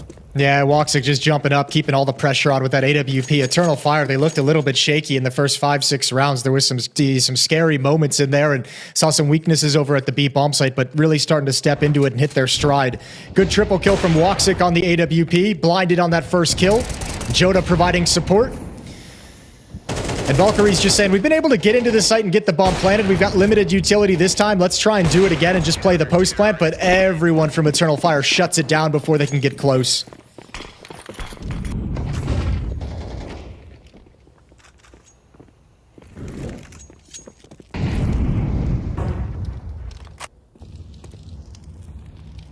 Zaz's turn with the Hero AK.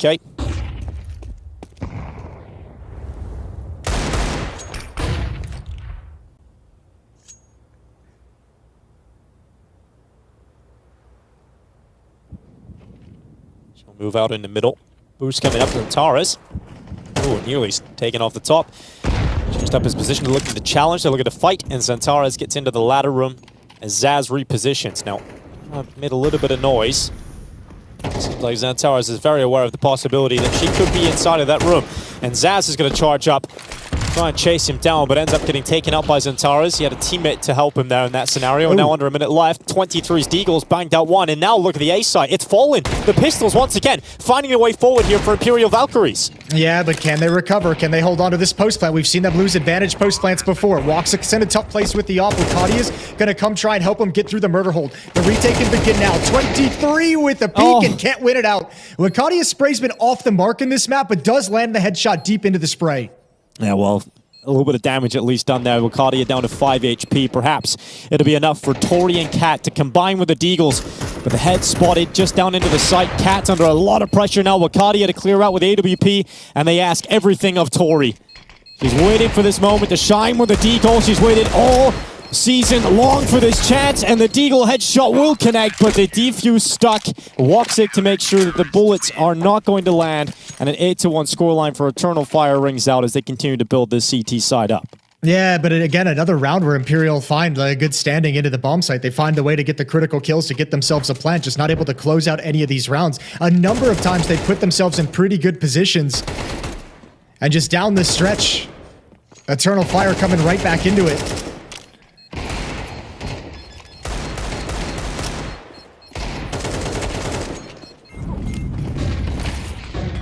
Just too good on these retakes right now. Another opening kill though in mid.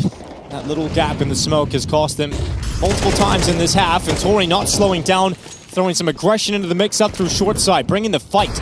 And Wildcard is going to go down, so a 4v4 off the back of that.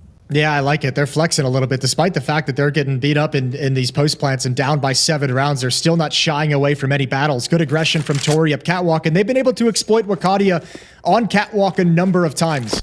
So the question here in this 4-on-4, now that you have Tori in this position, she can be the pivot point as you move around the map. Back to the A bomb site and hope Tori can find a nice backstab in window or cut off Major's access. Shadow. Enough for Tori to get a follow-up kill here. Major to go down on short. Minute left. The Valkyries flood the A site. Cat just charging up and a sick double kill through connector to the bottom of the stairs. And Woxic has no other options. Got to save now. His teammates all go down in the blink of an eye. And a second round picked up for Imperial Valkyries, and it's an acceleration, a change in pace from Tori in particular, just running down middle, getting a double kill in the end in the round. And that's got to be where Eternal Fire put their conversation going into the next round is like, look, I mean, Catwalk is where they found, ooh, damn. Nice shot, Tori. This is where they found most of their success, and most of their success in the opening engagements is coming out Catwalk, coming out mid, despite the fact that they've lost a couple of players to a miss smoke in window, a corner gap open in the window smoke, the Catwalk smoke this time, they're still able to find Wakadia, and even Major as the follow-up. Well, this has got to be the lifeline now to try and build on this half for Imperial Valkyries. If they can walk away with 4 rounds out of this half, then maybe they can do something. We know how strong their CT side was against Furia. They started slow against Furia in that Mirage game. They just took off from the CT side started. So they can get 4 rounds here, and the pistol one going into the second half, it could be back on. Yeah, well, I think who's doing the people doing a lot of great work for Imperial Valkyries right now are Cat 23. Like those are the players I'm looking at right now as your kind of extremity players that are kind of getting a lot done away from the initial action. I don't know if that's going to last here, but certainly when you switch sides, it'll be interesting to see how the individuals of Imperial Valkyries work together. If Eternal Fire come with bodies, come with numbers, are there going to be enough multi-kills to slow it down? Well, Imperial Valkyries unfortunately lose every jewel in this round, so Anna can't really do too much about this. Minute left, and that dream of 4 rounds now is impossible. 3 still on the table, though. And Anna makes sure that she saves this AWP to make sure that the likelihood of picking up a 3rd round win in this half increases. And she should be able to. I don't think Eternal Fire, I know there's only 1 round left in the half after this, but they don't have the money to go lose weapons, especially with AK-47s on the ground that Woxa can upgrade into. If he doesn't want to keep the Scout, you have options of other weapons. Anna's actually going to go for it. Drops the AWP, picks up the AK-47, says, maybe there's 1 defender at this B bomb site, so going to challenge. That's a weird off angle to deal with for a Major, and it's 9-2. Well, they still have enough money if they want the AWP. Cat can drop that. So I think that might have been the motivating factor. Is Cat's just like, I have 7K. If you want to go for this, do it. See if you can get that plan. I can drop an AWP if we really want to go in that direction. Yeah, the AWP is thrown down, so she will have it regardless. As Major's B aggression, just an unfortunate jewel to lose here for 23. If she had beaten out Jodet, he might not have been able to turn down and get the ramp player. Oh, yeah, that tough angle to deal with at the end. So last round of the first half coming up. Eternal Fire searching for double figures in this first half against Imperial Valkyries. Not too far away from getting that. At least it's a good buy here for the T's.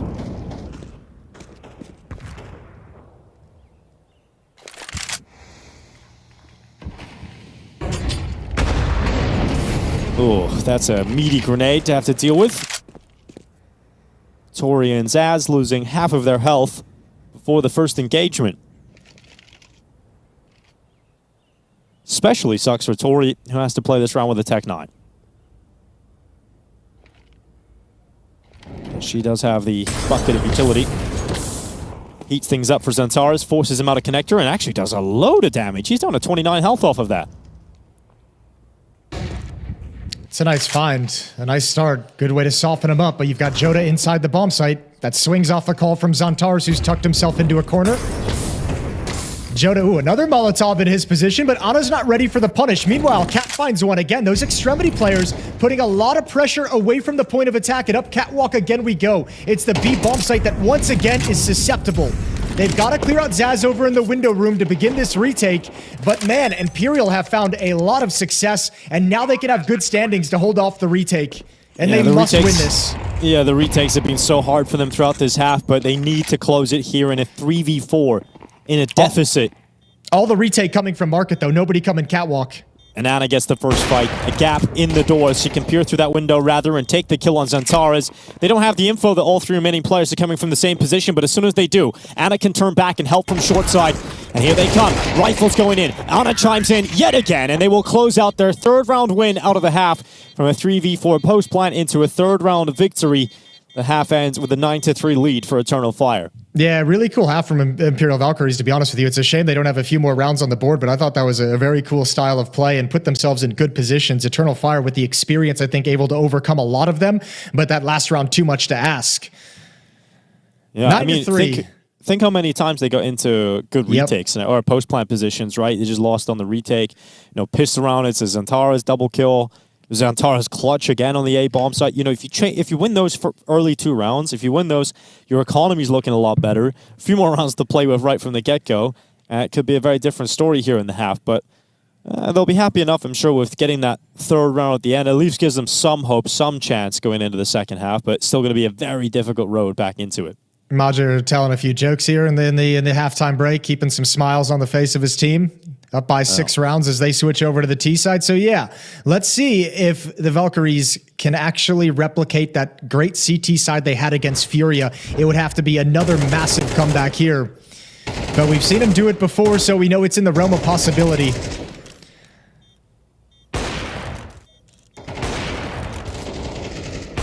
Glad Tori got off the goose egg as well, sitting on 0 kills for a little while. Going to be very frustrating for her, but she started to deliver some great impact towards the end of that, especially some of the faster plays up through middle. One of the 3-round wins picked up off the back of it. Eternal Fire going for a similar pistol call that Imperial Valkyries run, which was a straight up A hit.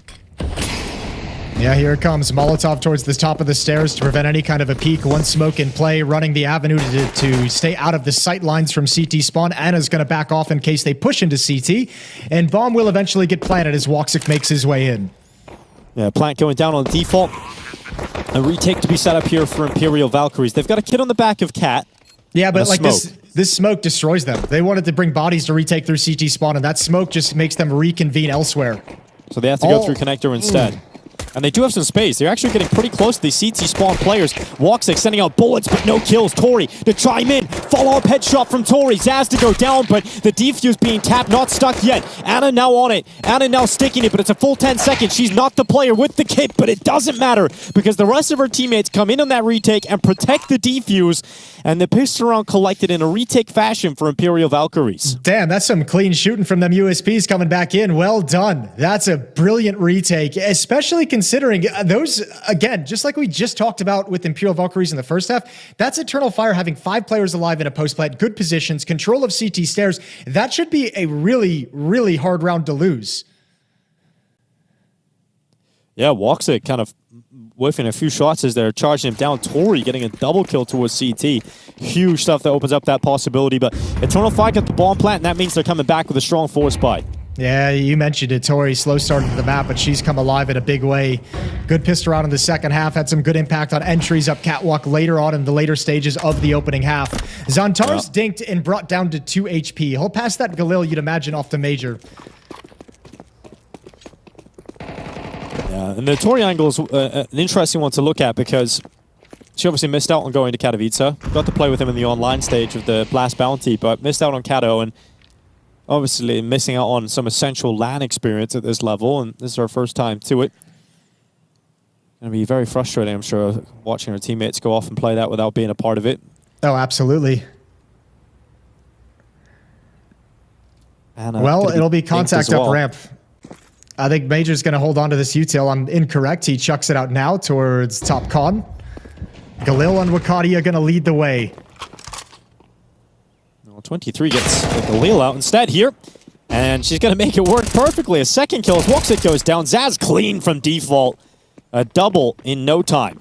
And biding her time. Is nowhere near the bomb. Waiting patiently for the flashbang to come in, which is timed to perfection. And then a nice, easy cleanup on the peak after the fact. So if we wanted to see Valkyries replicate what they did against Furia on their defensive side, they've got out to the exact start they needed. The pistol round victory, a really clean second round with no issues. Now they can build up some money and some confidence, and now they've got an easier route against just Glocks. Maybe a couple upgraded pistols, but with no plant, not a whole lot of investment for Eternal Fire.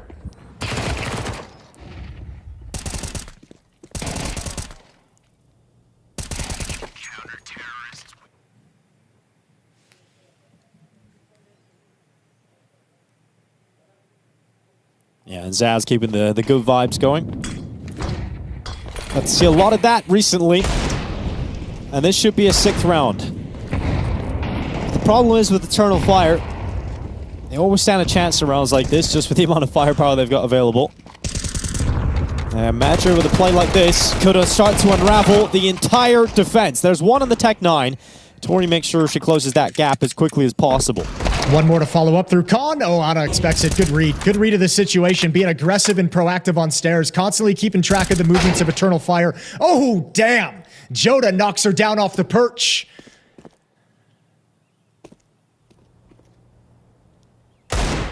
Oh, Xantares comes out of Palace. Bang to the head of 23. And this starts to become a very worrying scenario. That situation I mentioned was a possibility with Eternal Fire always standing a chance when they've got these little hand cannons. It looks like that is about to become Imperial Valkyries' nightmare reality. Jump up from Tori. Great elevation change, but she needed the kill, and now she's out of bullets. Has to go to the USP, and now they're fighting on 2 different angles, and that is just too much to handle, and you can't afford to drop around like that, and unfortunately, Eternal Fire find a way to 10. Yeah, Eternal Fire throw a little chaos into the mix, knowing they have the weaker weapons. MOUZ taking that big risk, walking through the smoke, catching a player reloading, makes things awkward, makes Ana uncomfortable, realizing she has 2 choke points she's got to worry about, and then you add in the bangers from the Deagle. Joda and Xantares with the impact kills. Massive performance. And that hot start from Imperial Valkyries gets cooled down quick because money is tight.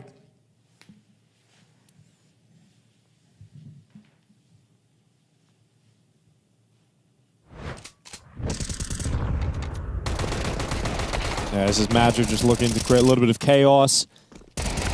Zaz went for the same opener she used in the previous round where she got a dink off on Xantares, but MOUZ was already so deep down middle, and then Xantares comes out of Palace this time with the Deagle. There were a couple of chances to still recover it. I think Tori made the right move jumping up on the bench. She could have got it down into the 1v1, just a bit difficult to see her opponent through the whispers of the smoke and over the top of the default box, but you see what it's done to Imperial Valkyries' money. They're forced down to an M4 on 2 players, Zaz and 23. A Deagle for Cat, FAMAS for Tori, and a scout in the hands of Ana. Great chance here for Eternal Fire to push themselves towards closing out Mirage.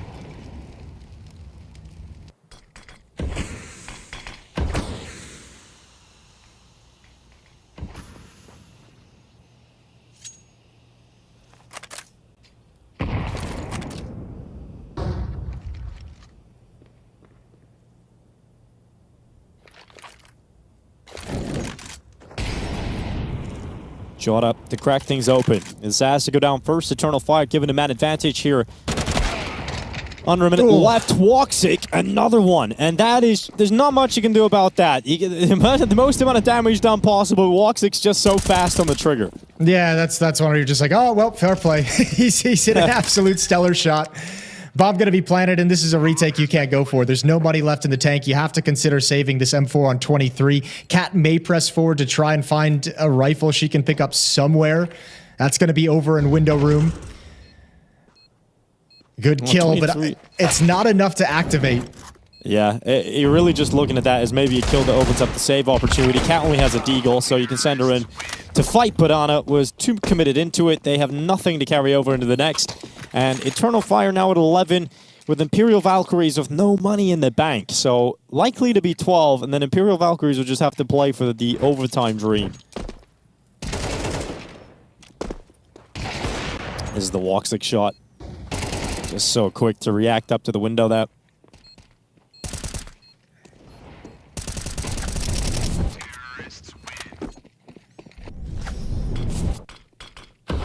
Round 17, 11-5, and just pistols for Imperial Valkyries. Eternal Fire have taken complete control of this map at this point.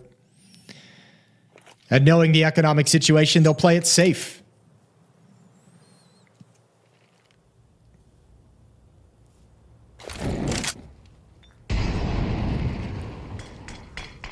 Yeah, it was always going to be a really tough game versus Eternal Fire, who have come into the 2025 season in great form. Yeah, they have. Grand finalists of the opening tournament of the year, Blast Bounty, playoffs in Katowice, now coming into PGL Cluj-Napoca. They have similar intentions of perhaps even winning the whole thing.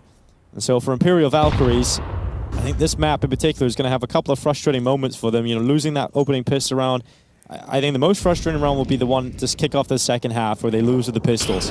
That kind of killed any dreams of serious comeback. Now they got to do it with no mistakes left to give. Steal this stack at the B bomb site that hasn't budged hoping and praying that Eternal Fire will come here, but we can tell that's not going to be the case. This is one of those games that's kind of a bummer to talk about because I really liked what I saw out of Imperial in terms of like the team strategic decision making in the first half. The shame is just not being able to complete and close out some of those rounds, losing some of those clutches early on.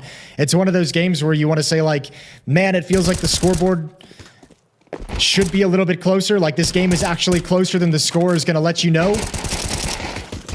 There was definitely a lot of opportunities there to make something more out of it. Yeah. And a team kill. I like it. So, yeah, nice one, Kat. If you can't laugh about it. She's definitely laughing about it. That's for sure. Oh, she got another one. Oh, well, she makes up for it. She makes up for it. She got her kill back. All right. Making sure she stays even. 13-13. Knife a teammate, shoot a teammate in the back of the head. Just having a little bit of fun. Yeah, we were all here to have a good time. Sure. This is Jota just elevated, sees the feet coming down. That's enough for him. And here's the... pretty stylish team knife as well. And then this one. It's like Assassin's Creed. And Kat's going to get banned from the server. She's going to get a 7-day cooldown after this. Oh, everyone's got smiles on their face. Even Bubble. Even Bubble. Even Bubble. I'm sure he's happy to be standing behind them instead of playing. Sure. I don't know. I think he'd rather be playing. No, he said he would rather. He's happy. He's happy to be coaching. I think we all got to see what his return was fair. like. Yeah. All right, 12-5. Got to rattle off 7 straight if you're Imperial. They've got the AWP back in the hands of Ana, missing some nades, M4s otherwise, no kits across the CT side, so retakes are going to be a little bit rough. And already an opening kill for Woxic as Tori's jiggle goes a little bit wide. Yeah, just that smoke coming up at the window just a little bit late. Tori gets caught, opening kill, given over towards Eternal Fire. That's a very deep con smoke from a CT side. I think not just looking at that like, thank you, I'll take this gap.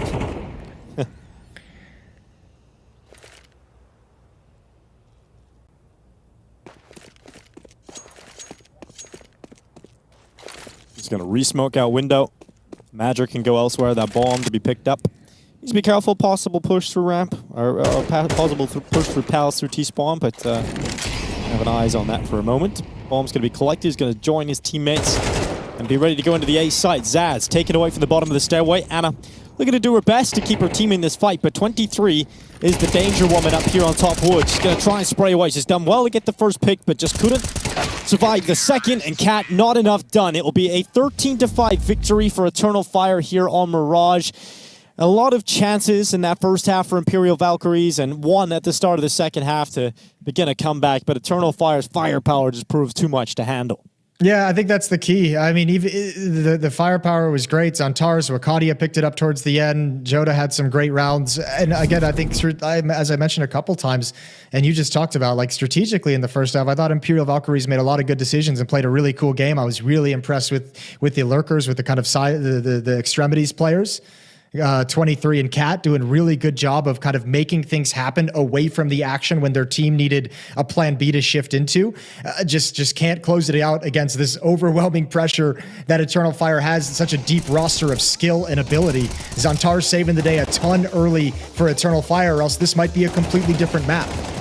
Yeah, you let Imperial Valkyries come out, you let them win the pistol, or you even let them win that follow-up force buy, and there could be enough confidence built up to have a great start on the T side, but wasn't to be. Missed out on a few of those chances. Like you said, could have made the scoreline look very different.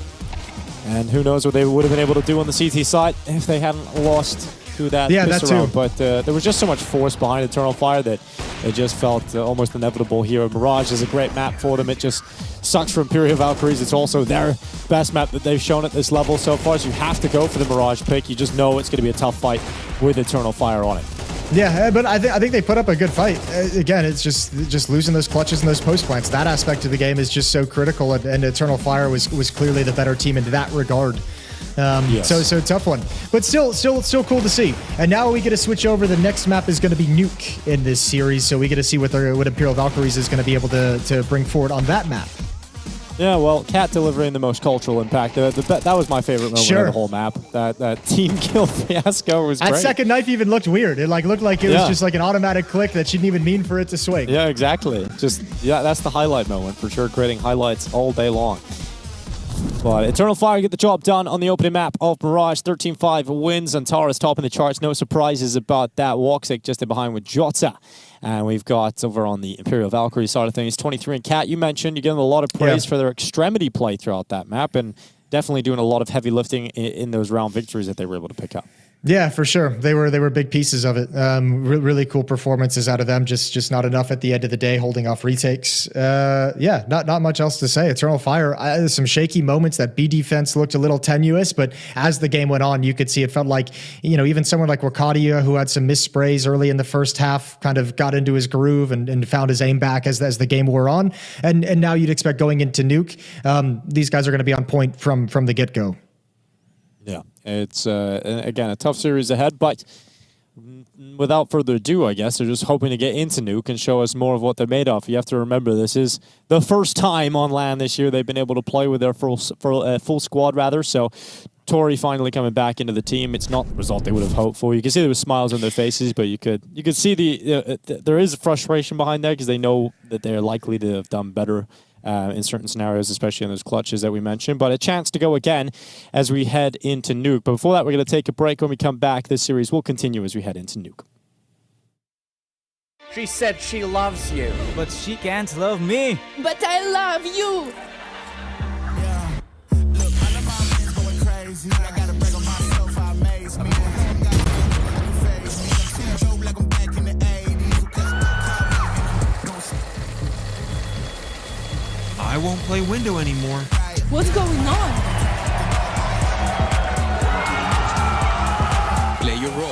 1xbet. On to the next one.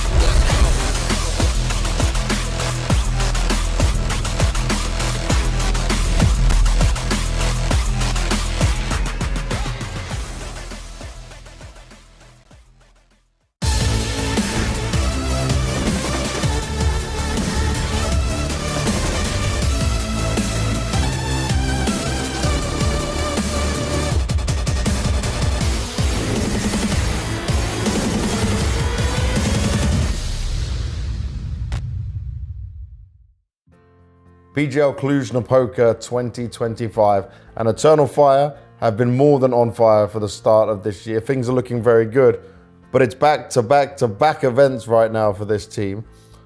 I want to just start by looking at the Katowice result for you guys. How do you view it now you've had a couple of days to kind of let it settle, the end result? Yeah, I think we did pretty well in the studio, to be honest. Like the FaZe game was really good to play it. We really showed good Counter-Strike, but then when we came to the arena against MongolZ, we just lose against the crowd. And I think it's just about the stress, you know, you need to accept that. So it's just the gaining experience, learning why we choke against the crowd and try to be better. And I respect your honesty with that because it's kind of strange when we look at like you, Zantares, Woxic, a lot of experience. Woxic's the one with the most stage experience considering where you guys have been in your career. Do you have people you're working with within Eternal Fire to kind of go through this, like maybe a psychologist coach or performance coach or anything like that? Actually, we don't have a specific guys who can help us for that, but like I feel I have experience. I didn't feel bad on the crowd. I feel really exciting, really good in my head. But I think it's just about small details, like player not doing the same things or the same communication, and it's also going on myself with my how I will call, because I don't have the same information mid-round.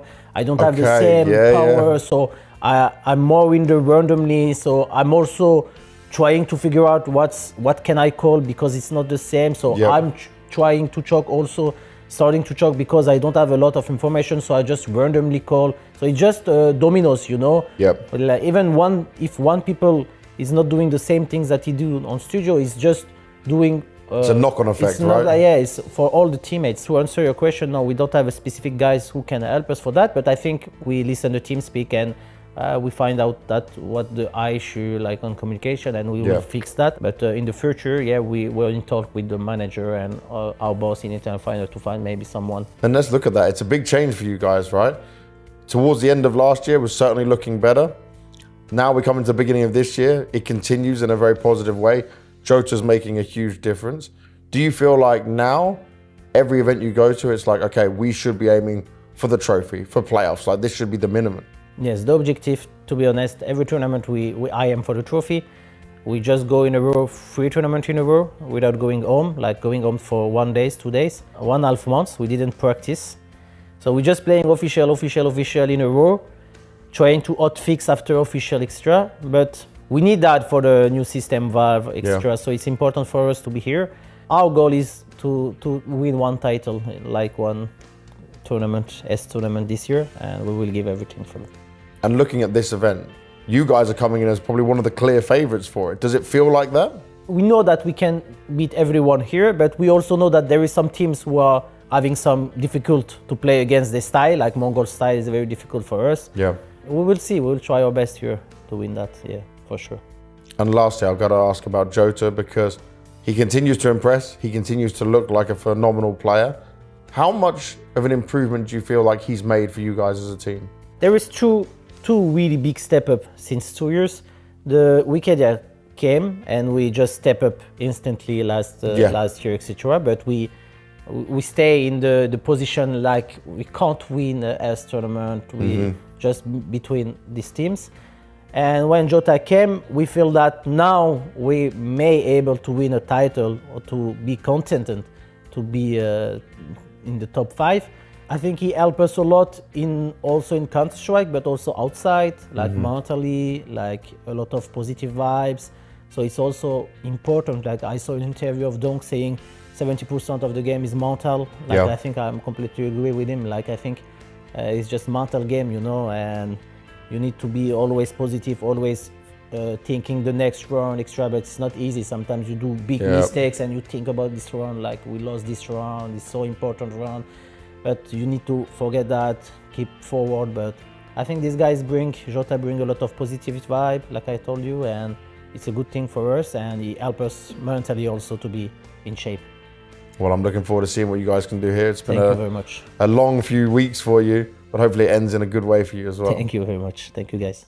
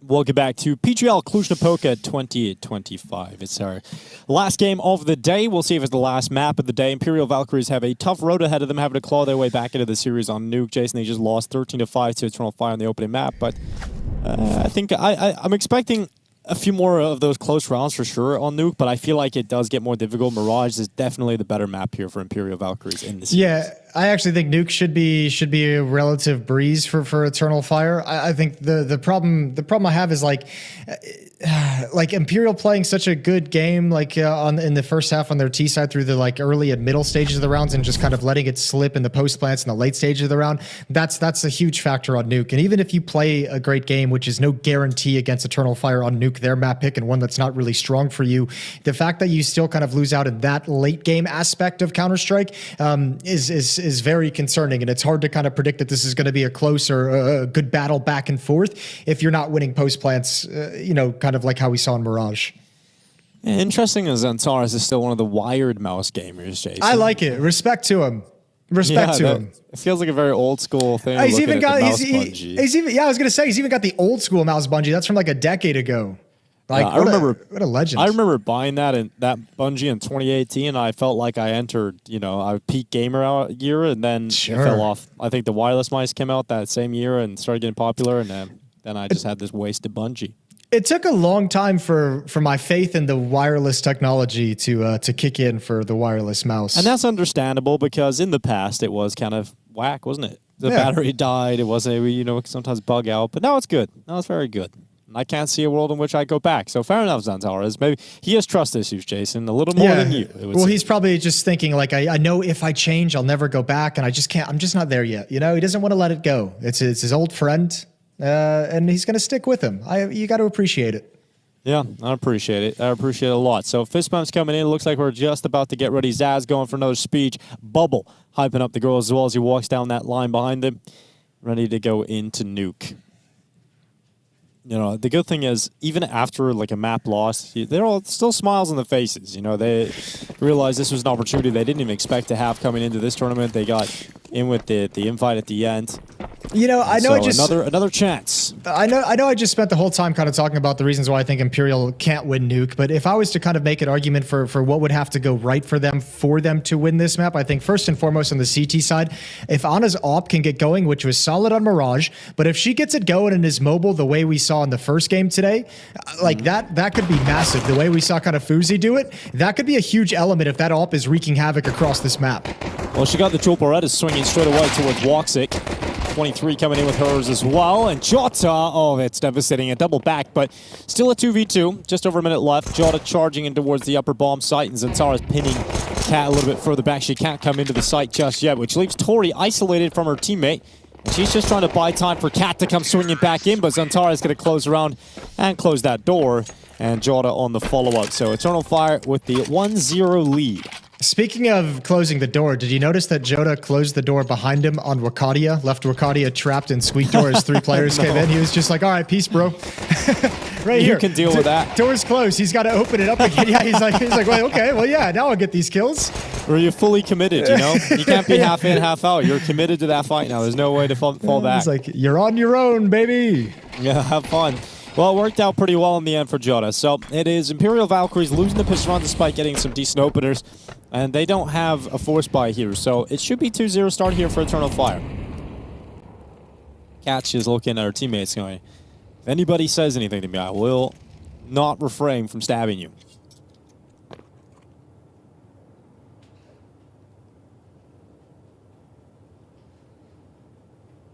A lot of pistols stacking up towards the upper bomb side right now for Imperial Valkyries. This could be deadly. I mean, it looks like they're about to come in contact, so... Cat's been spotted. That's a bit unfortunate. And look at the trigger discipline from Madrid. Not showing that he spotted her. Waiting for the rest of the pistols to reveal themselves. And Tori, she's got the only chance now, and she's stopped by Wakadia. Yeah, complete deletion coming into the upper bomb site. So 2-0 for Eternal Fire, and then we get the guns out in the next round for Imperial Valkyries. What else is there? I think Ana with the AWP is going to be a huge factor. I think obviously retakes are going to be big. Anchoring the upper bomb site is going to be really important because we know Eternal Fire with their kind of style of play. We know there's going to be a couple upper busts mixed in there throughout this half. How do they defend against that when they do come is going to be very, very important. So I think if those are probably my top 2 things to look at for Imperial Valkyries to see if they can have a good CTF is Ana's AWP and how mobile and effective it is around the map at different positions and how they defend against any kind of pressure on the upper bomb site. Those are going to be critical for me. If both those things come out positive, then we can start having a conversation. Ana's got her AWP out first. It's over in lockers peering towards outside. Smoke wall is put up, and Xantar's going to make the run very, very quickly. Yeah, gets himself down secret nice and early. Strong position to have early for Xantares. Nobody's dropped. They haven't seen any information. Imperial Valkyries reacting to this at all. And now they've lost the ability to drop in vents. The only person who can really shift downstairs is going to be Cat over in ramp room.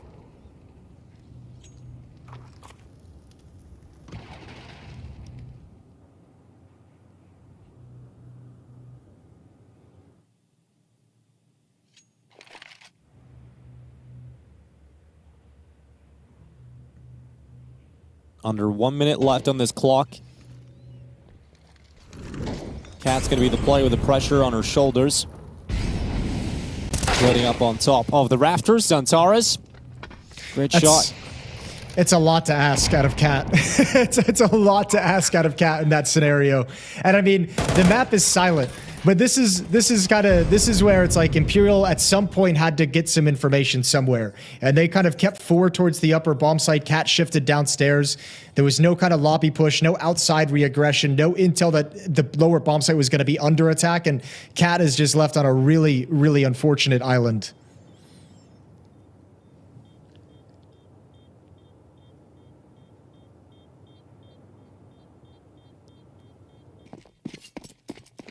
Yeah, save call. Fully locked in. At least everybody's able to get back to safety here in CT spawn. They'll be able to carry over every one of their weapons, including that AWP for Ana.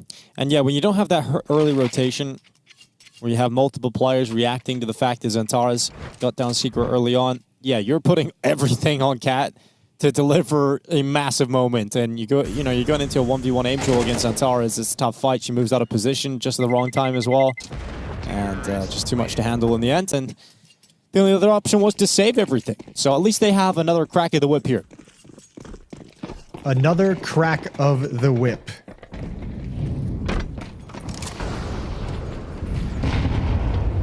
All right, Zaz. Zaz, yeah. Yeah, pushing in towards Hut. I like this. A little bit of a flex, providing some resistance. Smoke walls outside again, and maybe that makes them nervous because last round they were punished by not having the information. So this time it's an early rotation from 23 down the vents. But this... Oh! No more team kills. It's not the impact I was looking for out of Ana's AWP. Tis but a flesh wound, Jason. Well, they now know the AWP is at the upper bomb site. So over towards the ramp room, Cat out in the open. Once again, asks a lot from her. Solo against 4 players from Eternal Fire. Yeah, 1 for 1, a little bit of damage down to the second player as well. So not so bad for Cat in that opening position. Didn't have a teammate over towards Hell to help her out. And not really in a spot where she could fall back after that initial kill. So could only really stand and fight. So 4v4, 45 seconds left. And once again, just like the previous round, this is like a really statuesque defense. Nobody really moving, nobody really shifting. You have 23 playing over at the decon single door. That's about it. That's the defense. And Ana finds an easy one on MIBR, who walks into the crosshairs, and now the information is there. Utility ringing out. 1 player advantage for Imperial Valkyries, and this retake is going to definitely come in. And 23, that grenade, very unfortunate not to take away the play that she had just dinked. They've got the 1-man advantage right now. They're looking to pull off this retake. As they're coming back down through ramp, Tori's taking their time, and they're waiting for her to get down to the ramp before they explode out of decon. Flash going out. 23 still alive, still kicking, but not for long. As she walks into the open, Joda's got that headshot. Ana unable to move forward until now, and a missed shot from Ana. Not going to work out here for the retake for Imperial Valkyries. They'll have to fall back, and a 4-0 lead rings out for Eternal Fire. Yeah, really good job from Joda after the bomb plant as well. Low on HP, doesn't really have anywhere clean to go. He's already got a teammate behind Silo, so he can't double up in that position either, but still finding a way, realizing I got low health, I can take some risks. Gets a little aggressive, finds a nice angle on the decon exit, and another round win for Eternal Fire.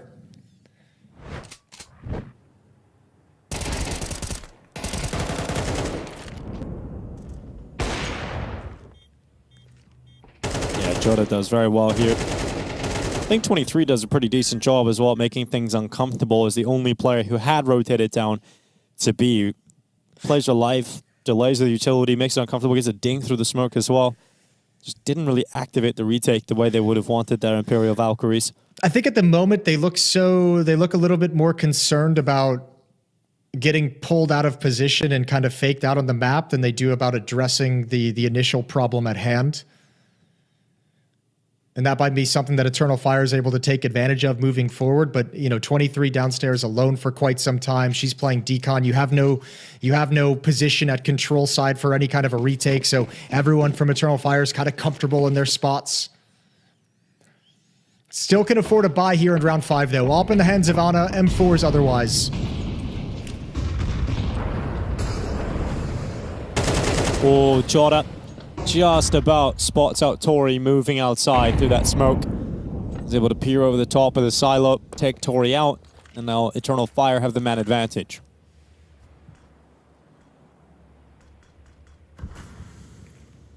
Zaz looking for the drop off the mini roof. Anyone trying to cross through these smokes? A second wall is put up outside. She hears the drop onto the roof as well.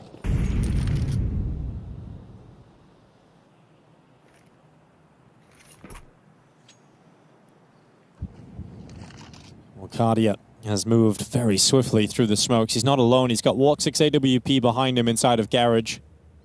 59 seconds left. Zaz can't really make a move. Unfortunately, she's going to be forced to by that utility into the open. Missed shot from the sniper. Joda's AK tries to chase her down, and 23 has recovered from top hut. Well, now you have the information that 2 are on the upper bomb site if you're Eternal Fire. You already have a player, Xantars, who's aggressing right at the top of Secret, but with this Wakadia lurk and wraparound, again, this defense has not budged despite losing outside. You're just going to turtle up in the bomb site, hope you can control it, and you can. There are 3 defenders here, and Eternal Fire might get caught off guard by the amount of players to defend this site. 23 so low in HP. Luckily for her, that grenade did not bounce off the wall the way Eternal Fire would have intended it to do so. And so 23 gets caught eventually by bullets instead, and Ana is asked to either save or clutch. And she realizes it is the lower bomb site. Oh, nice shot. Here we go again. Ana into the peak though, walks at the back of the bomb site, punish the re-peak, and a 5-0 lead for Eternal Fire as they go on fire. Yeah, Eternal Fire, I think their biggest advantage that we're seeing in these first 5 rounds is just protocols. I think Imperial, not really comfortable at the moment in terms of the reactions we see at high-level Counter-Strike normally. Not going for things like these kind of lobby crunches late with multiple people, not, repositioning when you lose outside, not shifting down low quick enough. Eternal Fire is finding multitude of ways to keep them turtled up in that upper bomb site without information and without any idea of what's coming next.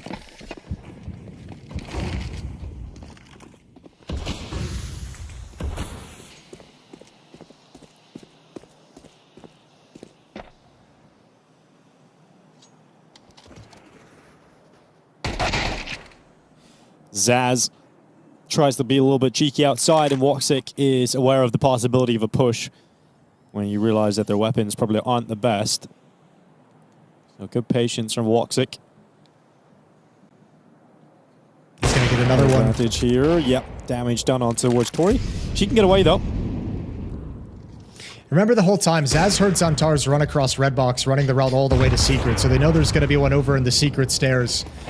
Turning in towards Mini. 23 finds one, traded off. The upper bomb site wide open, and Woxic with the final kill on Ana. It's 6-0. Yeah, the money's back. Finally, everybody has full cash here for Imperial Valkyries. You can get the all about all the utility you want. And perhaps we will start to see them change it up a little bit. I think their T-side look on Mirage in the early goings was pretty controlled, pretty simple. We've seen a lot of A executes, bit of a slower T-side at times, trying to get the mid-control. And then when they realized it wasn't working, they had a pace change, I noticed, where Tori just started running down mid. Yeah. So I wonder if we get to see something similar on the CT side of Nuke here, where maybe they start to take a little bit pressure off their shoulders and maybe be a little bit more active, aggressive, proactive on the CT side. Well, we saw that earlier, and it got picked off by Joda up on top of the silo. Saw the push coming in from Tori to get behind the boxes underneath silo. So obviously negated there. It's more the mid round, I think, is when I'd want to see a little bit more movement out of Imperial when they don't have information. Playing this map blind is such a nightmare, and I think that's mostly what they've been doing throughout this half, is playing Nuke kind of blind after the first 30 seconds. Another smoke wall is set up outside. Nobody's going to cross with it. They don't have that information. Is audible, so it's not locked in. Great block towards CT back, but 23 off the top of the Raptors, waiting for the repeat is Jota, and he's got a second locked in the site, but Zach's quick to react. Jota to go down, and Woxic left 1v3, and there's a minute for him to do this. Yeah, big change this time is not a whole lot done across the map to make the defense move, so this kind of opening turtle style with the player up in Rafters is very, very deadly. No bomb control for Woxic, so he's got 45 seconds to go on an extended 1v3 clutch.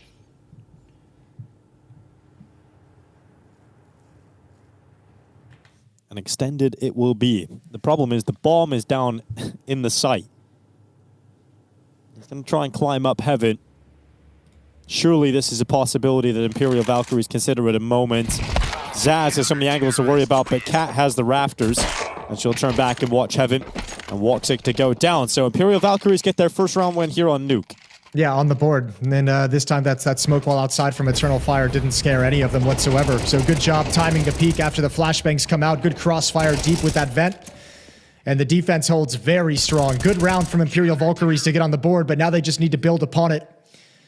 And still they haven't been able to solve the secret problem. When Eternal Fire have used that smoke wall to cross and attack it, they haven't been able to mount the necessary defense. So that still remains something Eternal Fire can return to whenever they choose.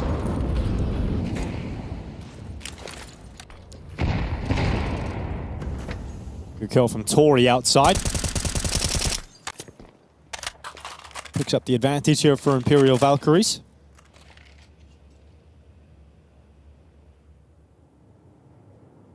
And that outside smoke wall deployed, no one moving with it, other than the one player that Tori picked off. Now Cat, a different look to a ramp defense here. It's another committed position, but it's an off angle. And it might work out for Cat. And they're not checking it. And they're going to line up. Cat only gets one. Anna goes down though. Woxic able to take her out. In that setup, it looked way more deadly than it turned out to be, but still a 3v3. And nobody's dropped vents yet. Nobody's dropped down. They just came down just now. 23 is the first one to set foot as she rotates downstairs, but still Eternal Fire move forward. They've got a lot of utility. They've got smoke. They've got 2 Molotovs to utilize to get into this bomb site and plant safely. But Imperial Valkyries, they're still really concerned about Eternal Fire readdressing to the upper bomb site. 23 had a big multi-kill round in the previous, looking for a similar result here as she waits in the control room. They got to start coming towards her with 30 seconds remaining on this clock. 23, if she even gets 1, keeps her teammates in a good position, but if she gets 2, might just win it here and now. Here they go, across her crosshair, and both will fall in it. It's now Wakadia left, 1v3, 19 seconds, and why not close it all? 23 with 3 kills. Yeah, fantastic round from her. And, I mean, the smoke normally used at those windows, they use it for the doors as it's the only smoke they have. Everything else is Molotovs to prevent the run out, but not prepared for that fight that deep in towards windows. Woxic is ready for the swing, but can't connect things. That's how it opened up. And I gotta say, at least in this round, you had a little bit of stall tactics with the smoke breaks outside to make sure Secret cannot be an easy cross from Xantars. And you had a little bit of proactiveness in terms of shifting downstairs in the mid round. Good job from 23. 6-2.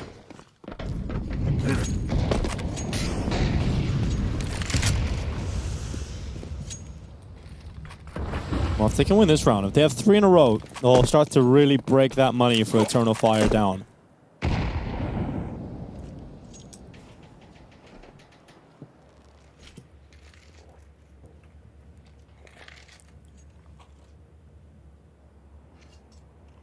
This time, Eternal Fire are going to move with forces outside.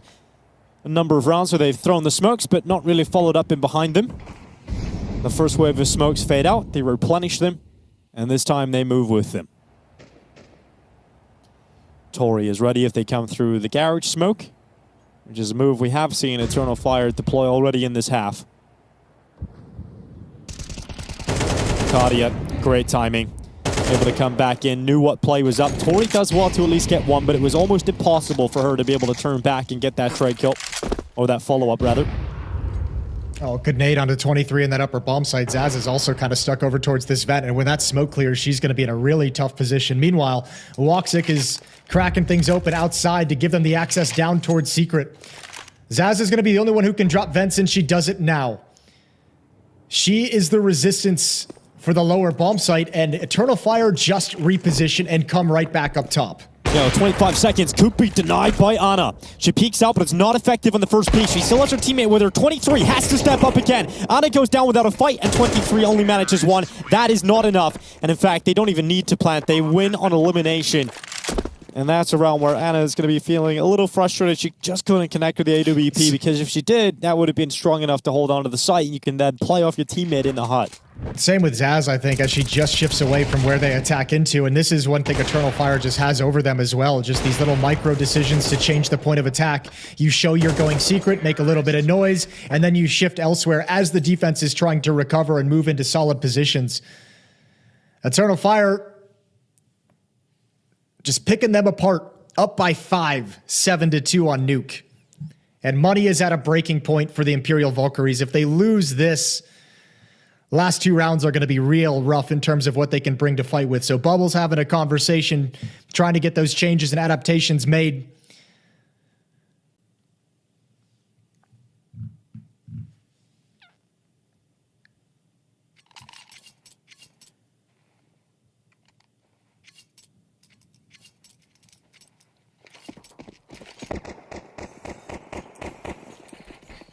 Last few rounds of this first half of Nuke.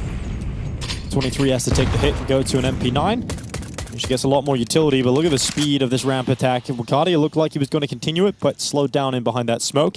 And Ana chiming in with that AWP outside.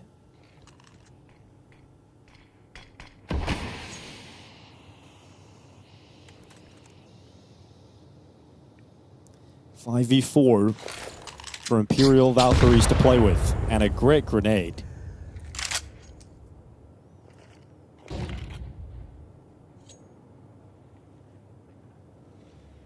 Looks like they're just going to go in towards this upper bomb site. As these smokes start to fade away, it looked like they were priming themselves for an attack through the door, but the re-smoke comes in. That'll slow them down. I thought Wakadia might peek before that smoke plumed and just clear that close angle by Squeak Vent. It doesn't come in. But yet again, the Valkyries have a solid defense at this upper bomb site. There's 2 in ramp, 2 at upper, and 1 down in secret. So an avenue to come outdoor and swing wide onto the bomb site. Let's see if Valkyries can hold on. Here comes Wakadia charging in first. Zaz able to get 1 done, and 23 also making that MP9 sing. She runs out of bullets and goes to the sidearm instead. Woxic using that AWP like a shotgun. And a missed shot from Ana, but she does not want to re-peek and get punished, so she runs away. 25 seconds. Jota just clearing the site, but Tori yet to be detected. Another shot from Woxic. He is ripping this from their hands. And Ana comes back in for a 1v2. Both players are low. And is that information passed over to Ana? She's playing with a pistol. So maybe Woxic can get caught here. Oh, she missed the chance. She dives down, and oh, so unfortunate. Jota was just hidden behind the box. Ana was so fixated upon Woxic, and Jota's able to peek out with that distraction for an 8th round win for Eternal Fire. This is what I meant about Eternal Fire individuals just being on a different level. Like, you just have someone like Woxic where everything else seemingly is going in the favor of Imperial. Woxic is just able to shut everything down. The follow-up reads, 1 good shot, reads the flank, and then he's very, very cautious and conscious that as this smoke fades, that corner is a point of danger. That could have very easily been a detail that was looked over, but Woxic delivers an 8th round to Eternal Fire and decimates the economy of Imperial. Here comes a charge though. Imperial just throwing everything they've got outside, and Zatara is cleaning up alongside Woxic and Jota. Tori with a P250 manages 1 before going down, and Cat now left 1v4. So she'll run outside with a Deagle. Might get a Eager 2 to land, but Madger makes sure that it is a 9th round for Eternal Fire. Imperial Valkyries throw caution to the wind in that round, knowing that they had majority pistols, and just throw themselves through the smoke. Now comes the final buy of the half. Yeah, do something creative. Get a little bit out there, see if you can catch them off guard. Obviously, didn't work whatsoever. Jota, half blind. Xantar's not really all that blind either, and they just mop things up. So a throwaway round to see if you can throw some cheese into the mix that steals a round away towards the end. But this final round, with all the money and all the utility that Imperial could have asked for, is everything to them to get a third on the board.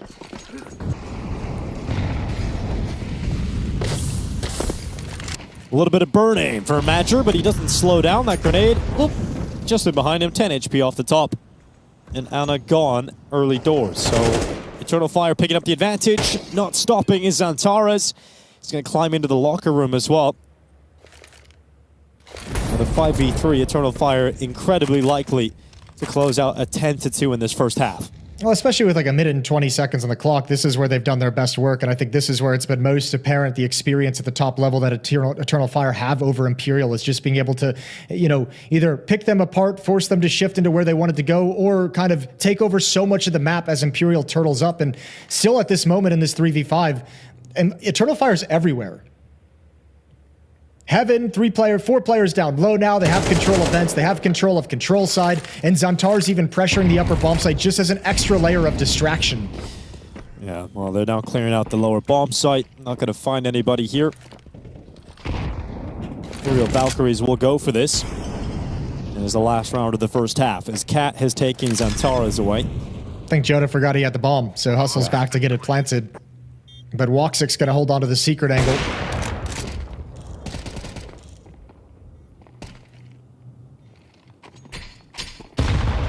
Woxic is a pick on Zaz as she comes in towards his AWP. Jota to take Cat out, and it is a 10-2 half for Eternal Fire. Their T side looks so strong, and just too much to do at this point for Imperial Valkyries. Nuke just out of the depth at the moment. From one of the top performing sides of 2025 so far. Yeah, this is always going to be a tough ask for Imperial Valkyries coming in and starting off the Cluj campaign against one of the strongest teams in the world at the moment. So I think for them, it's about looking forward and see who you might be playing next as the next round is drawn after this game ends.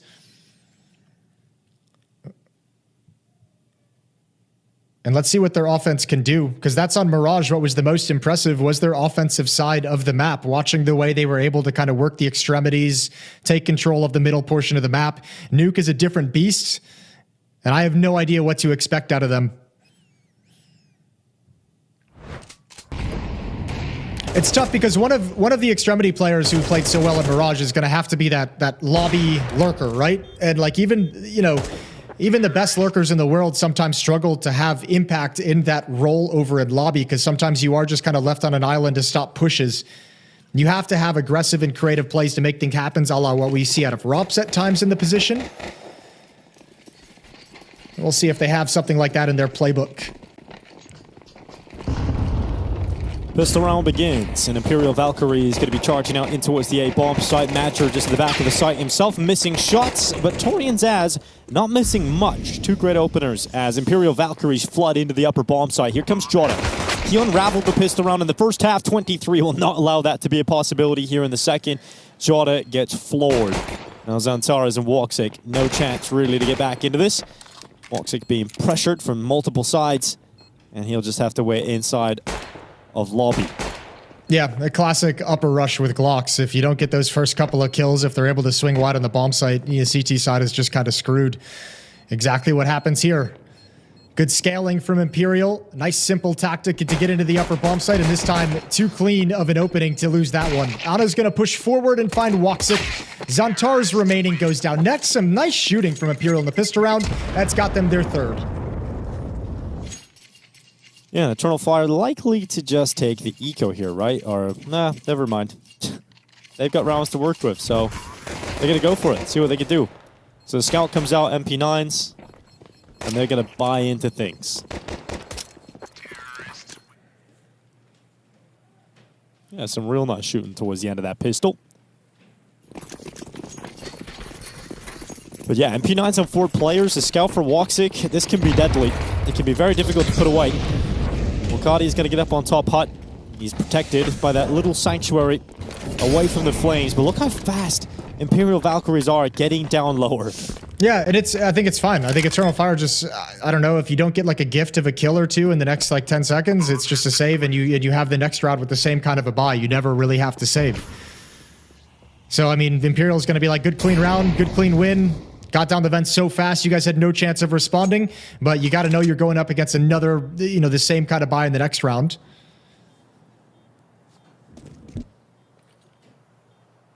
So, what are the odd unicorn rounds, Dinko? Nobody's gone down. Yeah, this round is going to close with all 10 players surviving. I don't think anyone has shot a bullet at another player. I think it was just the utility. Yeah, And, Wildcard has only lost 8 HP, and that's it. Yeah, and we'll call it a day. Pretty passive round. That's what we like to see. And we got another one coming right up. So, well, we have another round coming right up. It ain't going to be a unicorn round, I can tell you that. These MP9s are going to brawl next round. Oh, yeah. You got to imagine. Well, that's the question now, too, is, I mean, Eternal Fire have some decisions to make with all these saved weapons. Do they want to replenish with some utility and play a standard round, or do they want to kind of save and maximize as much money as they can and maybe go for some, like, aggressive lobby crunch in this next round? We'll get to see. And for those questions will be whizzing through the heads of Imperial Valkyries as well. They don't quite know what Eternal Fire have, right? They didn't get involved in any engagements. We'll just have to assume it was something worth saving. Here's Zaz going aggressive outside towards red. Not alone. There's two of her teammates with her, and Zaz is not going to slow down. She's going to be quick about this. Anna taking damage first. She's the ball carrier. You don't want to lose that. And Xantar's has dropped down, but again, only that MP9 to deal with. Yeah. And he's going to push up close. Zaz is way ahead of the rest of her team. If she turns this corner... Yeah, that's rough. Xantares was able to isolate the fight, and that's one of the better weapons gone immediately. Zaz a little bit too far ahead of the rest of her pack, and now for Imperial Valkyries, losing that space and losing that front player, oh, it feels real rough now. Yeah, 3 players here, and Imperial is hoping they're going to get the gift of a push off the back of that kill. And that push not coming in as Wakadia just holds his nerve. Now looking for that AK-47. It's a tantalizing weapon to try and pick up. Timing is everything. Wakadia with 1 traded out by 23. But just look how many casualties they're taking down here on lower just from the awkward engagements early at Secret. 35 seconds left, and they've got to figure this out. They've got to piece it together in a 3v4. Well, look at the movement of Cat. She's also taken up ramp room, which makes me think the finishing play is going to be to this lower bomb site. So they're going to have to come at this stack. She's on her own. Now she's getting pushed by Joda. Good find there. MP9's just whittling them down one by one. Not enough of a response from Imperial. And there's MOUZ coming out of the vents. 23 and Tori. Yeah, it just flies out with no warning. And it's 11-4. Yeah, that's the kind of round that feels brutal. Feels like the nail in the coffin now. Imperial Valkyrie is going to throw what they can into this, but just on a very advanced angle there for Zaz to go on alone, and loses the fight to Xantares. Just chaos there at the end.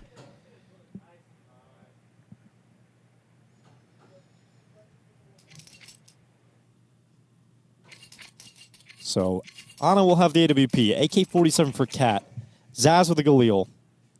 It's not the prettiest buy, but it's what they've got. And you got to hold on to what you've got, Dinko. That's true.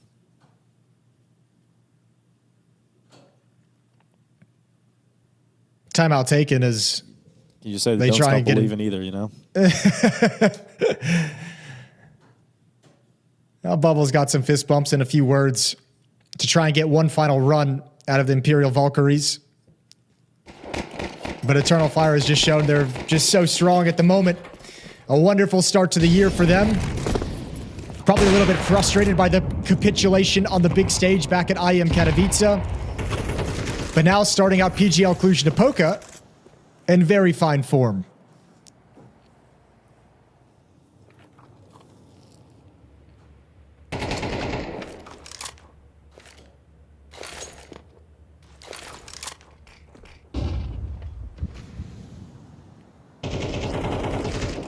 Some great form coming into 2025. The addition of Jota has been a godsend for Eternal Fire.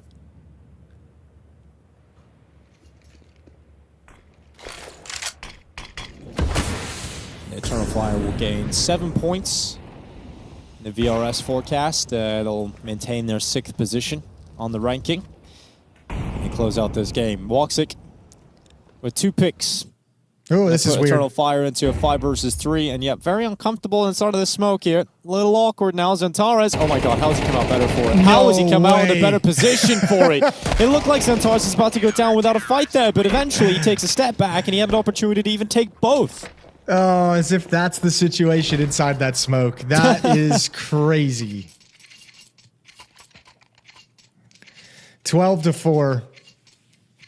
And all the weapons, the strength of Arsenal on the side of Eternal Fire. It's going to be a scraped together buy out of Imperial Valkyries for their final bid here in this series on Nuke.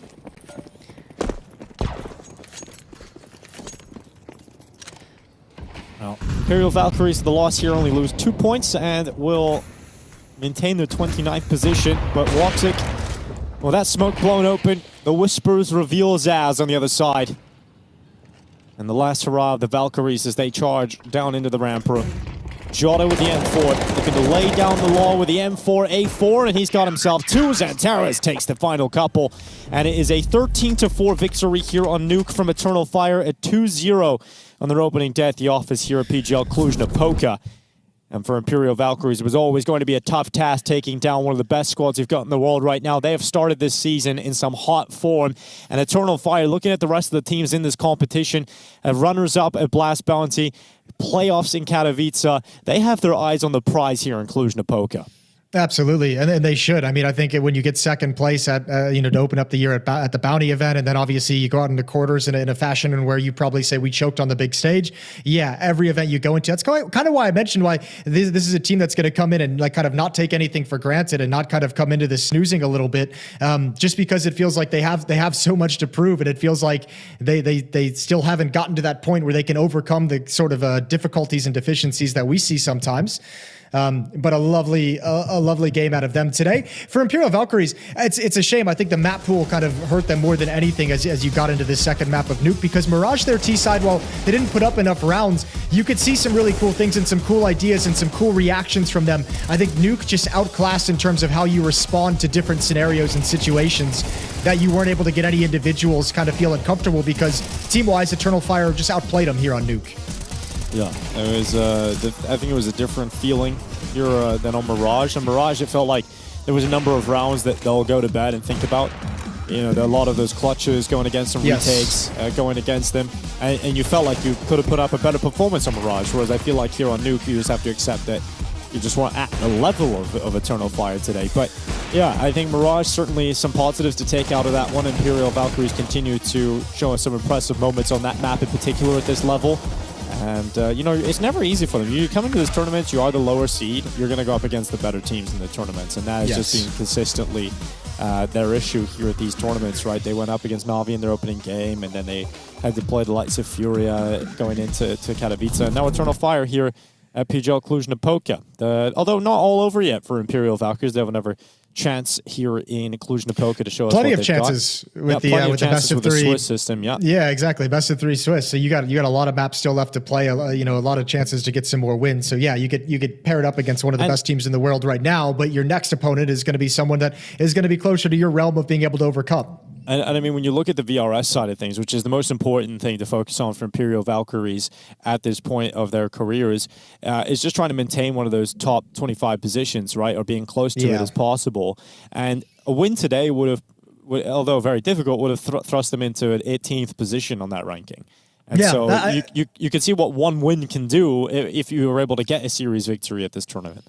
Yeah, absolutely. And that's what they're looking forward to in the next matchups. For Eternal Fire, it's just kind of business as usual. Let's get through this group stage. They're a team that needs to prove it in the playoffs. No one's going to get excited by seeing them just kind of get the job done in group stage. They're a team we need to see do it up on the stages, do it against the best teams in the world in the playoffs. So for them, this is just business as usual. And as they start their campaign, and we're just going to have to see the draw of who's going to be playing next coming in the next few days.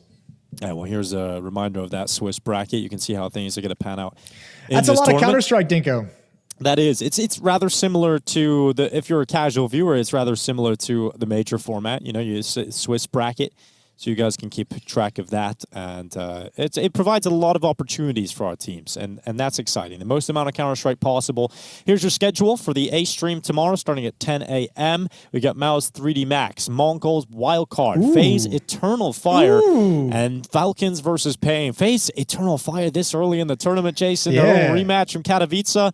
Ooh, that was an exciting finishing game of the groups. And I really like FaZe having a lead, so I'm always interested in watching how him developing within that team is going to go the other direction. Let's see schedule for the B stream tomorrow. Big versus FlyQuest to open up the day. Complexity on Virtus.pro to go second. And then MIBR taking on Imperial Valkyries. Saw taking on Astralis to close out the day. Yeah. I mean, for Big FlyQuest, that's a rematch from the Major. We watched FlyQuest kind of spank Big back in Shanghai, so excited to see that game go down and see how that one runs. But for the likes of the Imperial Valkyries going up against MIBR, two teams that took a loss today, that could be a very exciting matchup going into it. And Virtus.pro looking to recover against Complexity.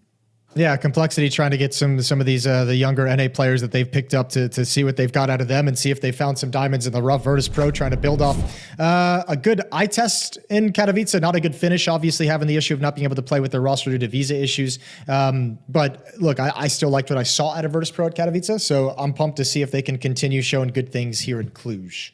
Yeah, looking forward to it. I think it's going to be fantastic to see. Well, we've got plenty of Counter-Strike action over the next few days, but that is it for day one. We'll return tomorrow at 10 a.m. That first game kicks off, so make sure you be here. 2 streams running simultaneously. I'll see you guys then.